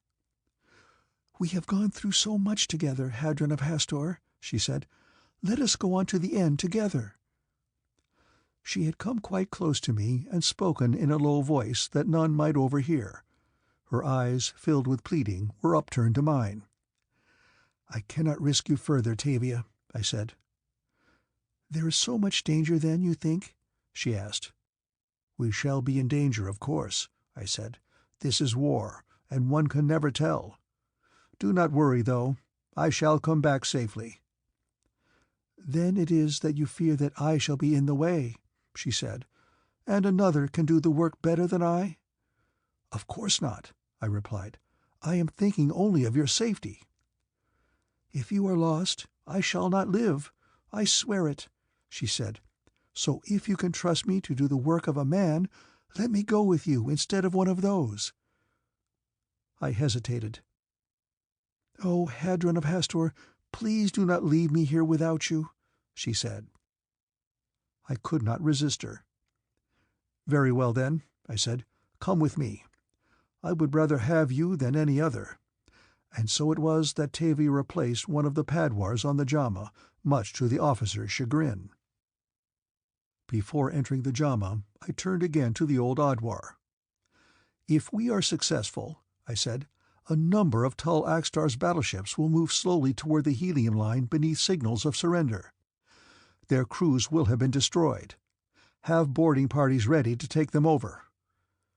Naturally, everyone aboard the battleship was intensely interested in the JAMA, though all that they could see of her was the open hatch and the eye of the periscope.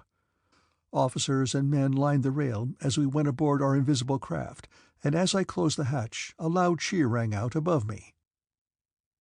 My first act thoroughly evidenced my need of TAVIA, for I put her at the after turret in charge of the rifle there, while one of the Padwars took the controls and turned the prow of the JAMA toward the Jaharian fleet.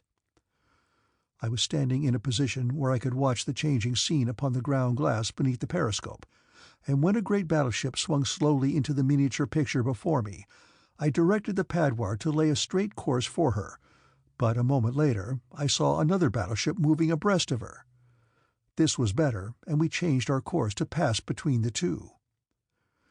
They were moving gallantly toward the fleet of Helium, firing their big guns now and reserving their disintegrating ray rifles for closer range.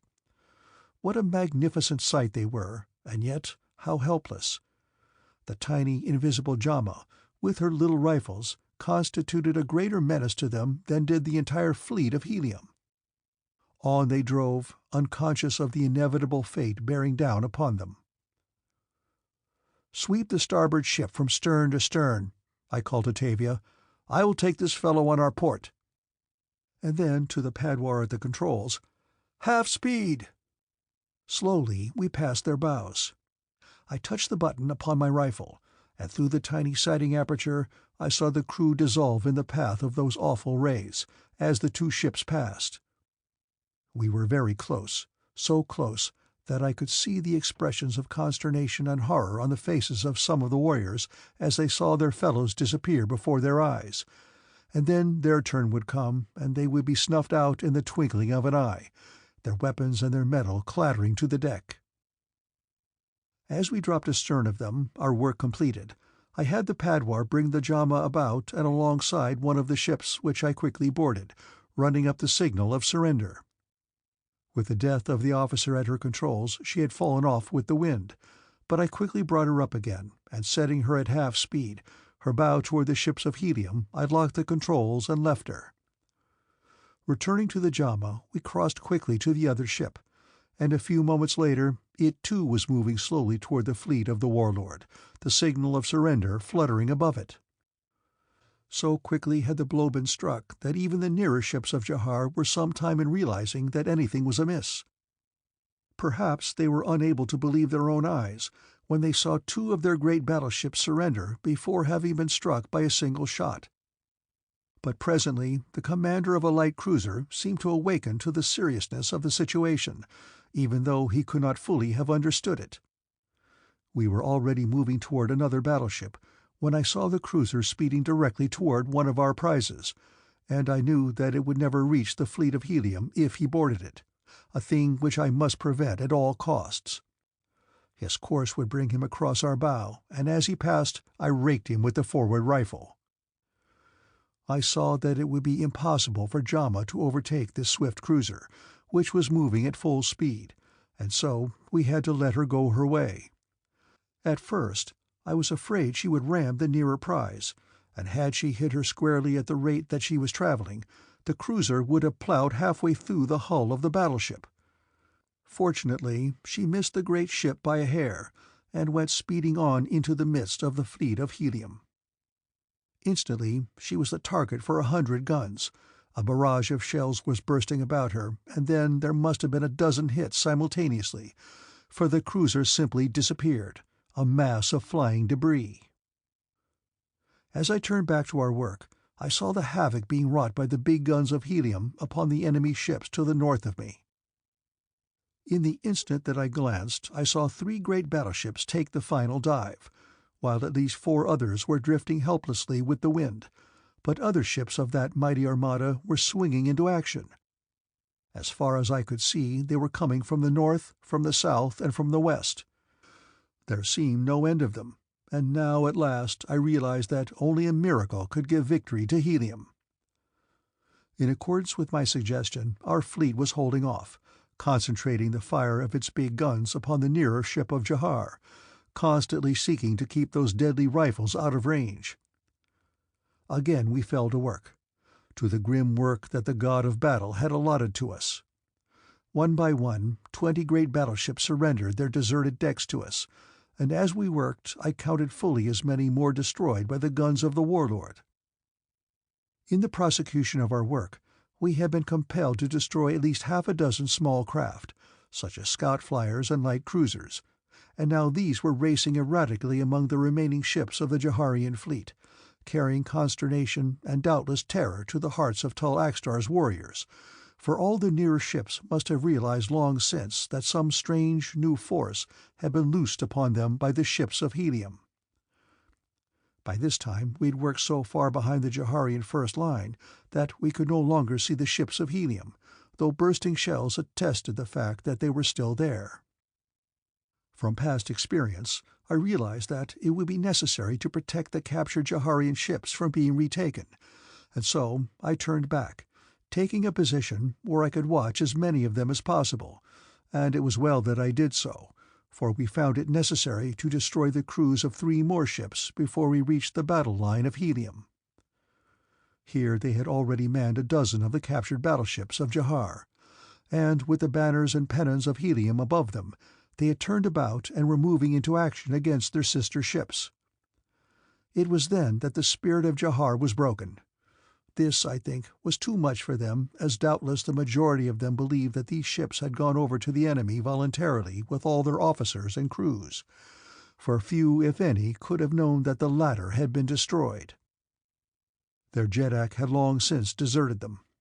20 of their largest ships had gone over to the enemy, and now, protected by the blue of Jahar and manned by the best gunners of Barsoom, were plowing through them, spreading death and destruction upon every hand. A dozen of Tall AXTAR'S ships surrendered voluntarily, and then the others turned and scattered. Very few of them headed toward Jahar, and I knew by that they believed that the city must inevitably fall. The warlord made no effort to pursue the fleeing craft. Instead, he stationed the ships that we captured from the enemy, more than 30 all told now, entirely around the fleet of Helium, to protect it from the disintegrating ray rifles of the enemy in the event of a renewed attack, and then, slowly, we moved on Jahar.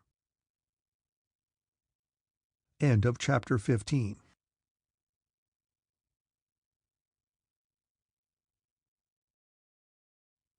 Chapter 16. Despair. Immediately after the close of the battle, the warlord sent for me, and a few moments later TAVIA and I stepped aboard the flagship. The warlord himself came forward to meet us.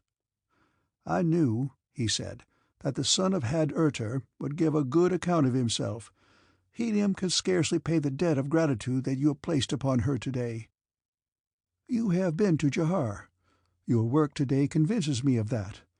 May we with safety approach and take the city?" "No," I replied, and then briefly I explained the mighty force that Tall AXTAR had gathered, and the armament with which he expected to subdue the world. "But there is a way," I said. "And what is that?" he asked. "Send one of the captured Jaharian ships with a flag of truce, and I believe that Tall AXTAR will surrender. He is a coward. He fled in terror when the battle was still young." "Will he honor a flag of truce?" "If it is carried aboard one of his own ships, protected by the blue paint of Jahar, I believe that he will," I said. "But at the same time I shall accompany the ship in the invisible JHAMA. I know how I may gain entrance to the palace. I have abducted Tall AXTAR once, and perchance I may be able to do it again. If you have him in your hands, you can dictate terms to the nobles, all of whom fear the terrific power of the hungry multitude that is held in check now only by the instinctive terror they feel for their JHAMA." As we waited for the former Jaharian cruiser that was to carry the flag of truce to come alongside, John Carter told me what had delayed the expedition against Jahar for so many months. The major domo of Tor Hatan's palace, to whom I had entrusted the message to John Carter, and which would have led immediately to the descent upon Jahar, had been assassinated while on his way to the palace of the warlord. Suspicion, therefore, did not fall upon Tal Axtar, and the ships of Helium scoured Barsoom for many months in vain search for Sanoma Tora. It was only by accident that Cal Tavan, the slave, who had overheard my conversation with the major domo, learned that the ships of Helium had not been dispatched to Jahar, for a slave ordinarily is not taken into the confidences of his master, and the arrogant Tor-Hatan was of all men least likely to do so.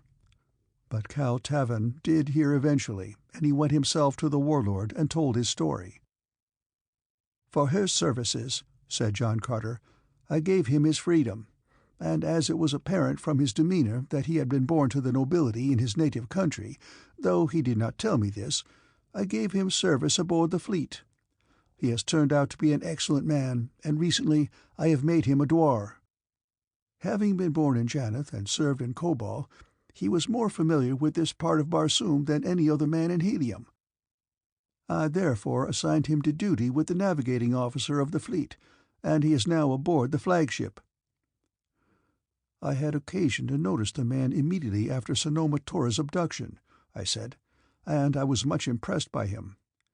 I am glad that he has found his freedom and the favor of the warlord."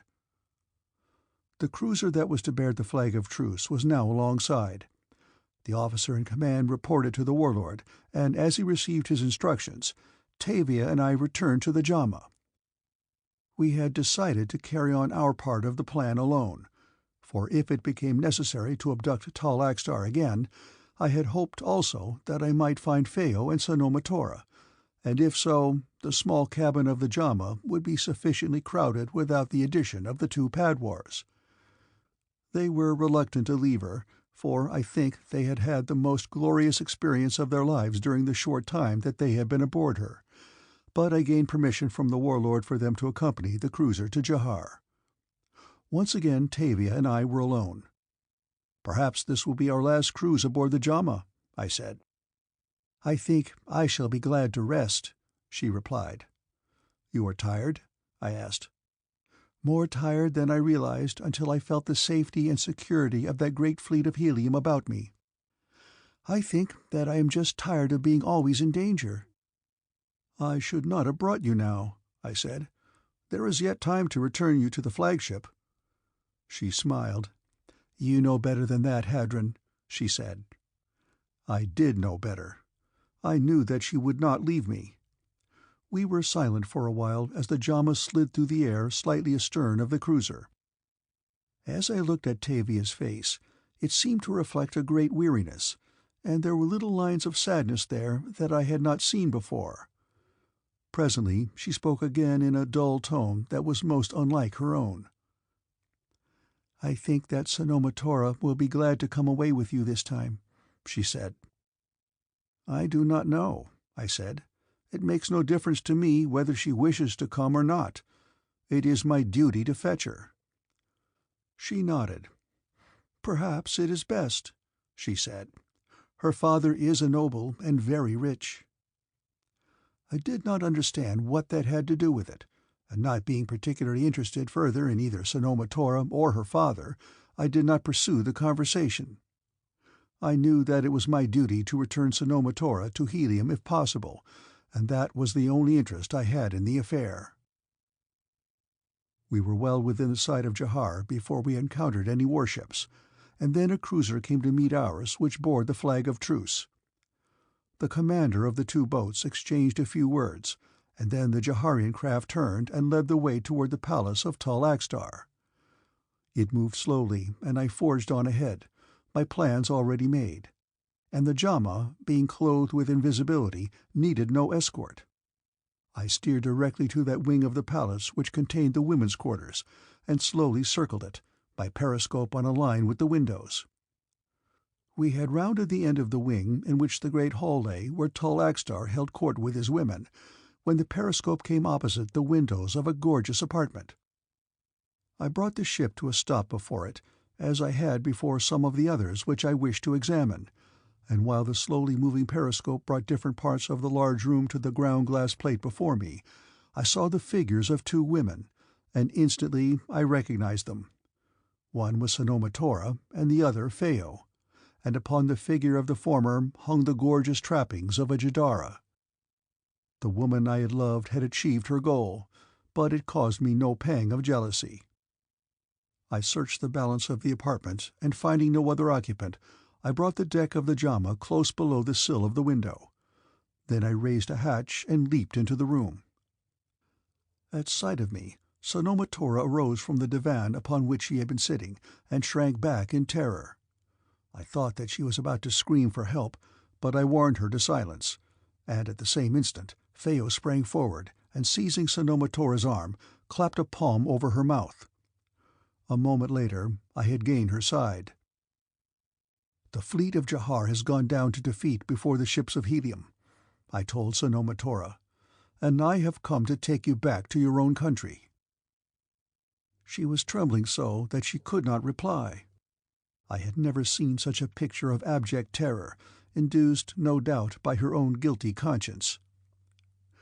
"I am glad you have come, Hadron of Hastor," said Phao, "for I know that you will take me too." "Of course," I said. "The JHAMA lies just outside that window. Come, we shall soon be safe aboard the flagship of the Warlord." While I had been talking, I had become aware of a strange noise that seemed to come from a distance, and which rose and fell in volume, and now would appear to be growing nearer and nearer. I could not explain it. Perhaps I did not attempt to, for at best I could be only mildly interested. I had found two of those whom I sought. I would get them aboard the JHAMA, and then I would try to locate Tall AXTAR. At that instant the door burst open, and a man rushed into the room. It was Tall AXTAR. He was very pale, and he was breathing hard. At sight of me he halted and shrank back, and I thought that he was going to turn and run, but he only looked fearfully back through the open door, and then he turned to me, trembling. "They're coming!" he cried in a voice of terror. "They will tear me to pieces!" "Who is coming?" I demanded. "The people!" he said. "They have forced the gates, and they are coming. Do you not hear them?" So that was the noise that had attracted my attention, the hungry hordes of Jahar searching out the author of their misery. "The JHAMA is outside that window," I said. "If you will come aboard her as a prisoner of war, I will take you to the Warlord of Barsoom." "He will kill me too," wailed Tall AXTAR. "He should," I assured him. He stood looking at me for a moment, and I could see in his eyes and the expression of his face the reflection of a dawning idea. His countenance lightened. He looked almost hopeful. "I will come," he said, "but first let me get one thing to take with me. It is in yonder cabinet." "Hasten," I said. He went quickly to the cabinet, which was a tall affair reaching from the floor almost to the ceiling, and when he opened the door it hid him from our view. As I waited, I could hear the crash of weapons upon levels below, and the screams and shrieks and curses of men, and I judged that the palace guard was holding the mob, temporarily at least. Finally I became impatient. "Hasten, Tall AXTAR," I called, but there was no reply. Again I called him, with the same result, and then I crossed the room to the cabinet, but Tall AXTAR was not behind the door. The cabinet contained many drawers of different sizes, but there was not one large enough to conceal a man, nor any through which he could have passed to another apartment. Hastily I searched the room, but Tall AXTAR was nowhere to be found, and then I chanced to glance at Sanoma Tora. She was evidently trying to attract my attention, but she was so terrified that she could not speak. With trembling fingers she was pointing toward the window. I looked in that direction, but I could see nothing. "What is it? What are you trying to say, Sanoma Tora?" I demanded as I rushed to her side. "Gone," she managed to say. "Gone." "Who is gone?" I demanded. "Tall AXTAR." "Where? What do you mean?" I insisted. "The hatch of the JHAMA. I saw it open and close." "But it cannot be possible. We have been standing here looking—" And then a thought struck me that left me almost dazed. I turned to Sanoma Tora. "The cloak of invisibility?" I whispered. She nodded. Almost in a single bound I crossed the room to the window and was feeling for the deck of the JAMA. It was not there. The ship had gone. Tall Axtar had taken it, and Tavia was with him. I turned back and crossed the room to Sanoma Tora. "Accursed woman!" I cried. "Your selfishness, your vanity, your treachery has jeopardized the safety of one whose footprints you are not fit to touch." I wanted to close my fingers upon that perfect throat. I yearned to see the agony of death upon that beautiful face. But I only turned away, my hands dropping at my sides, for I am a man, a noble of Helium, and the women of Helium are sacred, even such as Sanoma Tora. From below came the sounds of renewed fighting. If the mob broke through, I knew that we should all be lost. There was but one hope for even temporary safety, and that was the slender tower above the women's quarters. "Follow me," I said curtly. As we entered the main corridor, I caught a glimpse of the interior of the great hall where Tall Axtar had held court. It was filled with terrified women. Well they knew what the fate of the women of Ajedak would be at the hands of an infuriated mob. My heart went out to them, but I could not save them. Lucky indeed should I be if I were able to save these two. Crossing the corridor, we ascended the spiral ramp to the storeroom, where, after entering, I took the precaution to bolt the door. Then I ascended the ladder toward the trapdoor at the summit of the tower, the two women following me.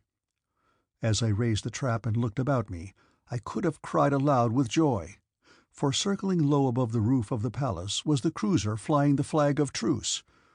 I apprehended no danger of discovery by Jaharian warriors, since I knew that they were all well occupied below, those who were not fleeing for their lives. And so I sprang to the summit of the tower and hailed the cruiser in a voice that they might well hear above the howling of the mob. An answering hail came from the deck of the craft, and a moment later she dropped to the level of the tower roof. With the help of the crew, I assisted Phao and Sanoma Tora aboard. The officer in command of the cruiser stepped to my side. "Our mission here is fruitless," he said. "Word has just been brought me that the palace has fallen before the onslaught of a mob of infuriated citizens. The nobles have commandeered every craft upon which they could lay hands and have fled. There is no one with whom we can negotiate a peace. No one knows what has become of Tall Axtar." "I know," I told him, and then I narrated what had happened in the apartment of the Jadara. "We must pursue him," he said. "We must overtake him and carry him back to the warlord." "Where shall we look?" I asked. "The JAMA may lie within a dozen sofads of us, and even so we could not see her." "I shall search for him, never fear, and some day I shall find him. But it is useless now to try and find the JAMA. Let us return to the flagship of the warlord." I do not know that John Carter fully realized the loss that I had sustained, but I suspect that he did, for he offered me all the resources of Helium in my search for TAVIA. I thanked him, but asked only for a fast ship, one in which I might devote the remainder of my life in what I truly believe would prove a futile search for TAVIA, for how could I know where in all wide Barsoom Tall Axtar would elect to hide? Doubtless there were known to him many remote spots in his own empire where he could live in safety for the balance of his allotted time on Barsoom. To such a place he would go, and because of the JAMA no man could see him pass. There would be no clue by which to follow him, and he would take Tavia with him, and she would be his slave. I shuddered, and my nails sank into my palms at the thought. The warlord ordered one of the newest and swiftest fliers of Helium to be brought alongside the flagship. It was a trim craft of the semi-cabin type that would easily accommodate 4 or 5 in comfort. From his own stores he had provisions and water transferred to it, and he added wine from Tarth and jars of the famous honey of Dusar. Sanoma Tora and Phao had been sent at once to a cabin by the warlord, for the deck of a man-of-war on duty is no place for women. I was about to depart when a messenger came saying that Sanoma Tora wished to see me. "I do not wish to see her," I replied. "Her companion also begged that you would come," replied the messenger. That was different. I had almost forgotten Phao, but if she wished to see me I would go, and so I went at once to the cabin where the two girls were. As I entered, Sanoma Tora came forward and threw herself upon her knees before me. "Have pity on me, Hadron of Hastor," she cried. "I have been wicked, but it was my vanity and not my heart that sinned. Do not go away. Come back to Helium, and I will devote my life to your happiness. Tor-Hatan, my father, is rich. The mate of his only child may live forever in luxury." I am afraid that my lips curled to the sneer that was in my heart. What a petty soul was hers! Even in her humiliation and her penitence she could see no beauty and no happiness greater than wealth and power. She thought that she was changed, but I knew that Sanoma Tora never could change. "Forgive me, Tanhadron," she cried. "Come back to me, for I love you. Now I know that I love you." "Your love has come too late, Sanoma Tora," I said. "You love another?" she asked. "Yes," I replied. "The Jahar of some strange countries you have been through?" she asked. "A slave girl," I replied. Her eyes went wide in incredulity. She could not conceive that one might choose a slave girl to the daughter of Tor-Hatan. "Impossible," she said. "It is true, though," I assured her. "A little slave girl is more desirable to Tanhadron of Hastor than is Sanoma Tora, the daughter of Tor-Hatan." And with that I turned my back upon her and faced Phao. "Goodbye, dear friend," I said. "Doubtless we shall never meet again, but I shall see to it that you have a good home in Hastor. I shall speak to the warlord before I leave, and have him send you directly to my mother." She laid her hand upon my shoulder. "Let me go with you, Tanhadron," she said, "for perhaps while you are searching for TAVIA you will pass near JHAMA." I understood instantly what she meant, and I reproached myself for having even temporarily forgotten Nur-An. "You shall come with me, Phao," I said, "and my first duty shall be to return to JHAMA and rescue Nur-An from poor old Fort Tak." Without another glance at Sanoma Tora, I led Phao from the cabin, and after a few parting words with the warlord, we boarded my new ship, and with friendly farewells in our ears, headed west toward JHAMA. Being no longer protected by the invisibility compound of Fort Tak or the disintegrating ray-resisting paint of Jahar, we were forced to keep a sharp lookout for enemy ships, of which I had but little fear if we sighted them in time, for I knew that I could outdistance any of them. I set the destination control compass upon JHAMA and opened the throttle wide. The swift Barsoomian night had fallen. The only sound was the rush of thin air along our sides, which drowned out the quiet purring of our motor. For the first time since I had found her again in the quarters of the Jahar at Jahar, I had an opportunity to talk with Phao, and the first thing I asked her was for an explanation of the abandonment of the JHAMA after Tol-Axtar had grounded TAVIA and me in U-GOR. "It was an accident," she said, "that threw Tol-Axtar into a great fit of rage. We were headed for Jahar when he sighted one of his own ships, which took us aboard as soon as they discovered the identity of the Jeddak. It was at night, and in the confusion of boarding the Jaharian warship, Tol-Axtar momentarily forgot the JHAMA, which must have drifted away from the larger craft the moment that we left her. They cruised about searching for her for a while, but at last they had to give it up and the ship proceeded toward Jahar." The miracle of the presence of the JHAMA at the top of the peak, where we had so providentially found it in time to escape from the hunting men of U-GOR, was now no longer a miracle. The prevailing winds in this part of Barsoom are from the northwest at this time of the year. The JHAMA had merely drifted with the wind and chanced to lodge upon the highest peak of the range. Phao also told me why Tol-Axtar had originally abducted Sanoma Tora from Helium. He had had his secret agents at Helium for some time previous, and they had reported to him that the best way to lure the fleet of Helium to Jahar was to abduct a woman of some noble family. He had instructed them to select a beautiful one, and so they had decided upon the daughter of Tor-Hatan. But how did they expect to lure the fleet of Helium to Jahar if they left no clue as to the identity of the abductors of Sanoma Tora? I asked. They left no clue at the time because AXTAR was not ready to receive the attack of Helium, explained Phao. But he had already sent his agents word to drop a hint as to the whereabouts of Sanoma Tora when John Carter learned through other sources the identity of her abductors. So it all worked out the way AXTAR had planned, I said, except the finish. We passed the hours with brief snatches of conversation and long silences, each occupied with his own thoughts. Phao's doubtless a mixture of hope and fear, but there was little room for hope in mine. The only pleasant prospects that lay before me lay in rescuing Nur-An and reuniting him and Phao. After that, I would take them to any country to which they wished to go, and then return to the vicinity of Jahar and prosecute my hopeless search. "I heard what you said to Sanoma Tora in the cabin of the flagship," said Phao after a long silence, "and I was glad." "I said a number of things," I reminded her. "To which do you refer?" "You said that you loved TAVIA," she replied. "I said nothing of the kind," I rejoined rather shortly, for I almost loathed that word. "But you did," she insisted. "You said that you loved a little slave girl, and I know that you love TAVIA.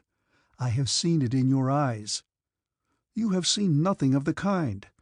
Because you are in love, you think that everyone must be." She laughed. "You love her, and she loves you." "We are only friends, very good friends," I insisted, "and furthermore, I know that TAVIA does not love me." "How do you know?" "Let us not speak of it any more," I said, but though I did not speak of it, I thought about it. I recalled that I had told Sanoma Tora that I loved a little slave girl, and I knew that I had had TAVIA in my mind at the time, but I thought that I had said it more to wound Sanoma Tora than for any other purpose. I tried to analyze my own feelings, but at last I gave it up as a foolish thing to do. Of course I did not love TAVIA. I loved no one. Love was not for me. Sanoma Tora had killed it within my breast, and I was equally sure that TAVIA did not love me. If she had, she would have shown it, and I was quite sure that she had never demonstrated any other feeling for me than the finest of comradeship. We were just what she had said we were, comrades in arms, and nothing else. It was still dark when I saw the gleaming white palace of Fort Tack shining softly in the moonlight far below us. Late as it was, there were lights in some of the rooms. I had hoped that all would be asleep, for my plans depended upon my ability to enter the palace secretly. I knew that Fort Tack never kept any watch at night, feeling that none was needed in such an isolated spot. Silently, I dropped the flier until it rested upon the roof of the building where Nur-An and I had first landed, for I knew that there I would find a passage to the palace below. "Wait here at the controls, Phao," I whispered. "Nur-An and I may have to come away in a hurry, and you must be ready."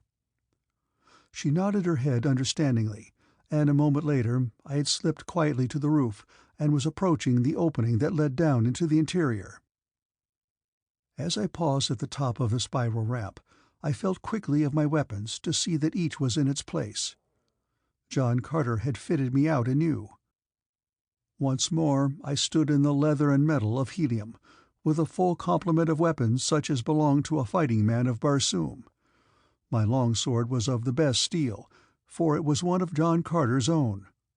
Beside this I carried a short sword and a dagger, and once again a heavy radium pistol hung at my hip. I loosened the latter in its holster as I started down the spiral ramp. As I approached the bottom, I heard a voice. It was coming from the direction of Fort Tack's laboratory, the door of which opened upon the corridor at the bottom of the ramp. I crept slowly downward. The door leading to the laboratory was closed. Two men were conversing. I could recognize the thin, high voice of Fort Tack. The other voice was not that of Nur-An, and yet it was strangely familiar. "Riches beyond your dream. I heard the second man say. "I do not need riches," cackled Fortack. "Hey-oh! Presently I shall own all the riches in the world." "You will need help," I could hear the other man say in a pleading tone. "I can give you help. You shall have every ship of my great fleet." That remark brought me up standing. Every ship of my great fleet. It could not be possible, and yet— Gently I tried the door. To my surprise it swung open, revealing the interior of the room. Beneath a bright light stood Tall Axtar. 50 feet from him, Fortack was standing behind a bench upon which was mounted a disintegrating ray rifle aimed full at Tall Axtar. Where was Tavia? Where was Nur-An? Perhaps this man alone knew where Tavia was, and Fortack was about to destroy him. With a cry of warning, I leaped into the room. Tall Axtar and Fortack looked at me quickly, surprise large upon their countenances. "Hi-oh!" screamed the old inventor. "So you have come back! Knave! Ingrate! Traitor! But you have come back only to die!" "Wait!" I cried, raising my hand. "Let me speak." "Silence!" screamed Fortack. "You shall see Tall Axtar die. I hated to kill him without someone to see, someone to witness his death agony.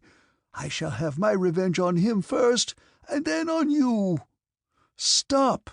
I cried. His finger was already hovering over the button that would snatch Tall Axtar into oblivion, perhaps with the secret of the whereabouts of Tavia. I drew my pistol. Fortack made a sudden motion with his hands and disappeared. He vanished as though turned to thin air by his own disintegrating rays, but I knew what had happened. I knew that he had thrown a mantle of invisibility around himself, and I fired at the spot where he had last been visible. At the same instant, the floor opened beneath me, and I shot into utter darkness.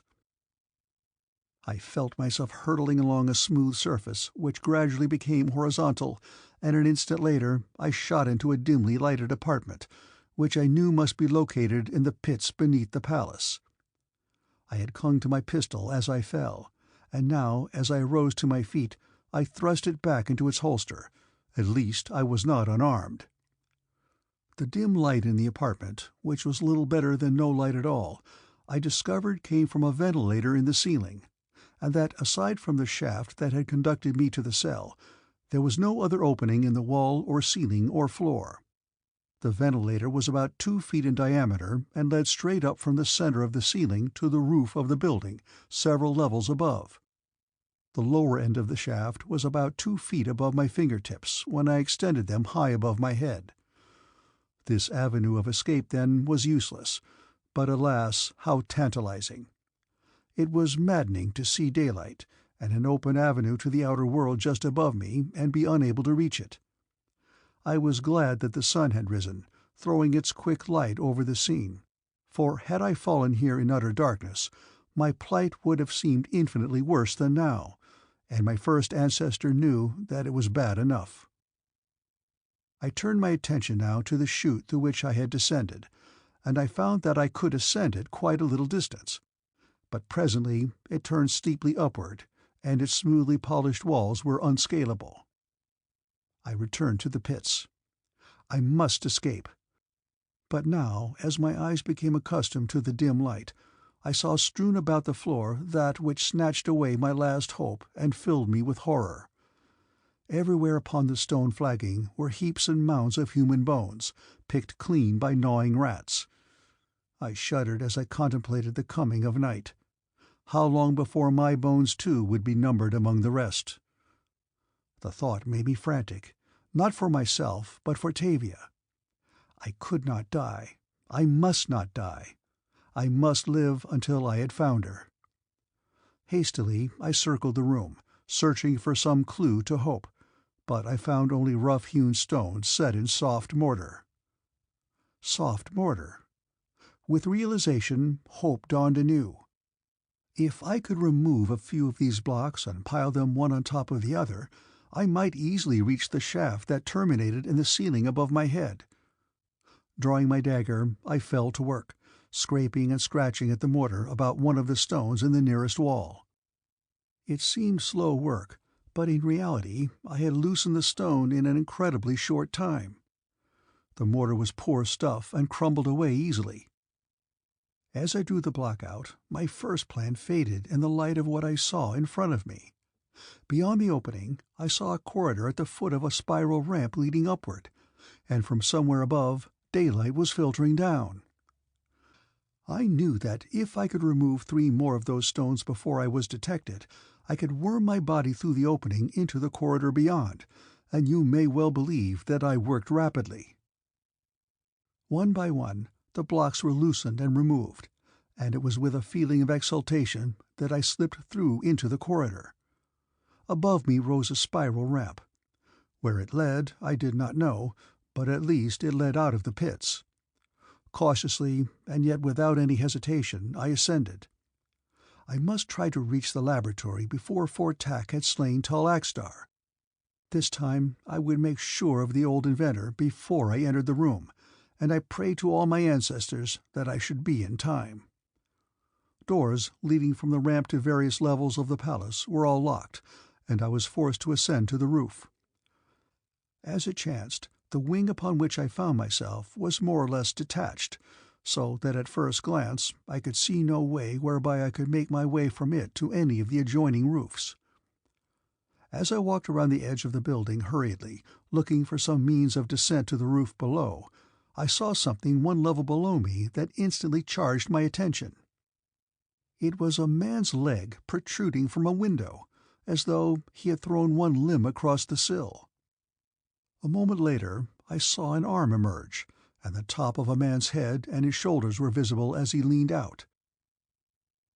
He reached down and up, and I saw something appear directly beneath him that had not been there before, and at the same instant I caught a glimpse of a girl, lying a few feet further down, and then I saw the man slide over the sill quickly and drop down and disappear, and all that lay below me was the flagging of a courtyard.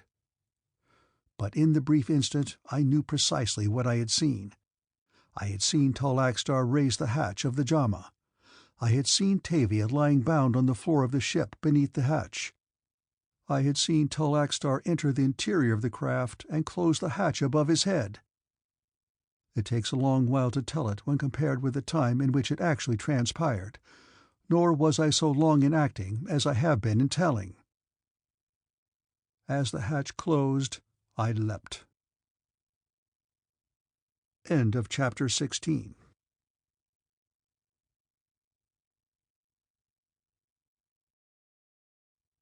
Chapter 17.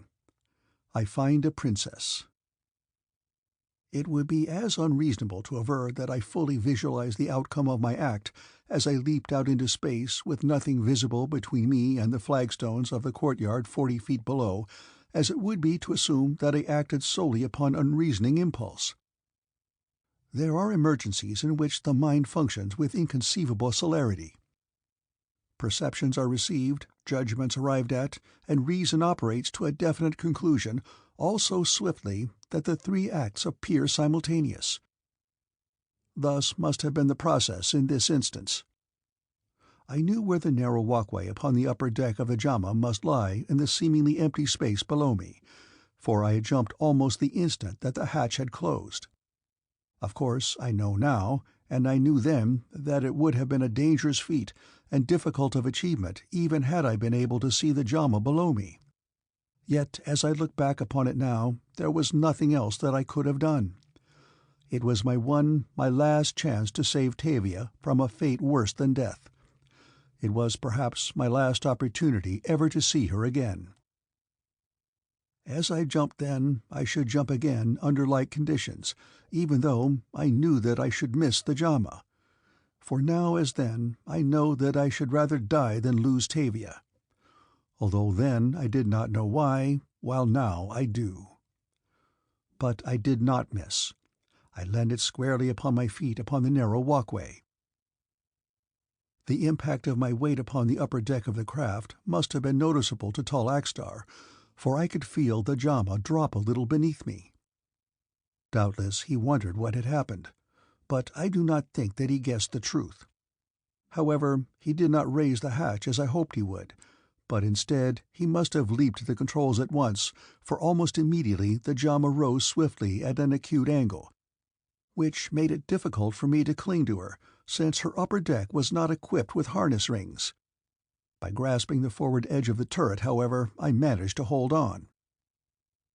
As AXTAR gained sufficient altitude and straightened out upon his course, he opened the throttle wide, so that the wind rushing by me at terrific velocity seemed momentarily upon the point of carrying me from my precarious hold and hurtling me to the ground far below. Fortunately, I am a strong man. None other could have survived that ordeal, yet how utterly helpless I was. Had AXTAR guessed the truth, he could have raised the after hatch and had me at his mercy, for though my pistol hung at my side, I could not have released either hand to use it. But doubtless AXTAR did not know, or if he did, he hoped that the high speed of the ship would dislodge whoever or whatever it might have been that he felt drop upon it. I had hung there but a short time before I realized that eventually my hold must weaken and be torn loose. Something must be done to rectify my position. TAVIA must be saved, and because I alone could save her, I must not die. Straining every thew, I dragged myself further forward, until I lay with my chest upon the turret. Slowly, inch by inch, I wormed myself forward. The tubular sheeting of the periscope was just in front of me. If I could but reach that with one hand, I might hope to attain greater safety. The wind was buffeting me, seeking to tear me away. I sought a better hold with my left forearm about the turret, and then I reached quickly forward with my right hand, and my fingers closed about the sheathing. After that it was not difficult to stretch a part of my harness about the front of the turret.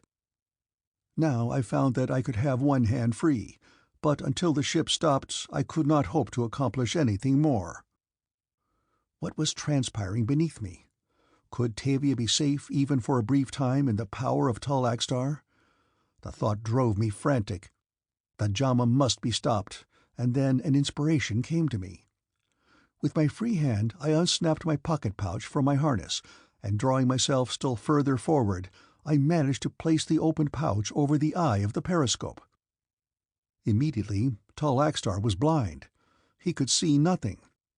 Nor was it long before the reaction that I had expected and hoped for came. The JAMA slowed down and finally came to a stop. I had been lying partially upon the forward hatch, and now I drew myself away from and in front of it. I hoped that it would be the forward hatch that he would open. It was the closer to him. I waited, and then glancing forward, I saw that he was opening the ports. In this way he could see to navigate the ship, and my plan was blocked. I was disappointed, but I would not give up hope. Very quietly I tried the forward hatch, but it was locked upon the inside. Then I made my way swiftly and silently to the after hatch. If he should start the JAMA again at full speed now, doubtless I should be lost, but I felt that I was forced to risk the chance. Already the JAMA was in motion again as I laid my hand upon the hatch cover. This time I was neither silent nor gentle. I heaved vigorously, and the hatch opened. Not an instant did I hesitate, and as the JAMA leaped forward again at full speed, I dropped through the hatchway to the interior of the craft. As I struck the deck, AXTAR heard me, and wheeling from the controls to face me, he recognized me. I think I never before beheld such an expression of mingled astonishment, hatred, and fear as convulsed his features.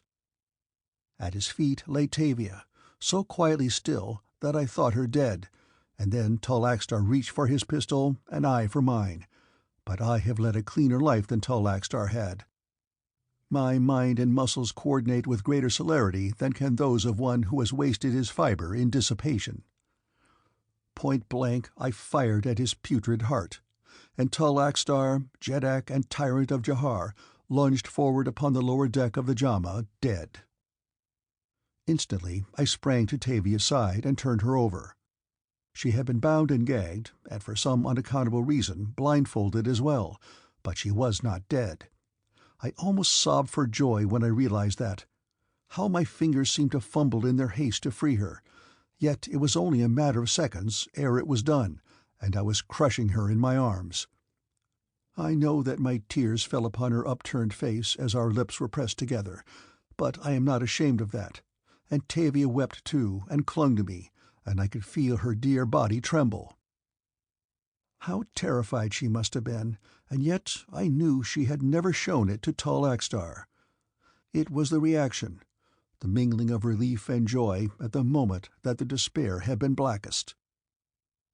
In that instant, as our hearts beat together and she drew me closer to her, a great truth dawned upon me. What a stupid fool I had been! How could I ever have thought that the sentiment that I entertained for Sanoma Tora was love? How could I ever believe that my love for Tavia had been such a weak thing as friendship? I drew her closer, if such were possible. "My princess," I whispered. Upon Barsoom, those two words, spoken by man to maid, have a peculiar and unalterable significance, for no man speaks thus to any woman that he does not wish for wife. "No, no," sobbed Tavia. "Take me, I'm yours, but I am only a slave girl. Hadron of Hastor cannot mate with such." Even then she thought only of me and my happiness, and not of herself at all. How different she was from such as Sanoma Tora! I had risked my life to win a clod of dirt, and I had found a priceless jewel. I looked her in the eyes, those beautiful, fathomless wells of love and understanding. "I love you, Tavia," I said. "Tell me that I may have the right to call you my princess." "Even though I be a slave?" she asked. "Even though you are 1,000 times less than a slave," I told her. She sighed and snuggled closer to me. "My chieftain," she whispered in a low, low voice. That, as far as Hadron of Hastor, is concerned, is the end of the story. That instant marked the highest pinnacle to which I may ever hope to achieve. But there is more that may interest those who have come thus far with me upon adventures that have carried me halfway around the southern hemisphere of Barsoom. When Tavia and I could tear ourselves apart, which was not soon, I opened the lower hatch and let the corpse of Tall AXTAR find its last resting place upon the barren ground below. Then we turned back toward JHAMA, where we discovered that earlier in the morning Nur-An had come to one of the roofs of the palace and been discovered by Phao. When Nur-An had learned that I had entered the palace just before dawn, he had become apprehensive and instituted a search for me. He had not known of the coming of Tall AXTAR, and believed that the Jeddak must have arrived after he had retired for the night. Nor had he known how close Tavia had been, lying bound in the JHAMA close beside the palace wall. His search of the palace, however, had revealed the fact that FOR was missing. He had summoned his slaves, and a careful search had been made, but no sign of FOR was visible. It occurred to me then that I might solve the question as to the whereabouts of the old scientist. "Come with me," I said to Nur-An. "Perhaps I can find FOR for you." I led him to the laboratory. "There is no use searching there," he said. "We have looked in 100 times today. A glance will reveal the fact that the laboratory is deserted." "Wait," I said. "Let us not be in too much of a hurry. Come with me. Perhaps yet I may disclose the whereabouts of FOR." With a shrug he followed me as I entered the vast laboratory, and walked toward the bench upon which a disintegrating rifle was mounted. Just back of the bench my foot struck something that I could not see, but that I had rather expected to find there, and stooping I felt a huddled form beneath a covering of soft cloth. My fingers closed upon the invisible fabric, and I drew it aside. There, before us on the floor, lay the dead body of FOR, a bullet hole in the center of his breast. "Name of Isis!" cried Nur-An. "Who did this?" "I," I replied. And then I told him what had happened in the laboratory as the last night waned. He looked around hurriedly. "Cover it up quickly," he said. "The slaves must not know. They would destroy us. Let us get out of here quickly." I drew the cloak of invisibility over the body for attack again. "I have work here before I leave," I said. "What?" he demanded. "Help me gather all of the disintegrating ray shells and rifles into one end of the room." "What are you going to do?" he demanded. "I am going to save a world, Nuran," I said.